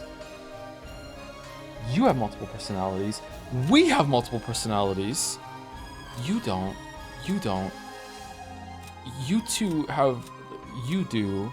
We do. You kind of do too from episode 2. You don't. You don't. I don't know about you guys. You are just like fucking just too complex. Nanjo definitely has multiple personalities, but let's not open that can of worms. Kinzo? Why did she just dodge that? No, they're dead. They're dead. So that would only just be that would just be opening. That's just another way of opening the fucking like possibility that there's someone else here. Oh my god! I wish I could just remember the whole entire story up until that. Fuck. I can answer specific questions about things you've already read if you would like. Unless chat will consider that cheating, of course. I can't believe it. I'm wrong. I can't believe why I'm wrong though. You're gonna lose your shit. Mm-hmm. Well, what are these boobs? Mm-hmm. How could she hide them? No, it can't. No, it can't. It can't. It was no. Okay, I'm wrong. Okay, it's not that. Okay, it's not that. All right, good, because that's dumb. Okay, it's not that. Okay, but maybe they just don't count in some way. Are they just too, because they're furniture even more than he is? Are they like half a person each in some estimation? Like because they don't have a soul and they did I don't know. I'm just fucking going. All right, you got to be kidding me. I mean, everyone else is definitely dead, right? Then all that's left is the Dr. Nanjo suicide theory, right? And the trap theory. He didn't even say them yet. I said them before he said it. What the fuck?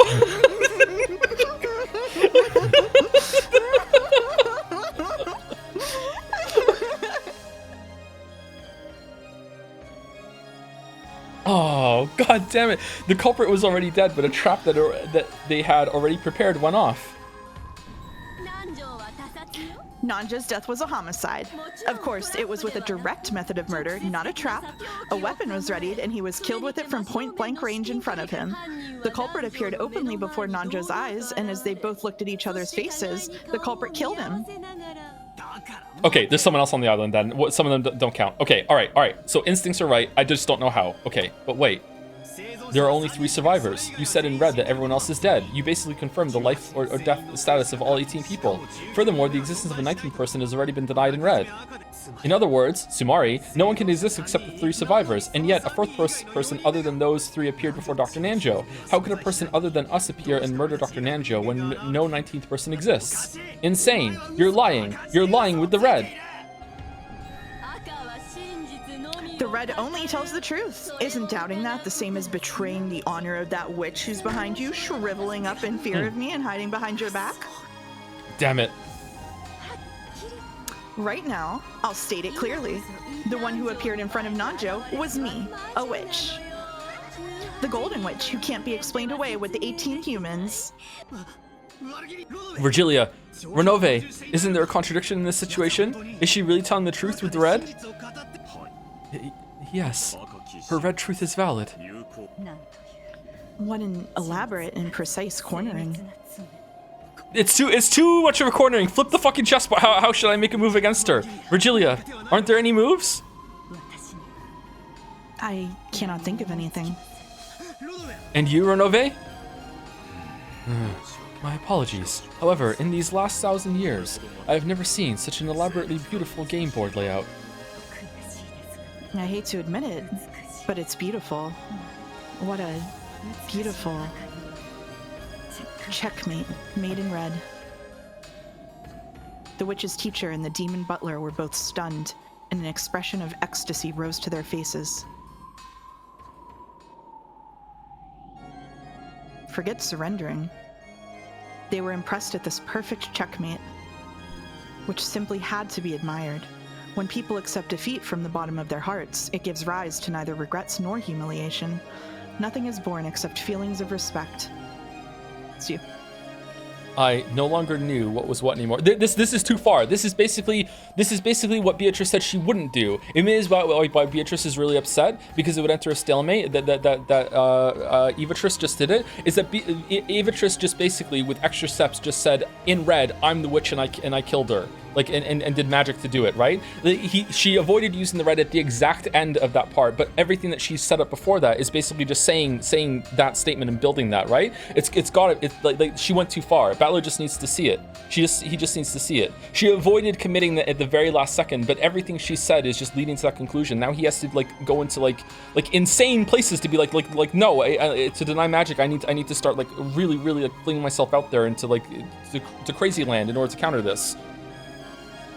It's just that he just needs to have the resolve to see it and really push back, I think. Fucking hell. Okay, I no longer knew what was what anymore. There were absolutely no weak points in her red. She had said in red that all 15 people had died. She had said in red that no people existed other than the 18. In other words, no more than 3 people, me, Jessica, and Aunt Ava, existed, and even though none of those 3 people were the culprit, Dr. Nanjo was killed. And without a doubt, Dr. Nanjo's death was a homicide. He was murdered by that person openly from in front of him. And she's saying that that person is a witch?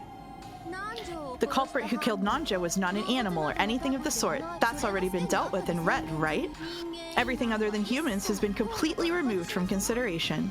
Even things like robots don't work. Absolutely no factors other than humans participated in this game board. Therefore, I can also say this. The one who killed Nanjo was definitely a human. A human with their feet on the ground held up a weapon and killed with it. Wait. Right before his eyes. No. Okay, no, I'm not saying you. I'm saying no to the character. Sorry. Go. I'm so into it. We're so back. We're so back. The human may have been able to use magic. Oh, In fuck other off. words, it was a witch. In other words, it was me, the Golden Witch, Beatrice. Even as Battler ground his teeth, his knees hit the floor with a thunk. His soul still refused to surrender. However, his knees had already started to accept surrender. Oh, did you kneel? That's right, you're already starting to understand. The Golden Witch does exist, and that Golden Witch, Beatrice, is me. Come on, praise me. Now praise the resurrection of a true witch. Now praise the resurrection of the Golden Witch, Beatrice. On the 9th twilight, the witch shall revive, and none shall be left alive. She just said she was a human battler. Count them all. This is an extra person. Do it. Come on. Do the fucking like metal drum music. Let's go. Damn it. I don't understand. After being so thoroughly immobilized by the red, I don't have a clue anymore. Battler, don't lose heart. You and I promised that we would fight each other again, right? Will you surrender here? Will you disappear in a place like this before fighting with me again? I don't want to break that promise. However, I can't think of any move to deny her. In the first place, this isn't even a puzzle. Nothing exists outside the suspects, and all the suspects are innocent. I was told that they were innocent in red, right? And also that it was a real homicide, and that the culprit was human, and that they did appear before Dr. Nanjo's eyes and kill him. I give up. There's nothing I can do. Please, Battler, don't give up. Don't lose heart. If you stop thinking, it automatically becomes your loss. I'm begging you, don't lose heart. I'm also cheering you on, so don't lose. I can't think of anything anymore. I find myself thinking she's got to be a witch. She must have done it with magic, which makes all thinking pointless. It's useless. My head hurts. My brain's tired. I'm starting to think that thinking's pointless, so I should just stop. Battler, listen. In the game of chess, both sides do all they can to make the other lose, so a single game takes a long period of time. However, if one side throws away victory from the beginning and makes moves harmful to themselves, the game can end in the blink of an eye. That is called a fool's mate. A fool's mate is, simply put, a strange way of playing chess in which the fastest methods of losing are considered, opening the area in front of your own king and inviting the opponent's queen in. Even though the average game time in chess is several hours, a game can be resolved in a scant 4 moves. What? In other words, Tsumari, if both sides try to win in a fight, they're compelled to take a painfully long period of time. But if one side decides to lose, the game can be ended far too easily at any time. When the human side stops thinking, it hands the problem before its eyes over to the witch. And even an apple falling from a tree can be immediately resolved as a work of magic. It's the same for the witch's side. Witches use the red truth. By using that, they can explain the true form of magic with humans, and immediately lose. You don't have to tell me that. You're telling me not to stop thinking, right? However, how should I counterattack that person's perfect bright red move? For me, for humans, it's no longer possible. Is it impossible? Is it really impossible for you, Battler? Please, don't lose heart. Sorry, I've reached my limit. Battler scratched at the floor, crying heavily. Beata watched that with a distressed face. Then she stood up and spoke to the witch. I will make a move as a counter to yours. Huh? I wonder just how you plan to cut up this perfect checkmate. How can this checkmate, one totally impossible for humans to break, be defeated by the likes of you? Beatrice, you don't mean to. Indeed. If a human cannot make a move, I will assault you with a move I can use precisely because I am a witch. A move you can use because you're a witch? What are you planning to do? I will use the red to deny witches. The fuck is going on? Milady. Beatrice. The teacher and the butler were both startled. Here you go. I also immediately understood what it meant. To use the red that only witches could use. To use the red to deny witches. It was like using her own sword to slit her own throat. What? Hey, what are you saying? Deny witches with red? Quit talking like an idiot. If you do that, you won't get away unscathed either. You're not a witch, and I am not a witch either. The road to becoming a true witch is difficult, and I have much, much farther to go. Very well then. Right here, right now. There have never been any witches in the first place. I will strip this deception away myself. Aren't both of us real, obvious witches? Being able to use red is itself proof of witches. True. I don't know what the definition of a witch is to you, but if you think that you alone will be able to get away unscathed, then how could I make such a mistake? I care not. What did you say? I never did manage to become a witch. I've done nothing more than finally begin walking down the road to becoming a true witch. If what I am right now is a witch, then I'm a false witch like you, one who's merely drunk on power. Rather than existing in that shabby form, I shall erase this form of mine along with you, without any regrets. Are you insane? Stop it! I still want to be a witch. I hate being human. Witch-sama, please return to your seat. Please receive the human side counter from your seat. What are you doing?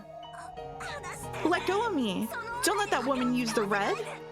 Make her stop. Let go! As the witch stood from her seat and tried to spring upon Beato, Ronave pressed down on both of her shoulders, forcing her back into her seat.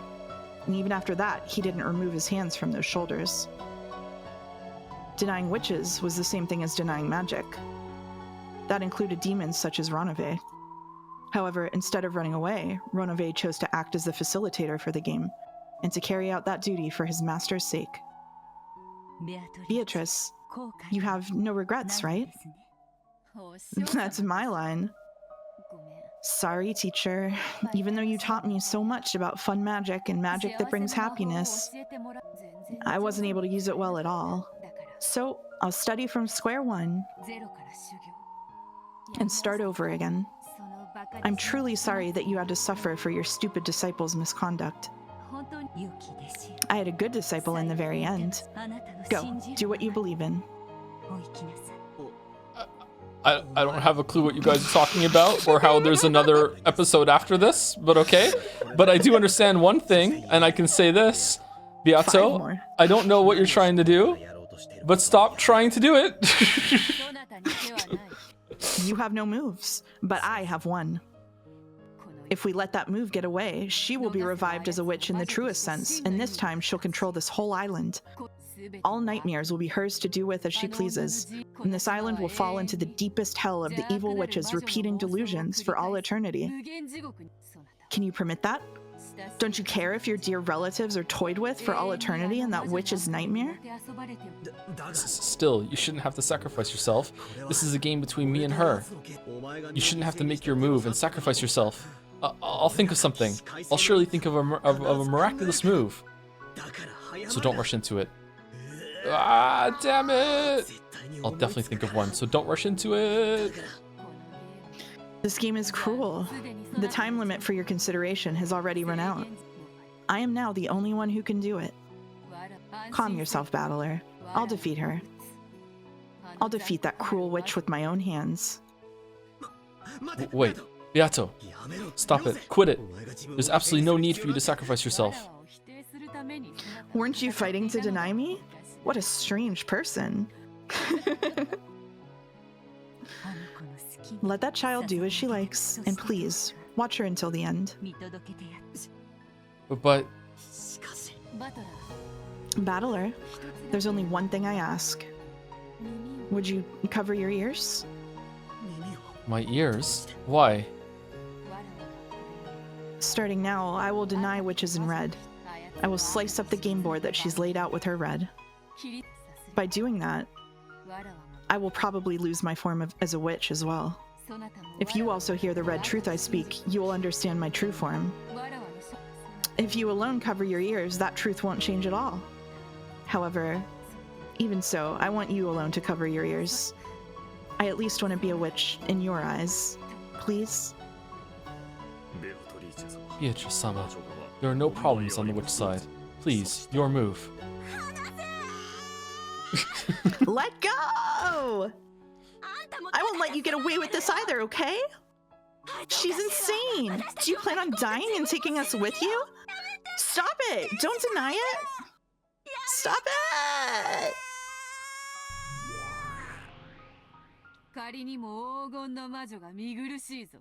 How unsightly for a golden witch. Okay, are you ready? I will remove your check in Battler's stead. What happened on the chessboard where 15 died and only 3 remained? Starting now, I will expose it in red. With that red truth, I will pierce and kill both fake witches. Beato turned around and smiled at Battler. Most likely, no one would believe that the witch who had gone to the limits of cruelty would try to leave a smile as the last expression she showed Battler. And that smile signified her last wish, that she wanted him to cover his ears. Denying witches in red was the same as knowing her shabby form. Battler put both of his hands against his ears. To protect her final bit of honor as a witch, he put his hands against his ears, rejecting the truth. And he howled, so that not even a bit of what she was saying would slip into his ears. After that was a world where Battler could hear nothing. You want a minute? No, it's okay. I'm just kind of grumbling. That's okay. Beato was saying something in red. Even the evil witch covered her ears at those bitter contents. That was the red truth. Words of power. Words that denied her own existence. Gotta be. Unique words that only witches could use, which denied witches. Beato spoke. With the red truth, she cut up the bright red game board that the witch had released.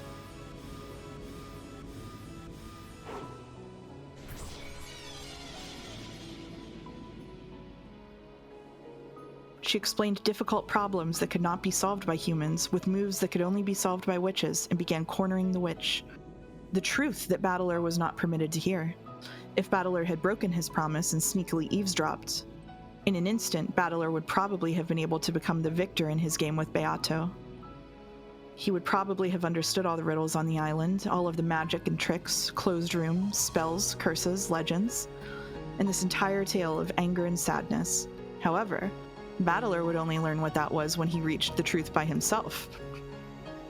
Yes, from the beginning, Beatrice had wished that Battler would reach that truth by himself. It was something one shouldn't reach by being told it. It was a truth that Battler would have to drag himself to by his own power. A brilliant light gathered with Beato and the evil witch at the center, and it grew gradually stronger. It was the power of truth. Its heat and brilliance like the sun shone on all the falsehoods that hid in the darkness, trying to deceive, and burnt them to nothing.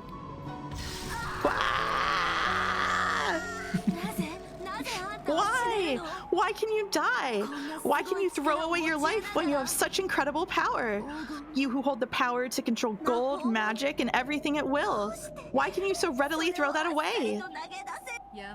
Learn that even with a mountain of gold, even with magic to split the sea, there are some things you can never obtain. Come, show yourself. Show your true form, Ushiromiya Eva.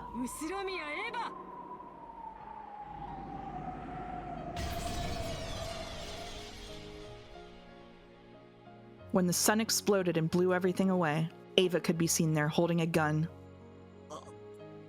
You're the culprit, Aunt Ava.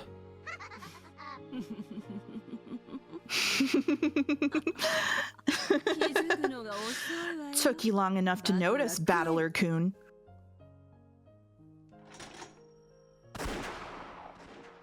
Oh shit, Battler died. Yep, without any hesitation or mercy, Ava raised her gun and pulled the trigger. As an explosive sound rang out, Battler's heart was shot through and he fell to the floor. After going into convulsions for a short time, with blood dripping from his mouth, Battler died. But in his last moments, he realized without a doubt that she was a murderer, and not just for killing him. There have been many murders. There you go. There have been many murders, and I don't have a clue how they were carried out. However, while my ears were covered, Beato exposed all of them with the red, blasting away all magic. In other words, Sumari, even though I didn't understand it, was that nothing more or less than proof that magic can all be explained with humans. Beato made me cover my ears, so I myself don't know the whole truth. However, now that it's been denied in red, I can see one fact which is extremely unfair for us, that it is possible to deny all magic. So in other words, Sumari, no, I must not think of that. No more Sumari. If I do, then the time I spent covered my ears would be made pointless. If I'm going to regret, I can only regret my own actions. If at that time I thought of some move to spin things around and counter the witch's final move, there would have been no need for Beato to sacrifice herself. It was my own worthlessness that brought about this conclusion.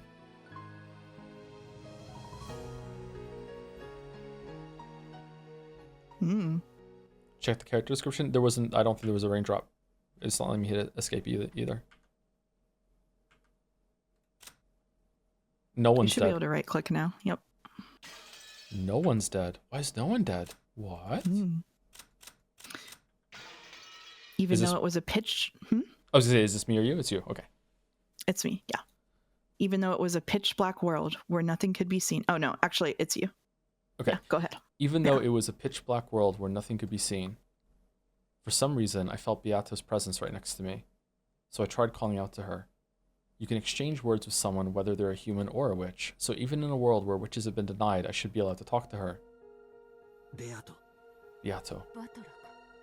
Battler, is it... It is done. I did it. Yeah, I didn't hear it. But I watched you until the very end. I definitely saw you boldly stand up to that evil witch. With this, I am no longer a witch, but I will definitely become a witch again, and then I will make it so that I can be called the Golden Witch again, and once again return, so that I can be accepted as your opponent. No, you were a witch. Huh? I saw it. When you took that evil witch and blew her away with that awesome magic, exposing her true form. I saw it with my own eyes. Can I ask you something? Yeah? Would you have covered your ears? Oh, I would not have been in that position to begin with, because I saw something I could counter with. I don't know. That's really hard.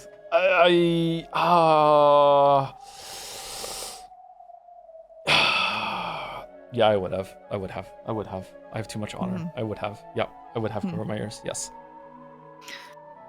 That wasn't magic, but the red... No, it was magic. You were definitely the Golden Witch. Even if you deny it yourself, I'll acknowledge it. You are definitely the Golden Witch. When Battler said those words, in the world that had been dark, there was suddenly a single grain. A small grain of gold, like a wheat seed, shone brightly, and even though it was small, it had a strong gold-colored sparkle.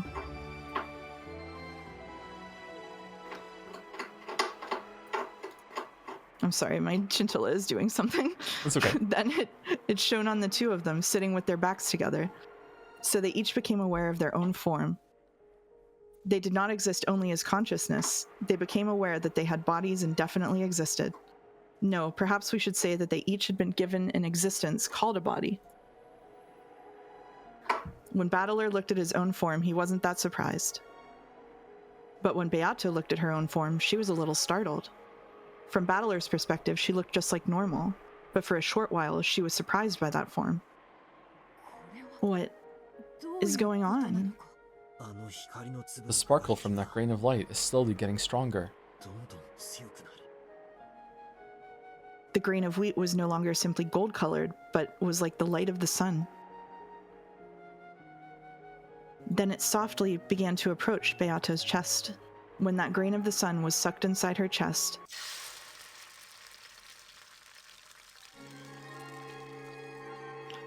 the world was wrapped in a deep blue sky, and then a deep blue ocean was spread out below them. An island rose up, trees sprouted and created a forest. Walls, well, this is you, I guess. An island rose up, trees sprouted and created a forest. Walls surrounded us, and a ceiling swallowed us, and was adorned with more and more things, made to be like the hall in the Ushiromiya mansion. In the middle of the fantastical hall where many gold butterflies beat their wings, many tables were set up with white tablecloths like it was a party, and beautiful cooking and fruits were set out. And over there were a great many shapes. It was everyone talking together and smiling. Everyone. There was Dad and Kirie-san, Uncle Kraus, Aunt Natsui, and Aunt Rosa, and of course even Aunt Ava and Uncle Hideyoshi, George and Nikki, Jessica, Maria, wait, even Shannon-chan, Kanon-kun, Goda-san, and Kumasawa-san are here. Everyone is at the party, clapping their hands and celebrating our return.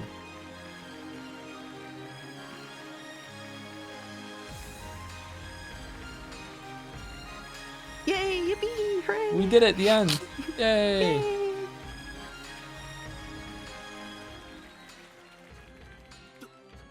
Why?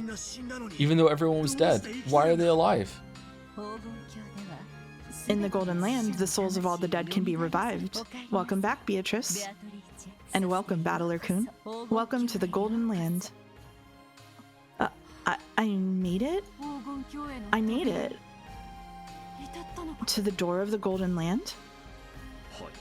Yes. Milady, you have finally managed to invite everyone here. Welcome, Battler-sama, to the Golden Land. Oh, fucking kid, Battler. So you finally made it this far. Your grandfather? Where in the world am I? My blood, which is incompatible with magic, runs most deeply in your veins. Therefore, you were the only one who could not reach the Golden Land, and Beatrice has been searching for you this whole time. She tried everything to bring you here. What did you say? Battler-sama, if you would take your seat, tonight's dinner is my very best work, calf steak.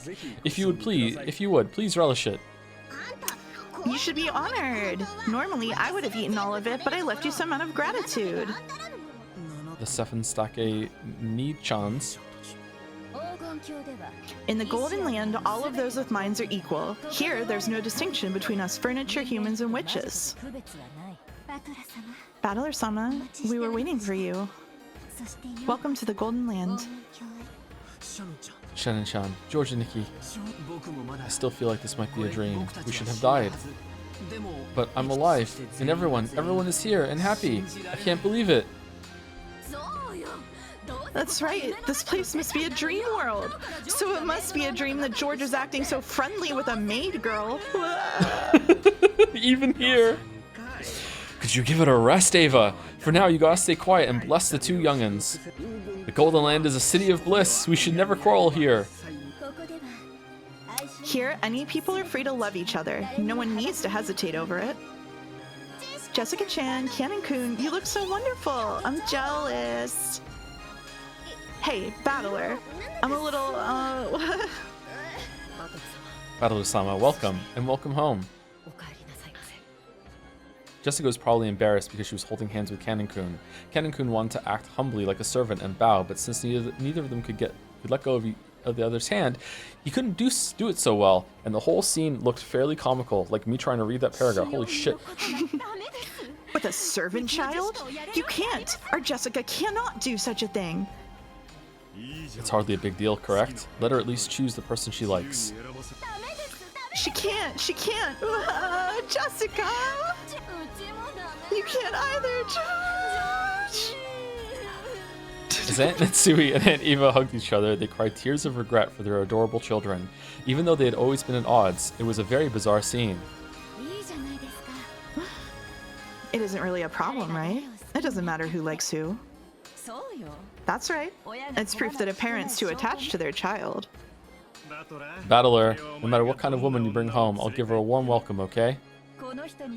Don't you dare introduce her to this man, okay? He'll get his hands on her immediately. They'll run off together right away. Battler, you finally came here. Maria, from the very beginning, you knew we'd be coming here? That's you. Ooh! That's why I wasn't scared at all. Everyone was being a coward and trembling. It was funny. What the hell? Even though I thought you were the most screwed up. You actually knew the truth from the beginning. Oh, fucking hell. How rude! I simply cannot forgive you for speaking of Lady Maria in that way. Formulating firing curve, attack preparations ready. Lady Maria, we can attack at any time.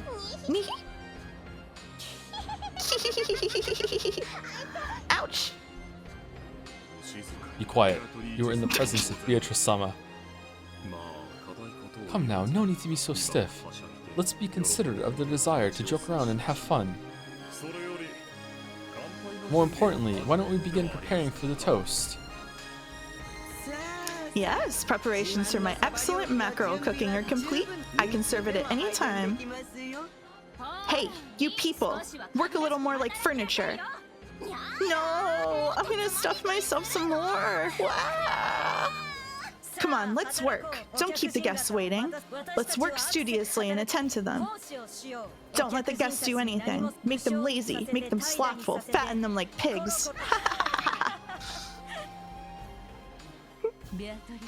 Beatrice, Battler-kun, this way.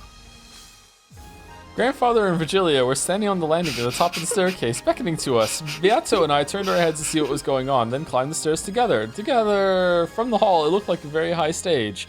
A small table had been set up there, as well as a piece of parchment and an old-fashioned quill pen.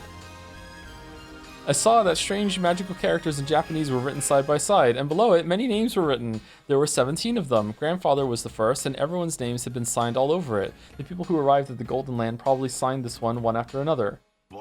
Battler, now that you are here, everyone is gathered. Listen carefully. The Golden Land is not a world supported by the power of magic alone. The cooperation and approval of all humans who receive happiness here is required. For that sake, we must gather the signatures of everyone here. Last time, the door to the Golden Land was finally open, but you refused to sign. Although you probably don't remember it.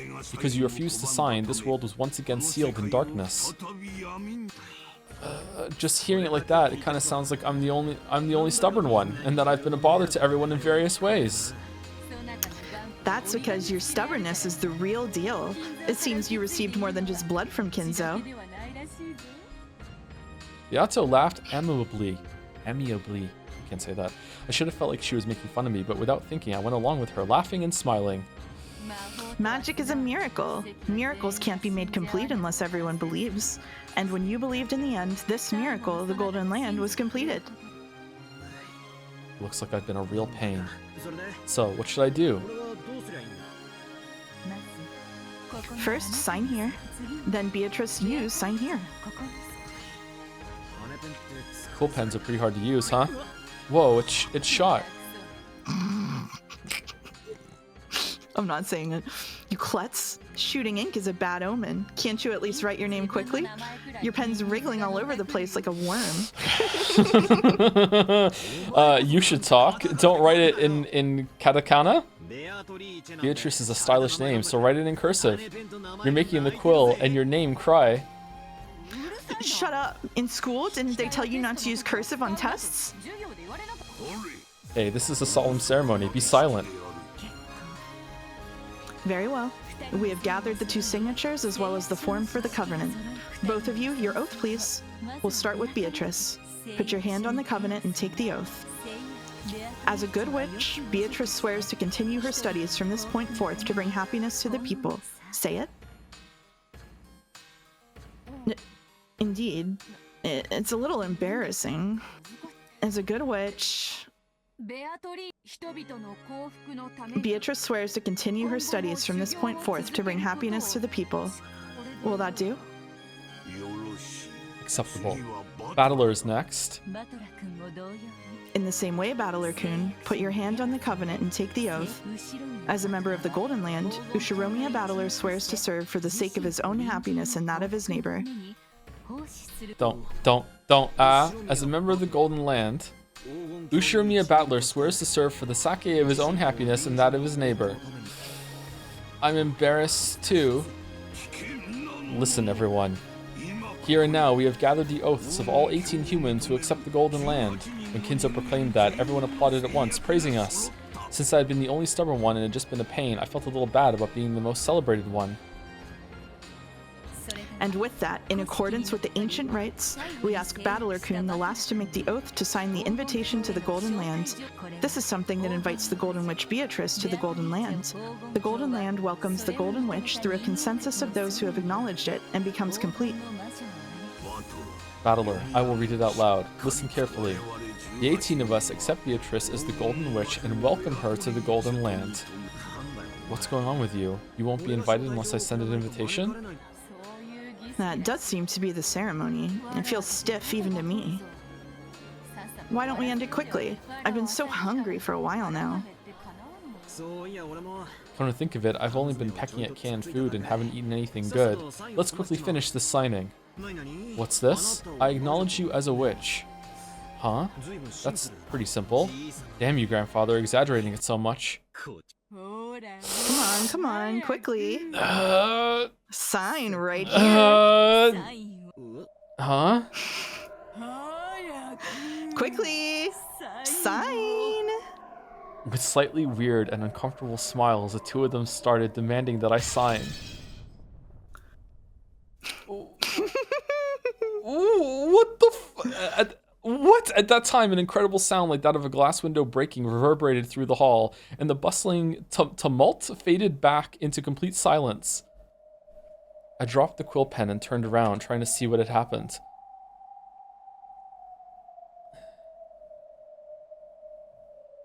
Oompst! When I did. Where had she come from? A human who clearly hadn't been there a short while ago was in the very center of the hall, looking up at us. Who's that? A girl? She's probably about the same age as Jessica and me, but I didn't know that face. None of the other people here knew that face either. Who are you?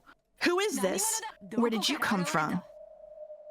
Those without invitations are not needed at my party. Servants, kick her out. As you command, surround her.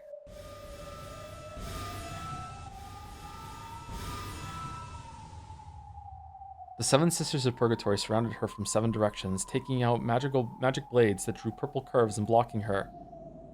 Oh shit! And from out of nowhere, shuffling goat-head servants appeared in great numbers surrounding that girl.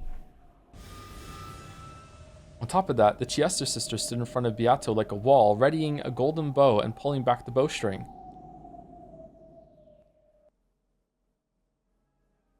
But the girl didn't move at all. On the contrary, she was still staring at us on the landing, as though she didn't mind at all.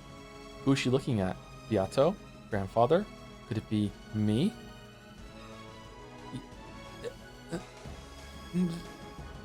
I'll voice her, by the way. Is this just girl Battler? Yes. The girl was staring straight into my eyes, glaring. Then after our eyes met perfectly, she yelled, You mustn't sign that. Are you going to accept your own defeat? Don't be tricked by the witch. Huh? By the witch? Huh? At that time, something incredibly strong lifted me by the nape of my neck. What's going on? and after being made to turn around behind me, I saw Virgilia with an eerie smile on her face and the muscular forms of goat monsters. A goat monster that looked about 2 meters tall was grabbing me with an arm as thick as a log. Okay, so on a scale of 1 to 10, how likely would you be to drop Umineko right now if it turned out that someone took a time machine back in time to feed Battler's mother more vegetables? No. I was already thinking that she's from a different timeline where it was Kyrie that didn't have the miscarriage and it was the other one. No, don't, don't feed this bonfire. No. There's no need to listen to an uninvited guest. Come, offer your signature as well on this written oath. Ushiromiya Battler acknowledges the existence of witches. Come on, sign the written oath. Ow. Damn it, let go. As the goat monsters held me down with the power of a vise, they forced me to grab the quill pen. I couldn't even touch the floor with my feet, much less resist. Battler, why are you resisting? Weren't you just about to sign willingly? Don't change your mind now after all that, okay? Didn't you think for an instant that it might be okay to acknowledge witches? You thought that, right? I was tricked? That's insane. Beato isn't that kind of the whole time?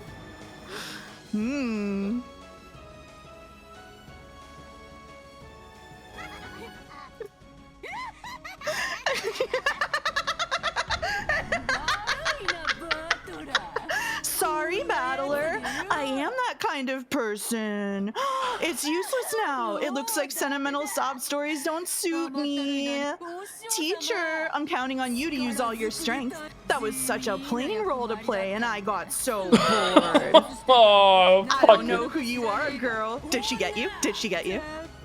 She did get me in some parts for sure. You must have been fucking loving it yesterday when I was like, this is a fucking brace for criticism. This is fucking like two-sided. What the fuck are they talking about? It should have been another episode. And then when I was talking about how like it's working on Battler, therefore it's working on me, so I don't know what the fuck is real anymore. Oh my god. Yeah, here it is. Now I get to hear it. Yeah, okay, all right, okay, yeah, yeah, nice. Fucking hell. So in the bet on JASB, you would say you got Bea tricked? I think so, yeah. Okay, excellent. Yeah. Thank you. Yeah. Okay. I don't know who you are, girl, but I'll beat you to death, mash you, and crush you until threads start trailing, okay? I'll make you regret being born a woman on International Women's Day. As Beato waved her gold pipe, the massive chandelier hanging in the hall was electrocuted, and from that a terrible purple thunderbolt fell. It should have been a direct hit on the girl right below it, turning her to ash. However, not a single hair was singed.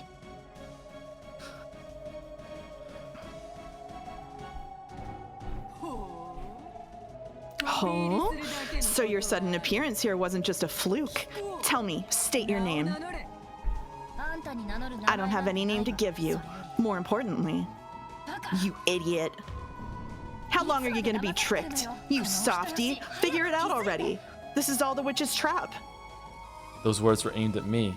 This is all. What is this sash? This is all the witch's trap, she says? That can't be. Beato reformed and swore to become a good witch. Beato, all this about traps. It's a lie, right? Please, tell me it's a lie. Sorry, Battler. It was pretty fun. Sure, I just did what teacher told me, but look how great it turned out. Apparently, if you start out all hostile and needlessly brutal, then turn incompetent and soft at just the right moment, you can spark a huge bump on your affection meter, right? I've heard villains who start all lovey-dovey and then freak the shit out of the rich these days, right? Even I've studied a bunch of those manga, anime, and galge that have been that have been so popular lately, you see? And for you, just as expected, it was cheers, please, and you're down. Idiot! What a truly simple person. I call this the North Wind and the Sun strategy. That's not... damn you.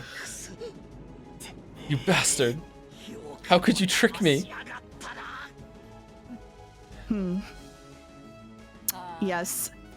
That expression suits you the most. That caring expression of yours really doesn't suit me after all. It made my back itch, and I was frantically trying not to let it get to me.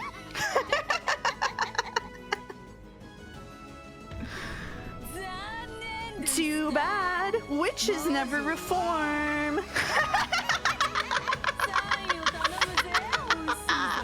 You take care of the signature, teacher. This uninvited guest is my prey.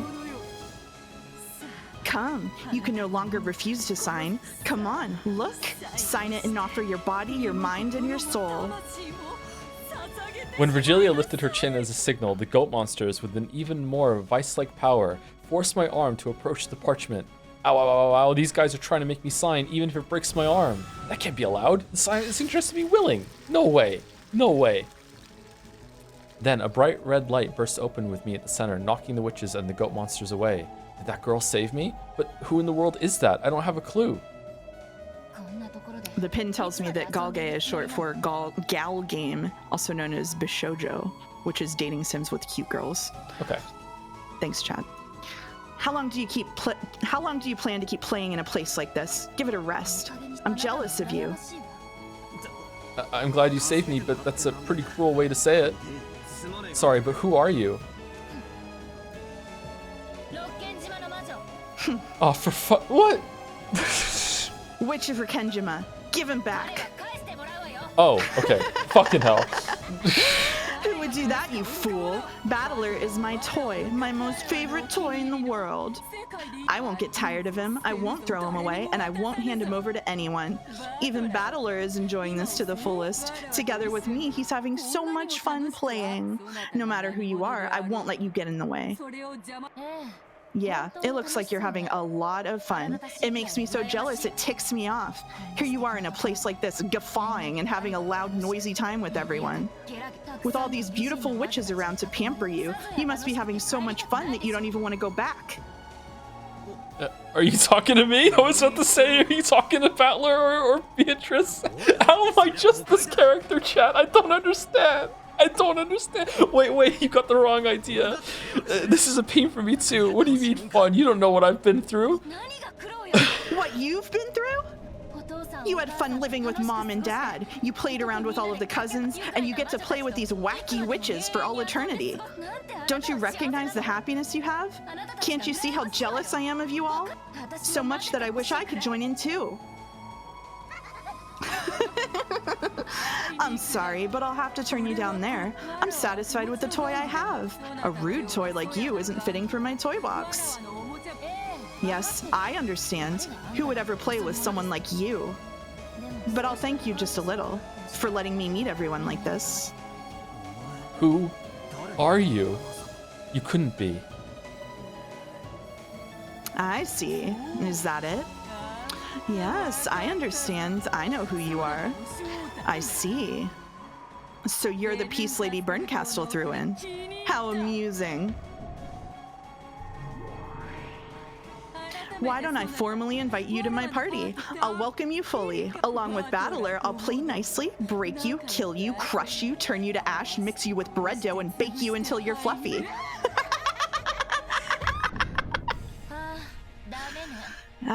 It's useless. It's all useless. You can't do that. On the Rikenjima of 1986, I'll expose everything that happened to the light of day. I'll show you that before the truth, you're like an icicle scared of the coming spring. Prepare yourself, Golden Witch. Beatrice! Do the pose. Do the pose. Pose? No! Okay. It's just Girl Battler! What the fuck? Cass, Beatrice. Oh, it's different this time. Ushio Miya Battler. Died on the 9th twilight. Ava Beatrice. Let me resolve that bet.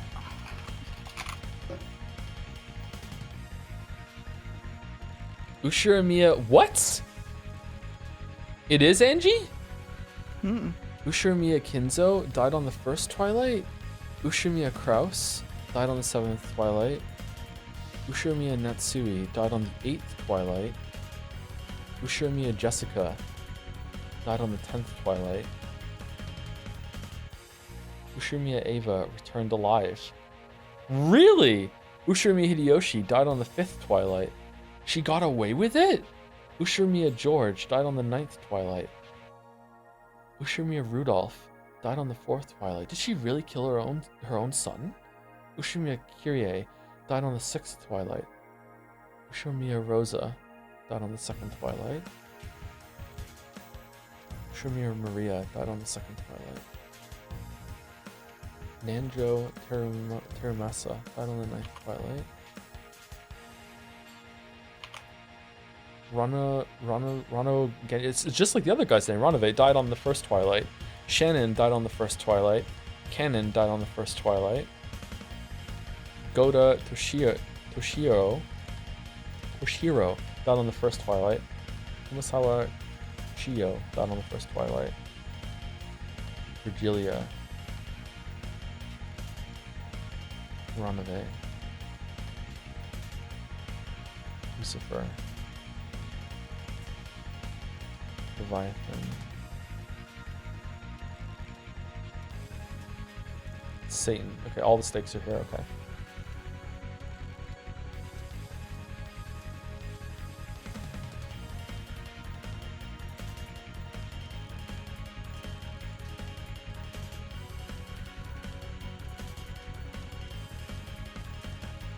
I think the Bia trick is peak because it uses the fact that Japanese writing can be really bad sometimes.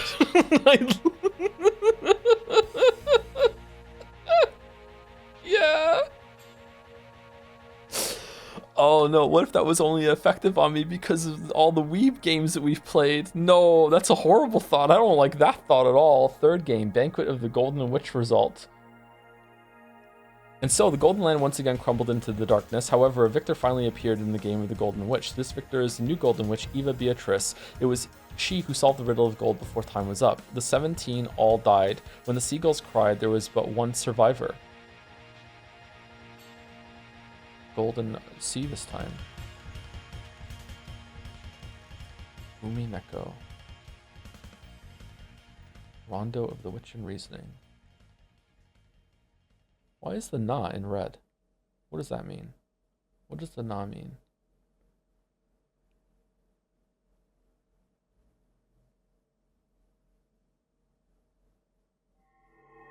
Addition new features. The Golden Witch has prepared a gift for you in commemoration of your stay. You can find these new features on the title screen. Tsubasa, complete episode 3. I still got an achievement even though I'm not signed in. Okay, that's cool. Tea party time. I will voice Beato and I loaded up the wrong one. Oh shit. I will voice Beato, and if you don't want to bring yourself to voice Lambda Delta, you don't have to. Otherwise, you can take the other characters. Okay, I can do Lambda Delta, sure. So you're just Beato, I'm everyone else. Is that it? Yeah, but now I got fucking locked into something. I'm animation locked, so give me a second. Sorry. Okay.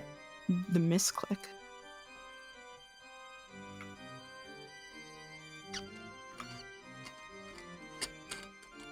Okay. It's tough when you have everything unlocked.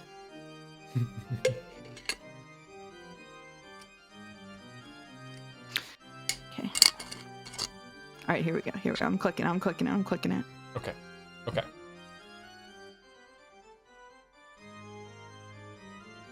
Someone in chat is disappointed that you just don't have the whole script memorized. Really? Mm-hmm. I'm sorry, chatter. I have other things to do. Ready? I'm ready. I never expected Lady Burncastle's piece to barge in at the very end. I searched all over the place for a piece fitting for a game with you. I was sure you'd like it. What's with that piece? Who was that person? Who was it? She didn't say her name. That's mean. Hey, Don't you think so too? I have a general idea. Or rather, I imagine most people would have figured it out. Most people? Well, I don't get it. And it was that character's first appearance, wasn't it? If she doesn't say her name, I won't... Oh, hold on 1 second. Koru post landed. Sorry, mouse. Oh, Okay, seriously, can we go back to solo streams where you actually have space to experience the story without some awkward socializing in the way? At least Mouse is a good voice actress and Jelly is funny. I've never even heard of this Tom guy. Show some consideration for the audience and let go of this nepotism. Oh, damn. Nepotomism? No, it's nothing. No? Yeah, it's nothing. Chat's gonna like that one. Yeah, they like it. They like it. They like it. See, there you go. Yeah, the -2s really, really sell it. You. All right. Okay. All right. If she doesn't say her name, I won't understand. The players won't understand. No one will understand, right? Yato, don't bother telling her. See? Isn't she a funny kid? Indeed. Lady Lambda Delta's innocent airhead side is truly precious and amusing. Come on. Why won't you tell only me, you meanie? In exchange, I'll teach you a special secret that only I know. So tell me. Oh, a special secret, you say? I want to hear. Bleh. If you want me to tell you, first tell me who that girl really was. The secret I know sure is awesome. After all, it's about as awesome as knowing that Santa-san is actually Daddy. Huh? Giggle? I said it. Sorry, I bet you're so shocked that it turned your whole world upside down, right? Oh. So your father was the one who came to your place, Lambda? He came. Wait, what do you mean? Lord Santa Claus only visits the homes of children with pure hearts. I guess he didn't come to your place, did he? Ooh. Well, Lord Santa Claus is gracious. Unless you're a really bad scoundrel, he'll give you a present. After all, he even gave them to me. As you grow and your heart is hardened, he stops coming, doesn't he? How old were you, Beato, when he stopped coming? Indeed. He kept coming until I was about 12. When my maiden's heart awoke, I quickly got somewhat embarrassed about Lord Santa coming.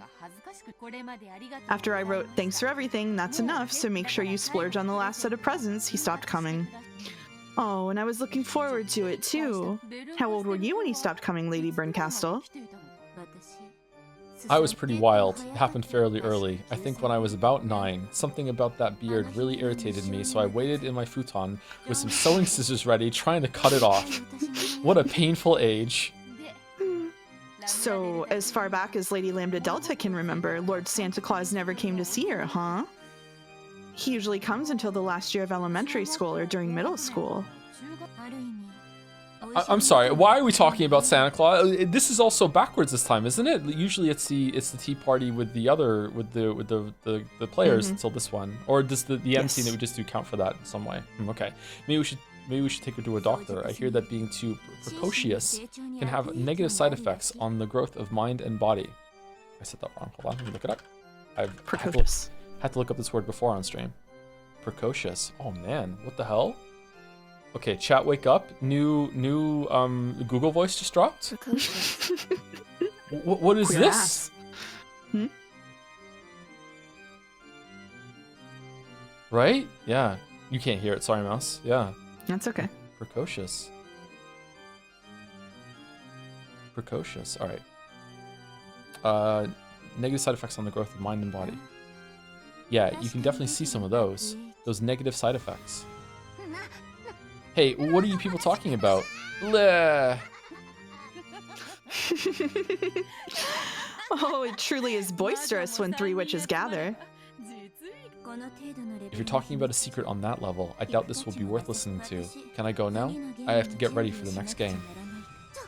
What? Hey, wait a sec. Tell me who that woman really was.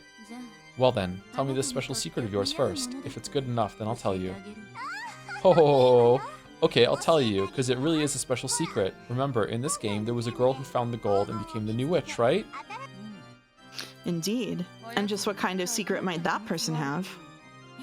I figured out who that girl really is. Does anyone know? Giggle, giggle. There was a hint in the way she talked. Remember, that girl said a lot, didn't she? If only you just blah, right? Yes, that phrase is the key point. If only, if only, if only. Yes. She was actually Ushiromiya Eva. What do you think? Are you shocked? Oh, I never noticed that. To think that there would be a hint in a place like that. You're a real good sport, Beato. This kid tends to get full of herself, so try not to overdo it. See you, I'm leaving. Wait. It's not fair if you just listen to my secret and don't tell me yours. Tell me who she really was. Your secret was so amazing that mine just wouldn't match up. So in exchange, I'll teach you a special secret. I'll tell you the name of the culprit in this game called Higurashi no Naku Koro ni. Wah, don't say it. I'm still playing it. See you, Beato. Black tea was delicious. However, the repertoire of jam... No, that's not the right word. Is it? Is the repertoire of jam on the crackers was lacking? How do you say that word? I don't know that one. Really? Although I've eaten it. Well, I'm not gonna do that live on stream. Come on. It is repertoire. According to Google.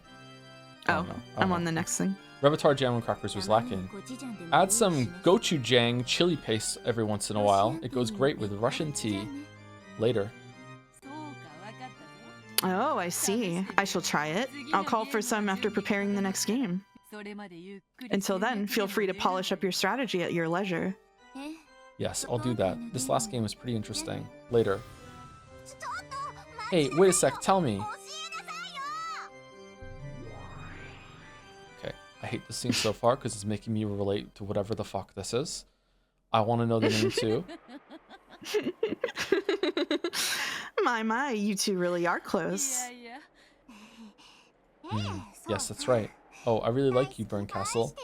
You could even say I love you. I want to gouge out your eyes so that you see no one other than me. Oh, that would be so wonderful. It'd be great to dunk them in black tea. Aha! To think that you would be so entranced, Lady Lambda Delta. I have a serious responsibility. Still, this last game really was close. I was a breath away from getting Battler. Beato, can I ask you something? What is it? I won't tell you that girl's name. When are you gonna stop fooling around? Are you even trying to win? Lambda Delta threatened her with a... Oh no, this is yours. Go ahead. Oh, you can have it. Okay. Lambda Delta threatened her with a low voice that she had never used in front of Burncastle. It completely blew away the calm atmosphere that had been there until a moment ago. Oh, you know, I'm supporting you because you're supposed to be a witch who can win against Burncastle. If you don't have the power to win against her, then I'll abandon you right away, okay? How harsh of you. What about me just satisfies you? As you know, my game board is perfect. Lady Burncastle will never be able to win. Yeah, that's right. Your board truly is impressive. It truly is an impressive and perfect game board that Burncastle definitely won't be able to win in, not even after 100 years, or even 1,000 years. That's why I made you a witch in exchange for letting me borrow it. If I stop being your guardian, you'll immediately go back to being a human. What? Make sure you don't forget that no matter how much incredible magical power you hold, you are nothing more than a temporary witch. I understand. I'm grateful to you. Don't speak so casually to me. I'll forgive that when Burncastle's around, but not when she isn't. I'll bet you've started to forget how much you owe me. That is not so. Ah, you really are disgusting. Go ahead and talk the way you usually do, but be mindful of what you say. I have a surprisingly short temper, you see. Indeed. Let's get back to what we were discussing. Your game board truly is perfect. You should be able to defeat Burncastle without any trouble. But that kid won't surrender easily. She'll challenge you over and over.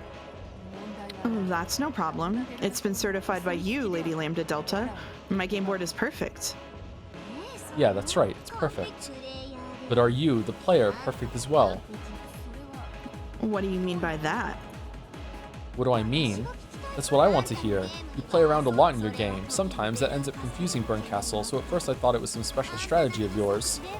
But I get the feeling that's not quite true. Rather than toying with the opponent in a match you can win, you don't actually care whether you win or lose, right? Ridiculous. How could that be? You know what? Your role is to make Burncastle surrender. In other words, Sumari, that means being the victor in this game for all eternity. As long as you keep trying to become the victor with certainty, then I'll give you my power as the Witch of Certainty. However, if you fight in a way that doesn't eliminate any possibility of your loss, that's a different story. Of course, this is a game. Just as Lady Burncastle will lose when I win, I will sometimes lose when she wins. The possibility of loss always exists. Therefore, I will... This is why you're useless. There's no need for you to be a game board. You just have to be a birdcage that can lock Burncastle up here for all eternity. Oh, what's the role of a birdcage? Making certain the little bird inside never escapes. What's a birdcage worth if it has cracks that sometimes let a bird out? Of course, games exist for the purpose of winning, and it's impossible for me to lose. Therefore, I will continue to win, as you wish, for all eternity. What the fuck? Where's this going? So you want her to just keep Burncastle locked in this game as a hostage, maybe for all eternity, and maybe not even win. But if you can win, that's good too. Meanwhile, Battler is kind of holding her hostage by not admitting the thing for all eternity too. Like, how many layers of I don't get this. I don't get this. I don't get this. I don't like these scenes so far. Sorry. I don't know where this is going. Anyway, good answer. That'll be fine. I'll allow you to play around and use fakes as part of your tactics. Fakes? They end up being useful during parts of this round. Fakes? But you know what? If you make a move hoping for anything else other than victory, make sure you're prepared for something amazing, okay? I will not do such a thing. I swear it. Because originally you weren't even a witch, and at any time, I'll remind you of what a truly shabby creature you were. If you betray my expectations, that is. As soon as you do, you can look forward to a fun punishment game. Oh shit. In the world of billions of fragments, I'll send you into the most miserable one and seal you there. You were already miserable to start with, so there's gonna be some really miserable fragments out there for the picking. Giggle, giggle, giggle, giggle, giggle.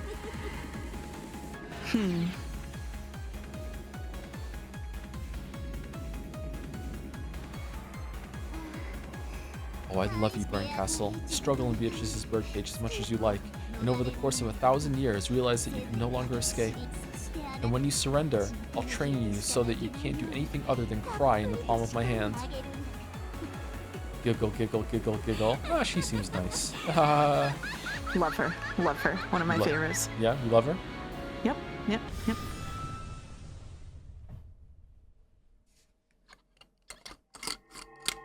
Oh, okay.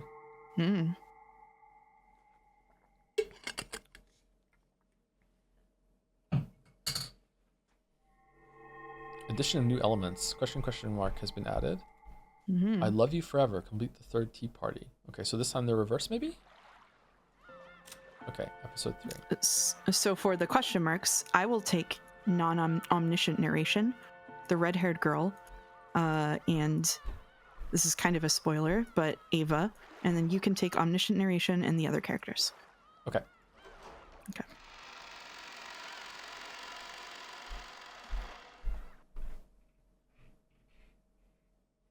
12 years later.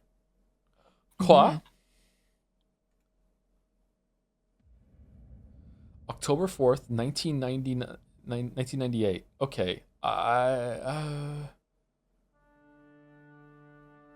Okay, this is me, right? Omniscient narration? Yeah, okay. A monotonous electric sound kept on repeating. The room was colored with hygienic tones. In other words, Sumari, an emotionless white. It was a room at a certain university hospital. Neither her doctors nor the person herself had any doubts that this room, which had a price so high that no commoner could afford to spend a single night there, would be the last room she ever saw. Was the person on the bed Ava? Even if someone told you that was so, she was unbelievably aged and worn out. The well-built man in a suit waiting in the corner near the door was having a whispered conversation through an intercom with someone outside. He was a guard protecting Ava's person. After telling the person on the other end of the intercom to wait, he approached Ava's bed. Ava had been awake for a short while. However, she stared at a single point in empty space, as though her mind was not in the same place. Anji-san has arrived in the lobby below. Should we let her pass? For a long time, Ava didn't answer.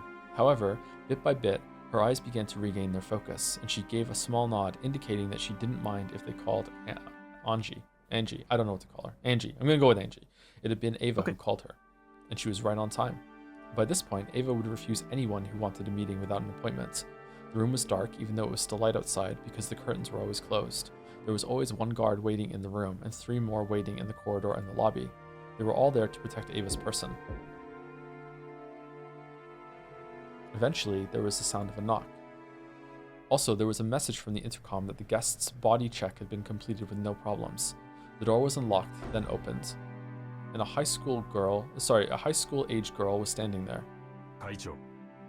Chairman, Angie-san has arrived. Ava reacted and turned her face toward the guest. However, instead of reacting to the guard's call, maybe it would be better to say that she had reacted to the smell of Anji's makeup. After being shut up in this room for so long, Ava was sensitive to even small changes in smell.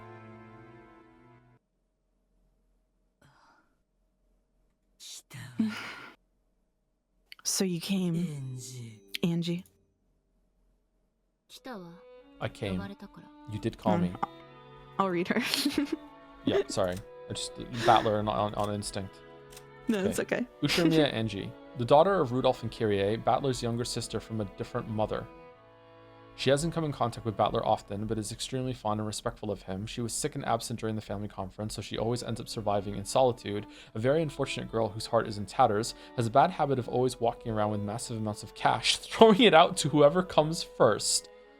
Okay, and Ushirimiya Battler shot to death by Ushirimiya Ava inside the mansion. The weapon was a Winchester from Kinzo's collection. Jessica had lost her eyesight alone with Battler. Wolves and sheep puzzle. And Jessica's dead too. Oh, just missing. She certainly was joined with Canon in the Golden Land. They both apologized for their own cowardice, communicating their true and honest feelings, and they hugged each other until their final moments. Afterwards, she was chewed to pieces by demons and went to hell. It's alright, Canon is with her. Ava survived? Did we read Nanjo's? We did, right? Okay.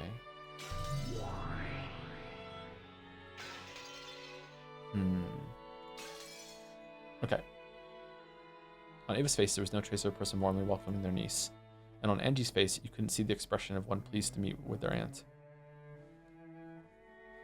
Ava waved her arm, which had grown as thin as a withered branch, and motioned for the guard to leave. The guard bowed silently and went out into the hall.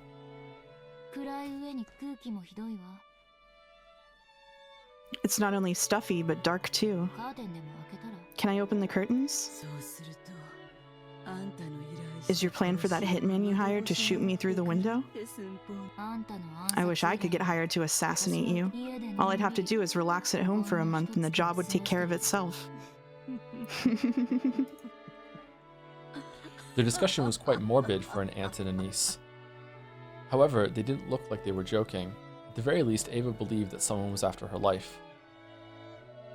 All of the Ushirimiya family's massive fortune had come into the possession of Ushirimiya Eva.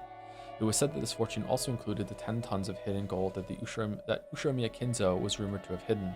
While this vast wealth lay in Ava's cunning, sly, and suspicious hands, no one was able to complain, but it was rumored that as soon as it was passed on to Angie, who was no more than a young girl, certain people were plotting to snatch it away. By now, Ava and Angie were Kinzo's only descendants. If Ava died, all of the wealth would go to Angie. And if Angie were then to be killed as well, that wealth would go to the family of Angie's mother, Kyrie. In this sense, not only Ava, but Angie as well, were in a position where it wouldn't be odd at all for their life to be targeted by some unknown person. And Ava had hated Angie for a long time. This was because she knew that after losing her only precious son, George, the inheritor of her own wealth would be none other than the girl who had been absent at that family conference 12 years ago, and who had survived. Ava shunned Angie, disliked her, and even hated her. She isolated Angie in a special school and separated her from the youth and happiness normal people have, trying to keep her as a pet until death. Sounds a little familiar. However, Ava had succumbed to an incurable illness, and ironically, her remaining life was estimated to be the same as Kinzo's had been at the family conference 12 years ago. Both Ava and Angie hated each other. Even though they were each other's last blood relatives, they hated each other so much that they hoped the other would die quickly. And? Why did you go to all the trouble of calling for me? I don't have much time left. These quack doctors still can't detect any of the poison that's filling me up. I know. I'm sure it's some secret assassination drug used by those Soviet KGBs. Oh, I'm gonna be killed. I'm gonna be killed. Isn't that great? Very soon I'll die, which will surely be quite a load off your back. What a pitiable person. This always happened. They immediately deviated from the main topic, distorting it into a more unsettling discussion. Ava, who was absolutely paranoid, believed that someone was always after her life, and in actual fact, after inheriting the vast wealth of the Ushiromiya family, she had used wild methods just like Kinzo had done in the past, repeatedly making money by any means necessary and creating many enemies along the way. With a massive supply of capital, she had plotted to aggressively buy businesses that were starting to have rapid growth, making them buy it back at a high price under the guise of reconciliation. Ironically, it was the same type of action that her husband's company had been hit with 12 years ago. She had repeated this constantly for 12 years. She had also earned a lot of hatred. If her husband had heard of this from beyond the grave, he might have defended her, saying that the loneliness from losing her family fueled her actions. However, of all the people who knew her now, none would defend her. For some time, Ava eloquently spoke of how her life was being targeted, listing off names of people who hated her and sneering at the fact that she still hadn't been killed. Even though Angie heard her own name included in that list, there was no particular change in her expression, and she waited indifferently for Ava to tire herself out. You see, I really hate you. I'm honored. Same here. I built this future for George's sake. To think that it would be snatched away by you. To think that it would be stolen away by Rudolph's daughter. I can't bear it. To think that I would have my fortune stolen away without even leaving behind a child. That I cannot forgive. If only you'd just give all of your fortune to charity. What about all those religious people you used to go so far out of your way to find? They all say the same thing. My excessive wealth has become a burden to me. And they always say something about how I need to give it up and cleanse myself. Then I thought of something. I stopped donating. For a time, Ava had searched for the founders of several strange and new religious cults, perhaps seeking peace in her heart. But they gave her heart no relief, and if anything, they ended up increasing her paranoia further.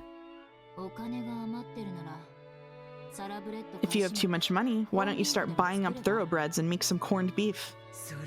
I've thought of something even more interesting. I'm worried over it a lot. What could I do to make things horrible for you? I thought about killing you. I also thought about erasing all of my wealth, leaving you penniless, and selling you off to a slave trader or something. Wouldn't that be wonderful? You'd have your arms and legs chopped off and be forced to take customers until you died. Oh, that would be so wonderful. Holy shit. Yeah. Is this fun for you? Oh, yes it is. It's fun to scare you, but very soon I will die. So I thought about how I might continue to cause you pain even after my death. And then, it was surprisingly simple. I called you because I wanted to talk about it. I have midterms coming up. Keep it brief. I've decided. I will have you inherit all of my fortune. Oh? Not only that, but I decided that until the very day I die, I'll expand that fortune as much as I can, inflating it to massive proportions before having you inherit all of it. Can you even imagine what that would be like? I don't get it, because it's stupid. That's right, you don't get it, do you? Look forward to it. It really is fun being rich. Every day, yokai from across Japan come to play. From now on, your entire life will be followed by talk shows and weekly magazines. The media will criticize me no matter what I do or don't do. If I donate, they'll attack me for being bourgeois. And if I hesitate, I'll be abused as a miser. Oh, every day really is wonderful, you see? I decided it'd be great to let you have that kind of life when you're so young and have so much ahead of you. Doesn't that sound absolutely wonderful? Looks like the public's opinion of all you've done was spot on. Too true, yes, that's too true. Go ahead, abuse me as much as you want. Soon you'll face that same criticism. Japanese culture dictates that good people live in honorable poverty while the wealthy should just die. No matter what you do or do not do, you'll eventually be lifted up as a symbol of envy and hate across Japan. I wonder how twisted your life will become after living that way. You'll have no allies. No one will listen to your worries. Abusing you will become a public sport, and no one can stop that. Oh, Angie.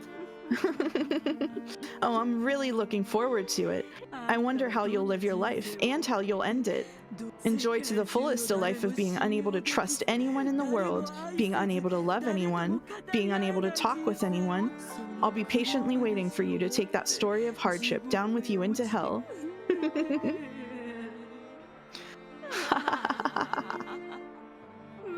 Big laugh. Big laughs, yeah. Oh, still going. Cough, cough.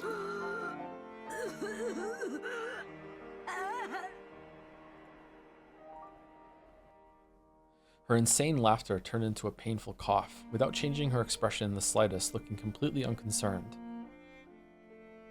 Ange stared at the only survivor of Rikingima. Say Angie or Angie, or chat will kill you. Nah, I'm with you. I'm going Ange. Perhaps No. because he found the violent coughing kill you. suspicious. They're gonna kill me anyway. The guard gave a short knock on the door and rushed in at the same time. Ange glanced at him, wordlessly making it clear that she didn't intend to move a step from where she was. Ange was prepared for some kind of trap to frame her and Ava's death. However, that was fortunately a needless fear. As the guard rubbed Ava's back, he poured hot water from a thermos into a mug. As he did, Ava kept coughing, apparently in pain. Ange figured that this was probably the last she'd see of the Rikingima Witch's final days. Oh, Rikingima Witch, okay. Eventually the coughing subsided and Ava regained her normal breathing.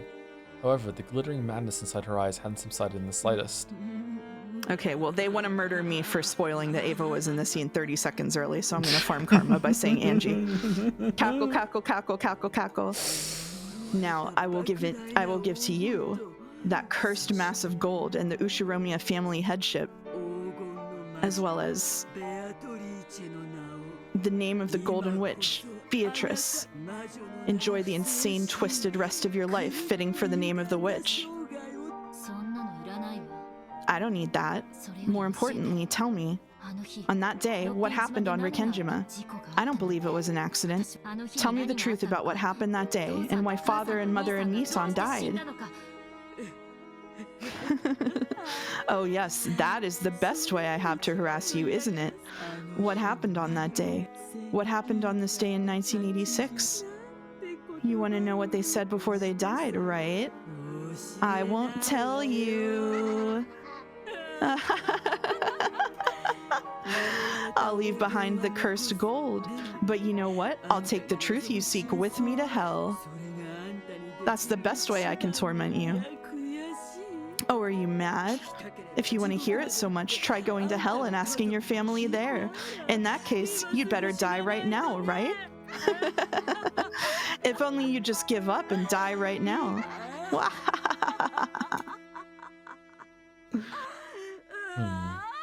That laugh continued until she started coughing again, and that cough did not subside until she started moaning and going into convulsions. How was she just there at the end of the game then? At this age? What's going on there? October 4th, 1986, on Rikingima, the Ushiromiya family's customary and final family conference was held. And on the next day, October 5th, an extremely unfortunate accident occurred and the Ushiromiya family was wiped out. Fortunately, Ushiromiya Ava escaped from that and inherited almost all of the Ushiromiya family's fortune. However, due to the many turbulent rumors surrounding the Ushiromiya family, the way Ava acted afterwards, and her unnatural actions at the time of the unfortunate accident, the public was in an uproar over whether this might have been a conspiracy to get all of the inheritance for herself. Under pressure from the public, prosecutors repeatedly tried to investigate the matter, and the media began tracing the outline of a conspiracy they called the Rikingima suspicion. But in the end, they weren't even able to find proof that this unfortunate accident was a crime. However, because the media continued to give the impression that the Rekenjima suspicion was a conspiracy of Ava's, public opinion began to believe that she was the true culprit. Of course, that was also influenced by the bad impression caused by all that easily condemnable, overbearing financial activity which she had carried out using that vast wealth. Every time she did something and the rumors started spreading, the media would bring back the Rekenjima suspicion, blaming the criminal justice system by saying that she was the true culprit and that the only reason she hadn't been arrested was because even the police had been bribed. Oh, but Nanjo said, so the impression that she was a great villain grew stronger and stronger. Her heart eventually degenerated. And ironically, it began to transfigure her into the kind of human that the public expected. By now, Ava had no one she could trust and no family. After her beloved husband passed away, the talk shows occasionally mentioned his company, saying that it was run recklessly while criticizing and disgracing its former accomplishments. Even her beloved son George was dramatized as the stereotypical rich, lazy son that the public expected, and no one even wanted to know what a simple and honest character he had possessed. As to how much all of this hurt Ava and ran her to ruin, no one cared. The public was only interested out of curiosity about how a super rich evil woman who killed her whole family lived her pitiful later years. So that happened more and more, and eventually, Ava's personality was transfigured until people started calling her a lunatic. It was said that this sometimes reminded her of her father, whom she had once admired in his later years, and that she laughed at herself with scorn. Scorn. And on the day of that final family conference, because Ushiromiya Rudolph's daughter Angie had been sick and had stayed with her mother's family, she had not participated. At the age of 6, she had lost her family and had gained Ava as her guardian. Since Angie had become Ava's only blood relative, Ava took very good care of her. She had imposing guards surrounding Angie's person at all times to prevent her from coming to harm. Angie had even her right to play with friends, to come home from school together, and to enjoy the seasons together stolen away. Yeah, makes sense.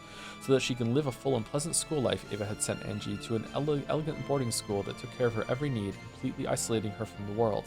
She didn't even know the popular songs that girls her age might hum. She was never given a chance to enjoy window shopping with her friends or stuffing her mouth with crepes, much less an encounter with a member of the opposite sex to make her heart throb. Angie did not have a single friend. Oof. If anyone carelessly acted friendly with Angie, they would be scolded by the guards or else the teachers. All of them were strictly ordered to not let shabby humans approach the daughter of the esteemed Ushiromiya family. During that time, the talk shows were always mentioning Ushiromiya Ava, always spreading rumors about her countless financial misdeeds. Those who knew who her daughter was naturally began to keep their distance. There you go. Even now, she was called a witch at school, and anytime something bad happened, even if there was no proof, it would be whispered as though if it were absolute truth that she had imposed her will on the school staff. A lot of characters becoming witches in the story over and over and over again. What's that called when something keeps happening over and over again? I don't know that word. The environment makes the person. By now, she had a heart as wild as those around her feared. No one trusted her, so she never bothered to believe in anyone. No one loved her, so she never even tried to love. And when Ava caught an incurable illness on top of all this, it was whispered that this too was a conspiracy, and this time Angie was set up as the mastermind. Everyone whispered that the daughters of witches are witches too. Even the talk shows and the weekly magazines whispered that, so Angie also accepted it as though it was definitely no, as though it was obviously true. Therefore, since she already believed that she was a witch, when she heard that the name of the Golden Witch was being turned over to her, she only felt like saying, "You just figured that out now?" Ooh. However, she was at least sure of one thing. That this title of the witch that she had inherited would definitely never be inherited by anyone else. She would be the last head of the Ushiromiya family and the last lonely Golden Witch.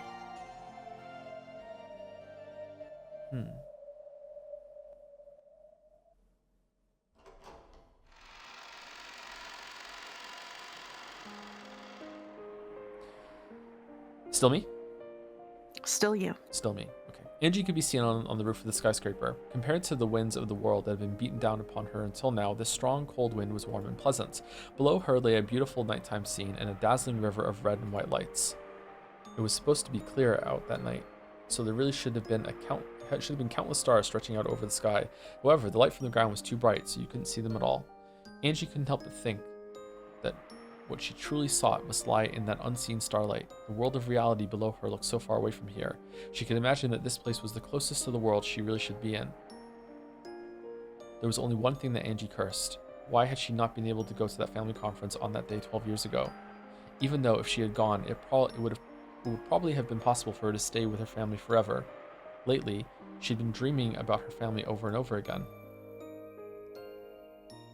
The person I was 12 years ago calls out frantically, urging them not to go to the family conference. But both Dad and Mom are too far away, and my hand won't reach them. Oh, did you want to do from her perspective? Yeah, I will. Okay, go for it. Battler Nissan always loved me a lot, and he'd always pat my head. But even though it looks like that hand's about to touch me, even it doesn't reach. For some reason, I started having that dream over and over. Every time I had the same dream, I uselessly tried to stretch out my hand even more forcefully, over and over and over. Even if only Battler Nissan had lived, then perhaps we'd at least be able to support each other in my cold and lonely reality. But his hand never reaches me. Even if I climb to the roof of this tall building, I'm so far away from all of them. A mysterious girl appears in my dreams and urges me. She urges me to find the truth of what happened 12 years ago. If only I could learn everything that happened to Father and the rest of them on that day. Would they come back? At least one of them? There was no way that anyone would answer that question. Well, for her. I get it. In this world, I have no family or friends. So, let's go. Let's go home to where my family is.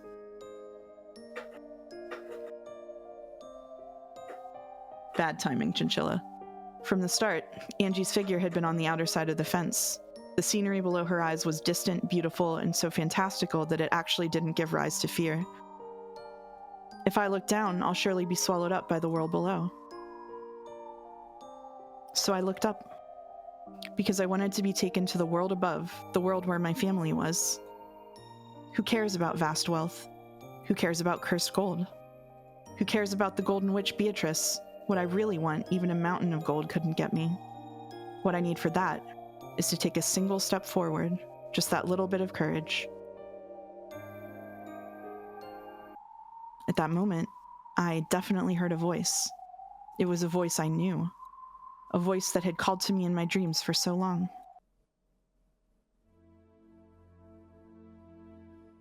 Before my eyes, in other words, in midair, above that jet black nighttime scenery, there was the figure of the girl I'd seen in my dreams. She spoke again with the same voice I'd heard in those dreams. Your assistance is required. My assistance? Who needs it? Your family needs it. Your family has been eternally imprisoned in a span from this day 12 years ago until the following day. If I save them, does that mean my family will come home? When I asked the question I had most wanted to, the girl cruelly stopped talking and hung her head. I cannot promise that. The enemy is the Golden Witch Beatrice, a mighty opponent. I cannot oppose her, but another Golden Witch might be able to manage something. I don't know what you're talking about. The only one who can oppose the Beatrice of 1986 is the final Beatrice of 1998. In other words, you. Angie. Angie Beatrice. That witch from 12 years ago took away my family? That's right. She is your foe, the root cause that always leads to your future of isolation. My family's foe. In exchange, I will search for a fragment with the ideal world that you wish for, a world where your family comes home. I make no promises that your desire will be granted. Beatrice's game board in 1986 is quite perfect. I had planned on bringing you that ideal fragment as a present today, but I still can't find it. This is a very firm fate. I haven't seen the likes of it since the time I fought Lambda Delta. I don't know what you're talking about. I'm giving you a chance for revenge. In exchange, I promise to search for and bring you the happiest resolution among the possibilities you're capable of accepting. Revenge? It may be a fruitless effort. Even if you succeed in your revenge, there's no definite proof that your family will return. Even if you manage to hit a miraculous probability, you may only be able to bring one person back, if that. Angie understood the meaning of that dream. The dream where it seemed that with just a little more stretching, her hand might be able to reach at least Battler Nissan. A miraculous probability means it's still higher than 0, right? Is it 1%? Trying to read any probabilities before the result is useless, so I cannot tell you that number. But it'll definitely be slightly more likely than if I do nothing. Yes. As long as you do not throw that you desire of yours away. I'm sorry, I'm like really wilting. Yes, as long as you do not throw the desire of yours away. We're almost done. Yeah, but be prepared. It is extremely close to 0. It's 07 number or whatever it was on the door. Okay. I'll take you up on that offer. Are you sure? You probably won't be able to return here again. This isn't the world I'm supposed to be in. I'll find the world I am supposed to be in myself. Tell me your name. The Witch of Miracles, Burncastle. And by that name, I acknowledge you as the Golden Witch, Angie Beatrice. As of now, you are a true witch. The instant she proclaimed that I was a witch, I felt dizzy, as though something inside me had changed drastically. At that time, I heard a clunk. It was the sound of the door that opened to the staircase to the roof. It was Aunt Ava's guards. They're only guards in name. Aren't they the cage that wraps the tightest around me, shutting me in? They saw that I was already on the other side of the fence and dashed forward, horrified. 20, we found the target. Requesting backup on the roof. Talking like the bunnies. Angie-san, we were looking for you. It's dangerous there, so quickly come this way. What's that? My fan club. I'm pretty popular. No point in getting caught. Let's go. Looking annoyed, Burncastle turned on her heels. In the jet black sky, watching that perfectly casual gesture, I followed her as though it was completely normal. Angie-san, wait! Don't be hasty. Look out! It's useless. It's all useless. Well then, see you again next time. Please send a limo to get me, because everyone else will be there too. See ya. Angie-san! Interesting shot. And then she falls through glass breaking. Into the other side. Oh no, it's just then ended. credits. Okay. Okay. I am sorry for spoiling Ava being in the scene 30 seconds early. If I were not 6 hours into the stream, I might have found a better way to say that. You did. That was not a spoiler. It's fine. I don't care about that. I got pinged in Discord. People spammed the chat. It's just like. Okay, people need to chill about that stuff. It was right away early in the scene. It's fine. We were just about to find out. It's fine. There's no problem at all. No problem at all. There is a problem I have with the fact that it seems like the story is introducing time travel, which scares the ever-living shit out of me after having it with Steins Gate.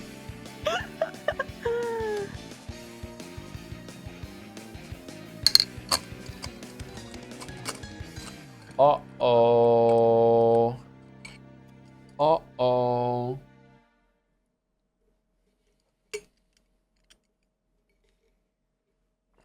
Read pin. Pin, by the way. Pin. Maybe there's a pin. Maybe there's a pin. Do you want me to read the pin? You did a lot of reading. Sure, It's go a for it. Koru post. Sure, go for it. I've been thinking, how can I ruin your life? I've decided. I'm giving you my video essay channel. I'll start a huge project, and when how do I look at all of it? No, you read it. I'm sorry. And delay the final part. When you stream, you'll be a scam artist avoiding your obligations. When you work on the video, you'll be criticized anyway because no one has seen it yet. The internet will see you as a big name coasting on rep. Real life will see you as a NEET who should get a real job. Abusing you will become public sport. No one is more hated than a YouTuber.